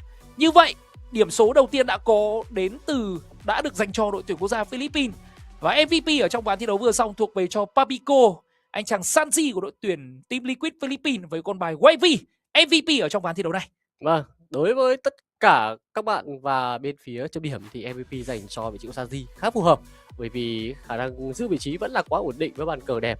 Nhưng nếu như để mà nói về cái độ hiệu quả để đánh giá MVP thì vẫn gọi tên đó là Vinuya đối với tôi nhé. Còn đối với các bạn không biết thế nào nhưng mà Vinuya vẫn đang là một người chơi đánh ổn định nhất. Trong ván thi đấu thứ hai này, ở khu vực đường dưới liên tục có những cái tình huống solo bắt lẻ được 1 đến 2 người và tạo ra được cái khoảng trống sức mạnh ở khu vực mà được kinh nghiệm bên phía team của Philippines. Vâng, một cặp trận đấu BO3 kết thúc chỉ trong vỏn vẹn 20 phút. Tính cả giai đoạn cấm chọn mỗi trận 10 phút thì tính cả thời gian chờ ở đâu đấy nó rơi vào khoảng 1 tiếng để xong được cái cặp trận BO3 này. Và một lối đánh rất tiết kiệm sức lực đến từ bên phía của team đến từ đội tuyển quốc gia Philippines. Và sau trận đấu này thì nếu như mà tôi nhớ không nhầm thì sẽ là đến với một cái khoảng thời gian nghỉ để mà chúng ta chờ đợi cặp trận đấu của đội tuyển Việt Nam đối đầu với cả Indonesia, đúng không? Thì sau cặp trận đấu này thì chúng ta sẽ cùng nghỉ ngơi sau một khoảng thời gian để mà đến với trận đấu cũng được đánh giá là rất hấp dẫn của đội tuyển quốc gia Việt Nam của chúng ta, cũng như là trận đấu có thể nói là cuối cùng trong ngày thi đấu hôm nay rồi nhỉ. Việt Nam đối đầu với cả bên phía của Indonesia. Nhưng cái này tôi cũng không biết là vui hay buồn. Nhưng mà dù sao đi chăng nữa thì đội tuyển quốc gia Việt Nam của chúng ta cũng đã giành được chiến thắng ở trong trận đấu mở màn trước Singapore rồi. Cái việc mà kết quả ở trong cặp trận đấu cuối cùng của ngày hôm nay giữa đội tuyển quốc gia Việt Nam đối đầu với cả bên phía của Indonesia với nòng cốt là các thành viên đến từ Á quân thế giới Alter Ego M7 thì tôi nghĩ là kết quả như thế nào cũng được. Chúng ta có cho mình một cái tâm lý thi đấu thoải mái thôi. Thật ra đội tuyển quốc gia Việt Nam của chúng ta ở trong trận đấu này chúng ta giấu bài cũng được. Mà nếu như mà chúng ta bung hết sức mà thắng được Indonesia nhá, thì cơ hội để cho chúng ta lọt vào top 5 là đã đạt được đến con số tôi nghĩ là phải 90% rồi. Bởi vì hôm nay chỉ cần thắng được Indonesia thôi, rồi ngày mai chúng ta thắng nốt Lào, chúng ta đã có được cho mình đó là top 5 đội. Tôi xin được khẳng định lại với các bạn luôn là top 5 đội mạnh nhất thế giới ở thời điểm hiện tại luôn. Chính xác là như vậy. Chúng ta hoàn toàn có thể làm được và có thể làm được luôn ở ngay cái cặp trận đấu tiếp theo này giữa đội tuyển Việt Nam đối đầu với đại diện đến từ Indonesia. Đây cũng là một cặp trận đấu mà chúng ta đang rất kỳ vọng, đúng không? Với một đội tuyển được đánh giá là mạnh và lại còn là Á quân của giải đấu M7 vừa rồi. Thì đấy, nếu mà thắng được thì đây là một cái cú hích và tiếng vang rất lớn dành cho riêng đội tuyển Việt Nam, riêng các bạn khán giả đang theo dõi tại giải đấu ASEAN Game Esports Event lần này của MLBB Esports Bang. Và chúng ta sẽ có thêm một khoảng thời gian nữa để chờ đợi đội tuyển Việt Nam chúng ta quay trở lại, nhưng chắc là khoảng tầm vào đó là 7:30 cũng là một cái thời gian mà khá đẹp, đúng không? Và vừa ăn cơm xong, làm cốc nước bỏng ngô, sau đấy quay trở lại để có thể theo dõi đội tuyển Việt Nam chúng ta thi đấu với đại diện đến từ Indonesia. Được cái là giải đấu lần này của chúng ta diễn ra khá đúng giờ. Cứ đúng giờ quy định là chúng ta bắt đầu đánh được thôi. Và vì thế cho nên là chúng ta cứ đúng 7:30 các bạn quay lại để mà cùng gọi là đón chờ cái màn trình diễn của đội tuyển quốc gia Việt Nam. Còn bây giờ thì có lẽ là chúng tôi vẫn đang chờ đợi những cái thông tin đến từ bên phía của ban tổ chức thôi. Và có lẽ là bây giờ thì chúng ta để xem nào, vào buổi tối ngày hôm nay thì đội tuyển Việt Nam của chúng ta sẽ đối đầu với cả bên phía của Indonesia. Chúng ta đã có được một điểm trong tay là đội tuyển quốc gia, là điểm số lấy được đến từ bên phía của đội tuyển quốc gia Singapore rồi. Và chúng ta sẽ chỉ cần thắng nốt Indonesia. Nếu như mà đội tuyển quốc gia Indonesia ngày hôm nay họ có một cái vấn đề gì đó, nếu như mà đối đầu với cả bên phía của đội tuyển quốc gia Philippines nhá, thì tôi chịu. Tôi không có một cái cơ sở gì để mà tôi có thể gọi là xin điểm cả. Nhưng với Indonesia, một đội tuyển mà thật ra như lúc nãy anh bình luận viên Rikaki đã chia sẻ rồi, là chúng ta đang có rất nhiều những cái vấn đề của đội tuyển quốc gia Indonesia khi mà họ thi đấu ở trong những cái kỳ đại hội lớn. Cho nên chúng ta hoàn toàn có thể hy vọng được, nhưng mà chúng ta chỉ nên hy vọng thôi nhá. Và kết quả như thế nào thì có lẽ là chúng ta sẽ cùng chờ đến 7:30 tối nay. Còn bây giờ thì chúng ta sẽ cùng nghỉ ngơi trong ít phút nhé.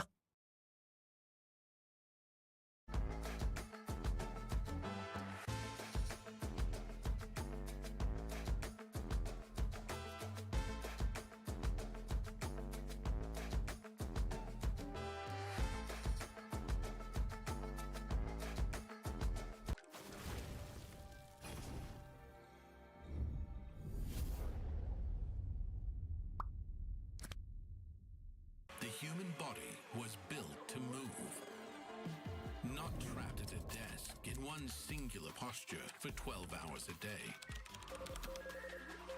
It's time your chair evolved. This is Secret Lab Titan Evo. Ergonomically engineered for you, gamers, hybrid workers, artists,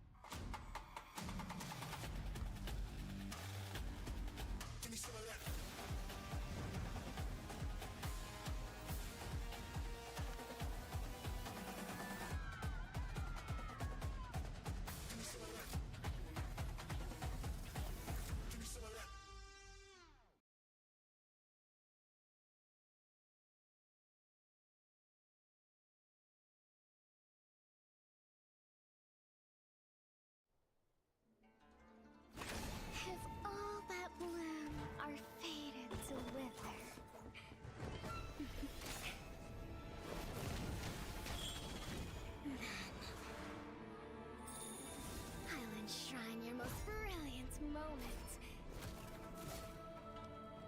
In crimson splendor. Even something so crude can be graced with a splatter of beauty.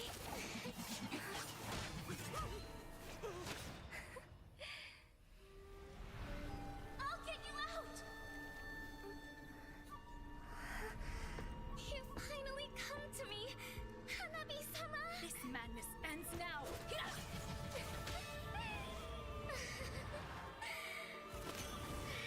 last, I'm shivering with excitement!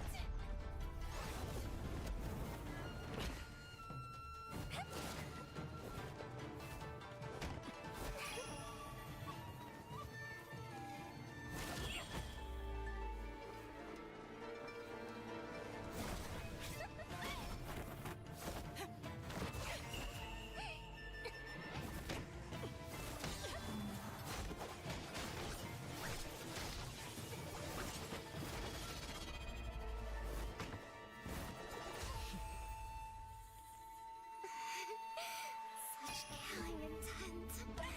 Does this mean Hanabi-sama finally understands Hinata?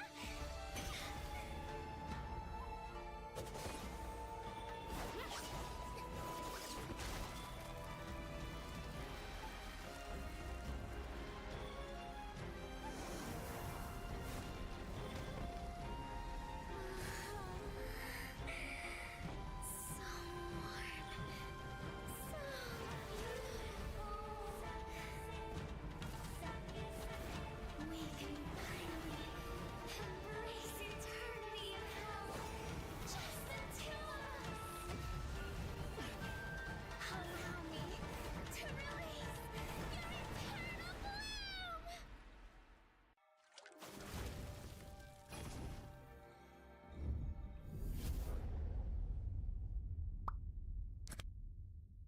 The human body was built to move. Not trapped at a desk in one singular posture for 12 hours a day.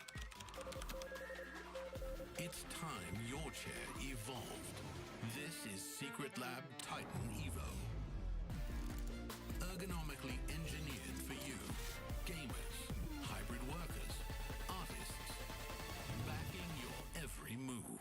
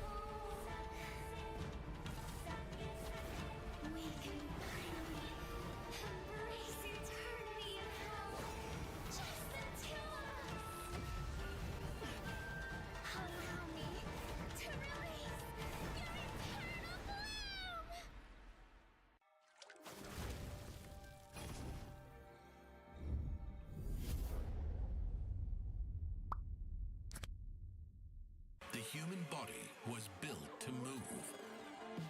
Not trapped at a desk in one singular posture for 12 hours a day. It's time your chair evolved. This is Secret Lab Titan Evo. Ergonomically engineered for you, gamers, hybrid workers, artists, backing your every move.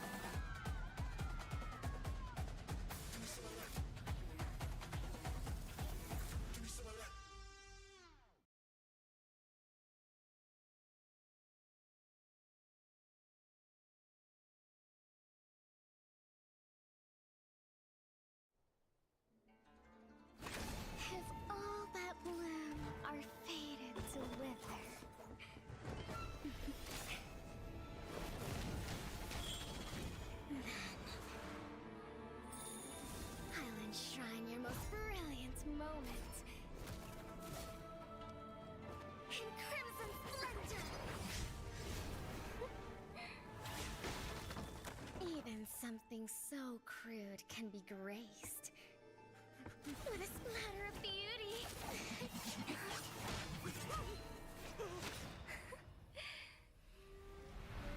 I'll get you out! You finally come to me, Hanabi-sama! This madness ends now. At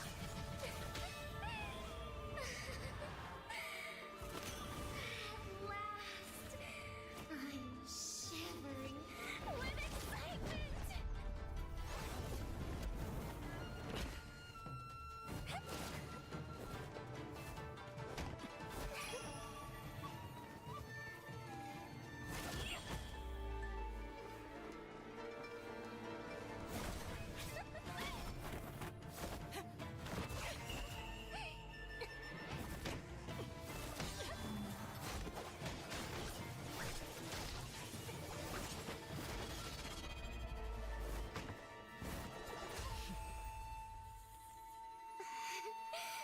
Such killing intent.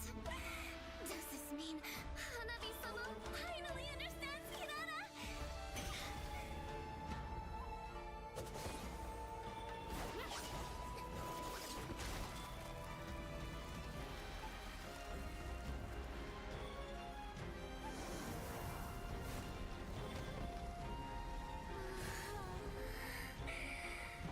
So warm. So beautiful. We can finally embrace eternity in hell. Just the two of us. Allow me to release your eternal bloom.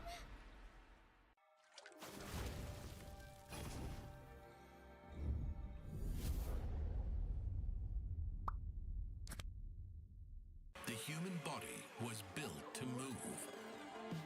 Not trapped at a desk in one singular posture for 12 hours a day. It's time your chair evolved. This is Secret Lab Titan Evo. Ergonomically engineered for you, gamers, hybrid workers, artists, backing your every move.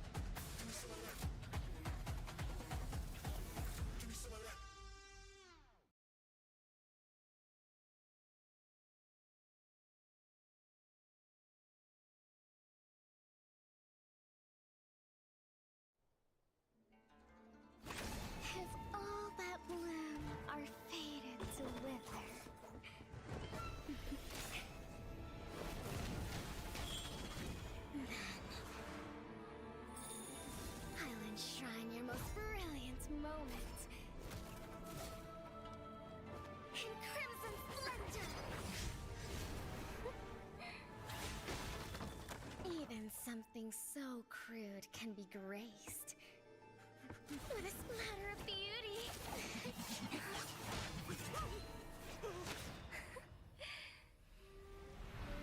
I'll get you out.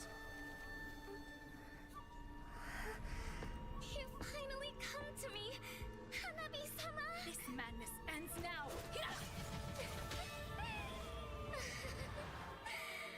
At last, I'm shivering with excitement.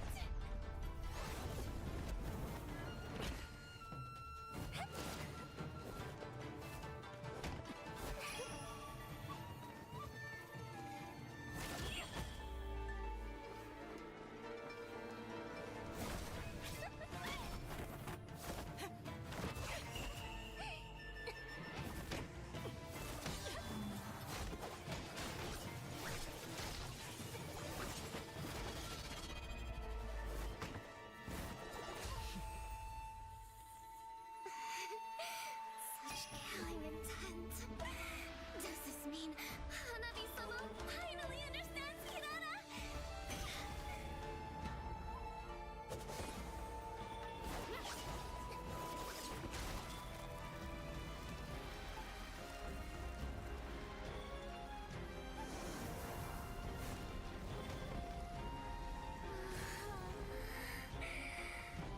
So warm.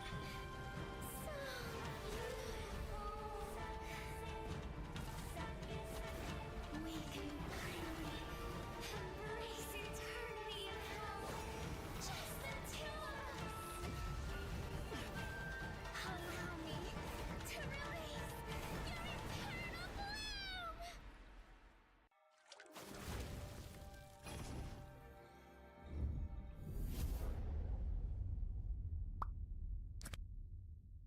The human body was built to move, not trapped at a desk in one singular posture for 12 hours a day. It's time your chair evolved. This is Secret Lab Titan Evo.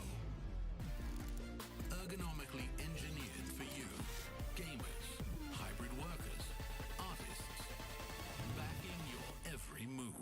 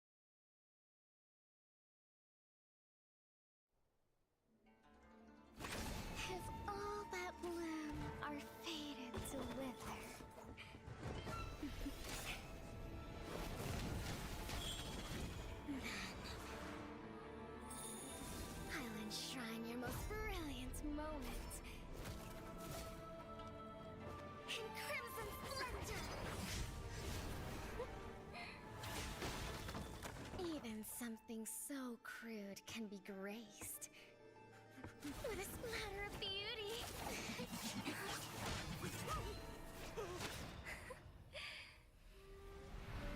I'll get you out! You finally come to me, Hanabi-sama! This madness ends now. At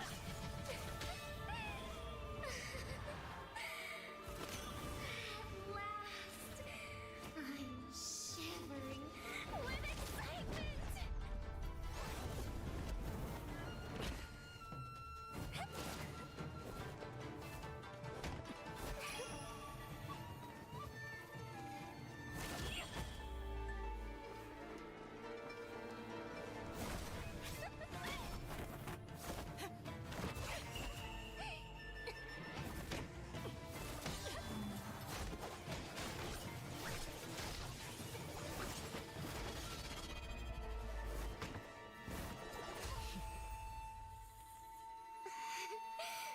Such killing intent.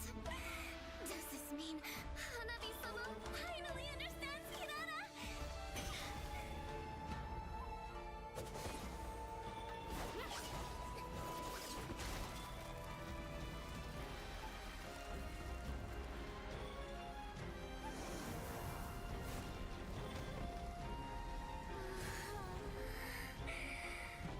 So warm.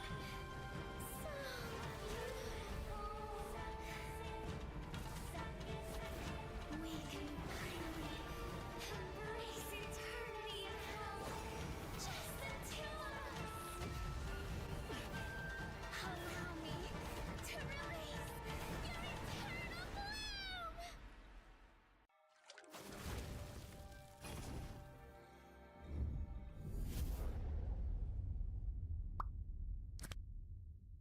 The human body was built to move. Not trapped at a desk in one singular posture for 12 hours a day.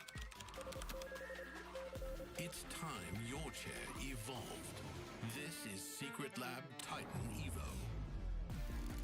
Ergonomically engineered for you, gamers, hybrid workers, artists, backing your every move.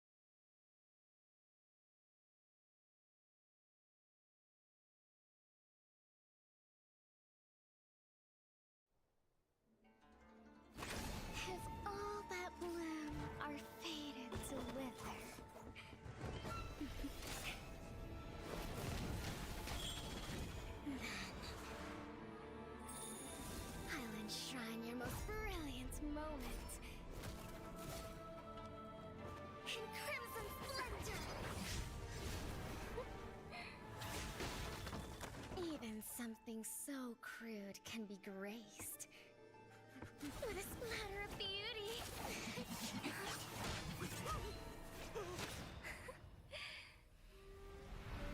I'll get you out!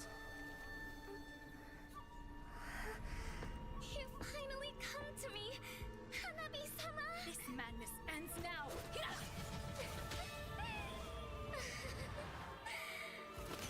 At last, I'm shivering with excitement!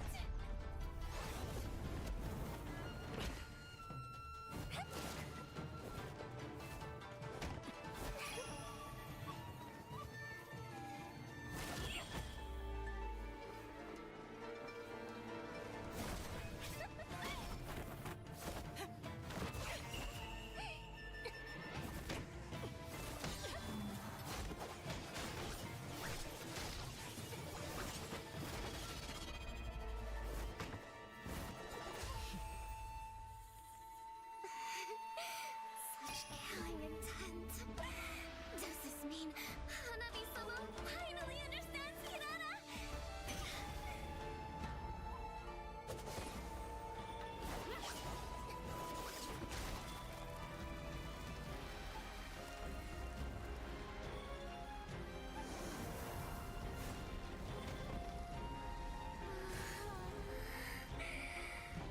So warm.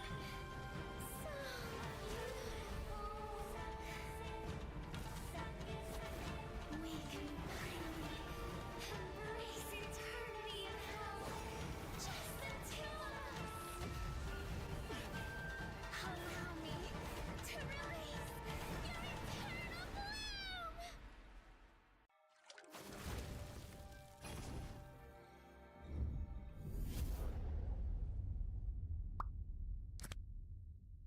The human body was built to move. Not trapped at a desk in one singular posture for 12 hours a day. It's time your chair evolved. This is Secret Lab Titan Evo. Ergonomically engineered for you, gamers, hybrid workers, artists, backing your every move.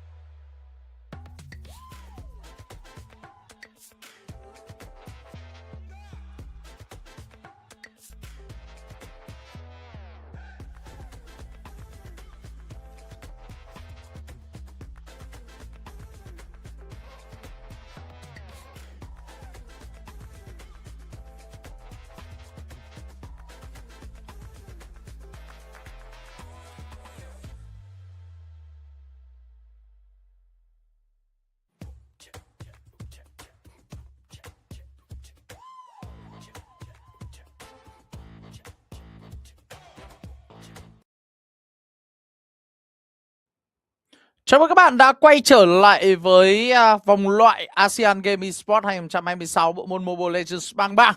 Và chúng ta sẽ cùng nhau chuẩn bị đến với trận thi đấu tiếp theo của đội tuyển quốc gia Mobile Legends Bang Bang Việt Nam đối đầu với đội tuyển quốc gia Mobile Legends Bang Bang Indonesia. Và đây hứa hẹn sẽ là một trận đấu cực kỳ khó khăn cho các chàng trai tới từ đội tuyển Việt Nam của chúng ta. Vâng, trước cái thềm đại hội lần này thì chúng ta cũng đã nhận định rồi, rơi vào bảng đấu A sẽ là một cái bảng đấu cực kỳ khó khi quy tụ rất nhiều các đội tuyển mạnh từ Indonesia, Philippines, Malaysia, Singapore và cả Myanmar nữa, rất nhiều, Campuchia, Lào.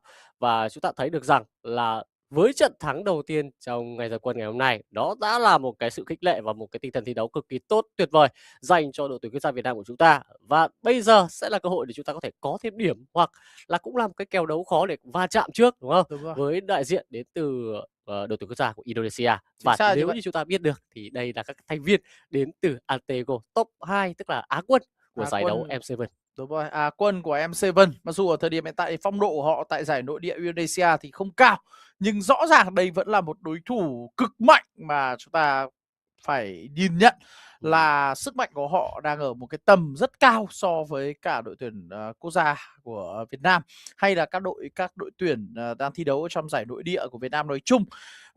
Ở trong trận đấu trước đó thì đội tuyển quốc gia Indonesia cũng đã có cho mình trận thắng phải nói là tuyệt đối trước các thành viên tới từ đội tuyển quốc gia Lào với tỷ số lên tới 19-0 ở trong một ván thi đấu. Và chúng ta cũng đã được thấy là ở thời điểm hiện tại thì đội tuyển Việt Nam của chúng ta rất tuyệt vời, match rate của chúng ta và point của chúng ta là 2 điểm tuyệt đối, vì chúng ta đang có mình một chiến thắng 2-0 trước đội tuyển quốc gia Singapore. Lúc này đội tuyển quốc gia Philippines cũng đã có mình trận thắng đầu tay trước một đội tuyển rất mạnh, đó là đội tuyển quốc gia Malaysia, và đứng đồng hạng nhất ở trên bảng xếp hạng thời điểm hiện tại. Indonesia sau trận đấu với cả Lào thì họ cũng đang cùng chúng ta đứng chia sẻ vị trí đầu bảng.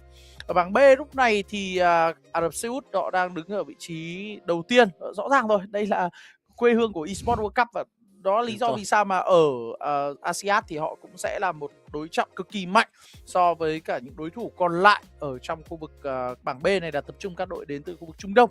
Chúng ta có Ả Rập Xê Út, có Iran, có Jordani, có các tiểu vương quốc Ả Rập Thống Nhất và Oman. Đây cũng là một bảng đấu mà tôi nghĩ là cũng rất khó khăn. Ở giải đấu ở vòng loại ASEAN Game Esports lần này thì các khu vực họ sẽ được chia về các bảng đấu để có thể thi đấu phù hợp với nhau. Bảng B này có 5 đội nên họ sẽ có 2 suất rưỡi, tức là đội hạng 3 của bảng B và đội hạng 3 của bảng D họ sẽ đụng độ với nhau. Khu vực Trung Á có 4 đội, đó là đội tuyển Kazakhstan thì chúng ta đã có được bình luận một trận. Kazakhstan đối đầu với Tajikistan. Trong khi đó thì Uzbekistan và Kazakhstan thì họ chưa ra quân trong ngày thi đấu hôm nay.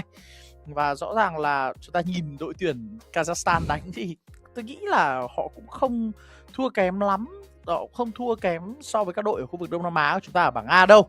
Đây là khu vực bảng C, và bảng này thì sẽ lấy 2 đội đứng đầu ở trong bảng này thì đến với ASEAN Esports Game. Và rõ ràng là với sức mạnh mà đội tuyển quốc gia Kazakhstan đã thể hiện ở trong trận đấu với Tajikistan thì tôi cũng nghĩ rằng là một suất đến với ASIAD, đến với Nhật Bản có lẽ là nằm trong cái dự kiến của họ. Đây là khu vực các quốc gia còn lại, các quốc gia khu vực có thể coi là còn lại ở trong khu vực châu Á. Chúng ta có Mông Cổ, thì rõ ràng là Mông Cổ là một cái thế lực mà đến thời điểm hiện tại chúng ta phải khẳng định là Mông Cổ là một thế lực rất lớn ở Mobile Legends Bang Bang, và không có lý do gì mà đội tuyển quốc gia Mông Cổ họ sẽ không đứng đầu ở bảng đấu này. Các đội còn lại như Nepal, Pakistan, Sri Lanka và Hồng Kông rõ ràng là họ sẽ cần phải nỗ lực rất nhiều để có thể cạnh tranh cho 1,5 tấm vé còn lại để đến với ASIAD 2026. Quay trở lại thì chúng ta đúng là thấy khu vực Đông Nam Á chúng ta là một khu vực vô cùng khắc nghiệt. Chính vì vậy chúng ta có tới 5 suất dành cho khu vực bảng A, và đội tuyển quốc gia Việt Nam chúng ta đã có trận đầu ra quân thuận lợi. Và chúng ta hãy cùng nhau nghĩ tới những cái viễn cảnh tích cực khi mà chúng ta sẽ là một trong 5 đội đại diện ở khu vực Đông Nam Á đến với ASIAD tại Nhật Bản.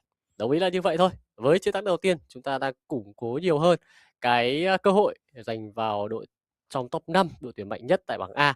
Và đây cũng sẽ là cơ hội để chúng ta có thể tiếp tục gia tăng thêm điểm số. Và trước khi bắt đầu với ván thi đấu này, cũng dành một lời chúc, gửi lời động viên tới các tuyển thủ vận động viên đến từ đội tuyển quốc gia Việt Nam. Cứ chân cứng đá mềm thôi, thi đấu hết mình hết sức và làm sao là thắng không kiêu, bại không nản, để chúng ta có được cho mình các cái chiến thắng gọi là tuyệt vời nhất. Và đối với đại diện của Indonesia, dù gì mà nói thì đây là một đội diện mạnh đến từ một môn đương bóng bang trên thế giới đúng không? Nhưng mà cũng chỉ là một alter ego đội hạng nhì thôi, và chưa phải là đội hạng nhất, nên là chúng tôi cũng có thể hy vọng rằng đội tuyển Việt Nam chúng ta có thể đánh bại được alter ego trong ngày thi đấu hôm nay.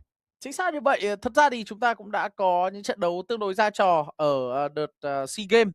Ở giải SEA Games 33 diễn ra tại Thái Lan thì chúng ta cũng đã có một trận đấu rất hay. Phải nói là 3 game thi đấu đầu tiên trong trận bán kết nơi mà chúng ta trong trận tứ kết nơi mà chúng ta đối đầu với đội tuyển quốc gia Indonesia của MLBB Esports Bang. Lúc đó có nòng cốt là team Liquid. Thì chúng ta đã thi đấu rất hay nhá. Đó là trận đấu mà chúng ta đã thi đấu rất tuyệt vời. Và đây là đội hình của đội tuyển quốc gia Indonesia với người chơi đường vàng DUNG, Alexander ở vị trí đảo đường, Davin ở vị trí đường giữa, Afan ở vị trí đi rừng và Sioki đến từ khu vực đường kinh nghiệm. Ở đây chúng ta thấy có ở đây tôi đã nhìn thấy có 3 thành viên của Untitled Eagle. 3 thành viên chính thức của Untitled Eagle đó là người chơi đảo đường, Alexander chính là Alex, Davin chính là Hayzumi và Indonesia Sioki chính là Nino. Đấy, và tôi ở đây thì tôi không thấy được sự xuất hiện tới từ Iazuke. Không biết là Iazuke thì anh ta có thi đấu tại ASIAD của lần này hay không, tại vòng loại ASIAD này hay không. Nhưng mà trong đội hình của Indonesia chúng ta thì tôi đang thấy Afan chính là Iazuke. Afan chính là Iazuke và chỉ có thay cái vị trí của người chơi đường vàng Dingarai thì không phải là Afi như chúng ta thường biết. Ở đây là đội hình ra quân của đội tuyển quốc gia Việt Nam của chúng ta ngày hôm nay. Như trong trận với Singapore thì chúng ta vẫn sẽ có ở vị trí đường vàng đó là Việt Anh, Daylight, Ngọc Trạng ở vị trí đảo đường, đội trưởng của đội tuyển quốc gia Việt Nam, Ginat, Văn Đạt và có nickname thi đấu thông thường là He. Chúng ta có người chơi vận động viên thi đấu ở vị trí đi rừng đó là Todo. Chúng ta biết tên thông thường là Joe. Và cuối cùng là anh chàng Tấn Lâm, người chơi phải nói là hay nhất của chúng ta ở trong trận đấu với đội tuyển quốc gia Singapore. Chúng ta thường được biết đến với cái tên đó là Hồng Anh Nhi. Và rõ ràng là đội tuyển quốc gia của chúng ta đang có một sự tự tin rất lớn trước khi bước vào trong trận thi đấu này. Chúng ta vẫn được nhìn thấy một gương mặt rất là rất là đậm chất meme. Đấy, một cây hài đến từ Daylight, đến từ Việt Anh. Nhưng mà rõ ràng là khi vào thi đấu thì vận động viên Nguyễn Việt Anh của chúng ta lại thể hiện một cái phong cách thi đấu rất điềm tĩnh và rất hay tới từ Việt Anh. Và hy vọng là trong cuộc đối đầu với đội tuyển Indonesia với nòng cốt là những nhà Á quân thế giới của mùa 7 Mobile Legends Bang 3 thì rõ ràng là mong rằng đội tuyển Việt Nam chúng ta chân cứng đá mềm, chúng ta sẽ có thể vượt qua khó khăn. Ở đây là ở trong cái thể thức mà thi đấu vòng tròn tính điểm như này, cái việc mà các bạn thi đấu cái khoảng thời gian của trận đấu nó sẽ quyết định rất nhiều những chỉ số phụ. Đấy, trận đấu chúng ta có thể khó đánh bại đối thủ, nhưng phải làm sao cho đối thủ không thể thắng chúng ta một cách chóng vánh. Đấy, chúng ta phải nói thẳng, khi đối đầu với cả các đại diện tới từ Philippines, Indonesia, Malaysia hay Myanmar thì chúng ta cần phải tỉnh táo, chúng ta phải hiểu một điều rằng chúng ta không được để cho trận đấu bị trôi đi quá nhanh và tránh những cái thế mà để đối phương lăn quả cầu tuyết từ quá sớm ở trong giai đoạn đầu game. Nhất là những đội tuyển mạnh, họ luôn luôn nắm bắt được cái cơ hội sai lầm dù là nhỏ nhất đến từ các đối thủ của họ để có thể trở lại thành một cái lợi thế rất là lớn và lăn một quả cầu tuyết cao. Và đội tuyển Việt Nam chúng ta sẽ cần phải lưu ý rất nhiều trong cái lối di chuyển và những cái tình huống ra quyết định. Thường là chúng ta cũng mắc khá nhiều sai lầm trong những cái pha giao tranh combat quan trọng, đặc biệt là khi đã có lót và tôi nhớ không nhầm thì chúng ta từng mắc phải cái sai lầm đó là có rất nhiều lợi thế rồi, nhưng đến khu vực lót cuối cùng để công nhà thì chúng ta lại vội vàng. Vì vậy mà cái sự chậm mà chắc thì nó luôn luôn là tốt hơn rất là nhiều. Nhưng đó là những cái lưu ý trước cái trận đấu mà chúng ta phải đối đầu với đội tuyển mạnh Indonesia mà thôi. Và đây sẽ là map thi đấu của chúng ta, Broken World, một map tượng thành vụn vỡ, nơi mà các bức tường vỡ ra ở các cái hang mục tiêu, cho phép cạnh tranh mục tiêu ở nhiều hướng và các vị tướng kém cơ động cũng có thể xuất hiện ở ngay cặp trận đấu này. Chính xác như vậy, và chúng ta đã được thấy sự chuẩn bị rất kỹ càng tới từ đội tuyển quốc gia Indonesia. Họ cũng đang có những sự trao đổi. Có lẽ đây đang là giai đoạn testing. Thường trong giai đoạn testing thì cũng sẽ là giai đoạn mà map random sẽ được lựa chọn ở trong cái trận đấu này. Một bản đồ ngẫu nhiên ở giữa 4 bản đồ Mobile Legends Bang 3, bao gồm tường thành vụn vỡ, bờ sông mở rộng, bụi cỏ nguy hiểm và mây bay. Và lúc này thì có lẽ đây là trận đấu mà chúng ta sẽ cần rất quan tâm đến AFAN khi mà Yazuke, người thi đấu rất hay tại M7 vừa rồi, đã tạo ra rất nhiều sự khác biệt và đã chính xác thì chúng ta phải cấm đi Fanny của Yazuke. Và chắc chắn là con Fanny trong tay của AFAN là người cần phải bị cấm đi ở trong ván thi đấu này. Và tiếp theo đó sẽ là Marcel. Trong khi đó thì phía bên kia đội tuyển Indonesia họ đưa ra những lượt cấm vào Kalea, vào Freya và vào Phovius, những lượt cấm có thể coi là tương đối cơ bản ở trong meta hiện tại. Tôi không biết là phía đội tuyển Indonesia có nhiều thông tin về đội tuyển quốc gia Việt Nam của chúng ta hay không, nhưng có lẽ là với cái đội hình của đội tuyển quốc gia Việt Nam là những gương mặt khá quen mặt trong nhiều năm trở lại đây của nền Mobile Legends Bang Esports Việt Nam. Có lẽ là đội tuyển Indonesia họ cũng sẽ nắm được thông tin phần nào về những vị tướng mà phía của đội tuyển quốc gia Việt Nam của chúng ta có thể mang vào trong ván thi đấu này. Và đây sẽ là một sự tính toán rất kỹ lưỡng. Fedrin cũng đã bị cấm đi. Như vậy đây là những vị tướng mà AFAN đánh rất tốt ở trong meta hiện tại.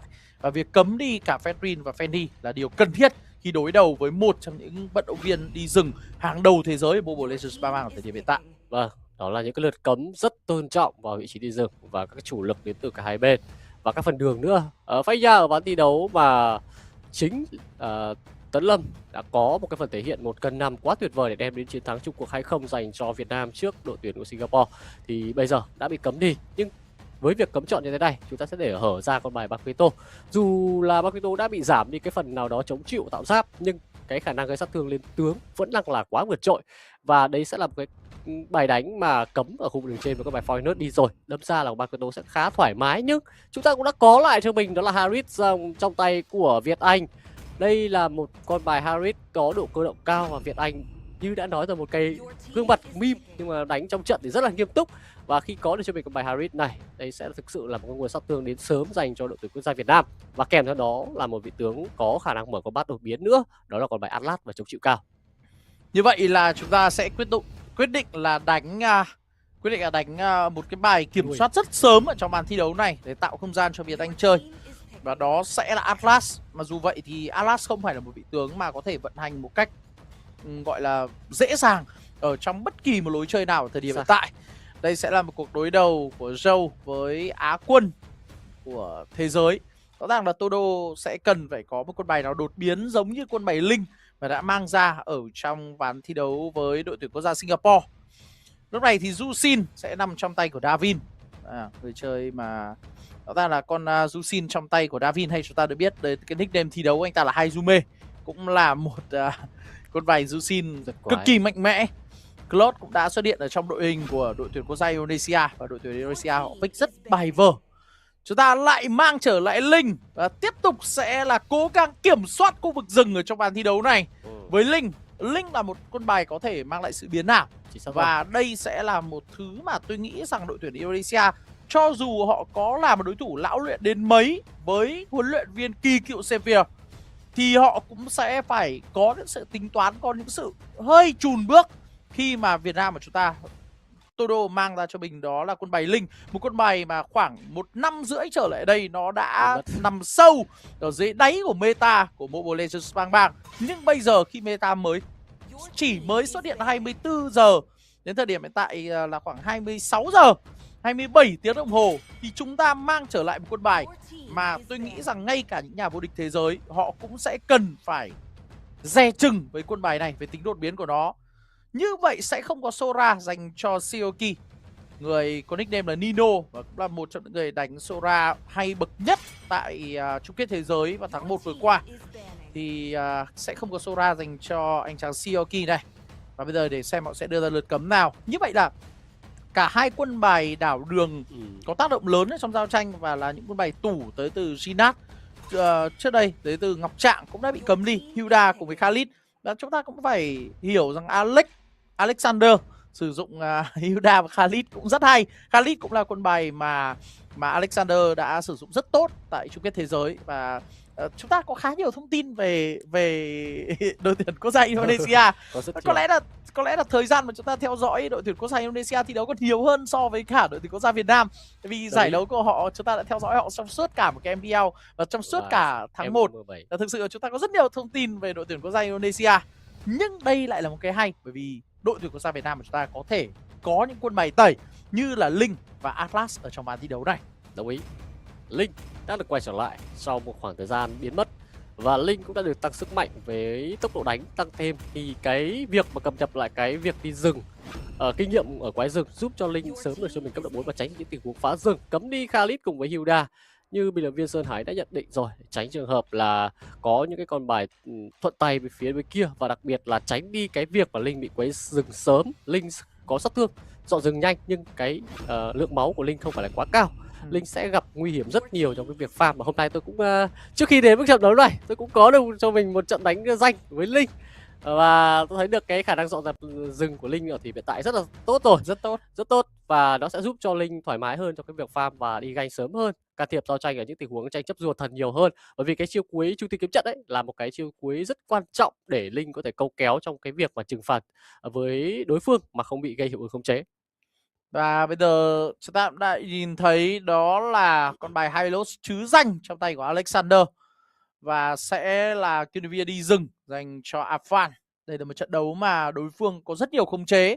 Thực ra thì với một đội ở đẳng cấp như đội tuyển quốc gia Indonesia ấy, thì cái vấn đề không phải là họ pick con gì, mà vấn đề là họ triển khai trong ván đấu như thế nào. Vì tôi nghĩ là ở đẳng cấp của đội tuyển quốc gia Indonesia với nòng cốt là Untitled Chapter, một đội đến từ một nền esports Mobile Legends và mang lớn nhất thế giới, chưa phải là mạnh nhất nhưng lớn nhất thế giới, thì rõ ràng là dù họ pick quân bài nào họ cũng có một sự tự tin ở trong lối chơi.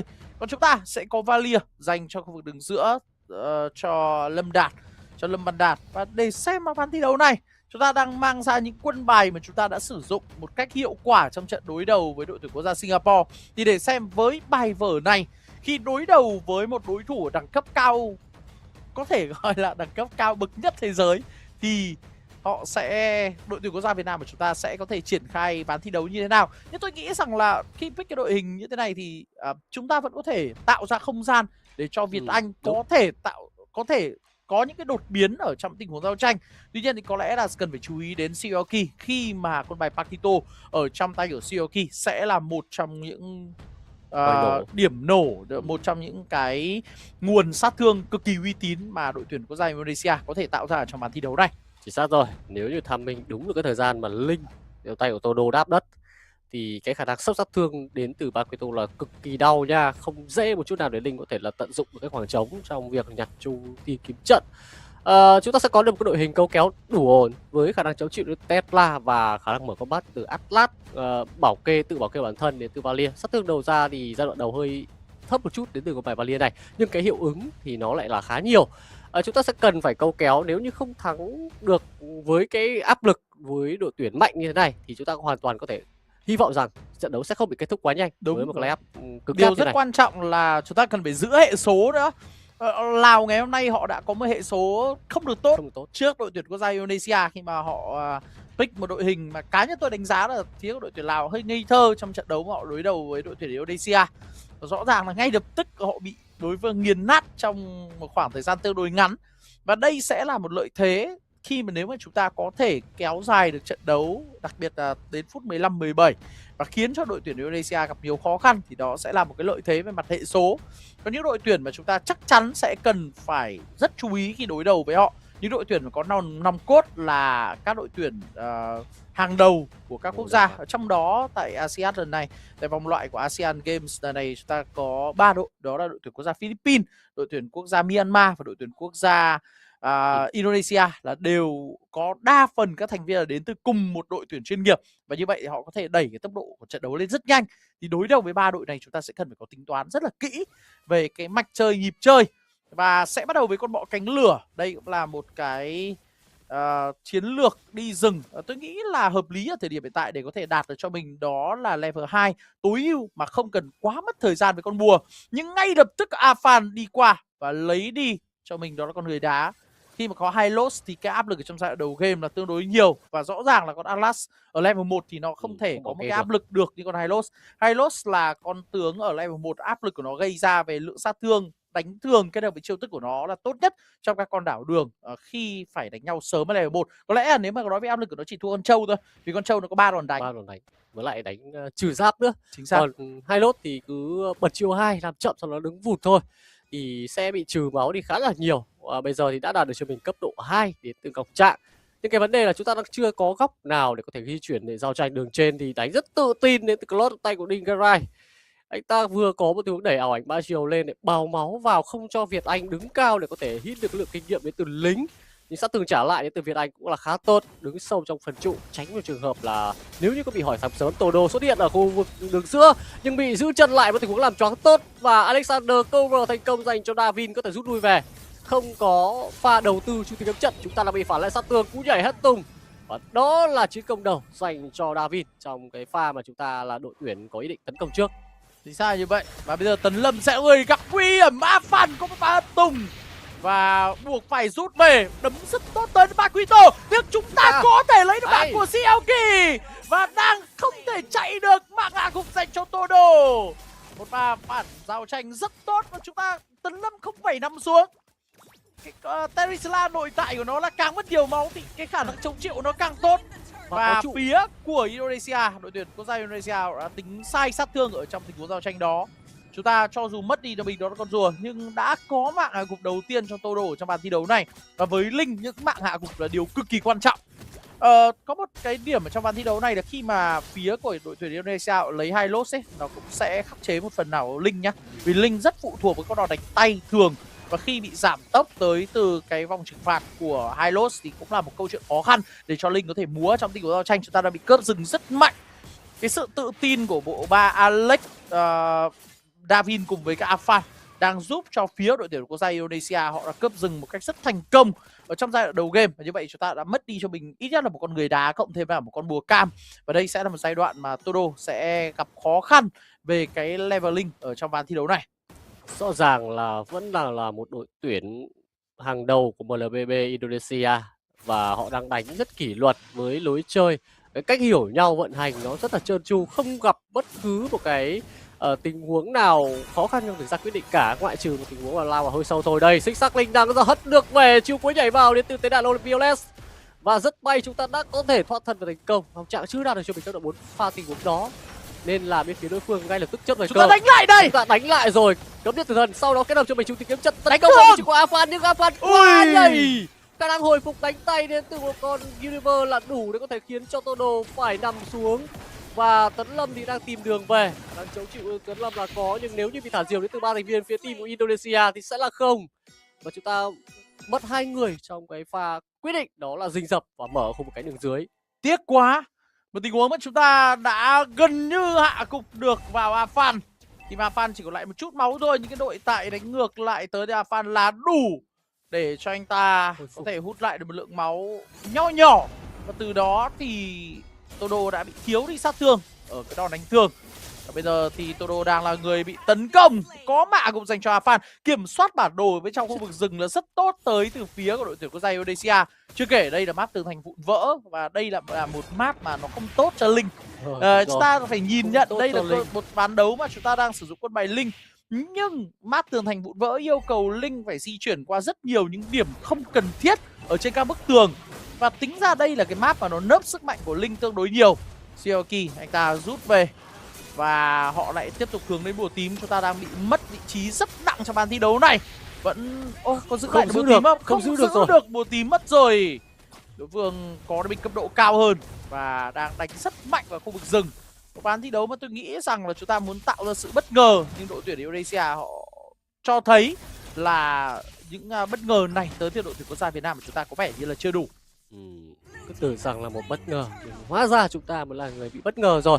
Cái lối chơi kiểm soát mọi đường di chuyển đều rất là nhanh. Và rõ ràng bên phía team đội tuyển quốc gia Indonesia họ đang có một cái Universe rất chắc tay đến từ Afan. Và nhảy phát nào là chúng phát đấy, tấn công vào. Có một cái cấm điện tử thần đến từ vị trí của Tấn Lâm, nhưng Tấn Lâm quá yếu rồi, không thể chống chịu được. Có gấp bể đến từ Ngọc Trạng và chúng ta shut down được vị trí của Afan. Hạng đó dành cho Ngọc Trạng chứ không phải là vị trí của Todo. Nhưng không sao, chúng ta đã có thể hạn chế được sức mạnh đến của bài Universe. Chúng tìm kiếm trận, một lại lượng sát thương đến từ Saruki. Và đường sau vẫn còn đó là một Davin đứng chờ sẵn và chúng ta sẽ nằm xuống với vị trí của Linh. Kéo theo đó là vị trí của Ngọc Trạng đang bị bào máu. Không sao, không còn lính.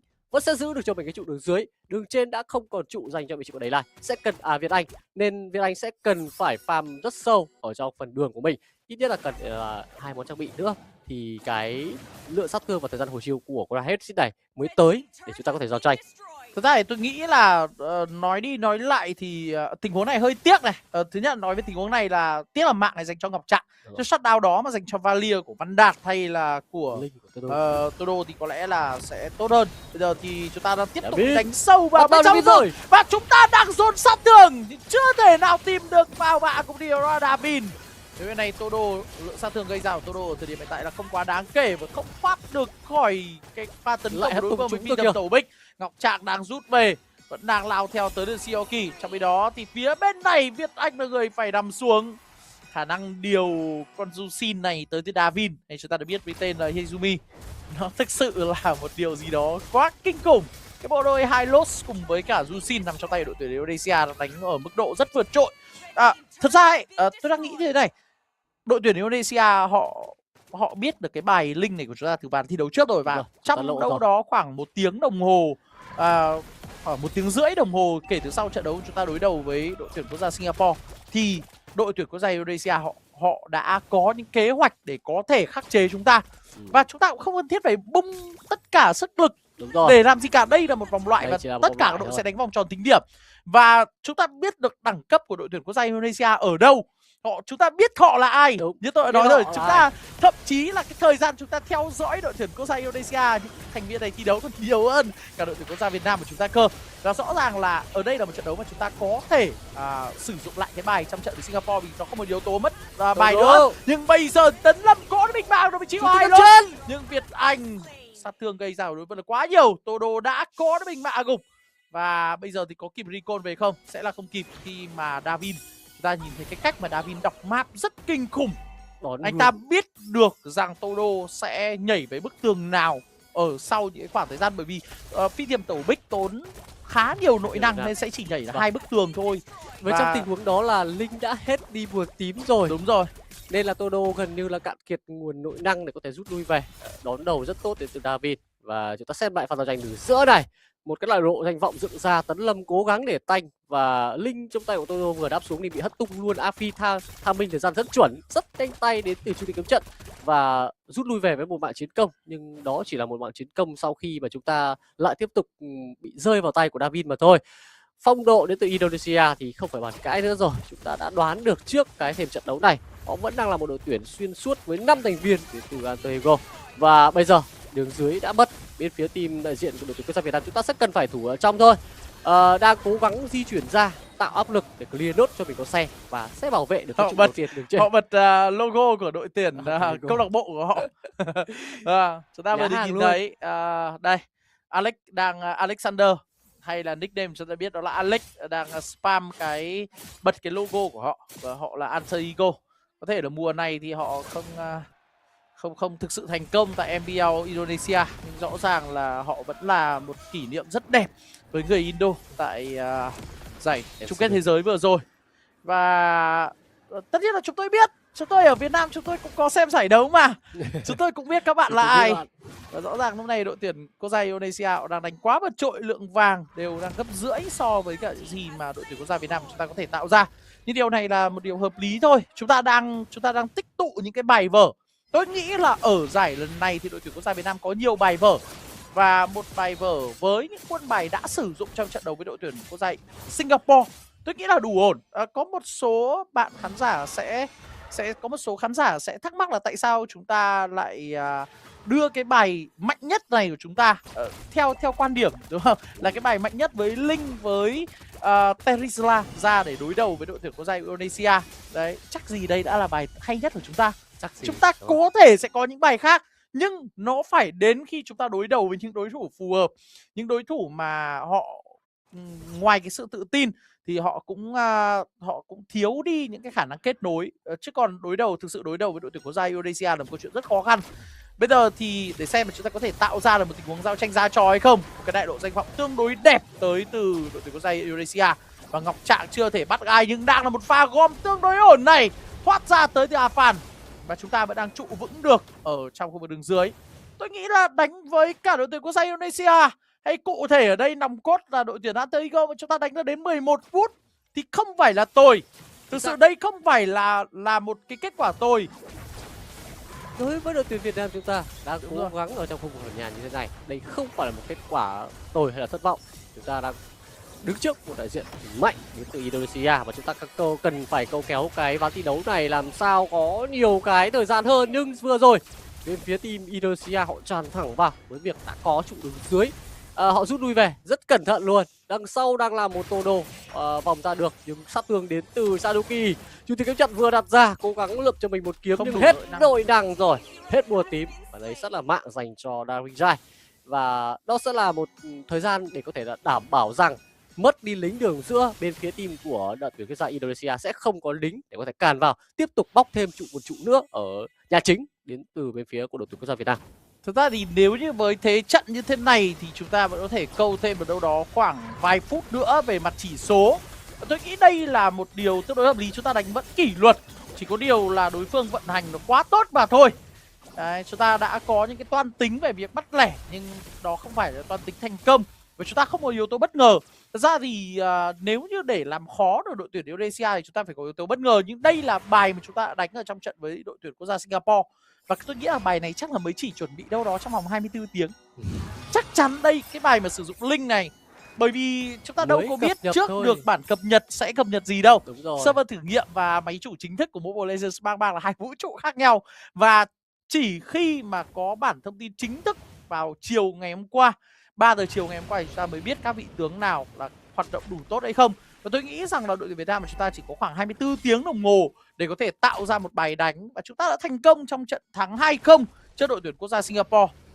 Và bây giờ thì đang là một tình huống ẩn thân lao ra. Nhưng lỡ trớn mất rồi. Vẫn có một cái tín hiệu để có thể tìm kiếm vào bên phía team của Indonesia, nhưng đội tuyển quốc gia Indonesia họ đánh rất khéo, đã chủ động rút lui về sâu. Các chủ lực của họ không đứng quá cao khỏi cái tầm kiểm soát đến từ Alexander. Đại lộ danh vọng dựng ra, tiếp tục đánh bật trường cực ra. Chúng ta đã không có góc để về vòng ra sau, đó là Baquito, một tình huống đẩy lửa tốt đến từ Văn Đạt và đang câu kéo được thời gian. Nhưng Ngọc Trạng đã nằm xuống trước đó rồi. Chủ tịch kiếm trận đến từ vị trí của Todo cố gắng dựng ra nhưng sát thương là không có và thậm chí đang bị bớ theo đến từ Afan. Quá nhiều sát thương và bên phía team của đội tuyển quốc gia Indonesia dường như họ sẽ kết thúc ván thi đấu này, động lực phá quá nhiều đam. Tôi muốn xem cách mà Dingerai anh ta lên đồ ở trong màn thi đấu này, có lẽ một chút nữa ta được xem thôi. Và đánh Glot rất hiệu quả. Nhưng đây là một trận đấu mà chúng ta thất bại trước đội tuyển quốc gia Indonesia vì khả năng macro của đối phương tốt và chúng ta không có một quân bài, chúng ta không có một chiến lược bất ngờ. Chúng ta chọn cách không bất ngờ với đội tuyển quốc gia Indonesia.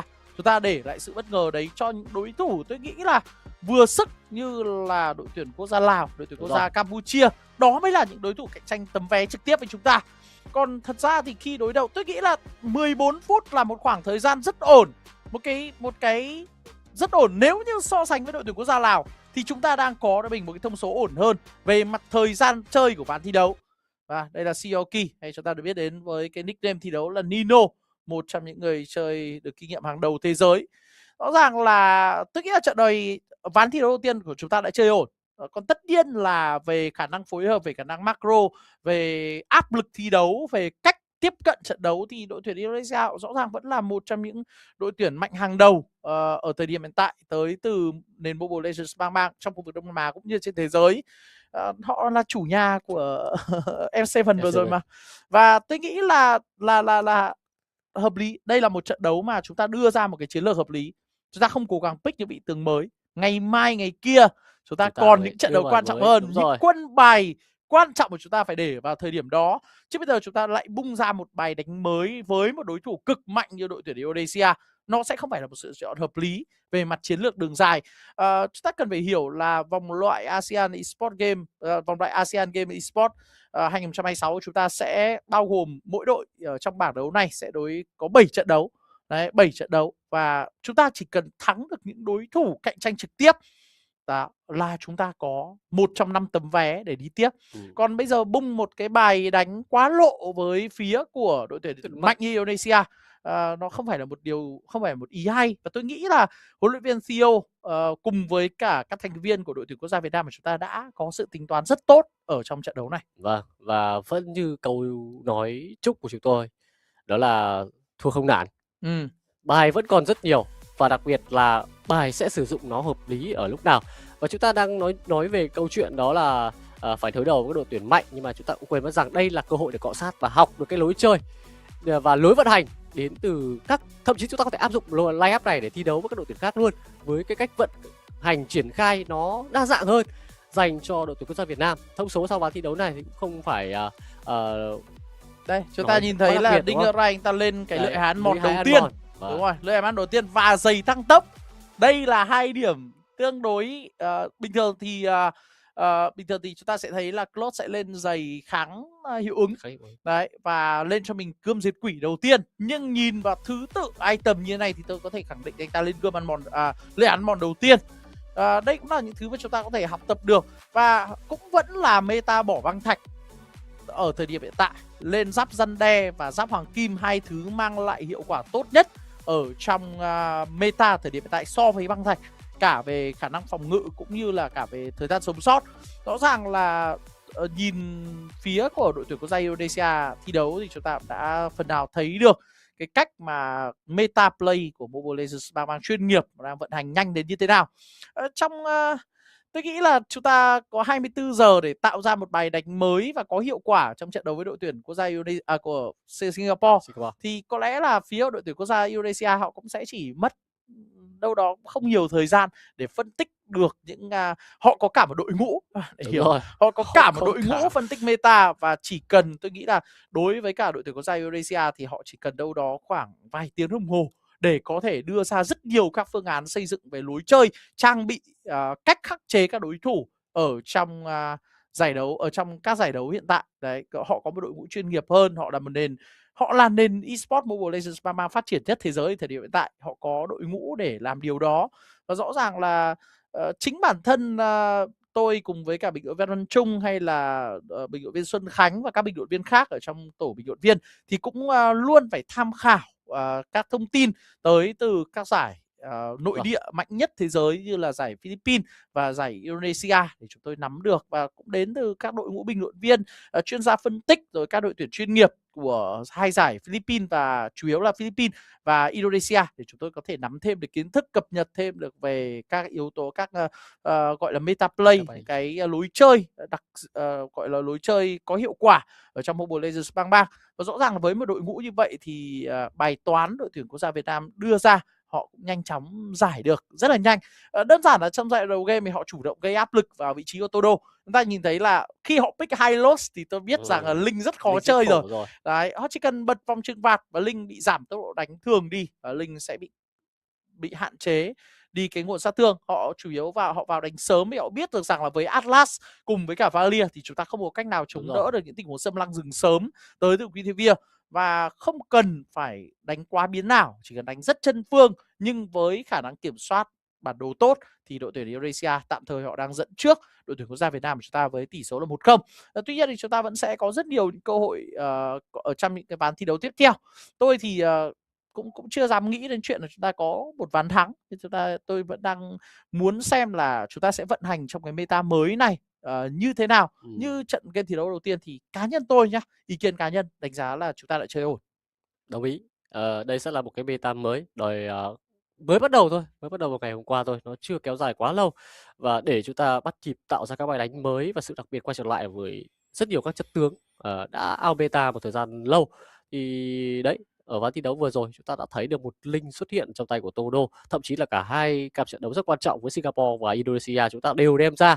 Đây là cái sự tự tin và sự trải nghiệm để xem rằng là chúng ta đã đến đâu rồi ở cái meta vừa mới được cập nhật. Còn đối với đội tuyển Việt Nam thì chắc chắn chúng ta vẫn đang kỳ vọng rằng chúng ta sẽ có một ván thắng trước đại diện mạnh như là Indonesia. Đấy là điều mà tôi kỳ vọng thôi. Tôi nghĩ là nếu như mà chúng ta có một ván thắng, tất nhiên là trong lòng tôi vẫn rất kỳ vọng, nhưng thực sự nếu mà chúng ta có một ván thắng trước đội tuyển quốc gia Indonesia thì nó sẽ là một cơn địa chấn.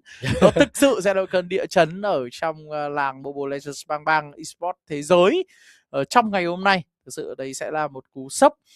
Nhưng chúng ta cũng nhìn thấy là việc hạ gục những thành viên tới từ phía của đội tuyển quốc gia Indonesia trong bàn thi đấu không phải là điều bất khả thi.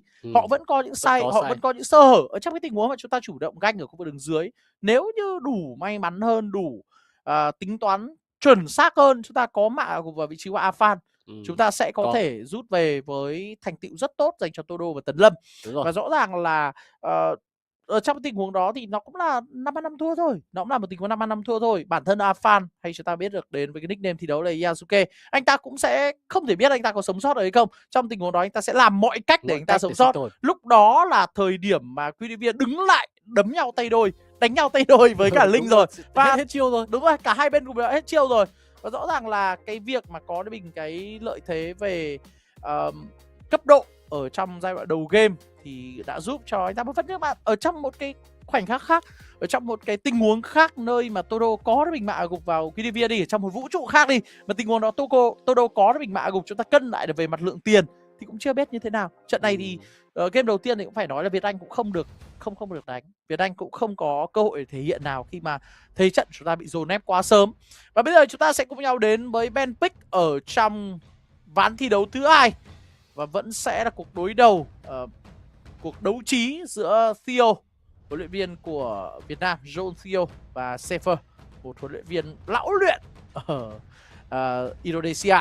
Và bây giờ thì đội tuyển quốc gia Việt Nam của chúng ta tiếp tục cấm đi đội hình đó là Phobius và Fanny, bắt buộc phải cấm đi Phobius của Sioki và Fanny của Afan. Thì đây là hai con tướng mà họ sẽ chơi ở một đẳng cấp cực kỳ khác biệt. Và tiếp theo đó sẽ là Masia.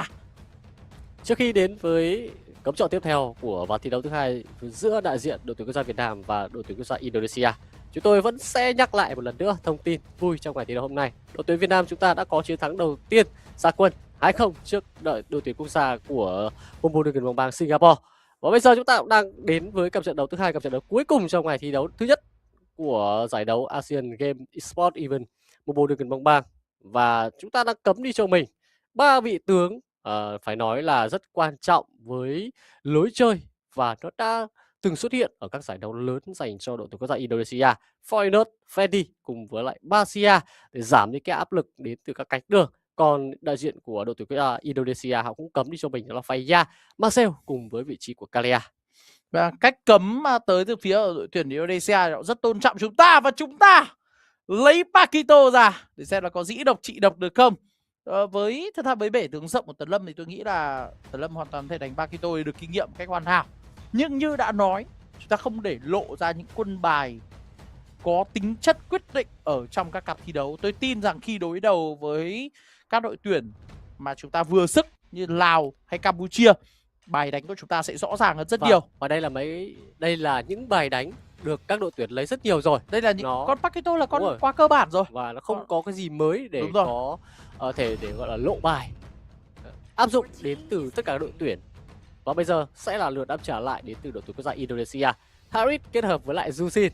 Một lần nữa Alexander đem ra được cho mình vị tướng gần như là thuận tay nhất ở khu vực đường giữa của mình. Và đường vàng cũng sẽ có thêm một khả năng cơ động để tước đi vị tướng Harit đến từ vị trí của Việt Anh.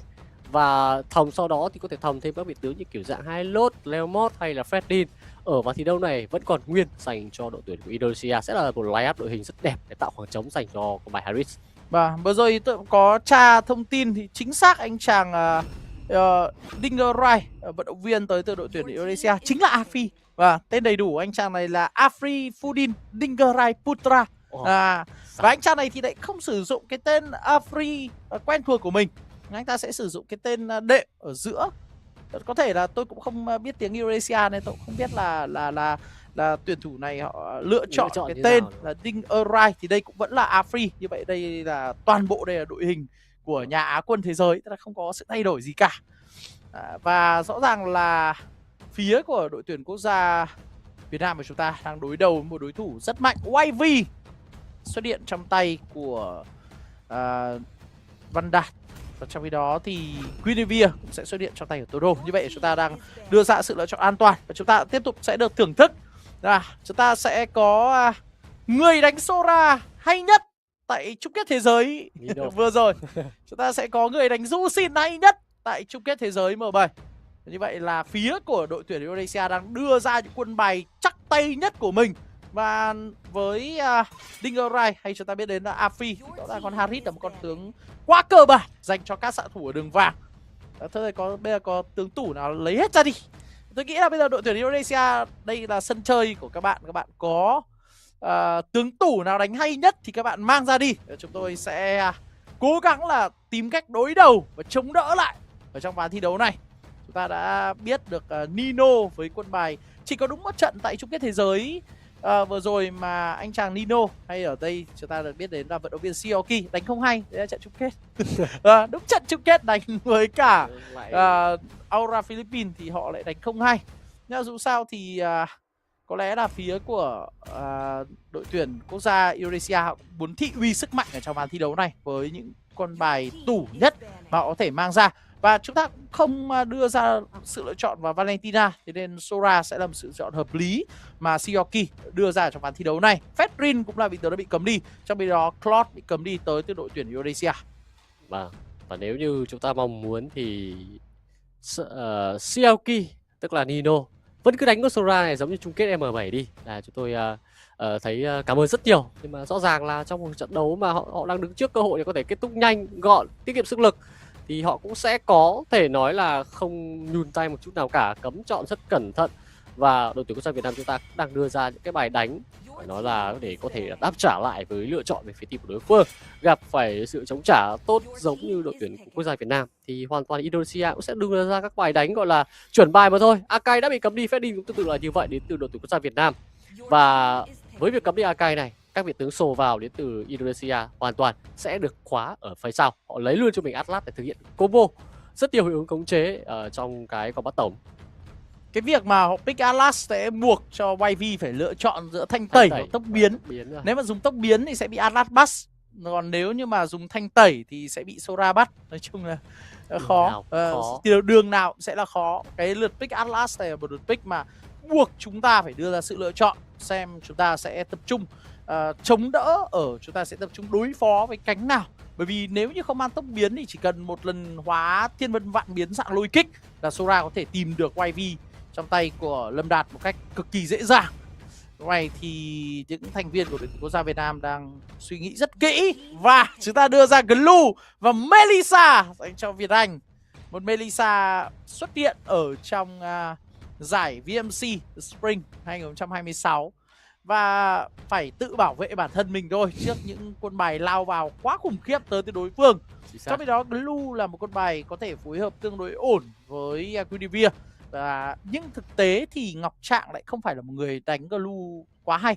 Ngọc Trạng đã có rất nhiều trận đấu sử dụng Glue, cũng có một số trận đấu sử dụng Glue tại giải vô địch quốc gia của Việt Nam. Tuy nhiên thì cá nhân tôi phải đánh giá là Ngọc Trạng cũng chưa phải là một người mà có thể gọi là đánh quá nghệ với con Glue ở trong các cái thế trận, đặc biệt là khi bị dồn ép. Đây là một cái trận đấu mà các quân bài của đội tuyển quốc gia Việt Nam cũng vẫn là quân bài kéo dài thời gian.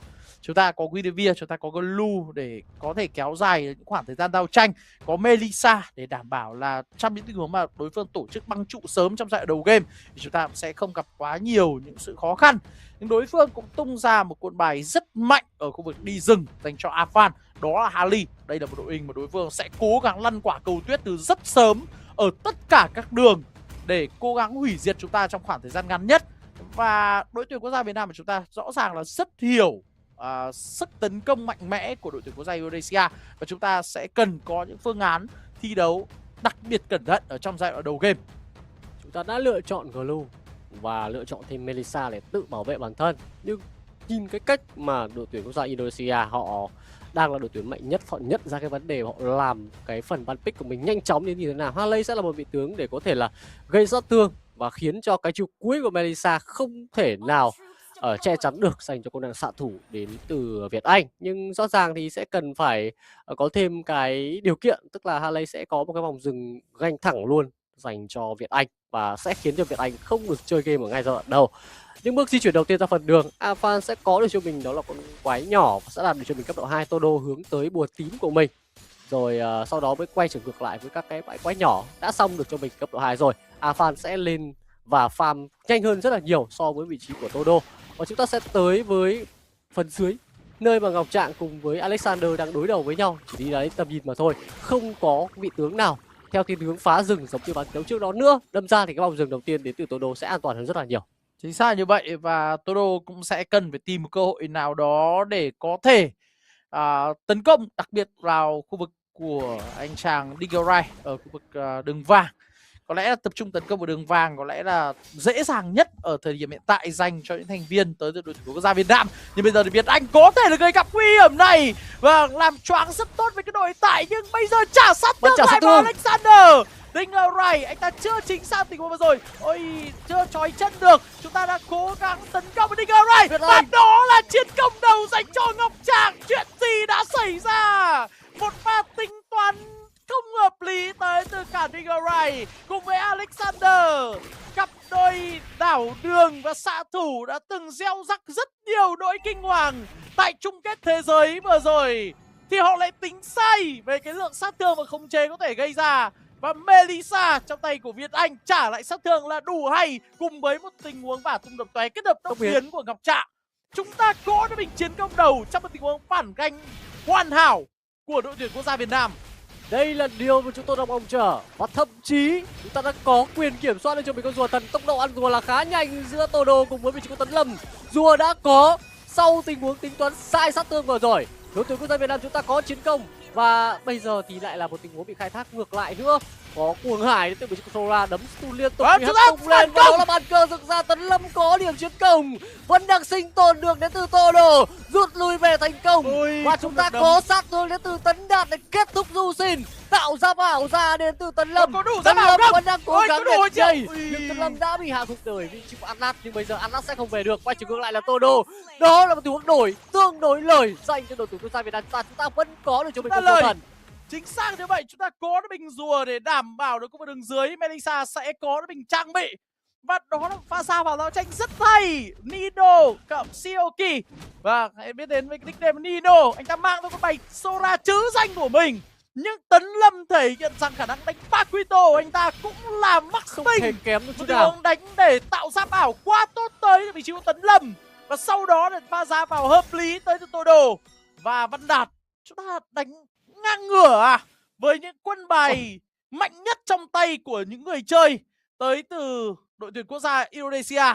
Ui, những lời đàm tiếu đâu rồi? Đúng rồi, nếu như mà đây, tôi nghĩ rằng là chắc là tôi phải nằm mơ khi mà những Haizumi, những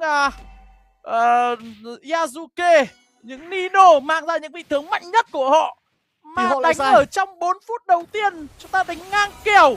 Và bây giờ là một tình huống Cuồng Hải, nhưng đây sẽ là một câu chuyện khó khăn dành cho phía của Tấn Lâm, khi mà Afan đã quyết tâm, họ bắt đầu quyết tâm tập trung vào khu vực đường kinh nghiệm của chúng ta để có thể hủy diệt. Nhưng đây là cơ hội cho Việt Anh được farm.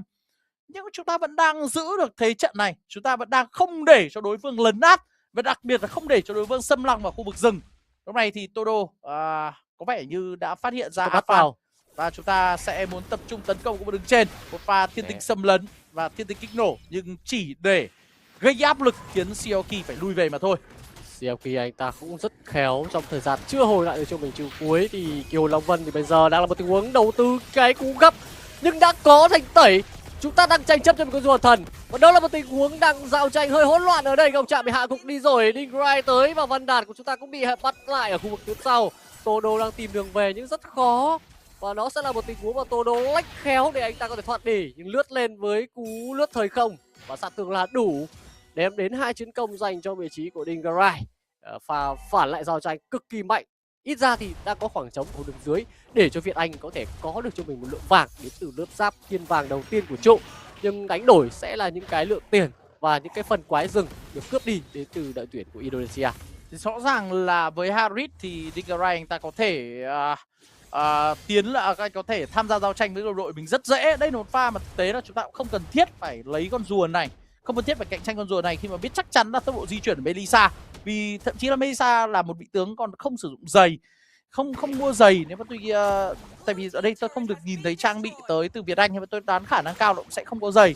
Thế nên là về tốc độ di chuyển tập trung trong tình huống giao tranh thì sẽ không thể bằng so với Harit được. Lẽ ra chúng ta có thể tính toán tới việc bỏ đi con rùa thứ hai, khi mà chúng ta là người đã kiểm soát con rùa đầu tiên. Chúng ta có thể bỏ con rùa thứ hai được. Trong cái thế trận mà đối phương đánh áp lực thì chúng ta chỉ cần kiểm soát một con rùa, đó là đủ. Lúc này thì DUNG đã xuất hiện trở lại ở khu vực đường vàng và vẫn đang thực hiện việc farm cách tương đối hiệu quả.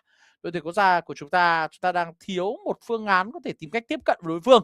Todo đang đứng chờ bụi để giảm áp lực cho Văn Đạt, tránh một tình huống mà đối phương chủ động tấn công, hất tung được Jusin. Nhưng tất nhiên là Jusin một pha thoát về. Ui, tốc biến combo gấp rất đẹp và Todo là người đã phải lên bảng điểm số mất rồi.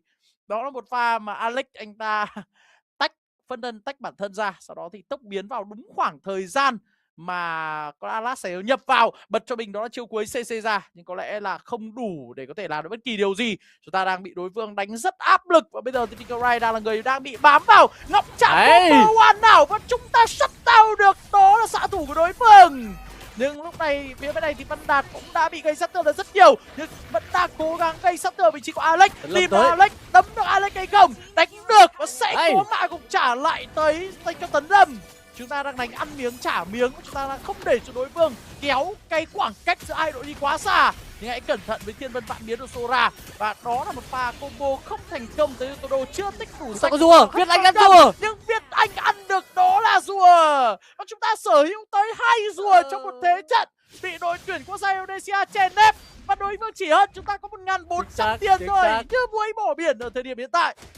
Cách biệt chỉ là 1.500 tiền. Chúng ta có tận 2 rùa với tình huống di chuyển ra kịp thời của Việt Anh. Ném đúng cái chiều 2 vào. Và bắn thường là có rùa thần rồi. Và rất quyết tâm đến từ Tấn Lâm và vị trí của Cào Trạng khi tốc biến ra để khép góc vào Afan, không cho Afan di chuyển vào trừng phạt cho mình con rùa thần. Và đã là một thời điểm phút thi đấu thứ 7 mà chúng ta vẫn đang có cho mình một cái cơ hội để có thể đánh gần như là không bị thua thiệt quá nhiều giống như ván thi đấu đầu tiên. Không hề thua thiệt gì tại vì đội hình của chúng ta lết hơn. Đội chúng ta về cuối game mạnh hơn so với cả phía của đội tuyển Indonesia. Atlas, Sora hay là Jusin nó sẽ bắt đầu bị giảm cái áp lực đi kể từ khoảng phút thứ 12 13 và kể cả Hali cũng như vậy luôn. Rõ ràng là ôi chúng ta đánh ngang cơ trong một ván thi đấu với Á quân thế giới. Full đội hình Á quân thế giới chỉ đánh ngang với chúng ta, chênh lệch về lượng tiền không đáng kể, khoảng 2.000 nhờ chất tướng ở trong giai đoạn đầu game của họ. Và đây là đội hình chấp vá đến từ đội tuyển quốc gia Việt Nam, tức là đã có các thành viên khác. Đúng rồi, và chúng ta đánh full team với một đội hình đến từ một đội chuyên nghiệp Á quân thế giới của Indonesia. Và bây giờ thì một pha tốc biến gấp rất tốt tới từ đối thủ, nhưng chúng ta vẫn chưa được sát thương. Tấn Lâm vẫn thoát được đi và bây giờ chúng ta cố gắng đánh ngược trở lại, có Việt Anh ở đây. Ôi nhưng Việt Anh đang cô độc quá, Việt Anh bị bốc về, không ai cover được Việt Anh. DUNG là người có nó bình mạ gục. Một pha mà tôi nghĩ rằng là Việt Anh đã có một góc tiếp cận không được đủ đẹp khi mà Ngọc Trạng cũng không có mặt ở đấy và Todo cũng không có mặt ở đó để có thể bảo vệ cho Melissa. Bây giờ thì phải hy vọng rằng là Melissa sẽ có đủ thời gian để farm. Con lót đầu tiên sẽ nằm ở trong tầm kiểm soát tới từ phía của đội tuyển quốc gia Indonesia mà thôi. Nên chúng ta vẫn đang kiểm soát được thế trận. Lượng chênh lệch lượng tiền vẫn đang nằm ở trong giới hạn cho phép. Dưới 5.000 vẫn là một giới hạn cho phép về sức mạnh. Và lúc này thì Todo đang bị đẩy lùi về. Nhưng đây là một trận đấu mà Todo vẫn đang farm dừng được. Nhiều người sẽ có thể nói là có thể đội tuyển Indonesia họ là đội tuyển mạnh hơn, họ đang nhường. Nhưng không, họ đang đánh những con tướng thủ mạnh nhất. Những con tướng đã giúp cho họ lên tiến tới được vị trí Á quân của chung kết thế giới. Họ đánh một đội hình mà tôi nghĩ là họ đang đánh với những team Liquid Indonesia hay là Serago Red Giant cũng nên. Và bây giờ thì có lẽ là Todo khó thoát được rồi. Một pha mà đối phương đã tập hợp ở phía dưới khá nhanh. Tôi nghĩ là tình huống đó thì có vẻ như là Todo cũng hơi chủ quan ở trong cái hướng di chuyển của mình. Todo muốn quay trở ngược lại khi mà Jusin đã mất đi thanh tẩy tay của Davin và để gây sát thương, nhưng mà đó là một tình huống giữ vị trí rất tốt để kêu gọi đồng đội tới đến từ đội tuyển quốc gia Indonesia và sau đó bắt lẻ được vị trí của Todo. Bây giờ thì đang là có một con lót ở khu vực đường giữa, húc được một nhịp, người bị kéo về đó là Cào Trạng mất tốc biến ăn luôn cho mình cái vòng lửa. Nhưng Tấn Lâm đang vòng lên đây rồi, và đó là tình huống chúng ta thiếu sát thương vào vị trí của DUNG. Vẫn đang quay trở ngược lại câu kéo với Giáp Bảo tạo ra với pháp trận thời không. Và Jusin là người hướng tới cái điểm tấn công đó, nhưng Davin đã bị chấm dứt bởi Todo khi không còn thanh tẩy và cái lu đang nhập được trên đầu với cho bán cái coi. Cào Trạng sẽ không đủ sát thương và chúng ta cũng sẽ không thể ra được.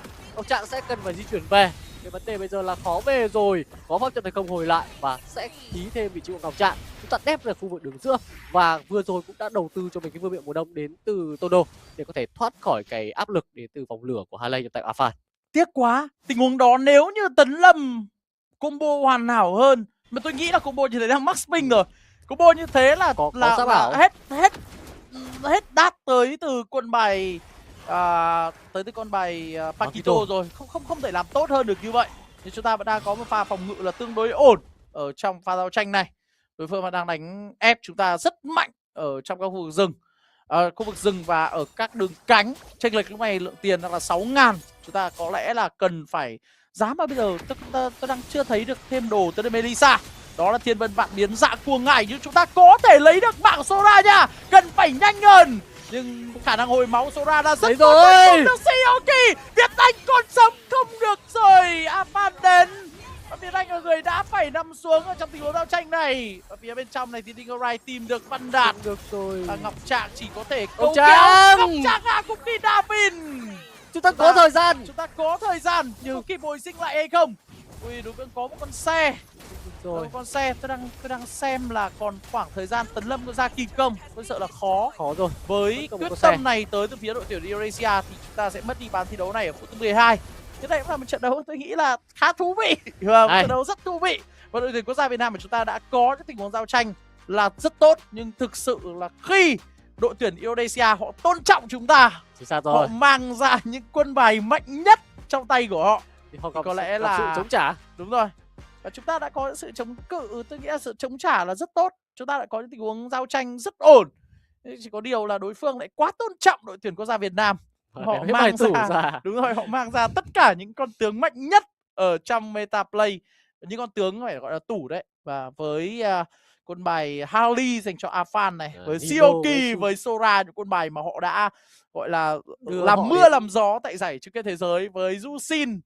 Và chúng ta rõ ràng là câu chuyện giao với Harit của Afi đã rất khủng khiếp.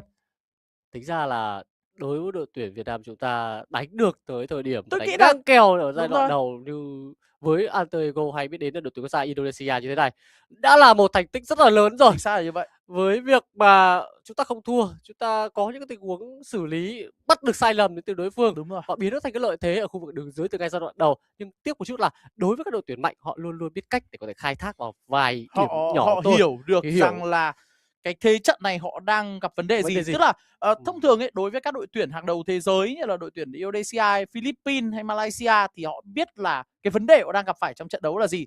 Ngay từ trong giai đoạn đầu game nhá, khi mà họ tổ chức một tình huống đánh ở khu vực đường vàng, họ sai lầm, họ để cho Việt Anh của chúng ta ăn được cho mình đó chiến công đầu. Họ ngay lập tức chuyển hướng tấn công và tấn lâm ở khu vực đường trên. Tại vì họ biết ấy, nếu như họ có đầu tư thêm thời gian xuống đường vàng thì cái việc mà xuống đường vàng sẽ là không khả thi. Và họ quyết định là thôi để cho Việt Anh farm. Nhưng họ sẽ tấn công mạnh vào cánh đường trên của chúng ta. Và lúc đó thì tấn lâm lại không đủ thời gian và chúng ta cũng không đủ khả năng macro, không đủ cái khả năng tập trung lại để có thể cân lại ván thi đấu. Atlas và Alexander, phải nói là cái khả năng cái kỹ năng chơi Atlas của Alexander, anh chúng ta đã biết với tên là Alex, nó là đỉnh cao.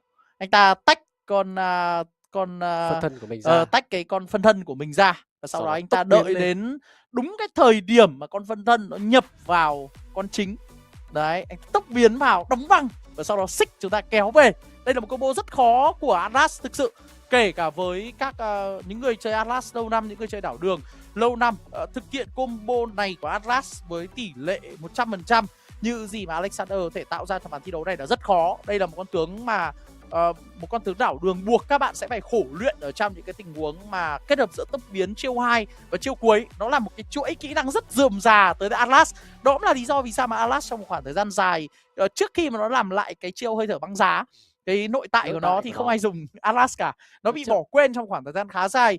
Cho đến khi mà cái nội tại của Atlas được sửa lại và dễ sử dụng hơn, đóng băng đối thủ trong cái khoảng thời gian mà cái màn xương nó được tạo ra, thì Atlas mới quay trở lại. Nhưng rõ ràng là Alexander với con bài Atlas đã thực hiện những combo. Và chúng ta được thấy là ở trong ván thi đấu trước đó, khi mà đội tuyển quốc gia Việt Nam Ngọc Trạng, một người chơi kỳ cựu, một tuyển thủ kỳ cựu ở vai trò đảo đường, cũng sử dụng Atlas, nhưng chúng ta không làm được combo đó một cách hiệu quả. Phải là một người chơi ở đẳng cấp thế giới như Alex thì thực sự là cái việc mà sử dụng combo này nó mới đạt đến mức độ hoàn hảo đến như vậy. Trận này cũng rất tiếc, rất nhiều tình huống mà Todo rồi thì Tấn Lâm đã có những pha ganh, nhưng chúng ta lại bị thiếu đi một chút sát thương. Và đối với cả những trận đấu khó khăn như đối đầu với đội tuyển Indonesia, một chút thôi cũng là chưa đủ. Đúng rồi. Và có một cái điểm tiếc nữa là ở khu vực đường giữa của chúng ta chỉ có thể lựa chọn các tốc biến thôi. Rất nhiều các lựa chọn Đúng rồi, khác chúng ta đến không từ đại diện của có Indonesia, họ lựa chọn tướng có nhiều hướng khống chế và khả năng bắt lẻ có ý nữa. đồ. Và có ý đồ để khiến cho đường giữa của chúng ta chỉ có thể lựa chọn giữa thanh tẩy và tốc biến, nhưng mà thanh tẩy cũng khó để có thể thoát khỏi cái vị Thì đã bắt bởi Harley ấy. đúng rồi. Nên là Thanh tẩy sẽ không thể thoát khỏi Harley và Sora, còn tốc đúng biến rồi, sẽ không thể thoát thoát được Atlas. Atlas và Jushin. Đây là một cái bài toán rất đau đầu. Rất đau đầu. Bạn tốc biến đi, Jushin xích xác linh đang bay theo. Đấy, bạn chỉ có thể lựa chọn một trong hai và bạn buộc sẽ phải đánh tốt ở cái cánh còn lại để đảm bảo là những cái vị tướng mà có thể gây nguy hiểm cho khu vực đường giữa sẽ không xuất hiện. Đúng rồi. Nhưng làm thế nào được khi đối phương đã quá tôn trọng chúng ta. Tôi cứ mong là cái này thì chia sẻ vui thôi. Tôi cứ mong là đội tuyển Indonesia họ chủ quan một chút đi, họ pick những cái quân bài mà nó đừng là những quân bài mà họ quá thuận tay đi. Nhưng mà rất tiếc họ mang ra đúng 5 quân bài mà họ thuận tay. Còn Atlas thì có thể là mới xuất hiện trong tay của Alex, vì Atlas thì thời gian ở đây mới được pick lại nhiều. Nhưng 4 con tướng kia thì 4 quân bài kia thì rõ ràng là Ý đồ rõ ràng đúng luôn. rồi, họ pick để họ hủy diệt sớm chúng ta, họ có lẽ là cũng đói rồi và họ cũng không muốn trận đấu giờ kéo mệt quá rồi đấy. dài. Bây giờ đã 20:30, họ nằm chung múi giờ GMT cộng 7 với chúng ta bảy. và họ cũng muốn chuẩn bị cho những trận đấu quan trọng ngày mai hơn, khi mà hôm nay chúng ta đã chứng kiến đội tuyển quốc gia Philippines họ hủy diệt đội tuyển quốc gia Malaysia nhanh đến như thế nào ở trong một cặp thi đấu.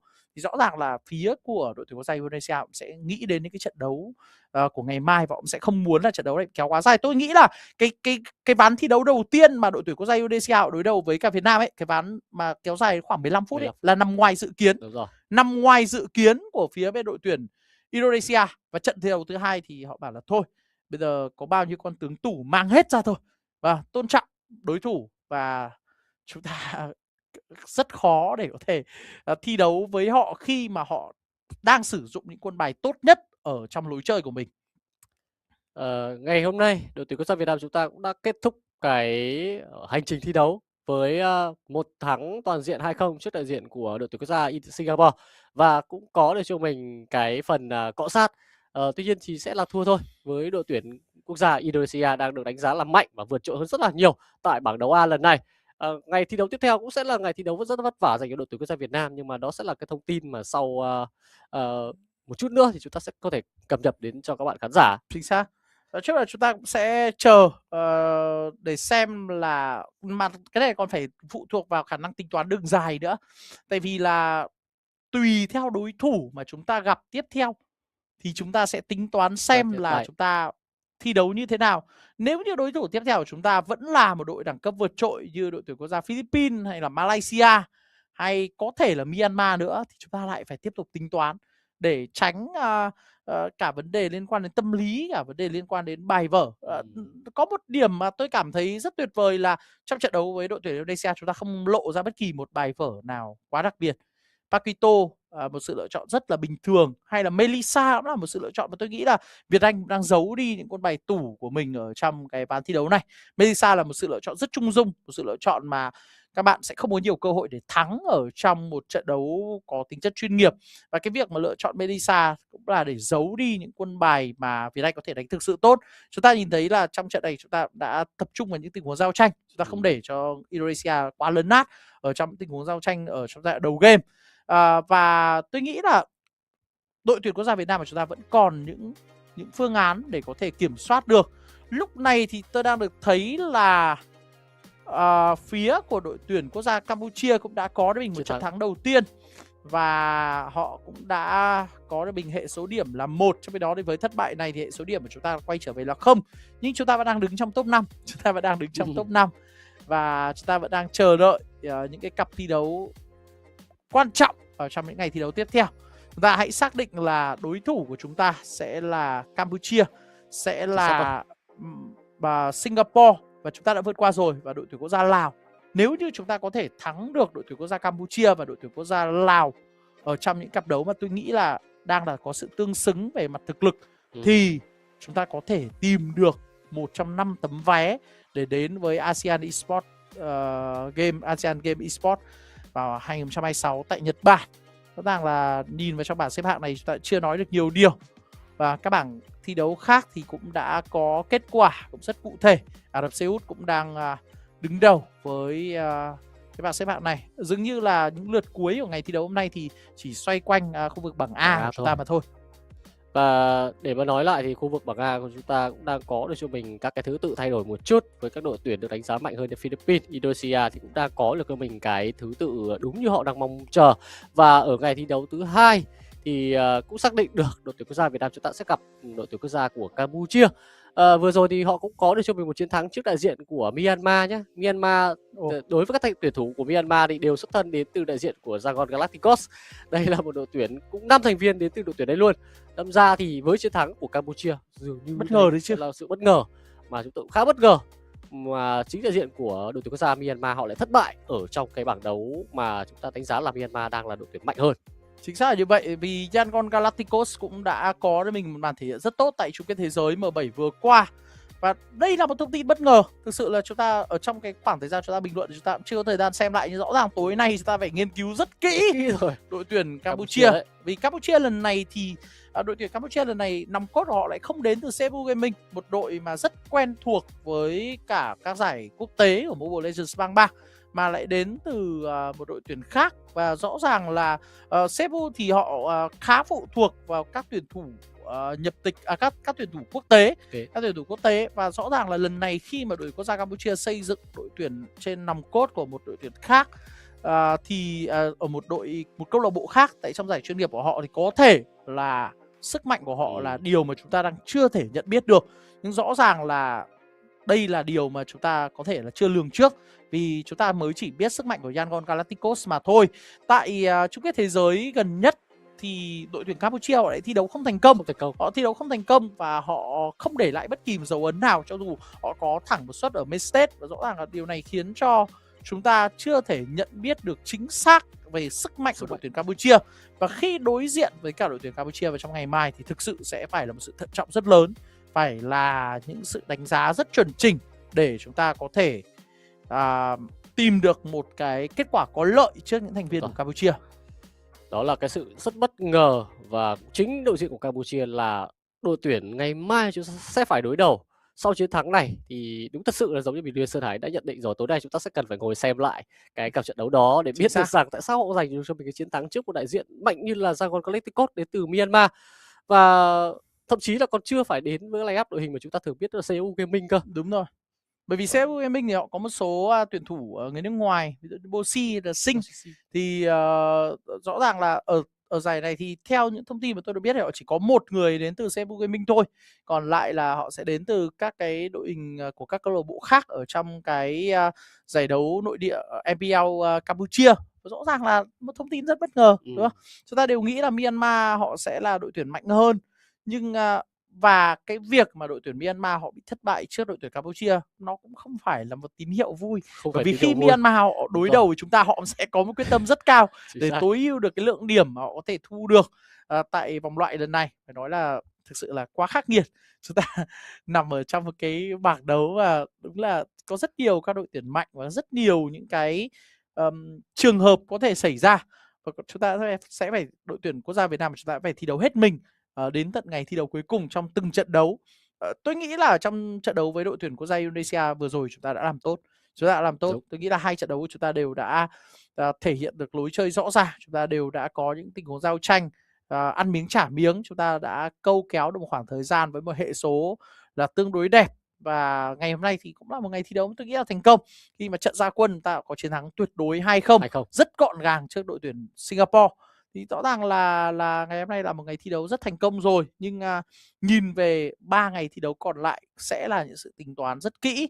Thật ra thì có một điểm mà tôi cũng cảm thấy rất là vui với đội tuyển quốc gia Việt Nam là cái bể tướng của chúng ta, khi mà chúng ta có sở hữu trong tay đó là Lâm Đạt cùng với Tấn Lâm, thì cái bể tướng ở khu vực đường giữa và khu vực đường kinh nghiệm chúng ta đã được mở rộng ra rất là nhiều, và nó tạo ra rất nhiều sự lựa chọn cho chúng ta ở trong những cái trận thi đấu tiếp theo.